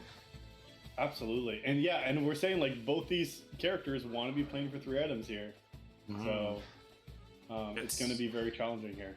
It's some gentleman League of Legends right now, some classy League of Legends where it's like you have these scaling threats, you have to position perfectly, you have to like play aggressive, trust your aggression if you have the lead, and and you should not go into mid game too far behind. You know, you still got to do that. You do stuff right. Like Slurp just loses 1v1 mid. It's 2:30 into the game. He's still level 1. Yeah. So, funny story. Cassiopeia, old main of mine. Level 1 and 2 is scary. Absolutely. It is some of the scariest it was parts just of the not game. respected. Yeah. And if we look at the summoner spells, Slurpee had Ignite advantage there. Like, he's crashing this wave. Cassio's getting a free reset now. The cannon wave is crashing into Slurpee. And now, you have both summoners still, but Sesame Oil Salad is in an amazing spot at this point at 3 minutes into the game already, because it was just not respected the mid-game spike there. Yeah, with a tier start as well. Oh my goodness. Oh, and a mana crystal on top of it. You get the sapphire crystal. Yeah. And now you're going to TP back. The lane's pushing into you. Yeah. Sure, Slurpee still has both his summoner spells, but, you know, that. I'm also seeing a disadvantage of the Zac jungle now. If you take a look at the CS numbers, Zac has just cleared 4 camps, while Wukong is done with 6. He gets a prio to the first scuttle. Warwick can just hover in between. Zac still has 2 camps topside to clear, and we're seeing that Zac really needs time to be able to scale and kill these camps, especially he started leashless. Yeah. So I'm not quite sure about that decision making there. Aura also invades early. And now he has the opportunity to, and he's down a level. Alternative has to get out of here. He has to flash out. It's gonna be passive. He's not flashing. Oh, okay. That might actually still be passive. Oh, 5 health. Jax does come down, but with 5 health, Alternative is forced to reset now. Hey, Slurpee's still not respecting this. He has the Ignite, but Sesame Oil Salad definitely getting the best in the skirmish mid lane. Yeah. This actually is an old school matchup. Actually, top, mid, and bot are all old school matchups. Something I kind of want to like joke about actually is Kog'Maw versus Twitch, Vlad versus Cass, and Warwick versus Jax are actually like season 1 like veteran matchups. Where like these characters like facilitated the same roles and there wasn't as many characters. So if that was the style in the meta, then they were against each other. And Vladimir, unfortunately, back then, I don't know if it's the same today, can't really deal with Cassiopeia until level 9. And he's just, like, not respecting that matchup. It does feel like it's even more disrespectful with the Dark Seal start. You know, Slurpee feels like he started with an item that he thought he could be able to get an edge on. And as you said, it is not paying off at all. He's down a kill. He's already down almost 10 CS. And this is not the spot you want to be at as a Vladimir in this lane going into kind of the first dragon spawn coming up now. Yeah, his best chance was that level 1, like level 1, level 2. Oh, Alternative's looking for a play. That's Ignite, but it's not enough. The burn. This is unfortunate This for is a dude Slurpee. matchup. Yeah, Absolutely. it's hard. And this is what I was saying, right? Like, if you have one of these characters, one of these 4 characters that we're talking about, they fall behind like this, then, like, they have to stall out the game, and they can't participate. And League of Legends isn't the same that it was when these characters all were facing Oh, each other. Alternative wants the 1v1. No mana, but not okay. Oh, the flash forward from our waifus is going to be able to get a couple more auto attacks, but it's not going to be enough to pass it. they're It's still up for Zach. Yeah. And nothing is going to come from that play. But yeah, you were mentioning about that mid-game spike, and you know, you're right about the level 9 on Vladimir being needed to make anything happen this lane. And you're right. Now it's kind of sit back, farm at your tower, do what you can to stop the bleeding, right? Because Vladimir needs to be able to suck some blood mid-game, and this is not the spot you want to be at. Down to like 800 gold. The super unfortunate part, not to like point out even more of the unluckiness, if you had the Wukong on your side, it wouldn't be as bad because you don't give pressure for your team. Oh my goodness. Sesame Oil definitely knows how to push an advantage. Landing these Qs absolutely perfectly, I feel like. His Noxious Blasts are absolutely on par. Able to heal up any trade because of the trade pattern there. His Slurpee is forced to use his pool defensively now. Now Sanguine Pool's on a 20-second cooldown. The wave's coming into him. He's stuck under tower down a level? Yeah, oh my gosh, this is a terrible place to be. He has to respect this. He even, I think, tried to get some healing off of the camp. And if we look across the board, we're seeing really the solo lane advantages coming from both the top and the mid lane. We see in top, Warwick's up 61 to 43 CS. Bennett's going to recover a couple here. And mid, 58 to 46. Even though bot is a pretty even, and we'll see Kog'Maw maybe with a slight advantage, solo lanes really seem to be in the favor of Gnar at this point in the game. Yeah, but they do fulfill similar purposes on both ends of this, like these teams. But one thing that's common is Vladimir needs full rank of his Q to be able to trade. It's similar to Rumble. Jax kind of scales. Like he doesn't, like certain matchups he does well into early, but if he doesn't do well into that matchup, he has to scale up. Like he has to have a few levels under his belt to be able to like really be that scary carry that you'd expect. And he is level 7 now. We are getting a little bit closer, but that's the advantage that you're seeing from Nyrune is that 20 CS advantage, and because of all this priority that you're getting, that's Dragon secured. Absolutely, and Ara did a great job getting his upgraded smite ready to go for 830 for that play. Bennett needs to reset. As you're saying, he's level 7 now, but if we look at the Tiamat, Warwick has been able to assert so much pressure over this lane now. You know, he hasn't got a chance to get back to base yet. He is now spending with 2,000 gold, but meanwhile, Alternative on the bot lane, level 6, it's a 3v3. Dragon Mooncake might be a little bit far ahead. There is still the ultimate for Alternative. Is he able to get another E down? It is not going to come down. Dragon Mooncake, they want to chase out. Potato's going to follow off Ara waifus. Oh, it does land. The flash forward from Potato picks up a kill. Oh, and now the Berserk is happening. He's going to go Ward instead. Dragon Mooncake is so low, but does still live. And that is a great turn from Hardhat Zone. They turn the 3v3 to be a 2-0 in favor of Hardhat. The insult to injury too is that Renata had her W. Like even if she went down per se, they probably would have just gotten that kill anyway, and she would have been revived. Yeah, that just shows the power of that 3v3 skirmish ability. I think the biggest challenge in there was a set of numbers, and Zombie Smurf were not level 6 yet. We see on the other side, Dragon Mooncake and Potato were both level 6. Alternative had his ultimate. Ara Waifus was not able to get enough damage down, and now a set of numbers is forced to CS under his tower safely. Oh, this might be a return kill though. Dragon Mooncake is too far forward. That is not where you want to be. That is just a misposition from Dragon Mooncake in that bot side play. So yeah, one thing that I was mentioning when we were first, the mid lane. Oh, that's almost enough damage. He just needed one more out of there. Yeah. So one thing that we were mentioning here, Nyrune might get Is taken down here. No, Nyrune is getting out. Okay. Is that we were saying positioning really matters, and the funny thing why I was bringing it up is because, like, no offense to everyone that's been playing this tournament, but all of these comps have been very forgiving on positioning. It hasn't really been like as big of a deal, and we just saw 2 plays in a row that characters got hard punished for positioning poorly. Ara did do what we said, where he kind of tried to provide a wall to separate Alternative and the rest of his team. But Soraka and Twitch were in such a bad position for being level 5, as you said. And so, like, Zach was able to get a really good engage onto both of them, and they were just not in a position at all to be able to fight back, even with RR splitting up the team. Alternative is going to look for the Q. Oh, the E does miss. The Q is not able to be enough, but he does pull the flash out of there. So the elastic slingshot, even though it doesn't quite land, he is able to force a flash out of it. It might be a lot of pressure, but the flash traded in mid lane. Slurpee used his. Sesame Oil Salad does not need to use his, and we're just seeing a massive gap in mid lane. Aura picks up the kill bot lane. Instead of numbers, someone's go forward.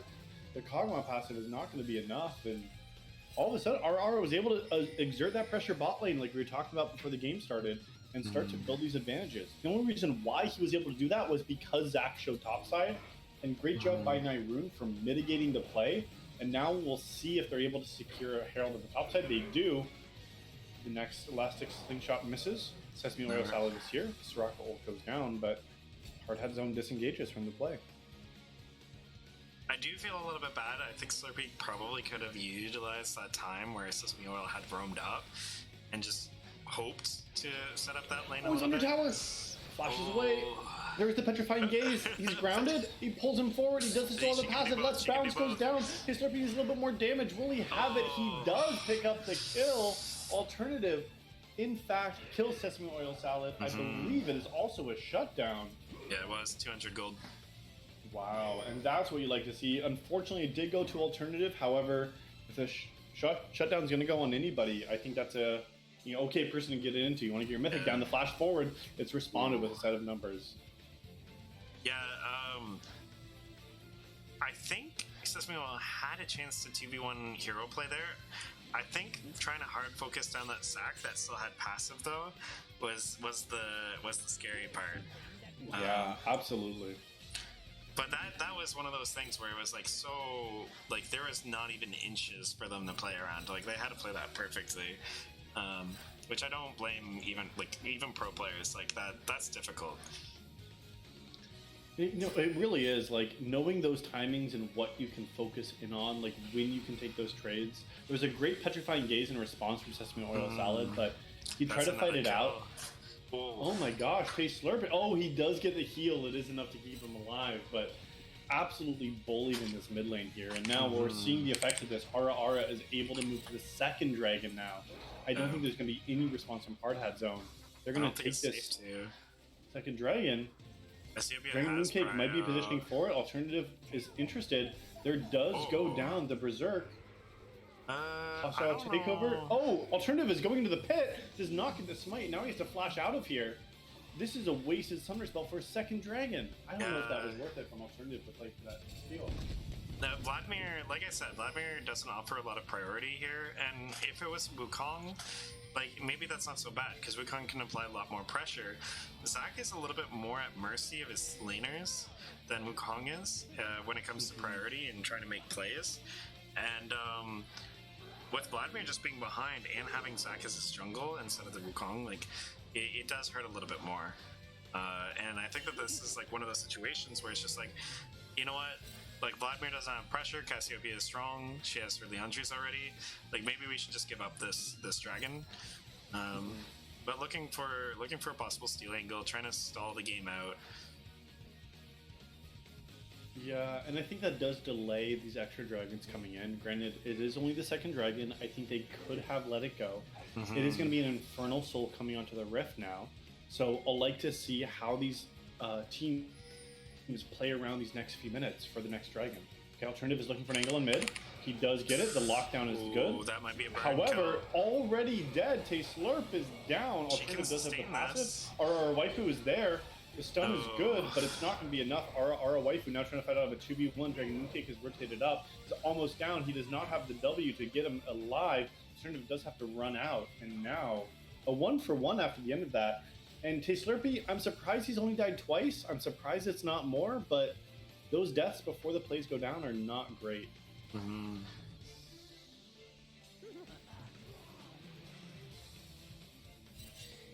Okay, we have seen Alternative now move down to the bot side play. However, he doesn't know that it's warded.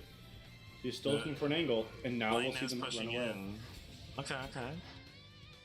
The Rift Herald is drop yeah. top, but I think that was a mistake from Bennett. I don't know. I think he might Why have he just would've been dropped running it out of there. time there. I was gonna mention It that might have where, been the expiration. yeah, because it had been a while ago. I was about to mention I'm curious as to how they're gonna try and figure out how to use that with him being pushed in so frequently. Our waifu's setting up a dive on this wave, Yeah, though. this is Doesn't have ultimate. Pretty Now easy that it does diving, Wukong, we'll though. see if Bennett can fight it out of there.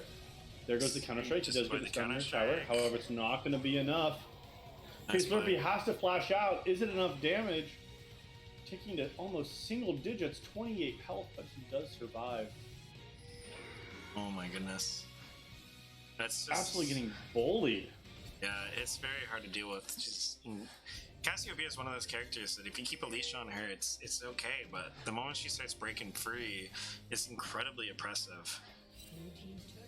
We're seeing some cross-map plays happening now. It does look like the bot lane from Hard Hat Zone is trying to respond from the top pressure. The top lane does go down, but because Zach is not on the bot side, he's not able to respond to the bot lane take. It's past 14 minutes, so no plates are going down, but with the top outer going down, you would like to at least see Hard Hat Zone looking to play for a cross-map play. That doesn't seem to be the case, but mid lane mid is also down for the outer tower. I mean, so much pressure coming from the Cassiopeia. Yeah. And Red it Herald just is feels like coming we are up fine. shortly. They just took out top and they just took out mid. This might be an easy secure for them. The only thing that's terrifying is Set of Numbers and Zombie look like they want to engage on this with RR on. I was thrown off for a second looking at Warwick starting to walk towards Rift Herald. Used to him being a jungler. I might get caught out here. Good He's W. going to engage. Does Dodges miss the Q. yeah. Pushing strikes, misses. Try and hit up the fast forward a little bit because I think I am getting to be a second ahead of you for some I'm reason. 57, 58. Oh no, you're at the same time as me. Okay, never mind. It might just be Discord. It's all good. I think also I looked at the ability after it missed because I want to know what it was called. Hey, buddy. All right, next Dragons in 40 seconds. I'd like to see if both teams set up for this objective. We see that Jax does not even have a completed Mythic yet versus the Titanic, Hydra, and Bomby Cinder for Naroon. So I'm expecting Naroon to be able to keep pressuring the top lane here. Has so much wave clear that Bennett is just not able to match at this point. Yeah. And it's getting to the point now that both teams want to set up around the objective, but Jax has a hard time getting here. He does have the teleport to join, but He's also gonna have a wave crashing in. if this isn't his mythic item, he does get Triforce off of it. Yeah. Now, where is Jax going? Is he going to give inner tower top lane and come fight this dragon? Or is he going to match top and try to TP? He's trying to debate himself. Yeah, this is the whole point too. Oh, Dragon Moon Take is way too far forward. That's not where you want to be, but there's going to be a counter engage. It is going to be interrupted from our That's the waifu. wall. All up Potato tries to kite back, but he's by himself. Taste Slurpee. He's on the back line.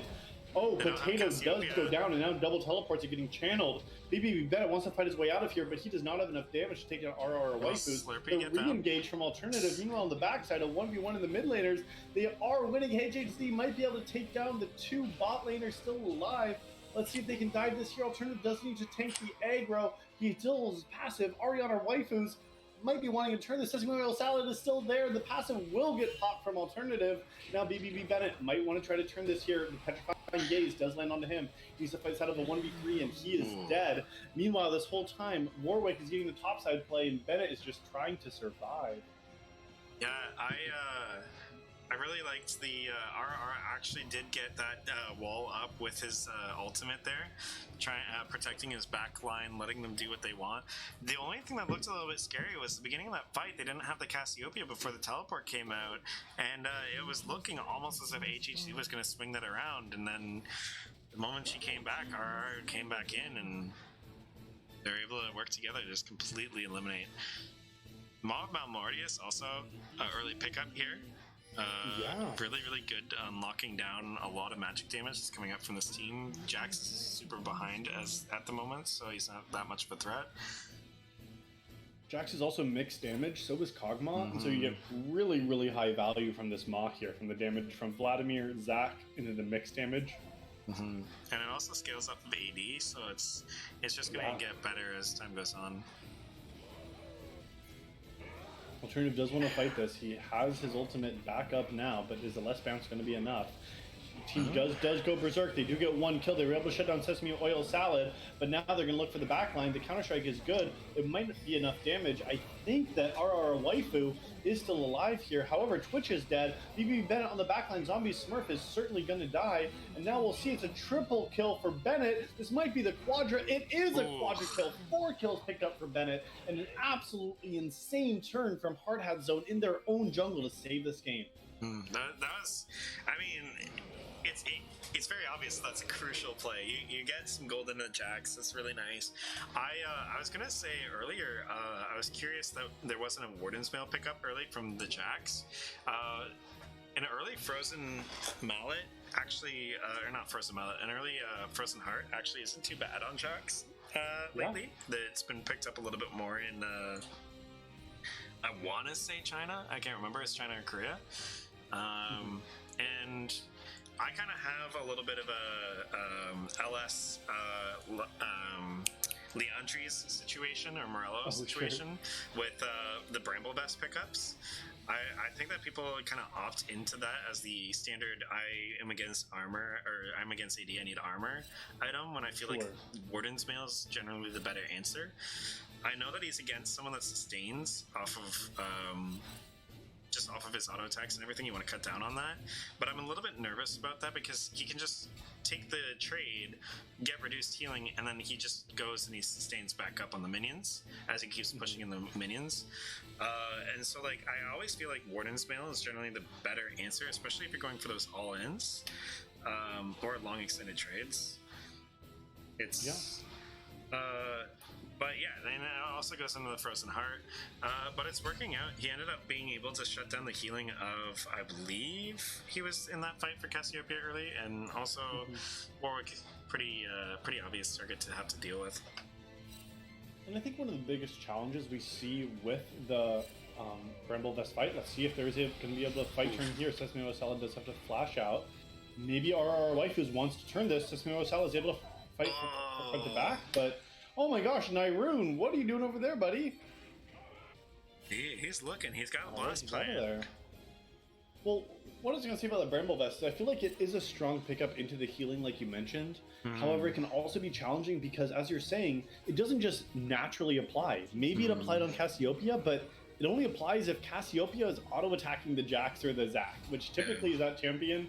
You're not getting too many auto-attacks down. So the healing you're mitigating is really only coming from those skirmishes where there are carries attacking you. I think, to their credit, both Twitch and Warwick kind of have to auto-attack to do damage, even Wukong to some fact as well. So there is value. I am seeing, 900 reduced on Grievous Wounds from Jax's, as well as 584 from the Bramble Vest on Zac. But I don't think this is going to be enough to be able to completely mitigate the healing coming through from the side of Gnar. I want to see Dragon Mooncake picking up something like a Chemtech Petrifier at this point in the game. We already see Soraka starting to build that. She already has that Oblivion Orb in her inventory. So I do want to see if that is something that Dragon Mooncake also matches with, because, I think they're going to need this later into the game, but Zac has opted just to finish the Thornmail second instead. Yeah, I think that that's one of the most underrated items in the game. The support Grievous Wounds item. It is incredibly cheap. It comes with AP, although not a lot. And it's just like I lost my mind when Scout picked it up on TF, because I was like, that's so smart. Like, I'm so glad because like if you're going like, this is a tangent, but I don't think there's a fight starting out yet. Dragon's coming up. I'll talk about it later. Okay, yeah. Well, it is a 5v5 team fight setting up. We see 2 items coming in for both of the junglers. However, in the mid lane, there is an item advantage on Cassiopeia. We talked about that before the game. I do want to see if Alternative's going to force this angle. He is going to look for the slingshot. It is going to be enough. Nairoon is going to be able to peel the backline there, and Alternative is trying to disrupt the backline. All Potato is untouched in this fight. However, we do see Tay Slurpee able to go into the backline. Now we have BBB Bennett able to fight it out. Ara Waifus wants to fight at their backline. However, it's not going to be enough. It's now a 4-for-2 there's only 2 people left standing on the side that he does get the next pull. It looks like it's going to be a 5 for 2 ultimately for the side of Hardhat Zone, and they do win that fight. It was looking scary, but great target selection from Alternative. I think he was able to survive through that, and a pretty clean team fight win from the side of Hardhat Zone. Mm-hmm. Yeah, they're definitely finding their footing now, especially like Jax is just pulling wonders. He's gotten to the levels he needs to get into. Vladimir is just being able to like walk into that backline as well, where we were saying about how Zach is able to provide that disruption and just allow Jax to just walk in and do what they want to do. It's happening, and it's definitely the comeback story for them. Absolutely. We see 4 items now completed for Cassiopeia, so I don't think the comeback is quite yet here, as we see 1.5 and a bunch of components. Feels like Tay Slurpee has a little bit of a yard sale happening. It doesn't look like it's going to be quite enough items for him. We'll see if here on his next back, he is going to spend 1,700 gold, so that'll finish the component, but the comeback is on its way. I want to see 3 items from Kog'Maw. A 3rd item from Twitch will be really good once he finishes his call. And these next team fights, I think, are going to be HHC favored. If you look at the gold, they're still down 300 gold, but their soul for Gnar is up in 4 minutes. The Baron is alive. I think team fights are still going to be very close based on positioning, and it seems like the side from Gnar does still want to set it up, and maybe just, it might have been a positioning error there, and maybe they have a plan to play this next one, because they don't seem to be relenting any pressure into the enemy jungle. I think they were trying to play the fight very quick as well. Nyrune is definitely not going to be as tanky as a Zac. And I think like when you have, Nyrune versus Alternative trying to play disruption game as possible, like as long as possible in the backline, like Alternative is going to win that game. He's got like Absolutely. When he has passive, he's got it. When he's a tank, he's going like full into tank stats. He's Warden's melee, he's got Thorn melee, he's got Sunfire. Like he's going to be able to do that work. Whereas Nyrune is going a little bit more of a bruiser setup. Like so, you're not going to win that fight. I think Nyrune might need to find the flank a little bit later, or maybe just like try and fight with the team, which is something that I know Warwick doesn't necessarily want to do. But when you have a 6-4 Cassiopeia just doing serious work, trying to buy as much time for her to be able to like output more damage than her opponent is definitely going to be key. Absolutely. I think that's really what we need to see, is that Cassiopeia with 4 items now being able to dish out that damage in team fights. It has to be slow. It has to be front to back. Cassiopeia does have the flash for the next fight as well, so that should give her an opportunity to reposition this next fight. But it feels like, I think Cassiopeia just got bursted. Soraka was not able to heal up the team here. And it just felt like, as you're saying, that Hardhat Zone was able to play the fight fast enough that it really didn't matter. They were able to kill the targets they needed to in the time they needed to. Tayslarky had backline access, and Nyrune, as you mentioned, has no way to match the same disruption that Zac can on the backline. It's now 2 minutes to the Dragon Spawn. Baron is alive. Cassiopeia is resetting right now with 1350 gold, so she will have enough to pick up another needlessly large rod, as well as a pink ward, is what I'm expecting to see. And now I kind of want to see, I think both of these teams are fine to just scale out. 3 items on Kog'Maw. That 3rd item, what do you think? Titanic Hydra, 3rd on Kog'Maw? I mean, it feels like an adaptation from the old Randuin Zoman, like from previous season. It does give you AoE damage as well. You have Runin's Hurricane. I don't think Runin's Hurricane and Titanic synergize with the bolts, but still, like, this guy's a walking, like, long-range shotgun. Like, It feels like in long enough fights, he will be able to just shred through these carries. There's only one other crit item for the Rage Blade that he has. However, it is converted 80 physical damage on hit, so there's a lot of on-hit damage coming from Twitch or from the Kog'Maw here, and Twitch is very, very far behind here. Completed 3rd item now, and still, 2,300 gold unspent for the Twitch, but we're at a point now that we're seeing some critical mass coming, I think, from the Kog'Maw in this next team fight. I think a lot of this is a byproduct of Alternative being incredibly smart in the early stages of the game. You saw, like, we were watching Sesame Oil and Slurpee just like going at it, and Slurpee having a really hard time. Top lane had that priority, and Alternative could try and fall into that trap and be like, oh, I'm going to help these guys out. I'm going to try and like slow down the bleeding because we scale. But he ends up just going, no, I'm going to hard invest in the all-out potato, try and get him ahead. Yep. And now they have something to build off of, and Slurpee's able to come back here with these openings. And now we're seeing next dragon fight, and the game is way more even. Yeah, and it doesn't look like Gnar even wants to contest this. They're fine just giving the second dragon over to Hard Hat Zone. They've decided that they aren't strong enough to actually contest this. And so with the Baron alive, the second Infernal Dragon now over to Hard Hat Zone, I'm expecting all of the pressure to start moving topside. Bennett has his teleport bot lane. It has to be matched by Cassio, because Cassio is the only one on their team with a teleport. So I'll like to see where the next team fight might break out. You know, we were talking about 6 items before the game started, and it's starting to move that direction. You know, Twitch is sitting on almost 3,000 gold now. He'll be very close to the next item, and teams might be okay just to keep scaling and think that they might win in these positioning fights late game. Especially for whatever team feels like they're losing at the time. I mean, having a coin flip ending of whoever just plays the last fight better when they are at 6 items is a lot better in some circumstances than feeling like you're in a losing position in mid game. Yeah, and I think we see these item breakpoints coming out, and I don't know where we see Gnar decide, yes, we're stronger now. We almost have 5 items complete on Cassiopeia. She did not go for the Needlessly Large Rod into the Death Cap like I was expecting. Instead is going for the Blighting Jewel, trying to get more of the percent armor penetration down, or magic penetration down. So I'll like to see how that pays off. I think 3 items on Warwick is a big power spike for him as well. However, you know, the IE is complete on Twitch now, so maybe that's an item breakpoint they want to fight for. However, Alternative is going to look for a pick on the top side, and Nyrune might try to fight his way out of here. Does need to run. Uses the fear to try and get away here. Alternative doesn't have jump in time. Yeah. And there's just not enough damage. So, one thing that I'm curious about, there might be a little bit of a spike for Gnar. Not only does he finish the Infinity Edge on the Twitch, Kog'Maw has gone an interesting mythic choice here. And I feel like it's not going to pay off until it's finished. So it buys a little bit of time for Gnar here to possibly turn it around.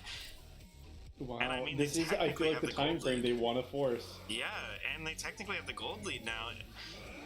Oh. However, they're not in position. A set of numbers, how to use this flash on the Alternative engage, and the rest of the team were not in a position to be able to successfully contest that. So now there's a wasted Summer Spell that's really challenging. I don't know if they see the opportunity. Oh no, Riftmaker is finished already. Wow, that was a really quick completion. I'm curious how this is going to pan out. This is a really interesting build for me. And in 2 minutes till the next dragon, I'm just away for a quick moment, but I will be back. Hopefully I won't miss too much. For sure. Well, they are starting the Baron. I feel like it's not at this point. Now is that I was about to walk away, and I saw the Baron started. All right. I don't see them contesting It's it. They gonna don't be a have collapse. control. They have enough vision. Is this going to be... It's only 3 people from Gnar already in this position, and 4,000 gold. However, they do get 1 right off the bat. All up potato is very low. Oh, good ultimate on the Cassiopeia. Oh my goodness, they're going to flash forward. Okay, Nyrune is able to heal through all of this. Alternative wants to fight it. He doesn't have his passive now. Bennett flashes forward, but it's a 1v5. There is no way Bennett fights his way out of this. He cannot win. And not only do they give over 5 kills for only 1, it is a free Baron into the pockets of Gnar. Aren't you amused? What?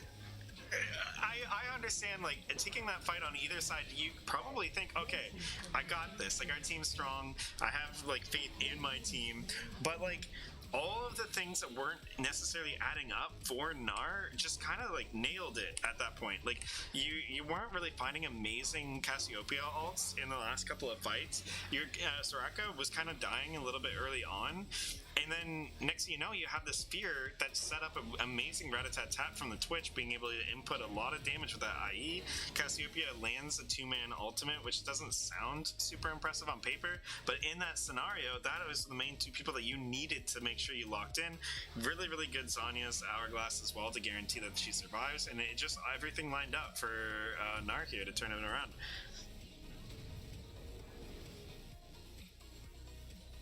The one thing that I'm a little bit curious about is Zac doesn't have an abundance of magic resist, and a lot of Cassiopeia's damage is dealt to people with high HP pools and burn over time. This is a very, very good build against something like a Vex, but against a Cassiopeia, he might have to make an adaptation.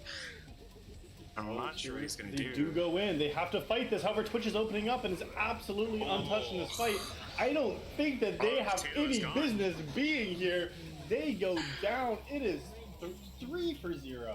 Oh, all right. Well, the funny thing is, we said that I said that this game is going to be snowbally. They're just taking turns. Like every single one of these fights is like very handedly one or the other. It is, and we were talking about those item breakpoints for Gnar, aren't you amused? And I felt like, Gnar, you not amused? Yeah. And it felt like once they hit those critical masses, they were able to walk into the Baron fight there and absolutely take it from them. They're gonna have to fight and for they're their looking lives for an here. end now. Alternative and Taste Rugby do need to try to fight this by themselves. opportunity. 2 seconds on Dragon Mooncake. Dragon Mooncake is alive, but Alternative is already dead. They're onto the Nexus Tower, That's and game. that is the first game over to Gnar, you not amused. So do we have a reset bracket here, or is that the finals? That's the question. We do have an There's audio. one more game now. Is there? Okay. Yeah, so I'm interested. That was spicy for sure. We were right about a lot of things. I am glad about that. It proves that we are knowledgeable about the game, which is nice. We're talking about positioning and aggression, and that game was full of it. And it did feel like that game was in Hard Hat Zone's hands until they kind of decided to throw it away. It felt like that Baron call, I don't think that was necessary. They seemed to force it really hard for a place where they didn't need to. I almost can't blame them, though. I mean, even if they have perfect vision like us, it looked like there was only 3 people that could have contested it. And they have been winning fights. So if you think about it, it's like, oh, well, we've been winning 5v5s. What are the odds that we're going to win a 3v5, right? It's probably really, really high. And it was just like, I think that when you're in the heat of the moment, you can't think, like, you don't have perfect information. You don't know exactly everything that's lined up. And so you might not have noticed that some of these Cassiopeia ults have been held on for a really long time. Some of these positioning problems were happening. Like, these were the main reasons that we're deciding these incredibly close fights and just making them feel like they were snowballing more than they were just because of the champions that they were picking. And then next thing you know, the stars line up. Gnar plays the fight as best as they can play it, and you realize, oh, you know what? This game's a lot closer than we thought. We aren't winning fights as consistently as we are, even when it started initially as a 3v5. Yeah, and I think the fights that we did see, to your point, where Hard Hat Zone was winning, was when Alternative had a great engage from Fog of War, when he was able to get onto the back line, when they were able to isolate these immobile carries, the Cassiopeia on the Twitch on the back line. And in that last fight, the immobile carries were the Vladimir the Kog'Maw stuck in the Baron pit. Yeah. And it turned into the fact that the team that was able to initiate onto the immobiles was the team that came out ahead. And I think we see that in the damage charts. More than twice as much damage as almost anybody on the entire Hard Hat Zone squad. Nearly twice as much as Vladimir. Cassiopeia just felt like she did so much damage that game, and that last fight was an indicator of just how strong that champion can be. Yeah, it was I thought that it could potentially just be a snowball match in general. But like I said, Alternative played it really, really smart, getting his bot lane ahead.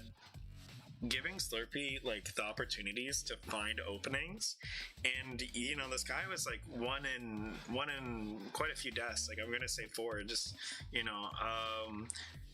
And the guy just like in mid-game fights still finds a way to get in, get his E off, like while he's in W, has a good ultimate place down, enhancing damage, and like the guy still had like 10 assists at one point. And so it's just like, okay, like he went from being incredibly behind, not even able to take like minions, to just being able to find these openings, get back into the game, and make it incredibly competitive. And you already had that Kog'Maw that was super ahead, making Twitch kind of feel like the next in line to feel like, oh, you know, like I'm behind, you know, I'm struggling. And then Twitch found amazing positions, amazing lineups to just be able to absolutely destroy. And I think that really the nail in the coffin, as you said, was Nairoon's amazing fear that he did in the Baron Pit, getting all of them with that fear as he was jumping in. And the fear actually was perfectly positioned to where they were all running in different directions in a perfect line for Twitch to just run through with the rat-a-tat-tat. Mm-hmm. And it did feel like, I mean, we talked about positioning from minute one, right? It was going to be these late game objective skirmishes on which team could position better, get their ultimates off. You know, whether it was that massive fear from Nairoon in the Baron Pit, or was it, the spray and pray there from a set of numbers. You know, he's shown competency now on more than just the Kog'Maw in this series, and I'm looking forward to seeing how both these teams might adapt going into this last game.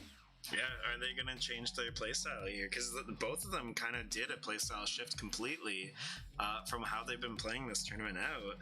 And it just so happened that they both kind of shifted into the same spot, into this like kind of a treat of a game where it was like sophisticated fisticuffs, where it was just like a gentleman's game of like positioning, fundamentals, like traditional League of Legends values, but at the same time rewarding aggression and ruthlessness. And so yeah, it was just, I'm interested to see if they're gonna continue this gentleman's game or if they're going to try and switch out, maybe play something that they're more comfortable with even. And that's kind of what I would like to see as an adaptation from Hard Hat Zone after losing this game, and now it's a do or die. You know, granted, the stakes on this game are not MSI finals. However, there's still prizing on the line. So what I would like to see, I think that Hard Hat Zone kind of handshook the late game 5v5, drafting things like Kog'Maw, Vladimir, Jack, Zac, all champions that really want to excel in the 5v5 late game.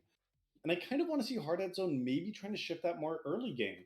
We found as BBB when we played against them early that there was a challenge from them to be able to play from behind. And I think we kind of saw that come to fruition. So I would really like to see how that might happen. You know, can you play from early game ahead fast enough to be able to set Gnar behind to be able to just win the game from there? Because the 5v5 handshake for late game did not seem to go in Hard Hat Zone's favor. Yeah.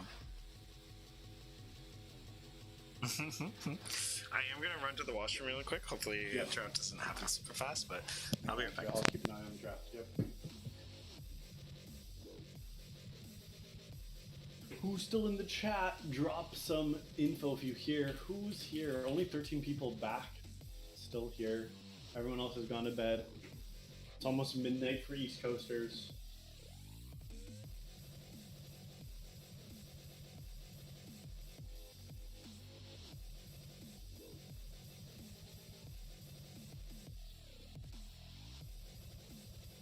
I don't want to touch the link. This is the server it's taking place on. Oh, JDog75. I'll be back.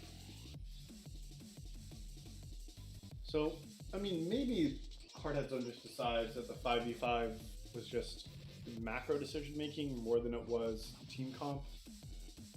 However, it could also be draft for early game, win hard enough early, shut down the Kog'Maw, or do you change your bands up? You know, if they're not going to one pick the Kog'Maw, who's going to take the first pick? What's going to change? So I'll look forward to seeing what happens here. We will be into draft soon, so we will take a look at that. All right, spectator drafts. Is I this got. here? I was thinking. For quick pick research.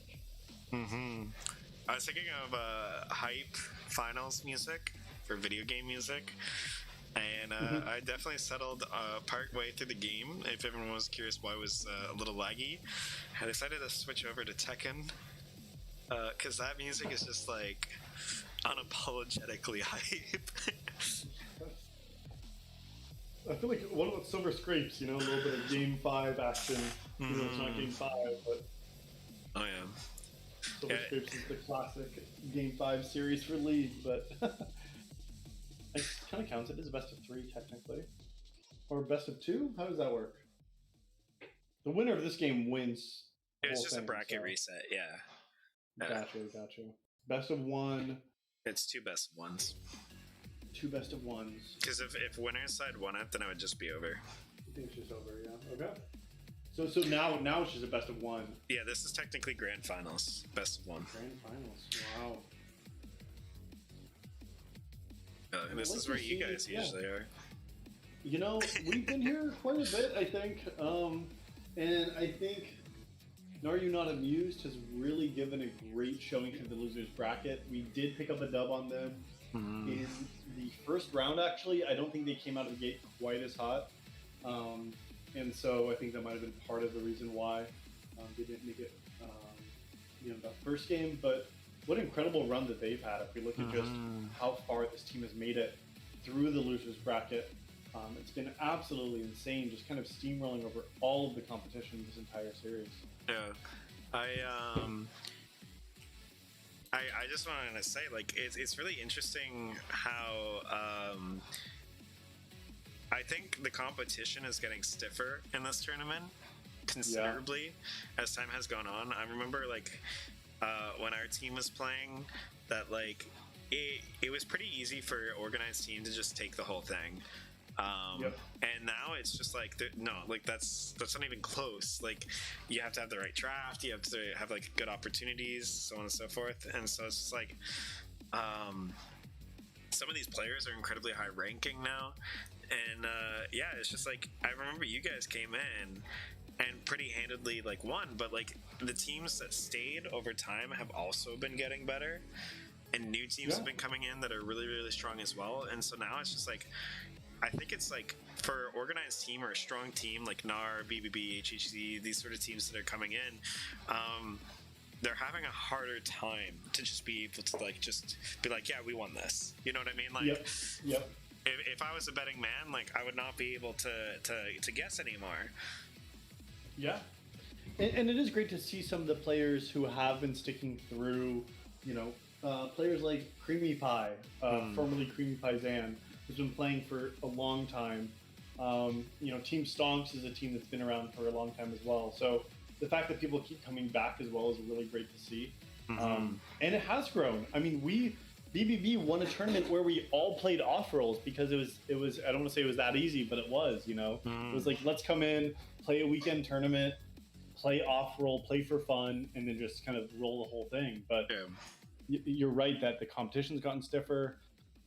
We got master tier players, diamond players, multiple of these kind of players at a high elo coming into these matches now, and makes it really competitive. And the double elim format, as exhausting and long as it is, also creates a really exciting tournament format for everyone to be able to come back, because Are You Amused?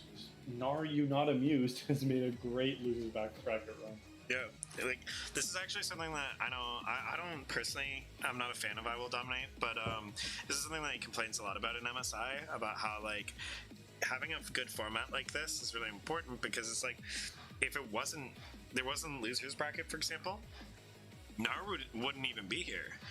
And they've clearly shown that they're one of the better teams here today. So it makes it just more competitive and more consistent and more accurate. I am not seeing. I think they just went right into pick ban instead. I mean, HHC is deciding not to ban, so they're just going to ban right in. Okay. So they said, run it back. Let's not even deal with the pro draft. Okay, cool. And they're just going to jump right into it. So I guess we'll still see it there, but So hopefully Rengar everyone ban. runs all champions. I kind of want to see why this Rengar ban exists, but I guess we're not going to get to see it. So it is our waifu's most played this season. He's got 300 Rengar games compared to 60 of anything else. Okay. I think it has been permanent from him in this tournament, and as a Master Tier player, I think it's just something that other teams have been respecting the entire tournament. Mm-hmm. Yeah, it hasn't gotten through once. I'm so used to it being just like a ban against bisexual line. Yeah. And now it's like, no, there are other Rengar players out there. Yeah, Bisexual Lion, he's the guy that's been playing in Tournament Kingdom for a long while here. Mm-hmm. So bans look pretty similar from the last game. J4 and Nautilus. We'll see if they do opt for the Kog'Maw or if they think they have an answer to it. Wukong, I think, could also be a priority pick on one again. I don't feel too bad on either of these comps to try and run it back if they ended up opting for that. The adaptations will be interesting. Fiora, I think, is the only change in the bans. Which is interesting because Bennett also did not pick it. No, and but they are back to the Kog'Maw. Yeah, that's what I was thinking. I think at least the first half of this pick ban might be almost identical. And so, I don't know about the we Twitch talked pick, about but complete draft adaptation and running for early game, mm-hmm. but it sounds like Hard Hat Zone might be making the call to say, you know what, it was an execution error. We can win that comp. We know what we need to do. Nyrune locking in the Warwick for himself again too. This has to be Wukong. That's kind of what I'm expecting to see. I almost would expect possibly a Tristana adaptation instead of a Twitch, but yeah, I'm not sure. Like it is Warwick Wukong. Yeah. So it almost looks like they're picking it in order again because they did this the previous game too. Just lock your own champ and call it good. So now, what are they saying they need to bolster this team? They can pick top or jungle here. They also have support options. I think support's kind of important. Yeah. Braum is locked in from alternative for Dragon Mooncake, so thinking they can play a little bit more front to back. Mm-hmm. This has been a high priority in this tournament in general as well. The Braum pick. Just favoring mostly the passive and the ultimate, I would assume, over the shield. Because there is currently nothing for Braum to block. Ahri, okay. Now so really opting for the mobility, it's a strong blind pick mid laner. It's seen a lot of play recently since it's had its rework, so I feel like it wants to have some additional mobility. Both Kog'Maw and Braum pretty immobile. The pick potential as well coming from Ahri. There's so many counter picks here. And I expect to kind of see a mid lane counter pick here, honestly. Vex, I'm thinking maybe LeBlanc. Yeah, okay. They do go with LeBlanc. So really just defaulting to comfort, I think. So bans from Gnar You Not Amused are expecting to go toward the top in the jungle. Maybe some Jax comes out, we do see the ban. And now Hard Hat Zone trying to pinch the bot lane pool. Both yeah, AD bot lane and is support probably huge here. Will they ban the Twitch? That's something we saw them have success on. I'm curious. I think I would be comfortable giving them the Twitch just because it felt like they had a way, an answer to it until the mid to late game. If they find a way to secure, okay, they're going for supports. There's a lot of enchanters to ban here. Yeah, the Soraka was something they saw had good success. I don't think Soraka was really a difference maker there. Gangplank does get banned away as well, so that's another one of Bennett's top champions that he's been playing.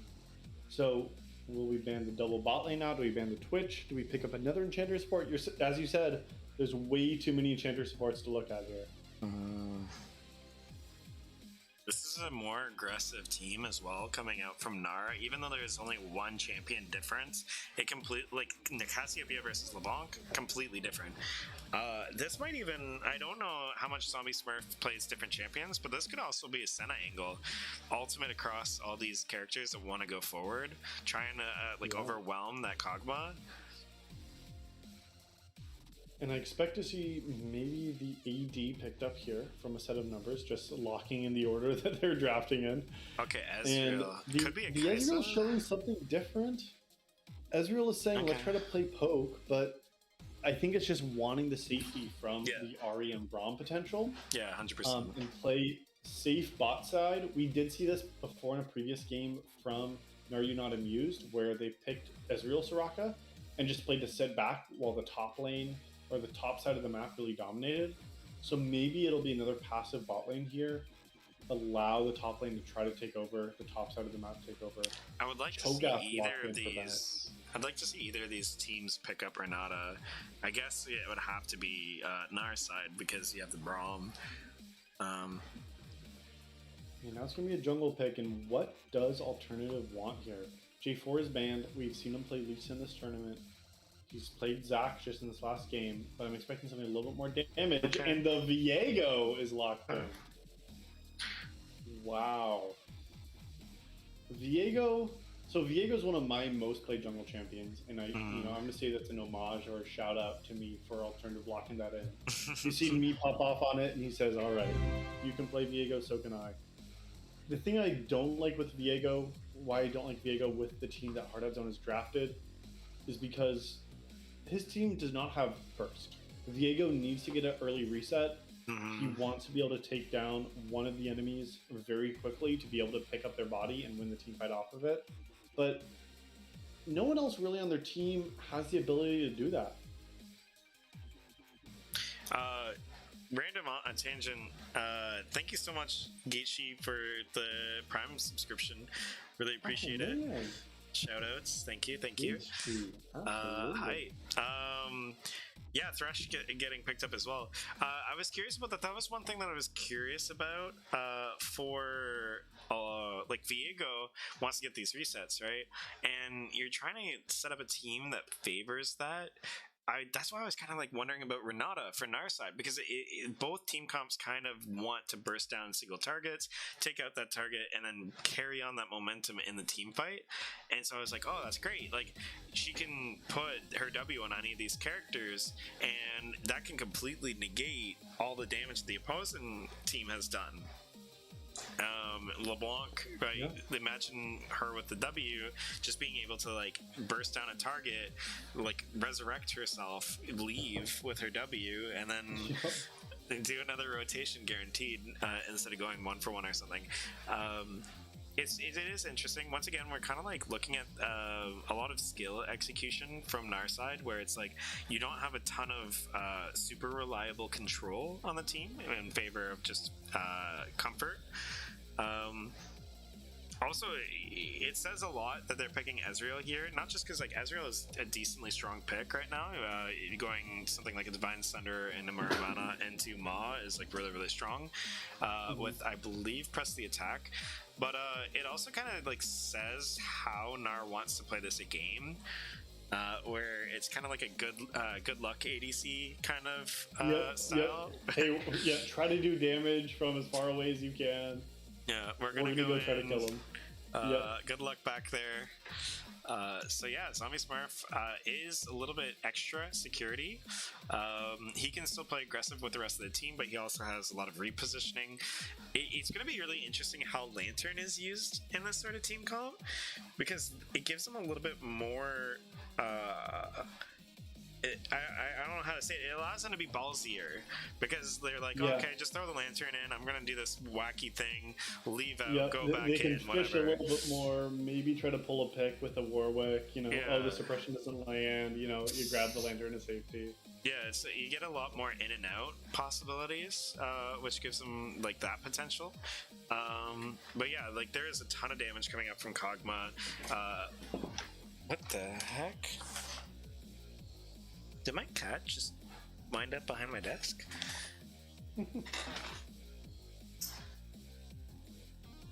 Oh yeah, yes. Okay. Jesus. Hello. Okay. Yeah. So it's gonna be interesting. Like there is a little bit of setup for Viego, but there isn't like super reliable like LeBlanc burst or Tristana like all in kind of potential to allow for a lot of resets. So it's just like I almost feel like it's almost catch oriented, or the opposite of what you were saying, like with Gnar, where it was like you want the team to kind of come into you and then like punish that engage. Try to burst him. And maybe there'll be an angle from LeBlanc over the wall, or a Wukong clone that he can get into a backline here. But there's lots and lots of damage threats. I think Ari, Kog'Maw, and Diego are all damage threats that you need to be aware of in these team fights. Versus after LeBlanc has used burst, and if Ezreal's not in range, there's not a whole lot of damage. You know, and I do just want to shout out again, Are You Not Amused with the absolutely miracle run from the lower bracket. They have made an insane comeback after losing in the second round. They're on a 7-game win streak. It's not quite the G2 win streak that we've seen at MSI this year, coming from the EU finals, but I mean, pretty incredible if they can keep this win streak alive now. And I do want to see now they have the momentum on their side. Hardhat Zone has taken a game off, and now they have, you know, lost one. So I would say that it's definitely in the favor of Nardi Not Amused at this point going into this grand final. If you're running into this problem, it's just a timeline bug. I find just like fiddling with the playhead. The playhead kind of fixes it, and then you can just fast forward afterwards. Yeah, sometimes it takes a sec too. Sometimes this happens like if the team doesn't load in as fast as we do. Alright, can you not right now, buddy? Ow, ow, ow, ow, that's biting. You usually don't bite. Hey! Buddy, out! Sorry for the distraction, guys. I need to fix this. This is the weirdest thing I've ever seen him do. Ugh, and I don't want him getting hurt. There you go. Alright. Guy just freaking... Yeah. Alright, so fixing this now. Fast forward. Fixing that here. I'm looking at, I'm at 33, 34. Yeah, we're good. You know, I always like looking at summoner spells to start the game off to see what might be a mismatch. We do notice Nyrune has opted for the Ignite again top lane. Bennett has stuck with the TP from the last game. But he does have Unsealed Spellbook, so there is an opportunity to change those summoner spells. Meanwhile, Ignite is matched in both the mid and the support roles. And Exhaust instead of TP for the ADCs. So I think this is saying Potato wants to have a little bit of his own safety in the bot lane with the Exhaust. Meanwhile, maybe Ezreal is looking to have some split map pressure with the teleport.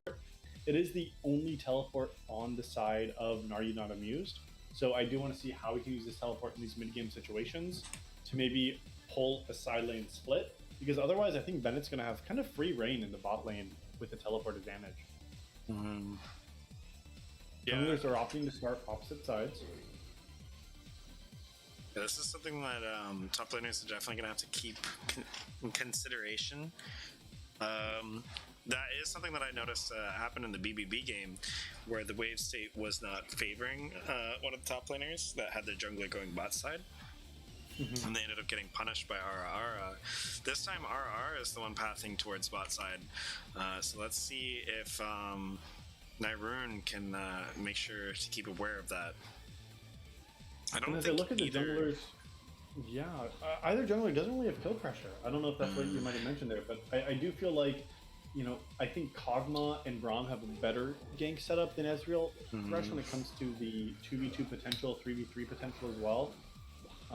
And I do think Diego does have better gank timings pre-6, especially because Wukong doesn't bring any CC to these team fights pre-6.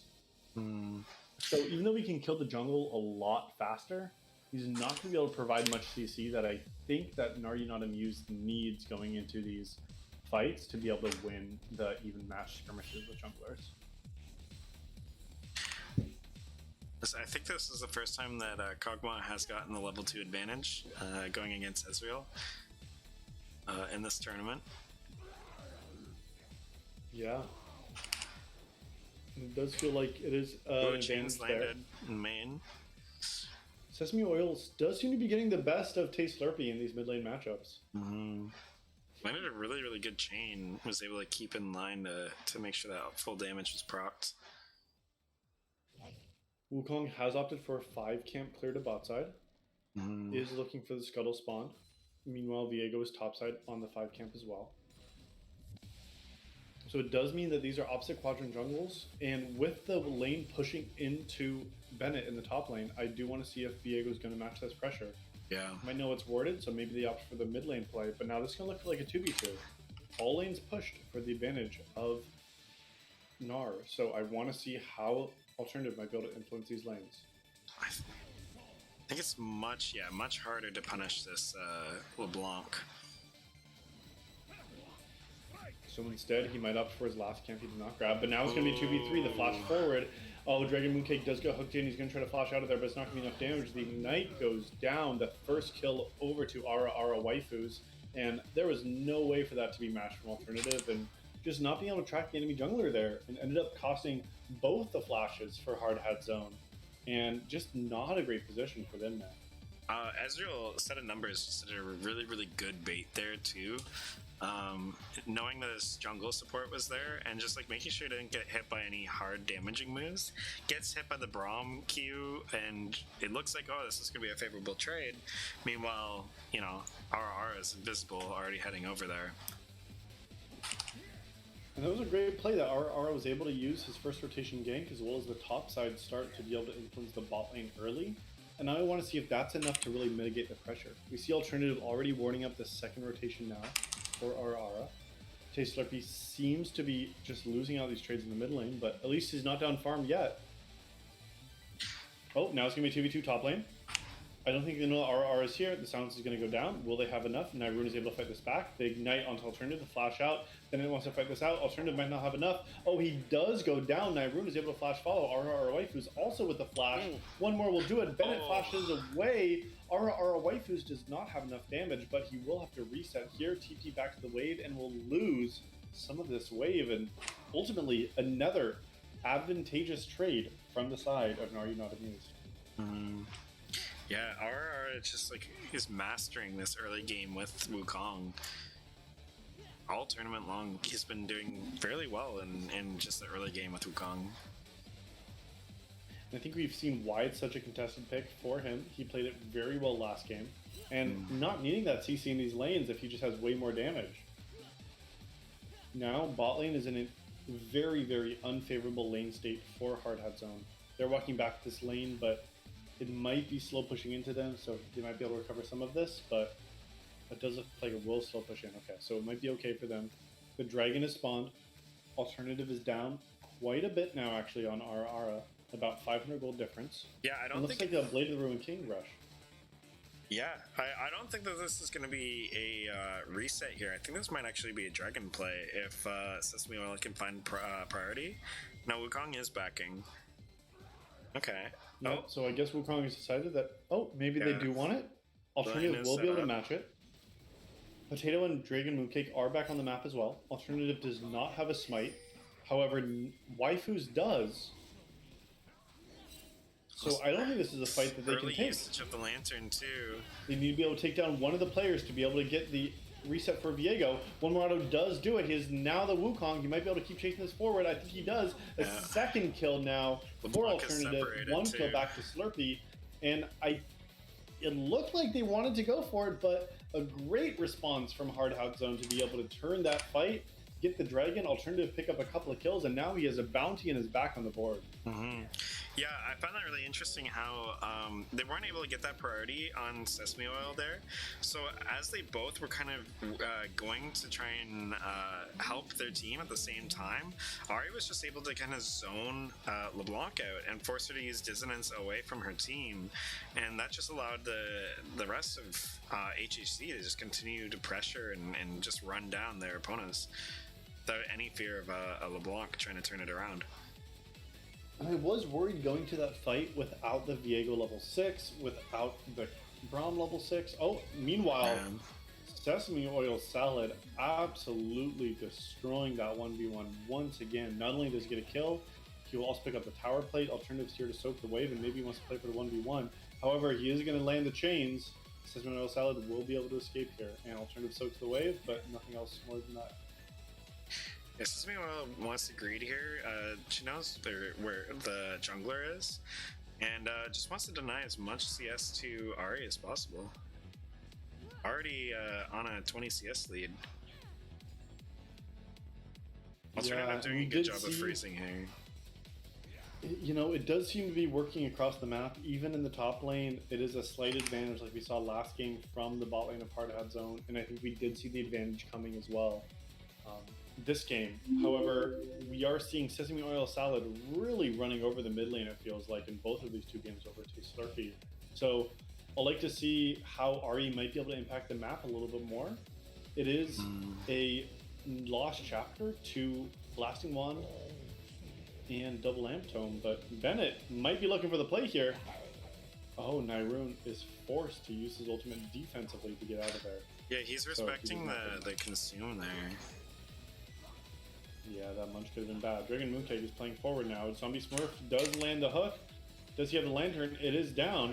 Now Dragon Mooncake is forced to retreat out of here. It is going to be a 3v2 in the bot lane. It looks like RR Waifus is able to get an extra kill. Flash away from Dragon Mooncake. All up Potato now by himself. Zombie Smurf misses the flash hook. All up Potato is under tower. Might not have enough damage. Flash away from Waifus. However, the Kog'Maw passive will not do enough. Ultimately, unfortunately, All Out Potato ended up paying for the sins of Dragon Mooncake stepping into the bot side jungle there. So, oh, that's gotta feel bad. But ultimately, just a little bit overstep, trying to get some information. However, a great counterplay on the other side of the map from Alternative. But I don't think he gets this because we see both members from Gnar You Not Amused able to collapse and force Viego off his play. Just unlucky back resets from his solo laners. Just there's no way. I guess like with Dragon Mooncake maybe invading while everyone else is kind of in a reset timer, like that might be like one thing that they could have prevented. But like honestly, like you don't know RRs there, you don't know that sort of things. Like these guys doing their resets. There's just unlucky timing for Alternative not being able to do a cross map. Yeah, it is, and that's really what you want to look for out of Hard Zone. But as you said, the timers just were not there. And so it is a disappointment. Ultimately, he gets something for it. Doesn't lose anything. Gratefully, he didn't commit all the way. But meanwhile, Hard Zone does not seem to be afraid to fight. But now, with that down, I think he should be able to get this flash out from Sesame Oil Salad. The Q will be enough. And they do pick up a return kill. Great patience from Alternative to wait until the distortion went down to be able to turn onto Sesame Oil Salad mid lane. The level advantage coming up from Bennett here. That TP kind of paying off there. Yeah, he's able to trade very effectively onto Nyrune in the top lane. Alternative now bot lane, level 8 without the ult. They do still want to fight this now. Oh, it is going to be a knockup onto Zombie Smurf. Does not have the flash. This should be a free kill. Really good engage from the Dragon Mooncake there. Yeah, just able to look forward right away. Oh, Bennett might in the top lane might be able to win the 1v1. A heal from Nyrune. Or if he can get a couple more autos, he might have the consume. He does the have flash away from Nyrune. The barrier is going to go up. Oh my goodness, Bennett was not expecting that much damage. Does have to flash defensively now. The flash ignite from Nyrune expended, and Bennett has to walk away. That was close. That could have gone either way. Honestly, not the worst thing for Bennett here because Bennett also has TP. He can completely reset this lane. Warwick does not, and he's out of mana, so he probably has to push this in and just reset. And I want to see how this affects the next Dragon Timer in 20 seconds because our Waifu is getting a reset with 690 gold. So does go for just some components. And now with Warwick resetting, do we see Warwick run back to top? Bennett expended the teleport, meaning he cannot join this next play. So I'll like to see if Warwick decides to run for a 5v4 bot side or just decides to match the top lane and just not contest at all. It's kind of funny that Bennett is actually the not the recipient of this pressure as last game when he was on Jax early. It instead is Nyrune. Nyrune honestly has no choice. He has to go top lane because he either has to deal with this lane just pushing in and losing a ton of damage to try and get Ocean Drake, or he has flash forward. Oh my gosh, this is gonna be enough. Alternative with the insane combo. He's able to chase even further. He's Ezreal, lands the next ult. Zombie Smurf is not long for this world. Another kill to Alternative, and now they get the dragon for free as well. An absolutely insane play from Dragon Mooncake and Alternative there. Meanwhile, I believe Wukong ended up getting the Rift Herald here. Bennett is just taking down the Rift Scuttle in the meantime. Now I'd like to see if RR Waifus can convert this on this crashing wave top lane for the Rift Herald drop with plates. Because there is going to be a wave crashing in. Nyrune is just getting his ultimate back now. Wukong has Prio on the top side because he saw alternative in the bot lane. And will they look for anything with the Herald drop? I do want to see that Herald getting down the next 30 seconds. It does get spotted out by Ward here. No vision on Viego. It's kind of a little scary for them. I don't know if they're going to try and dive without knowledge of Viego. You know, I'm just disappointed that our waifus did not get the Herald down before 14 minutes. Even if you don't have any play after it, at 320 gold, that's worth the same as a kill.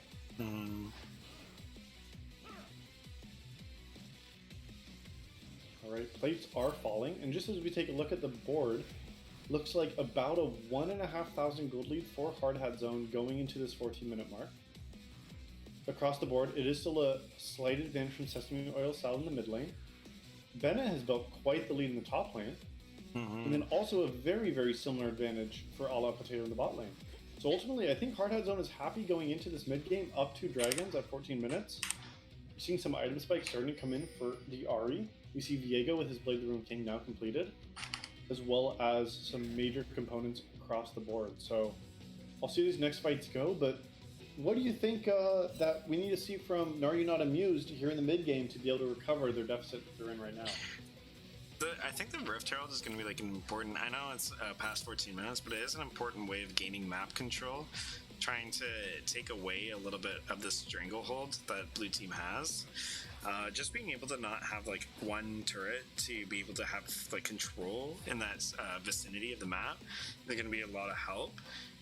It makes Kog'Maw, for example, a lot more of a risky pick, a lot more vulnerable. And so he won't be able to free farm as easily. He'll have to switch over to mid lane. All in all, honestly, like I feel like it's really difficult because like the best person I kind of unlock right now is probably the Warwick. And Viego is doing a great job of just making sure that whenever there might be an opportunity, that he is there.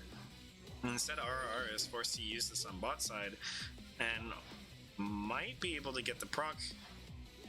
But It's going to be a little bit bit short. They have enough short. vision to know where alternative is. Maybe Yeah. they do want to dive now.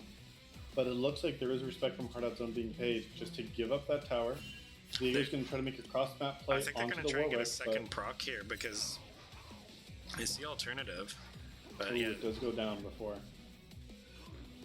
Great vision from the side of Gnar Not Amused to be able to spot out the Viego counterplay. And really respectful from my room to just walk away there.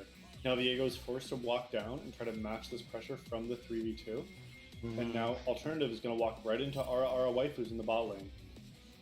Slurpee is on his way down as well. it's So not a 4v2 fight they for a want to moment. take. Flash away from Zombie Smurf.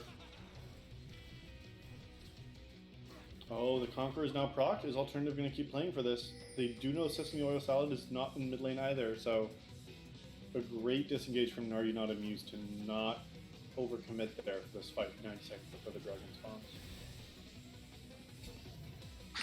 Yeah, this Strogath pick is doing some work on the top side. Yeah, and I want to see how it moves into the mid game here. That's really the front line that I think Hard Hat Zone needs moving into this 3rd and 4th dragon in these team fights. However, I think the silence is a little bit less impactful. Very similar to the Zac, the role the Zac played in the last game. It needs to be a backline disruptor. It has to be able to zone off the Ezreal, zone off the Warwick, not being able to make a play there. Because without that, I think it's going to be really challenging for the side of Hard Hat Zone to get their damage down from Kog'Maw. We already see almost 2 items completed. Kog'Maw will not have that second item completed for this next dragon, meaning I think there's a chance that the side of Gnar Not Amused is able to fight this dragon if they can commit all their resources bot side. Essence Reaver just got completed by the Ezreal. That's a big item spike as well. It's also kind of interesting that we are opting to get Essence Reaver over early Divine Thunder Rush here, as other Ezreal's has been going. It does feel like Ezreal still needs a lot of time to scale. Even though we see the tier all the way stacked up, until he has that Mura mana, it's really going to be a very weak Ezreal. We already see Warwick with 10 seconds till the dragon spawn deciding to leave top lane and all the way walk down to this fight. There's going to be a 5v4 until Bennett commits his teleport, so I do want to see if they can use this numbers advantage. The teleport goes in the mid lane. Okay, set of numbers gets a little bit of poke out. RR Waifus does get spotted here. Oh, there's a giant knockup. Alternative gets Flash. absolutely blasted. Now set of numbers is going to be untouched. Oh, Potato is next to fall. It is a 5 versus 3 now in the Baron Pit, and that was not the setup that Hard Hat Zone wanted. Slurpee wants something over the wall, but it will not be enough. And 2 clean kills from the side. That pulls them back into this game. Gnar are not amused, does not want to go down, and pulls back that entire gold advantage. Mm-hmm. They don't want to lose their win streak. I mean, we were saying earlier, it's getting pretty big, and to lose right in the final game, they definitely aren't having it. And something that I kind of commend is Sesame Oil was separated in one of the previous fights to kind of like give the momentum to HHC that they've been holding for this long now. And Sesame Oil, honestly, no hesitation, just flash distortioned on Ara's engage just to guarantee that they're on the same page, they're going in at the same time, and made a massive amount of ground to help make sure that they're a part of that fight. And it made a big difference. We did see that Alternative was a massive carry in that fight, or in these previous fights, and because he got absolutely bursted, it might happen again. But Alternative does now have support from his team. Zombie Smurf does go down, and now he gets the reset. Is he able to land the hook? Really good dodge Does on that grab charm, it, but is he Alternative gonna lands the follow? hook. Gets a second kill now. Wow, what a massive hook. He's playing Thresh better than Zombie Smurf does. But, I mean, and we see the impact, once again, that Alternative can have in these fights when he's still alive. So, as you said, the fact that Sesame Oil Salad committed onto that Viego in that last fight really made the difference there, because Viego with a reset is incredibly scary in these team fights. Yeah, especially with the amount of kills that he's been getting now. I think also that was kind of, in turn, kind of the payment that Sesame Oil ended up taking just now, where it's you don't have your flash up. You had to dodge, 3-4 skill shots in a row to make sure that you lived, and you get hit by just one of them. And we do see now the Cole is completed for Ezreal. This will give him a huge spike towards his Muramana. The fact he's just waiting on the gold to be able to upgrade it now. That's the spike I want to see coming out from Gnar You Not Amused before these next team fights. We'll likely see the Triforce completed for Viego soon too. Perhaps the second item looks like maybe Horizon Focus from Ari. And the second item from Kog'Maw as well is going to be a Hurricane coming out. So 2 items will be the next big spike. We'll see these teams fighting once again.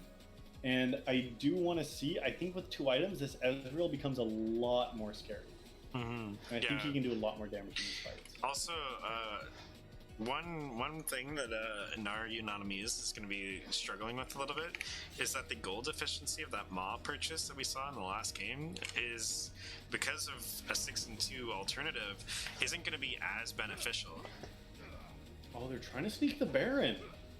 We got the They positioning saw the on bot lane Nyrune. getting warded out for more than 2, but just the ward over the wall from Nyrune will be enough to dissuade HHC from committing. They have a little bit of PTSD from that last game, how the Baron got thrown to end the game. So Slurpee absolutely burst in the mid lane. The change lands, but it's not going to be enough. Gets charmed up. Does get the ult away. One more auto will do it. He does get the kill in the backline. Now Alternative is able to look for more. This team's a little bit far away. RR Waifus looks for a counter engage. It is there. The hook is good. Alternative went too far. Now Potato is untouched and hitting. Bennett is late to the fight. It is a 3v3 in the mid lane still. Both of the mid lane and the jungler are dead, but ultimately just a 1-for-1. I think Alternative had a great pick there, but maybe bit off a little bit more than he could chew after he got the 1 kill onto the. I think Zombie heard you, man. Like he lands the crucial hook on an alternative and just makes sure that he is not able to have the impact in that fight. He's showing that I can also hook here. Yeah. You know, and I do want to point out, right before that fight there, Kog'Maw sitting on 2,000 gold. He hasn't bought since before the last dragon, and that was almost 4 minutes ago. This guy has really not had a chance to spend his gold that he's been stacking up, and maybe a Hurricane in that 3v3 situation could have made the difference. All of a sudden, a Merman now complete on Ezreal. This next dragon is going to be explosive, and you're right, we will find out who is the better Thresh in this next team fight. We got a disconnect. We're probably going to get a pause. Yeah. Okay. There we go. Yeah. Honestly, this is probably going to be a very defining fight. Spoiler alert for everyone watching. I think this fight probably decides the game, unless there's some crazy miracle play to swing it back and forth. I know that these guys are skilled enough to be able to do so, but yeah, like you could potentially get a Dragon Soul point onto HHC. Both of these teams, honestly, are at a very, very healthy item spike. Pretty evenly matched. I would say like RR is a little bit ahead of Alternative here and a little bit stronger, and then Bennett is stronger than Nyrune. So it's just a matter of can they cut through Cho'Gath, or do they need to cut through Cho'Gath, I guess is the more important thing. Yeah, because the gold is within 200, so it is right there. And that's over the last couple of seconds too. But we do have 28 seconds on Dragon. Slurpee might not even be there for that fight. So yeah, without the teleport, 28 seconds, he's sitting on 900 gold, does not have a way to join the fight here. I don't think Kog'Maw's coming out of base right now. Not only did he finish his Hurricane here, but also got the Tiamat. Mm-hmm. So Kog'Maw is hyper accelerated now. As you said, it is almost evenly matched with the Merman as well completed. I do think that Ben is a bit stronger. So moving into this fight, we need to see both of these teams pick a high priority target at the beginning of the fight. I think whatever team is able to secure the first kill, whether it's on LeBlanc, Ezreal for Hardhat Zone, or Viego or Kog'Maw from the side of Are You Not Amused, that team's going to win the team fight. Because it's at the point now that all four of those characters I just mentioned have the opportunity to solo win these fights. And it's really going to come down to, can Viego get a reset, or can LeBlanc burst either Kog'Maw or Viego? I think that's really going to be the deciding factor. And I think Ara has a huge opportunity when his ult comes up very soon to be able to turn this fight as well. But it's another 12 seconds, so we should have it in the spot. Mm-hmm. Yeah, I'm very nervous as to like. You have multiple threats now. Before it was mostly just the Viego. Now you have Viego and Kog'Maw. I'm not trying to undersell Ahri at all. It's just these two are just able to completely win a fight. And honestly, like, that's tricky because before, when it was just alternative, that's no problem. Zombie Smurf maybe lands a hook after Ahri gets a knockout. GG, there you go. You took care of alternative. You passed the test. But you don't have other like as many tools. You now have to maybe land Nyrune's ultimate, or you have to, wait for another hook onto Kog'Maw, and that gives them time to be able to also be that second threat. Like I was saying in that draft, there isn't as much control into this team for Gnar. So this is going to be a really interesting fight to see if Ezreal's able to output that damage from that Muramana and be able to potentially like burst down these targets from a safe distance. Like if Cho'Gath is somehow able to just like be in the way, that Ezreal isn't going to be doing any damage. Yeah, I mean, Cho'Gath is at that big spike you were just mentioning with 2.5 items now completed, that the disruption that he can cause in these fights, and he's already there for it. I mean, he is over 3,000 health into this fight. That is a lot of mystic shots from Ezreal needed to be able to shred through that health bar. 72% reduced physical damage. Oh my gosh, like it is so challenging for Ezreal to be able to hit past Cho'Gath. Yeah. And not to mention the feast that Cho'Gath can provide. That's level 2 now as well. If it's on a minion, it's 1,100 damage. On a champion, 629. Yeah. Like, that's literally, where are we at? Like, almost half of Ezreal's total health bar, 629, is just less than half. Between half and a third of Ezreal's health bar just with that feast. So, Cho'Gath is going to be a big boy in this fight. Yeah, that's the one difference maker that I definitely see here is Bennett. Bennett was the difference maker at this stage of the game with those big plays with Jax, and now he kind of has that centerpiece right now for his team, where all he has to do is just position himself between his team and Ezreal, and that's just a character out of the game. Like Ezreal's not going to be able to do anything but ultimate, and that's it. That's all he contributes because he's not getting through that Cho'Gath. Yeah. And the worst part is, I know that we're about to start in, but what is he building next? What is this third item here? Is he going to be getting Lord Dominic's to deal with this Cho'Gath, or is he getting his Mythic? Because if he gets Lord Dominic's to try and deal with the Cho'Gath, he's delaying his Mythic to a 4th item, possibly. Yeah. Oh, are you back in the game? Oh, there it is. Oh, he does have a Kindle gem, though. I'm curious about that.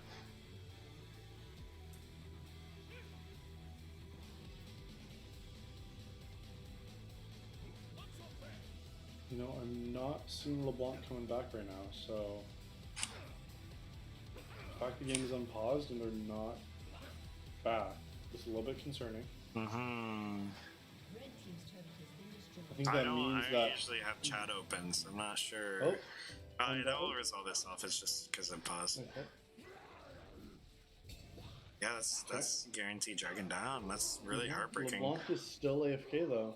Blue team has slain the dragon. I don't have chat open. Is there maybe something on chat there? I don't have chat open either. Ooh, really good pick off on Nyrune here. Oh, Alternative does manage to get out. RR tries to get in there, finishes him off. Although Oh, Potato Bennett caught is as massive, well. like we were talking about. Oh yeah. Oh, double flash forward to Slurpee is able to get out, and Nyrune is trying to chase him down. This is Dragon Mooncake. heartbreaking. Not a lot of damage left. Oh, Slurpee does have to flash out, and Nyrune is still going to try to chase him. When Murata will do it, does get the shutdown. They're just Bennett gonna will have to be leave him there. to die. Might be enough damage. Does he get to the lantern? He does Oh. not. Zombie Smurf now wants to keep chasing. Yeah, you can't even see the difference in that health bar when Ezreal hits him. But honestly, hero play from Ara and Nyrune there. Nyrune gets a really good pick on Alternative. Alternative gets super low. He tries to get out, has to use his ultimate to get out, and then Ara is just able to like flawlessly just follow up on that engage, not only finishing off Alternative, but passing the test and also knocking up All Out Potato at the same time. And that was a 4v5. Ultimately, it was just the too big Cho'Gath there. So, and to go back to that, it sounded like Gnar You Not Amused does get 5 minutes of pause time, and they did use it all up. So that's why the game did unpause. Because I was checking the chat logs about that. So, sounds like they've used their pause. It's unclear what might have been the cause of that, if it was an internet delay or what might have happened, but it looks like at this point, Gnar You Not Amused is forced to fight it out 4v5. Red team's turret has been destroyed. Oh, we are going lethality on Alternative might be Ezreal. caught out. Puzzled away. Potato might be trying to turn this. Oh, however, he does get suppressed. The knockup is there. Alternative gets absolutely chunked down. Taste Slurpee looks to get one. Or our waifu trades on the backside. However, oh my goodness, Zombie Smurf gets destroyed. There is enough damage on the backline as well. And now a set of numbers is by himself, trying to hold versus 3 big boys, including this Cho'Gath. If Bennett survives these fights with any teammates, he can just take turrets no matter what the trade is in general. Because He's eating tower shots and does not care. he as long as it's physical damage, like he does not Oh. care. Amazing charm out from Slurpee. What a And- great pick there. Yeah, unfortunately, we're not going to be able to see that that defining fight.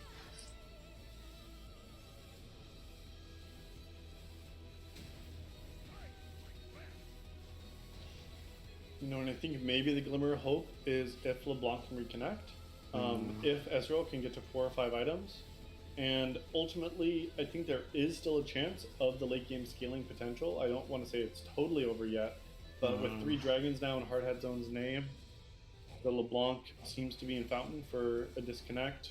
Not the place you want to see in a grand finals.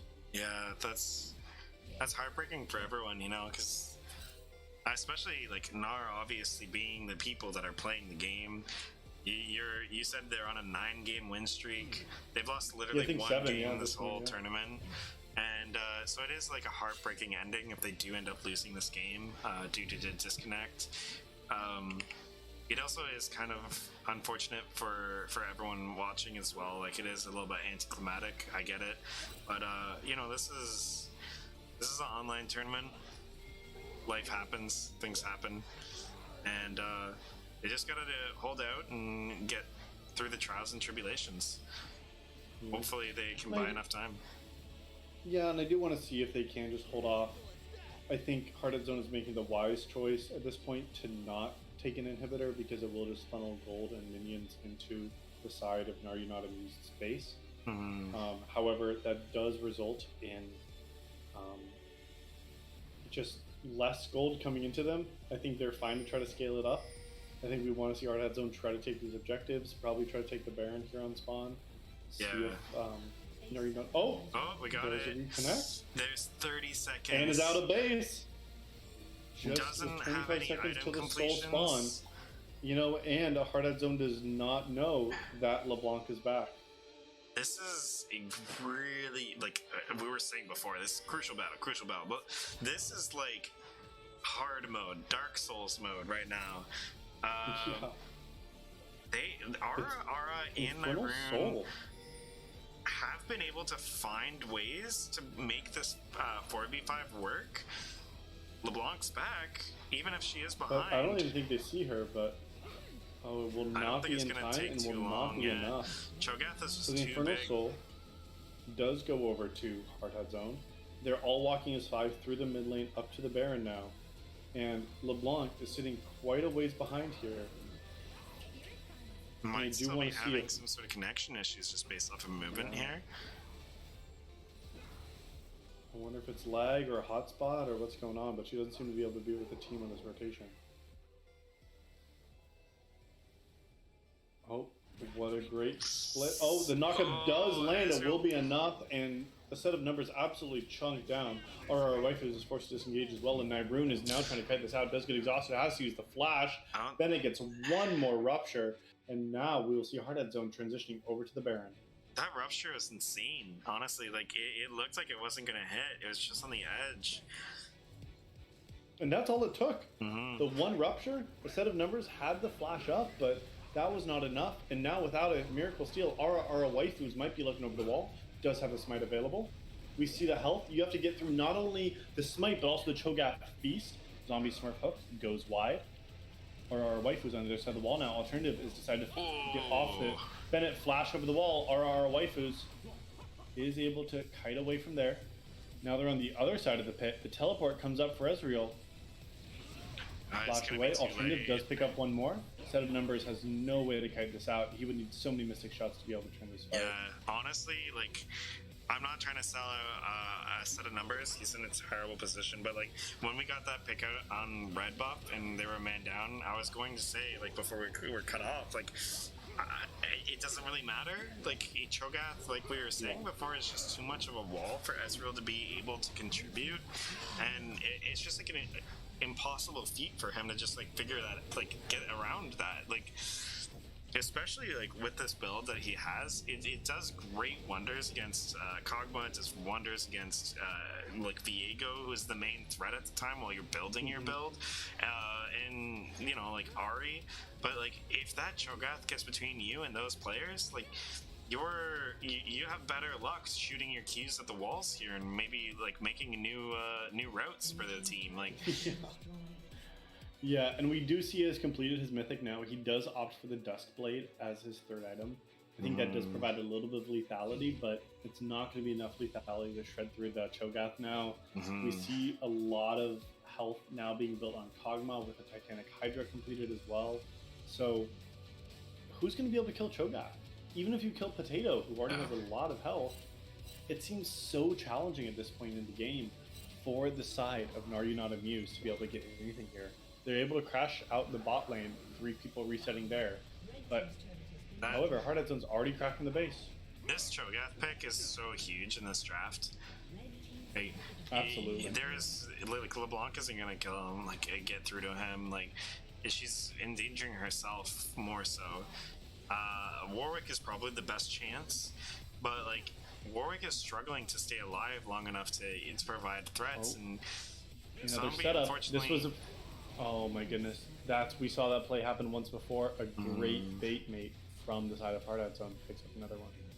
Yeah, the Baron is enough. I understand trying to get some vision for yourself and for your team to try and defend against these like rotations. And I just think at that point you gotta kind of concede vision, hope for a good 5v5 in your base. I'm not sure what is They don't happening even care about with the tower. Gnar's They're side. wanting to fight. Yeah. Gnar keeps Bennett trying is to walk to absolutely that turret, unkillable. but that turret's gone. Like, I know that there's a visual glitch saying it's there, but that thing's gone. And they are just putting themselves in an awkward position where they have to use resources to stay alive when they should be going all out in this fight here. This is going to be a 5v5. Health bar's a little bit low on Bennett. Yeah, Bennett doesn't have Hook is Warmogs starting either. to stick. Alternative dodges the hook. They still have to be careful of the Infernal Soul here, especially on a Kog'Maw. Yeah, Ezreal needs about 50 more of these Qs to land before they win the fight again. Be able to sidestep the Rupture. Oh, he is going to go in an immediate 100-0 set of numbers. Lands an ult through 4 of them. Does get 1. We do see a counter kill there. Bennett is just too strong. Alternative has now turned into the Warwick. 3 dead. Sesame Oil Salad, instead of numbers, need to hold their base by themselves. Alternative goes back in. Might be able to pick up a kill. He does get rooted. The knock-up and Rupture will be enough. Alternative stays alive. They're onto the Nexus. And just like that, Hard Hat Zone has stopped the reverse streak. One more kill just for show, and Hard Hat Zone is the winner of the May Tournament Kingdom Tournament. HHC wins it. You guys were defeated by the winners. God, I just want to point out one thing before I hit continue. We said Cho'Gath was low health for this fight. He was pretty much the exact same health when that fight ended and the game ended.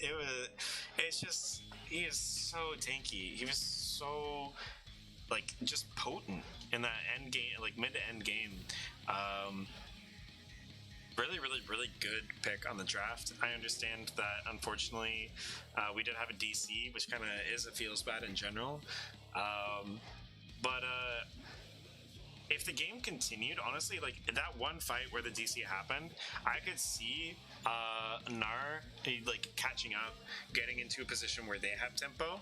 But I feel like if they didn't close the game within 5 minutes, we would have had the same problem anyway. Yeah. Because that Cho'Gath is just like so big, and they had no answers for it in that draft. I don't think that they were really expecting no it. Yeah. And so it is super feels bad. I think that both teams did an amazing job in this tournament. HHC, congratulations. Gnar, really sick comeback in losers bracket. You guys played amazing, and I am very excited to see you guys in the next one. Lot of like people looking for vengeance, I think, in the next one. Like, I mean, you Gnar and BBB both getting taken down by HHC. You guys, BBB and Gnar are 1 for 1 right now. Yeah, there's some rivalries coming to this next one, I think, too. But yeah, big congrats to Hard Hat Zone for the dub in today's tournament. Mm-hmm. As usual, thanks for co-casting with me. We're almost on 10 hours here. So insane. yeah, I can see why like players might be having a little bit of issues or kind of like just getting tired. It's a long day. Thank you for Tournament King for hosting. Thank you very much, and thank you for everyone that's put in their support, whether it's through, the Geishi. Thank you so much for the Prime today. Thank you, Victoria, for your subscription as well, but also thank you for everyone just watching in general, hanging out here, watching the games.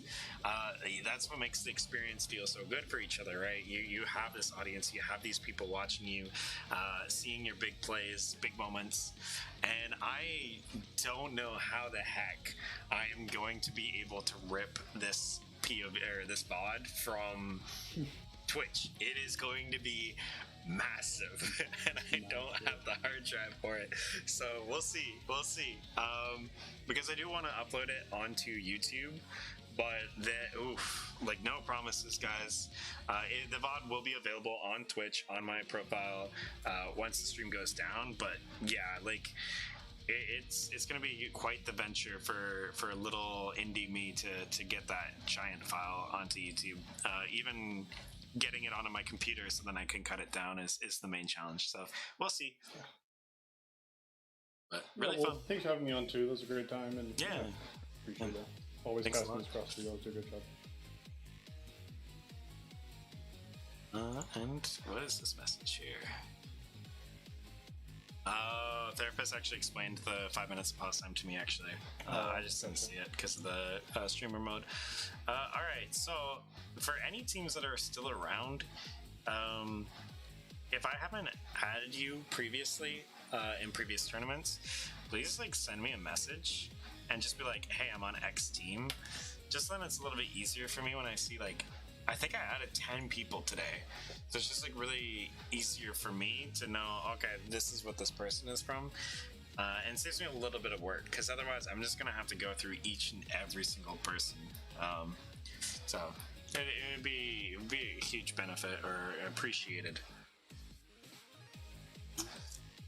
Now the real question is, do I stream after this? Something else? Or do I just call it for the night? Holy...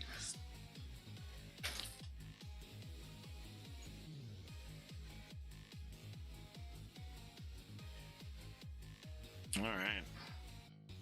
So I think Tournament King currently is talking to Hard Hat Zone. I know that he wants to have interviews for like in between games and stuff like that. I think that like once we have a little bit more organization, like mostly on my part, we can definitely do that. Also, like, we have to make sure that the teams are comfortable with that sort of thing as well, right? But, yeah. What do you guys think? What highlights do you guys enjoy the most? Like, hope you guys enjoyed it. It was a long one. Especially, like, for everyone that's stuck around this whole time. Damn. You guys are MVPs right now. Still going pretty strong. Well, also for those that were in game or went around, this is actually the highest viewership that I have had for Tournament King tournaments. It isn't my record personally, but yeah, it's definitely like for the tournament, highest viewership. So props to you guys. And I think probably the most competitive tournament for sure. That first round of the finals, the like losers reset, like that was some really good League of Legends. And I'm talking about like perspective as like, you know, very high low League of Legends. So yeah, that was solid.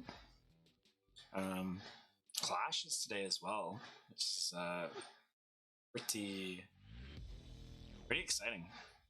I'm sure that a lot of these teams probably don't want to do Clash after doing hours and hours of games back to back, because then you have to do what, 3 more games, maybe more. I don't remember. I haven't played Clash in a little while, so we actually ended up probably passing Clash. Like Clash probably ended a while ago now. So damn. All right. So what do you guys think? Should we continue streaming? Play something for a little bit, wind down, or should we end the stream off here? Maybe I should start a poll. /poll. There we go.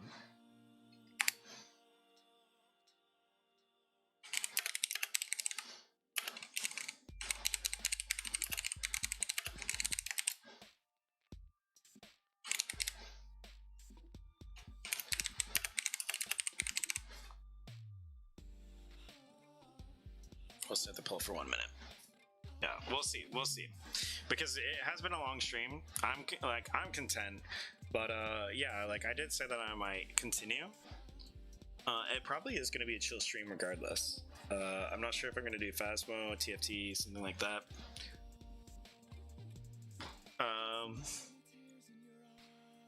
Did I? Oh, I'm still here. There we go. So we'll see.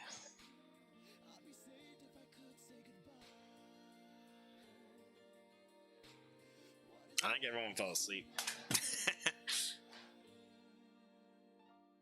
There are no votes coming in.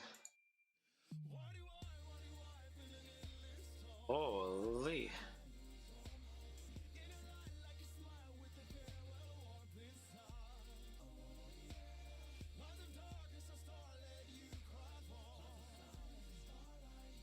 Oh, All right. Yeah, I think some people are tired, or they are post-game highlight reel. I wish. Yo, if we had on-site editors being able to do that, that'd be huge.